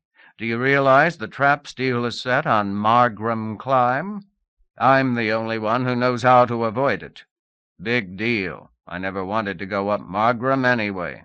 "Yes, but you don't count, Pilgrim. You're a mongrel patchwork. Woodcarver will understand how dangerous this situation is. Steele's forces are everything I said they weren't, and I've been sending them every secret I could write down from my investigations of dataset." "My brother is alive, Pilgrim," Johanna said. "Oh, you're kind of a record setter for treason, aren't you, Vindicius? Everything to us was a lie, while Steele learned all the truth about us." "You figure that means we daren't kill you now?" Laughter, and Vindicius's pacing stopped. He seized control coming back to him. "More. You need my full-membered cooperation. See, I exaggerated the number of enemy agents in Woodcarver's troops, but I do have a few, and maybe Steele has planted others I don't know about. If you even arrest me, word will get back to the Flenser armies. Much of what I know will be useless, and you'll face an immediate, overwhelming attack. You see, the Queen needs me." "And how do we know this is not more lies?" "That is a problem, isn't it? Matched only by how I can be guaranteed safety once I've saved the expedition. No doubt it's beyond your mongrel mind. Woodcarver and I must have a talk, someplace mutually safe and unseen. Carry that message back to her. She can't have this traitor's hides, but if she cooperates, she may be able to save her own." There was silence from outside, punctuated by the squeaking of animals in the nearer trees. Finally, surprisingly, Pilgrim laughed. "Mongrel mind, eh? Well, you have me in one thing, Vindicius. I've been all the world round, and I remember back 500 years, but of all the villains and traitors and geniuses, you take the record for bald impudence." Vindicius gave a tinish chord, untranslatable, but as a sign of smug pleasure. "I'm honored." "Very well, I'll take your points back to the Queen. I hope the two of you are clever enough to work something out. One thing more. The Queen requires that Johanna come with me." "The Queen requires? That sounds more like your mongrel sentiment to me." "Perhaps, but it will prove you are serious in your confidence. View it as my price for cooperation." Vindicius turned all his heads toward Johanna, silently regarding. Then he scanned out all the windows one last time. Very well, you may have her. Two jumped down to the cabin's hatch, while another pair pulled her toward it. His voice was soft and near her ear. Damn Pilgrim. Alive, you're just going to cause me trouble with the Queen. His knife slid across her field of view. Don't oppose me with her. I am going to survive this affair, still powerful. He lifted back the hatch, and daylight spilled blindingly across her face. She squinted. There was a sweep of branches and the side of the hut. Vendacious pushed and pulled her cot onto the forest floor, and at the same time gobbling at his guards to keep their positions. He and Peregrine chatted politely, agreeing on when the Pilgrim would return. One by one, Vendacious trotted back through the cabin's hatch. Pilgrim advanced and grabbed the handles at the front of the cot. One of his pups reached out from his jacket to nuzzle her face. "You okay?" "I'm not sure. I got bashed in the head, and it seems kind of hard to breathe." He loosened the blankets from around her chest as the rest of him dragged the cot away from the hut. The forest shade was peaceful and deep, and Vendacious's guards were stationed here and there about the area. How many were really in on the treason? 2 hours ago, Johanna had looked to them for protection. Now their every glance sent a shiver through her. She rolled back to the center of the cot, dizzy again, and stared up into the branches and leaves and patches of smoke-stained sky. Things like Straumley tree squigglies chased each other back and forth, chittering and seeming to bait. Funny. Almost a year ago, Pilgrim and Scriber were dragging me around, and I was even worse hurt and terrified of everything, including them. And now, she had never been so glad to see another person. Even Scarbutt was a reassuring strength walking beside her. The waves of terror slowly subsided. What was left was an anger as intense, though more reasoning, than the year before. She knew what had happened here. The players were not strangers. The betrayal was not random murder. After all Vendacious's treachery, after all his murders, and his planning to kill them all, he was going to go free. Pilgrim and Woodcarver were just going to overlook that. "He killed Scriber, Pilgrim. He killed Scriber." He cut Scriber to pieces, then chased down what was left and killed that right out of our arms. "And Woodcarver is going to let him go free? How can she do it? How can you do it?" The tears were coming again. "Shh, shh." Two of Pilgrim's heads came into view. They looked down at her, then swiveled around almost nervously. She reached out, touching the short plush fur. Pilgrim was shivering. One of him dipped close. His voice didn't sound jaunty at all. "I don't know what the Queen will do, Johanna. She doesn't know about any of this." "What?" "Shh." And his voice became scarcely a buzzing through her hand. "His people can still see us.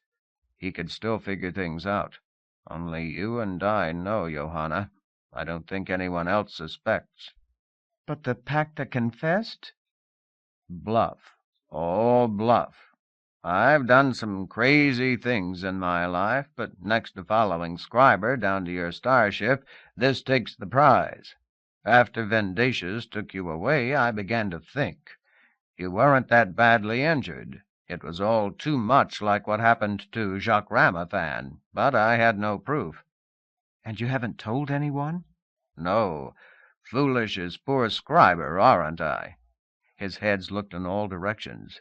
"If I was right, he'd be silly not to kill you immediately. I was so afraid I was already too late." "You would have been, if Vendacious weren't quite the monster I know he is." "Anyway, I learned the truth just like poor Scriber, almost by accident. But if we can get another 70 meters away, we won't die like him.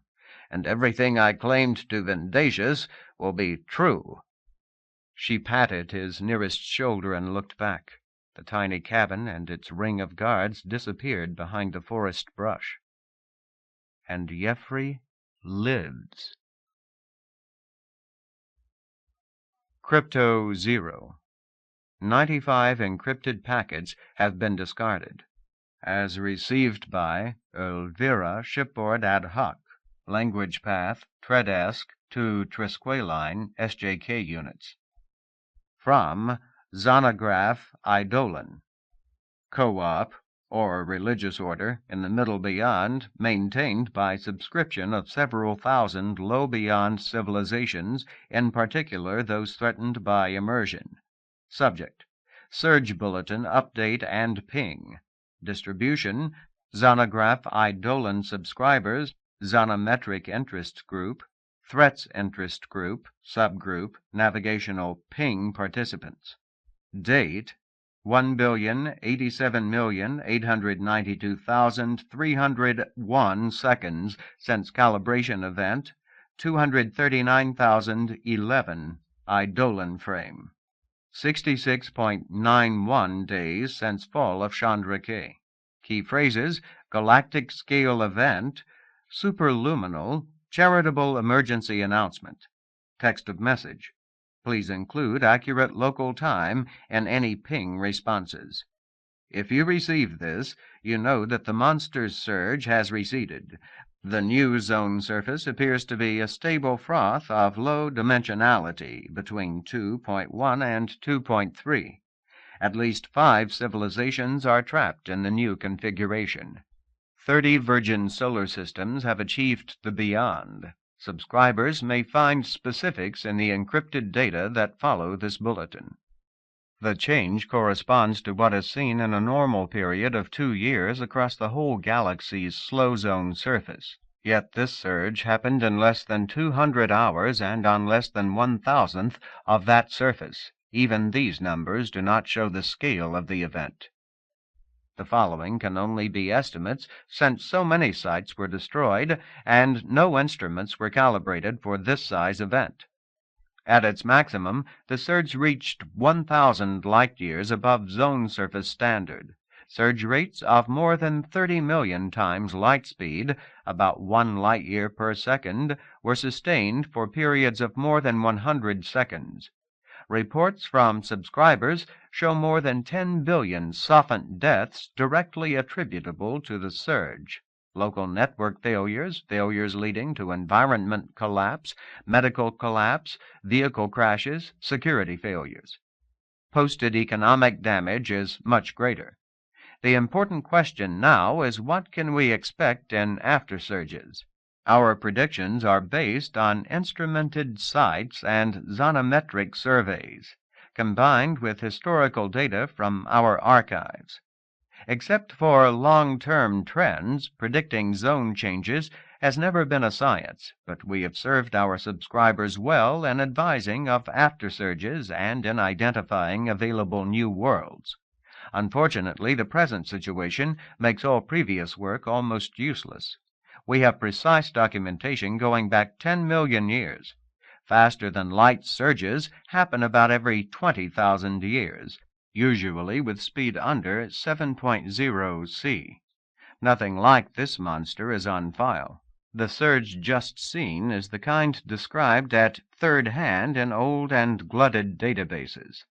Sculptor had one this size 50 million years ago. The Perseus arm in our galaxy probably suffered something like this 500 million years ago.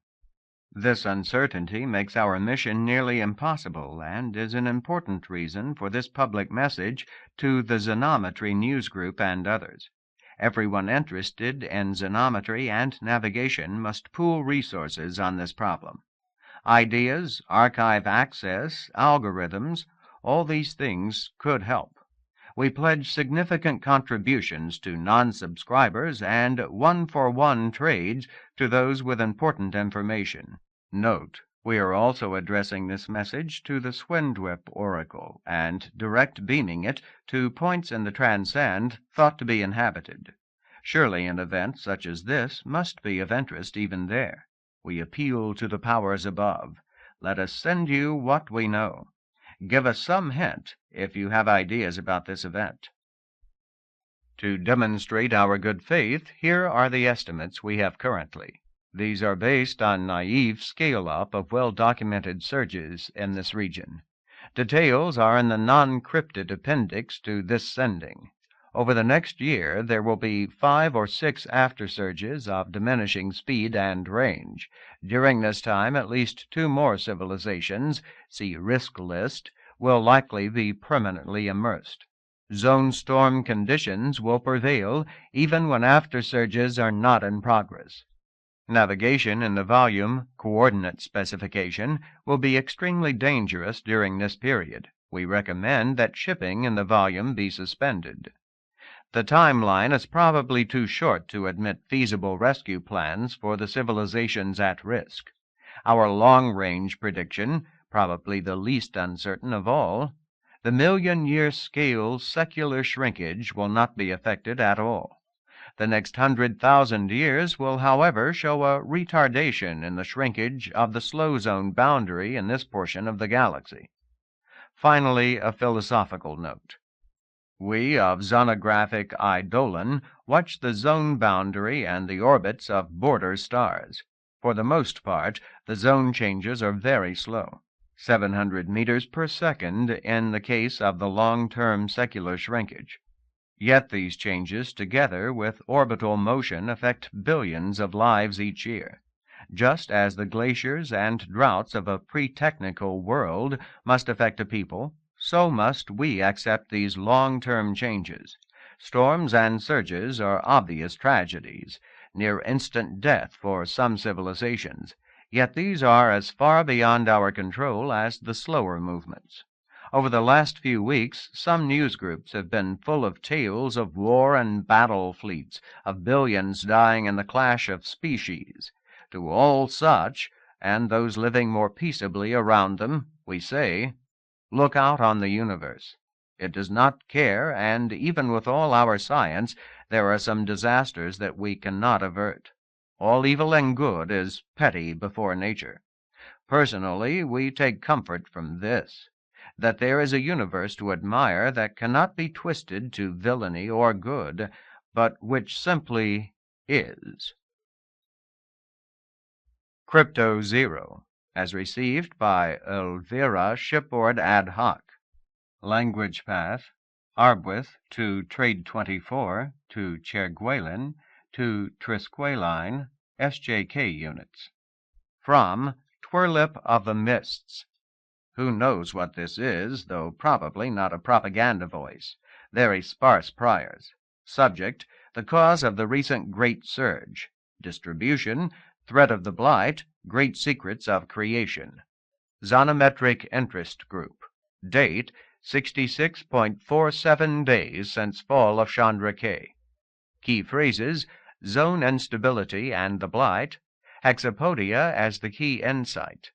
Text of message. Apologies if I am repeating obvious conclusions. My only gateway onto the net is very expensive, and I miss many important postings. The Great Surge, now in progress, appears by all accounts to be an event of cosmic scope and rarity. Furthermore, the other posters put its epicenter less than 6,000 light-years from recent warfare related to the blight. Can this be mere coincidence? As has long been theorized, citations from various sources, 3 unknown to Elvira, the theories cited are of long-standing and non-disprovable. The zones themselves may be an artifact, perhaps created by something beyond transcendence for the protection of lesser forms or, hypothetical, sentient gas clouds and galactic cores. Now, for the first time in net history, we have a transcendent form, the blight, that can effectively dominate the beyond.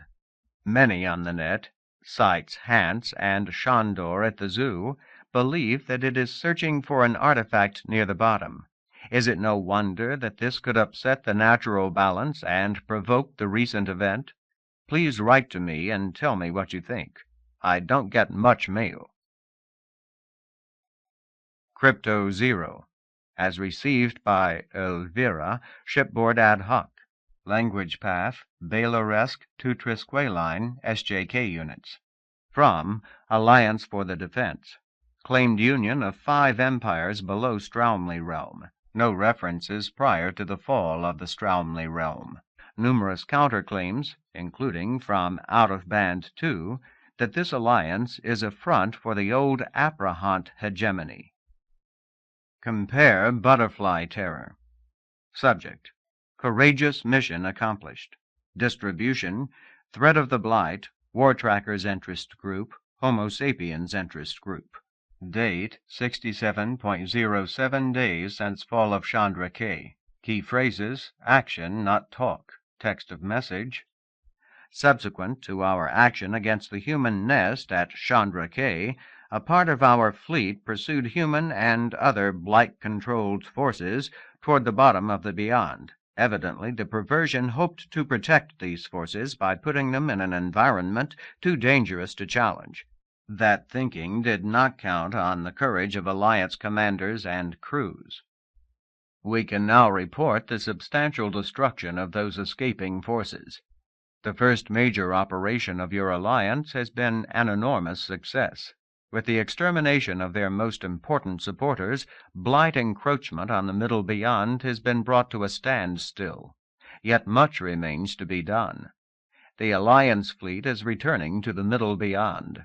We've suffered some casualties and need substantial reprovisioning. We know that there are still scattered pockets of humanity in the Beyond, and we've identified secondary races that are aiding humanity. The defense of the Middle Beyond must be the goal of every sophont of goodwill. Elements of your Alliance fleet will soon visit systems in the volume Parameter Specification. We ask for your aid and support against what is left of this terrible enemy. Death to vermin. Chapter 36. Kjet Svensson was alone on Elvira's bridge when the surge passed. They had long since done all the preparations that were meaningful, and the ship had no realistic means of propulsion in the slowness that surrounded it. Yet the group captain spent much of his time up here, trying to program some sort of responsiveness into the automation that remained. Half-assed programming was a time filler that, like knitting, must date to the beginning of the human experience. Of course, the actual transition out of slowness would have been totally unnoticed if not for all the alarms he and the Diracames had installed. As it was, the noise and lights blew him out of a half-drowse into hair-raised wakefulness. He punched the ship's comm. "Glemfrella, Tirola, get your tails up here." By the time the brothers reached the command deck, preliminary nav displays had been computed and a jump sequence was awaiting confirmation. The two were grinning from ear to ear as they bounced in and strapped themselves down at action posts. For a few moments there was little chit-chat, only an occasional whistle of pleasure from the Diracames. They had rehearsed this over and over during the last 100+ hours, and with the poor automation there was a lot for them to do. Gradually the view from the deck's windows sharpened. Where at first there had only been vague blurs, the ultrawave sensors were posting individual traces with steadily improving information on range and rates. The communication window showed the queue of fleet comm messages getting longer and longer. Tirola looked up from his work. "Hi, boss. These jump figures look okay, at least as a first cut." "Good. Commit and allow auto-commit." In the hours after the surge, they had decided that their initial priority should be to continue with the pursuit. What they did then, they had talked long on that, and Group Captain Svensson had thought even longer. Nothing was routine anymore. "Yes, sir." The Diracames' long fingers danced across the controls, and Rolla added some verbal control. "Bingo." Status showed 5 jumps completed. 10. Kjet stared out the true view window for a few seconds. No change. No change. Then he noticed that one of the brightest stars in the field had moved, was sliding imperceptibly across the sky. Like a juggler getting her pace, Elvira was coming up to speed. "Hi, hi." Glemfrella leaned over to see his brother's work. "We're making 1.2 light-years per hour. That's better than before the surge." "Good. Comm and surveillance?" Where was everybody else, and what were they up to? Yup. I'm on it." Glimfella bent his slender frame back to the console. For some seconds he was almost silent. Svensson began paging through the mail. There was nothing yet from owner Lemende. 25 years Kiett had worked for Lemende and SJK Commercial Security. Could he mutiny? And if he did, would any follow? "Okay, here's the situation, boss." Glimfella shifted the main window to show his interpretation of the ship's reports. "It's like we guessed, maybe a little more extreme." They had realized almost from the beginning that the surge was bigger than anything in recorded history. That's not what the Dairakami meant by extreme. He swept his short fingers down, making a hazy blue line across the window. "We guessed that the leading edge of the surge moved normal to this line. That would account for it taking Boss Lemende out 400 seconds before it hit the out-of-band and hitting us 10 seconds after that. Now, if the trailing edge were similar to ordinary surges, upgraded a million times, then we, and then the rest of the pursuing fleets, should come out well before out-of-band." He pointed at a single glowing dot that represented the Elvira. Around and just ahead of it, dozens of points of light were popping into existence as the ship's detectors reported seeing the initiation of ultra-drive jumps. It was like a cold fire sweeping away from them into the darkness. Eventually, Lemende and the heart of the anonymous fleet would all be back in business. Our pickup log shows that's about what happened. Most all the pursuing fleets will be out of the surge before they out-of-band. So it'll lose part of its lead. Yup. But if it's going where we think, a G-star 80 light-years ahead of the fugitive, it'll still get there before they kill it. He paused, pointed at a haze that was spreading sideways from the growing knot of light. "Not everybody is still chasing." "Yeah." Svensson had been reading the news even as he listened to Frella's summary. "According to the net, that's the Alliance for the Defense departing the battlefield victorious." "Say what?" Tarola twisted abruptly in his harness. His large dark eyes held none of their usual humor. "You heard me." Kiett put the item where the brothers could see it. The two read rapidly, Frella mumbling phrases aloud. "Courage of Alliance commanders. Substantial destruction of escaping forces." Glimfella shuddered, all flippancy departed. "They don't even mention the surge. Everything they say is a cowardly lie." His voice shifted up to its normal speaking range, and he continued in his own language. Kiett could understand parts of it. The Dairakamis that left their dream habitats were normally light-hearted folk, full of whimsy and gentle sarcasm. Glimfella sounded almost that way now, except for the high edges to his whistling and the insults more colorful than Svensson had ever heard from them. "Get from a verminous cow-pie. Killers of innocent dreams."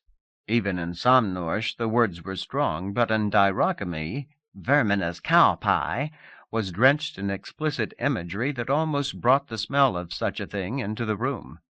Glimfrella's voice went higher and higher, then beyond the human register. Abruptly he collapsed, shuddering and moaning low. Dairakamis could cry, though Svensson had never seen such a thing before. Glimfrella rocked in his brother's arms. Tarola looked over Glimfrella's shoulder at Kiett. "Where does revenge take us now, Group Captain?" For a moment Kiett looked back silently. "I'll let you know, Lieutenant." He looked at the displays. "Listen and watch a little longer, and maybe we'll know.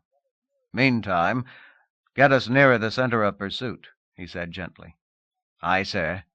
Tarola patted his brother's back gently and returned to his console. During the next 5 hours, Elvira's crew watched the Alliance fleet race helter-skelter for the higher spaces. It could not even be called a retreat, more a panicked dissolution. Great opportunists, they had not hesitated to kill by treachery and to give chase when they thought there might be treasure at the end. Now that they were confronted with the possibility of being trapped in the slowness, of dying between the stars, they raced for their separate safety. Their bulletins to the news groups were full of bravado, but their maneuver couldn't be disguised. Former neutrals pointed to the discrepancy. More and more it was accepted that the alliance was built around the Aprahanti hegemony, and perhaps had other motives than altruistic opposition to the Blight. There was nervous speculation about who might next receive alliance attention. Major transceivers still targeted the fleets. They might as well have been on a network trunk. The news traffic was a vast waterfall, totally beyond Elvira's present ability to receive. Nevertheless, Svensson kept an eye on it. Somewhere there might be some clue, some insight. The majority of war trackers and threats seemed to have little interest in the alliance or the death of Chandra K. Per se, most were terrified of the blight that was still spreading through the top of the beyond. None of the highest had successfully resisted, and there were rumors that 2 more interfering powers had been destroyed. There were some secret mouths of the blight who welcomed the new stability at the top, even one based on permanent parasitization. In fact, the chase down here at the bottom, the flight of the out-of-band and its pursuers, seemed the only place where the blight was not completely triumphant. No wonder they were the subject of 10,000 messages an hour. The geometry of emergence was enormously favorable to Elvira. They had been on the outskirts of the action, but now they had hours' head start on the main fleets. Glimfrella and Tarola were busier than they had ever been in their lives, monitoring the fleet's emergence and establishing Elvira's identity with the other vessels of commercial security. Until Schritz and Lemeda emerged from the slowness, Kjet Svensson was the ranking officer of the organization. Furthermore, he was personally known to most of the commanders. Kjet had never been the admiral type. His group captaincy had been a reward for piloting skills in a Chandra K at peace. He had always been content to defer to his employers. But now the group captain used his ranking status. The Alliance vessels were not pursued. "Wait till we can all act together," ordered Svensson. Possible game plans bounced back and forth across the emerging fleet, including schemes that assumed HQ was destroyed. With certain commanders, he had hinted that this last might be the case, that Lemenda's flagship was in enemy hands, and that the alliance was somehow just a side effect of that true enemy. Very soon Kjet would be committed to the treason he planned. The Lemenda flagships and the core of the Blighter fleet came out of the slowness almost simultaneously. Comm alarms went off across Elvira's deck as priority mail arrived and passed through the ship's crypto. "Source: Lemenda at HQ. Starbreaker priority," said the ship's voice. Glimfrella put the message on the main window, and Svensson felt a chill certainty spread up his neck. "All units are to pursue fleeing vessels. These are the enemy, the killers of our people. Warning: masquerades suspected. Destroy any vessels countermanding these orders. Order of battle and validation codes follow." Order of battle was simple, even by commercial security standards. Lemenda wanted them to split up and be gone, staying only long enough to destroy masqueraders. Kjet said to Glimfrella, "How about the validation codes?" The Dyrachemy seemed his usual self again. "They're clean. We wouldn't be receiving the message at all unless the sender had today's one-time pad." "We're beginning to receive queries from the others, boss. Audio and video channels. They want to know what to do." If he hadn't prepared the ground during the last few hours, Kjet's mutiny wouldn't have had a chance. If commercial security had been a real military organization, the Lemenda order might have been obeyed without question. As it was, the other commanders pondered the questions that Svensson had raised. At these ranges, video communication was easy, and the fleet had one-time ciphers large enough to support enormous amounts of it. Yet Liminda had chosen printed mail for her priority message.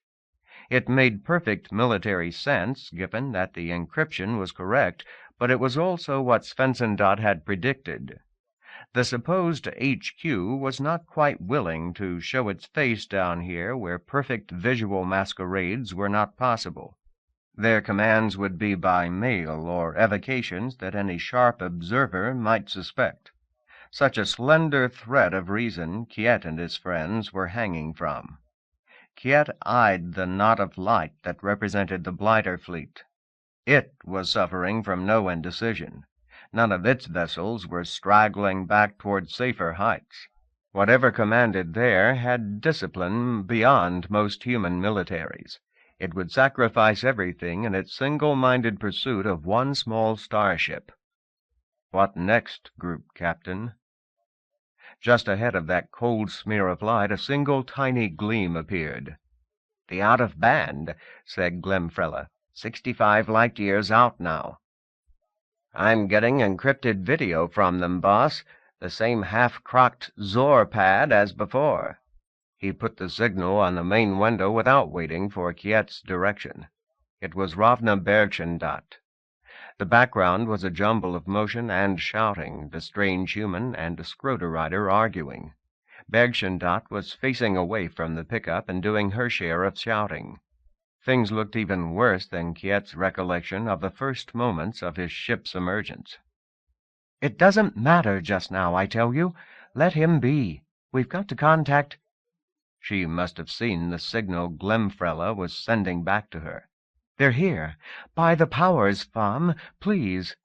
She waved her hand angrily and turned to the camera. "Group Captain, we're—" "I know. We've been out of the surge for hours. We're near the center of the pursuit now." She caught her breath. Even with 100 hours of planning, events were moving too fast for her. And for me, too. "That's something," she said, after an instant. "Everything we said before holds, Group Captain. We need your help. That's the blight that's coming behind us. Please." Svensson noticed a telltale by the window. Sassy Glimfrella was retransmitting this to all the fleet they could trust. Good. He had talked about the situation with the others these last hours, but it meant something more to see Ravna Bergschendat on the comm, to see someone from Chandra K who still survived and needed their help. You can spend the rest of your life chasing revenge in the middle beyond, but all you kill will be the vultures. What's chasing Ravna Bergschendat may be the first cause. The butterflies were long gone, still singing their courage across the net. Less than 1% of commercial security had followed Liminda's order to chase after them. Those were not the problem. It was the 10% that stayed behind and arrayed themselves with the Blight's forces that bothered Kiet Svensson. Some of those ships might not be subverted, might simply be loyal to orders they believed. It would be very hard to fire on them. And there would be fighting, no doubt of that. Maneuvering for conflict while under ultra-drive was difficult, if the other side attempted to evade. But the Blight's fleet was unwavering in its pursuit of the out-of-band.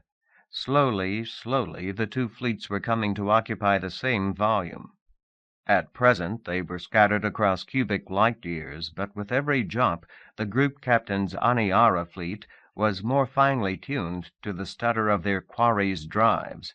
Some ships were actually within a few 100 million kilometers of the enemy, or where the enemy had been or would be. Targeting tactics were set. First fire was only a few 100 seconds away. With the Aprahanti gone, we have numerical superiority. A normal enemy would back off now. But, of course, that is one thing the Blight fleet is not. It was the red-haired guy who was doing the talking now. It was a good thing Glimfrella hadn't relayed his phase to the rest of Svensson's fleet. The guy acted edgy and alien most of the time. Just now he seemed intent on bashing every idea Svensson advanced. The Blight doesn't care what its losses are, as long as it arrives with the upper hand. Svensson shrugged. Look, we'll do our best. First fire is 150 seconds off. If they don't have any secret advantage, we may win this one. He looked sharply at the other. Or is that your point?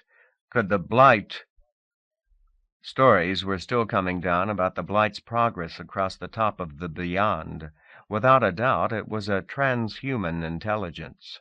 An unarmed man might be outnumbered by a pack of dogs, yet still defeat them. So might the Blight? Pham Nguyen shook his head. No, no, no. The Blight's tactics down here will probably be inferior to yours. Its great advantage is at the top, where it can control its slaves like fingers on a hand. Its creatures down here are like badly synced Waldos. Nguyen frowned at something off camera. No, what we have to fear is its strategic cleverness. His voice suddenly had a detached quality that was more unsettling than the earlier impatience. It wasn't the calm of someone facing up to a threat. It was more the calm of the demented. 100 seconds to contact. Group Captain, we have a chance if you concentrate your forces on the right points.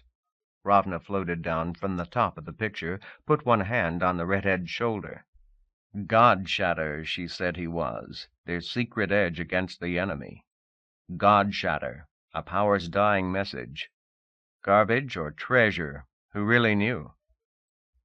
Damn, if the other guys are badly synced Waldos, what does following Pham Nguyen make us? But he motioned to Rolla to mark the targets that Nguyen was saying. 90 seconds. Decision time. Kiet pointed at the red marks Rolla had scattered through the enemy fleet. Anything special about those targets, Rolla? The Dairakami whistled for a moment. Correlations popped up agonizingly slowly on the windows before him. The ships he's targeting aren't the biggest or the fastest. It's going to take extra time to position on them. Command vessels? One other thing. Some of them show high real velocities, not natural residuals at all. Ships with ram drives? Planet busters? Svensson looked at the display just a second more. 30 seconds, and Yo Haoyin's ship, Lunschnar, would be in contact, but not with one of Nguyen's targets. Get on the comm, Glimfella. Tell Lunschnar to back off. Retarget. Retarget everything. The lights that were Aniara fleet slid slowly around the core of the Blighter fleet, searching for their new targets. 20 minutes passed, and not a few arguments with the other captains. Commercial security was not built for military combat. What had made Kiet Svensson appeal successful was also the cause of constant questioning and counter-suggestions. And then there were the threats that came from Owner Lemenda's channel. Kill the mutineers, death to all those disloyal to the company. The encryption was valid, but the tone was totally alien to the mild, profit-oriented Jeske Lemenda. Everyone could now see that disbelieving Lemenda was one correct decision anyway. Johanna Haoyin was the first to achieve sync with the new targets. Glemfrella opened the main window on the Lunschnar's data stream. The view was almost natural, a night sky of slowly shifting stars.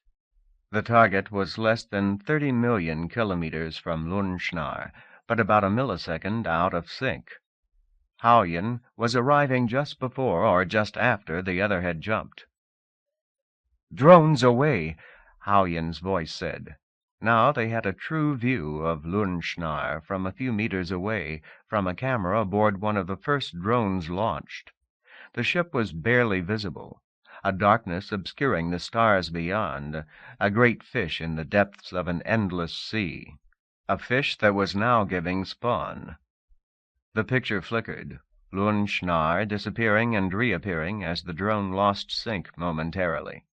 A swarm of blue lights spilled from the ship's hold. Weapon drones.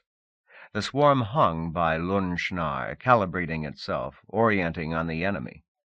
The light faded from around Lundschnar as the drones moved fractionally out of sync in space and time. Tarola opened a window on 100 million click sphere centered at Lundschnar. The target vessel was a red dot that flickered around the sphere like a maddened insect. Lundschnar was stalking prey at 8,000 times the speed of light. Sometimes the target disappeared for a second, sync almost lost. Other times Lundschnar and the target merged for an instant as the two craft spent a tenth of a second at less than 1,000,000 kilometers remove. What could not be accurately displayed was the disposition of the drones.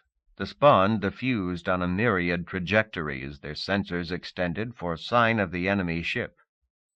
"What about the target? Is it swarming back? Do you need backup?" said Svensson-Dutt. Tarola gave a dichotomy shrug. What they were watching was 3 light-years away.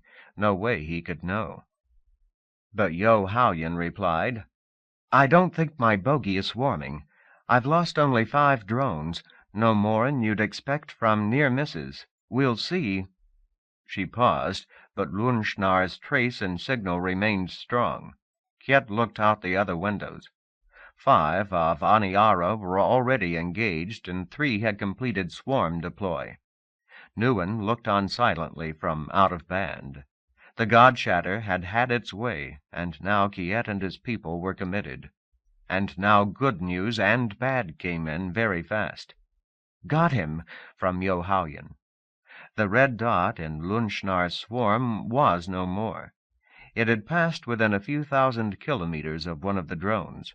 In the milliseconds necessary to compute a new jump, the drone had discovered its presence and detonated.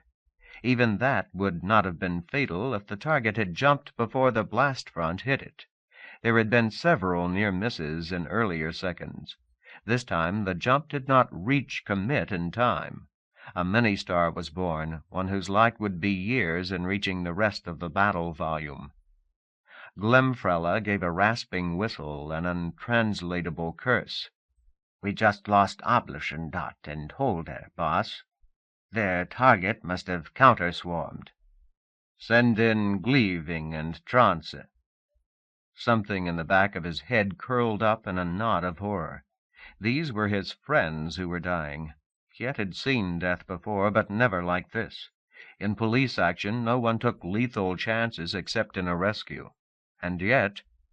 He turned from the field summary to order more ships on a target that had acquired defending vessels. Tarola was moving in others on his own. Ganging up a few non-essential targets might lose in the long run, but in the short term, the enemy was being hurt. For the first time since the fall of Chandra K, commercial security was hurting someone back. Hauyen. "Powers, that guy was moving. Secondary drone got EM spectrum on the kill. Target was going 15,000 kilometers per second true speed. A rocket bomb ramping up? Damn. They should be postponing those till after they controlled the battlefield." Tarola. "More kills, far side of battle volume. The enemy is repositioning. Somehow they've guessed which we're after." Glemfrella. Triumph whistle. "Get him, get him." "Oops." "Boss, I think Gleminda has figured we're coordinating things." A new window had opened over Tarola's post. It showed the 5 million kilometers around Elvira. 2 other ships were there now. The window identified them as Leminda's flag and one of the vessels that had not responded to Svensson-Dutt's recruiting. There was an instant of stillness on Elvira's command deck. The voices of triumph and panic coming from the rest of the fleet seemed suddenly far away. Svensson-Dutt and his crew looked at death close up. "Tarola, how long till swarm?" "They're on us already. Just missed a drone by 10 milliseconds. "Tarola, finish running current engagements. Glemfrella, tell Lundschnar and Trance to chain command if we lose contact." Those ships had already spent their drones, and Yo-Hauyen was known to all the other captains. Then the thought was gone, and he was busy coordinating Elvira's own battle swarm. The local tactics window showed the cloud dissipating, taking on colors coded by whether they were lagging or leading relative to Elvira. Their two attackers had matched pseudo-speeds perfectly. 10 times per second, all three ships jumped a tiny fraction of a light year.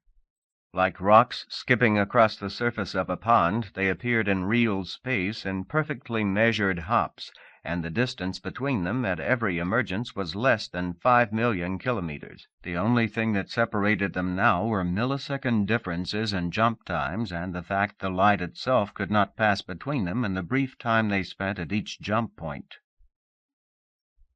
3 actinic flashes lit the deck, casting shadows back from Svensson and the Diracames. It was second-hand light, the display's emergency signal of nearby detonation. Run like hell was the message any rational person should take from that awful light. It would be easy enough to break sync and lose tactical control of Aniara fleet. Turola and Glemfrella bent their heads away from the local window, shying from the glare of nearby death. Their whistling voices scarcely broke cadence, and the commands from Elvira to the others continued. There were dozens of other battles going on out there. Just now, Elvira was the only source of precision and control available to their side. Every second they remained on station meant protection and advantage to Aniara. Breaking off would mean minutes of chaos till Lunschnar or Transe could pick up control. Nearly 2/3 of Vom Neuen's targets were destroyed now. The price had been high, half of Svensson friends. The enemy had lost much to protect those targets, yet much of its fleet survived. An unseen hand smashed Elvira, driving Svensson hard against his combat harness. The lights went out, even the glow from the windows. Then dim red light came from the floor. The Diracames were silhouetted by one small monitor. Rollo whistled softly. "We're out of the game, boss, least while it counts." "I didn't know you could get misses that near." Maybe it wasn't a miss. Kiett scrambled out of his harness and boosted across the room to float head down over the tiny monitor. Maybe we're already dead. Somewhere very close by, a drone had detonated, the wave front reaching Elvira before she jumped. The concussion had been the outer part of the ship's hull exploding as it absorbed the soft X-ray component of the enemy ordnance. He stared at the red letters marching slowly across the damaged display. Most likely the electronics was permanently dead. Chances were they had all received a fatal dose of gamma. The smell of burnt insulation floated across the room on the ventilator's breeze. "Yeah, look at that. 5 nanoseconds more and we wouldn't have been clipped at all. We actually jumped after the front hit." And somehow the electronics had survived long enough to complete the jump. The gamma flux through the command deck had been 200 rem, nothing that would slow them down over the next few hours, and easily managed by a ship's surgeon. As for the surgeon and all the rest of the Elvira's automation... Turola typed several long queries at the box. There was no voice recognition left. Several seconds passed before a response marched across the screen. "Central automation suspended. Display management suspended. Drive computation suspended." Turola dug an elbow at his brother. "Hi, Frella. It looks like Vera managed a clean disconnect. We can bring most of this back." Diracames were known for being drifty optimists, but in this case Turola wasn't far from the truth. Their encounter with the drone bomb had been a 1 in a billion thing, the tiniest fraction of an exposure. Over the next hour and a half, the Diracames ran reboots off the monitor's hardened processor, bringing up first one utility and then another. Some things were beyond recovery. Parsing intelligence was gone from the comm automation, and the ultra-drive spines on one side of the craft were partially melted. Absurdly, the burning smell had been a vagrant diagnostic, something that should have been disabled along with all the rest of Elvira's automation. They were far behind the blighter fleet. And there was still a blighter fleet. The knot of enemy lights was smaller than before, but on the same unwavering trajectory. The battle was long over. What was left of commercial security was scattered across 4 light-years of abandoned battlefield. They had started the battle with numerical superiority. If they'd fought properly, they might have won. Instead, they'd destroyed the vessels with significant real velocities and knocked out only about half the others. Some of the largest enemy vessels survived. These outnumbered the corresponding Aniara survivors by more than 4 to 1. The Blight could have easily destroyed all that remained of commercial security, but that would have meant a detour from the pursuit, and that pursuit was the one constant in the enemy's behavior. Torula and Glemfrella spent hours re-establishing communications and trying to discover who had died and who might be rescued. 5 ships had lost all drive capability but still had surviving crew. Some ships had been hit at known locations, and Svensson dispatched vessels with drone swarms to find the wrecks. Ship-to-ship warfare was a sanitary, intellectual exercise for most of the survivors, but the rubble and the destruction were as real as in any ground war, only spread over 1 trillion times more space. Finally, the time for miracle rescues and sad discoveries was past. The SJK commanders gathered on a common channel to decide a common future. It might better have been a wake for Chandra K and Aniara fleet. Partway through the meeting, a new window appeared, a view onto the bridge of the out-of-band. Ravna Bergschendat watched the proceedings silently.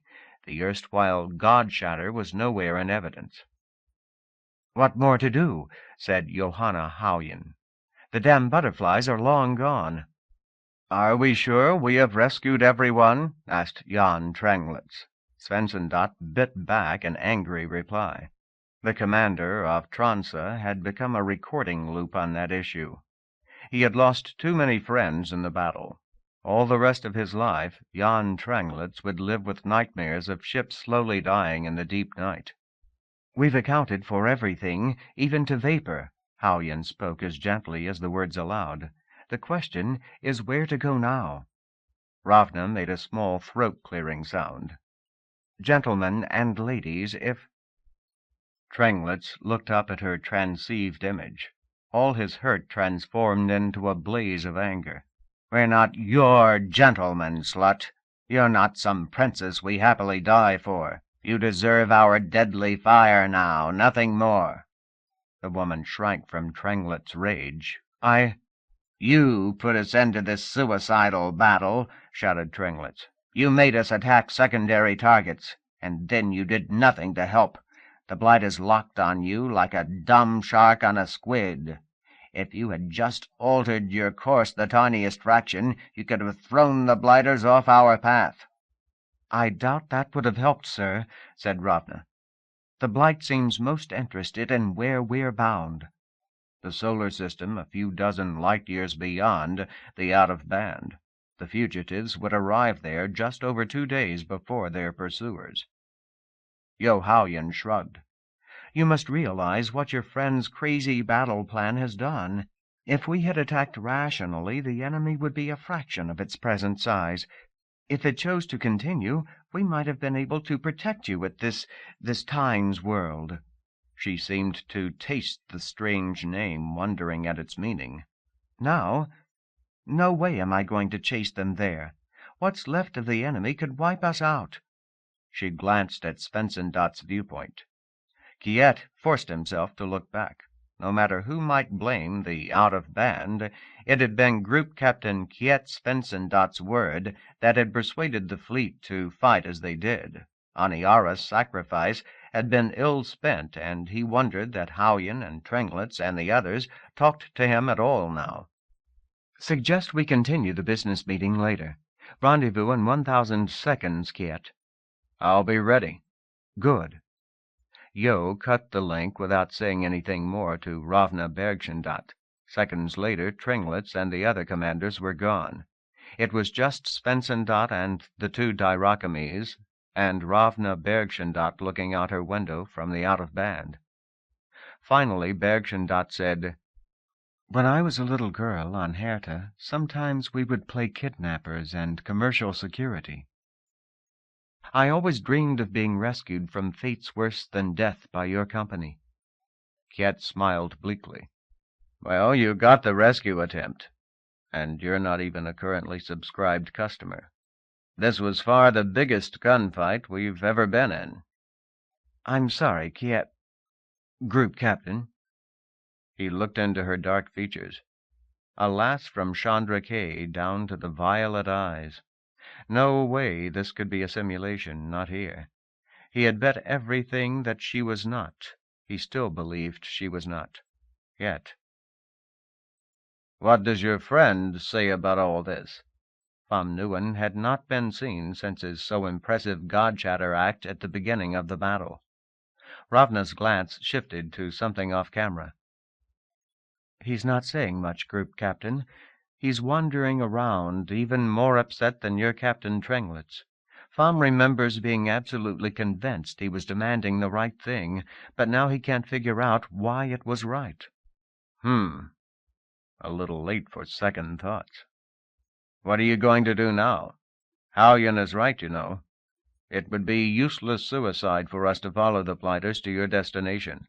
I dare say it's useless suicide for you, too. You'll arrive maybe 55 hours before them. What can you do in that time?" Ravna Bergschendat looked back at him, and her expression slowly collapsed into sobbing grief. "I don't know. I don't know." She shook her head, her face hidden behind her hands and a sweep of black hair. Finally she looked up and brushed back her hair. Her voice was calm but very quiet. "I don't know. But we are going ahead. It's what we came for. Things could still work out.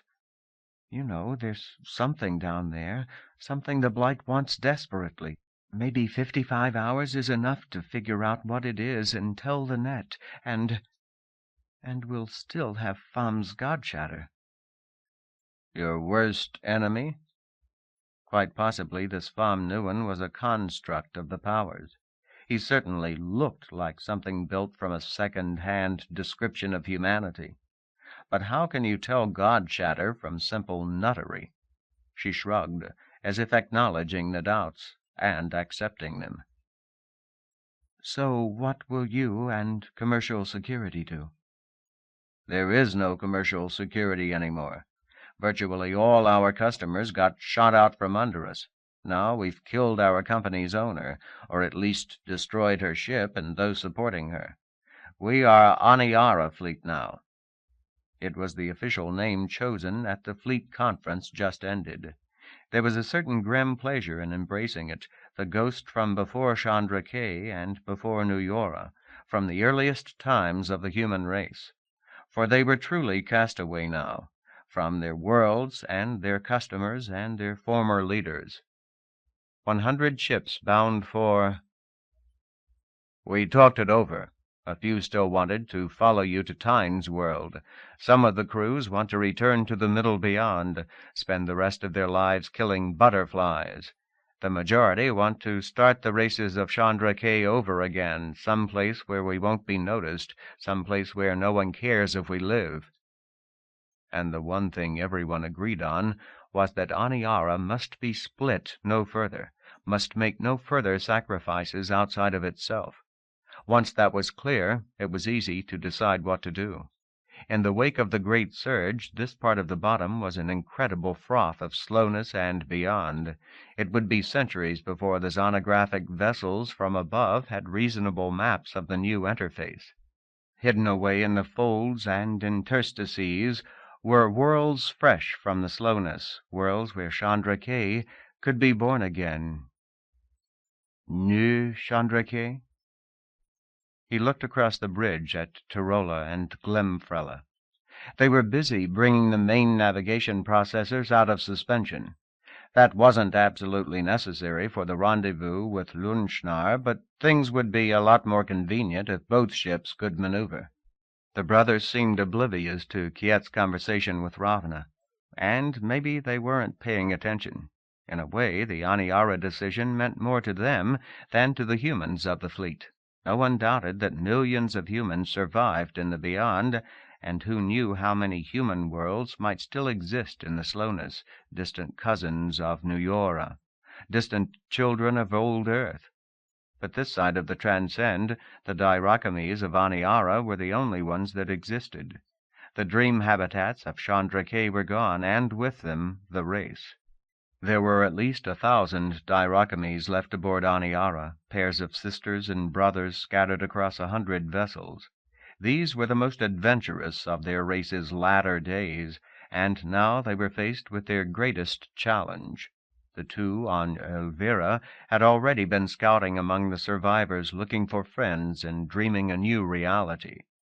Ravna listened solemnly to his explanations. Group Captain, xenography is a tedious thing, and your ships are near their limits. In this froth he might search for years and not find a new home. We're taking precautions. We're abandoning all our ships except the ones with ram scoop and cold sleep capability. We'll operate in coordinated nets. No one should be lost for more than a few years. He shrugged. And if we never find what we seek, if we die between the stars as our life support finally fails, well, then we will have still lived true to our name. Aniara. I think we have a chance. More than can be said for you. Ravna nodded slowly. Yes, well, it helps me to know that. They talked a few minutes more, Tarola and Glemfrella joining in. They had been at the center of something vast, but as usual with the affairs of the powers, no one knew quite what had happened, nor the result of the strivings. "Rendezvous Lundschnar, 200 seconds," said the ship's voice. Ravna heard it, nodded. She raised her hand. Fare you well, Kiet Svensendot, and Tarola and Glemfrella. The Diracames whistled back the common farewell, and Svensendot raised his hand. The window on Ravna Bergshendot closed. Kiet Svensendot remembered her face all the rest of his life, though in later years it seemed more and more to be the same as Elvira's.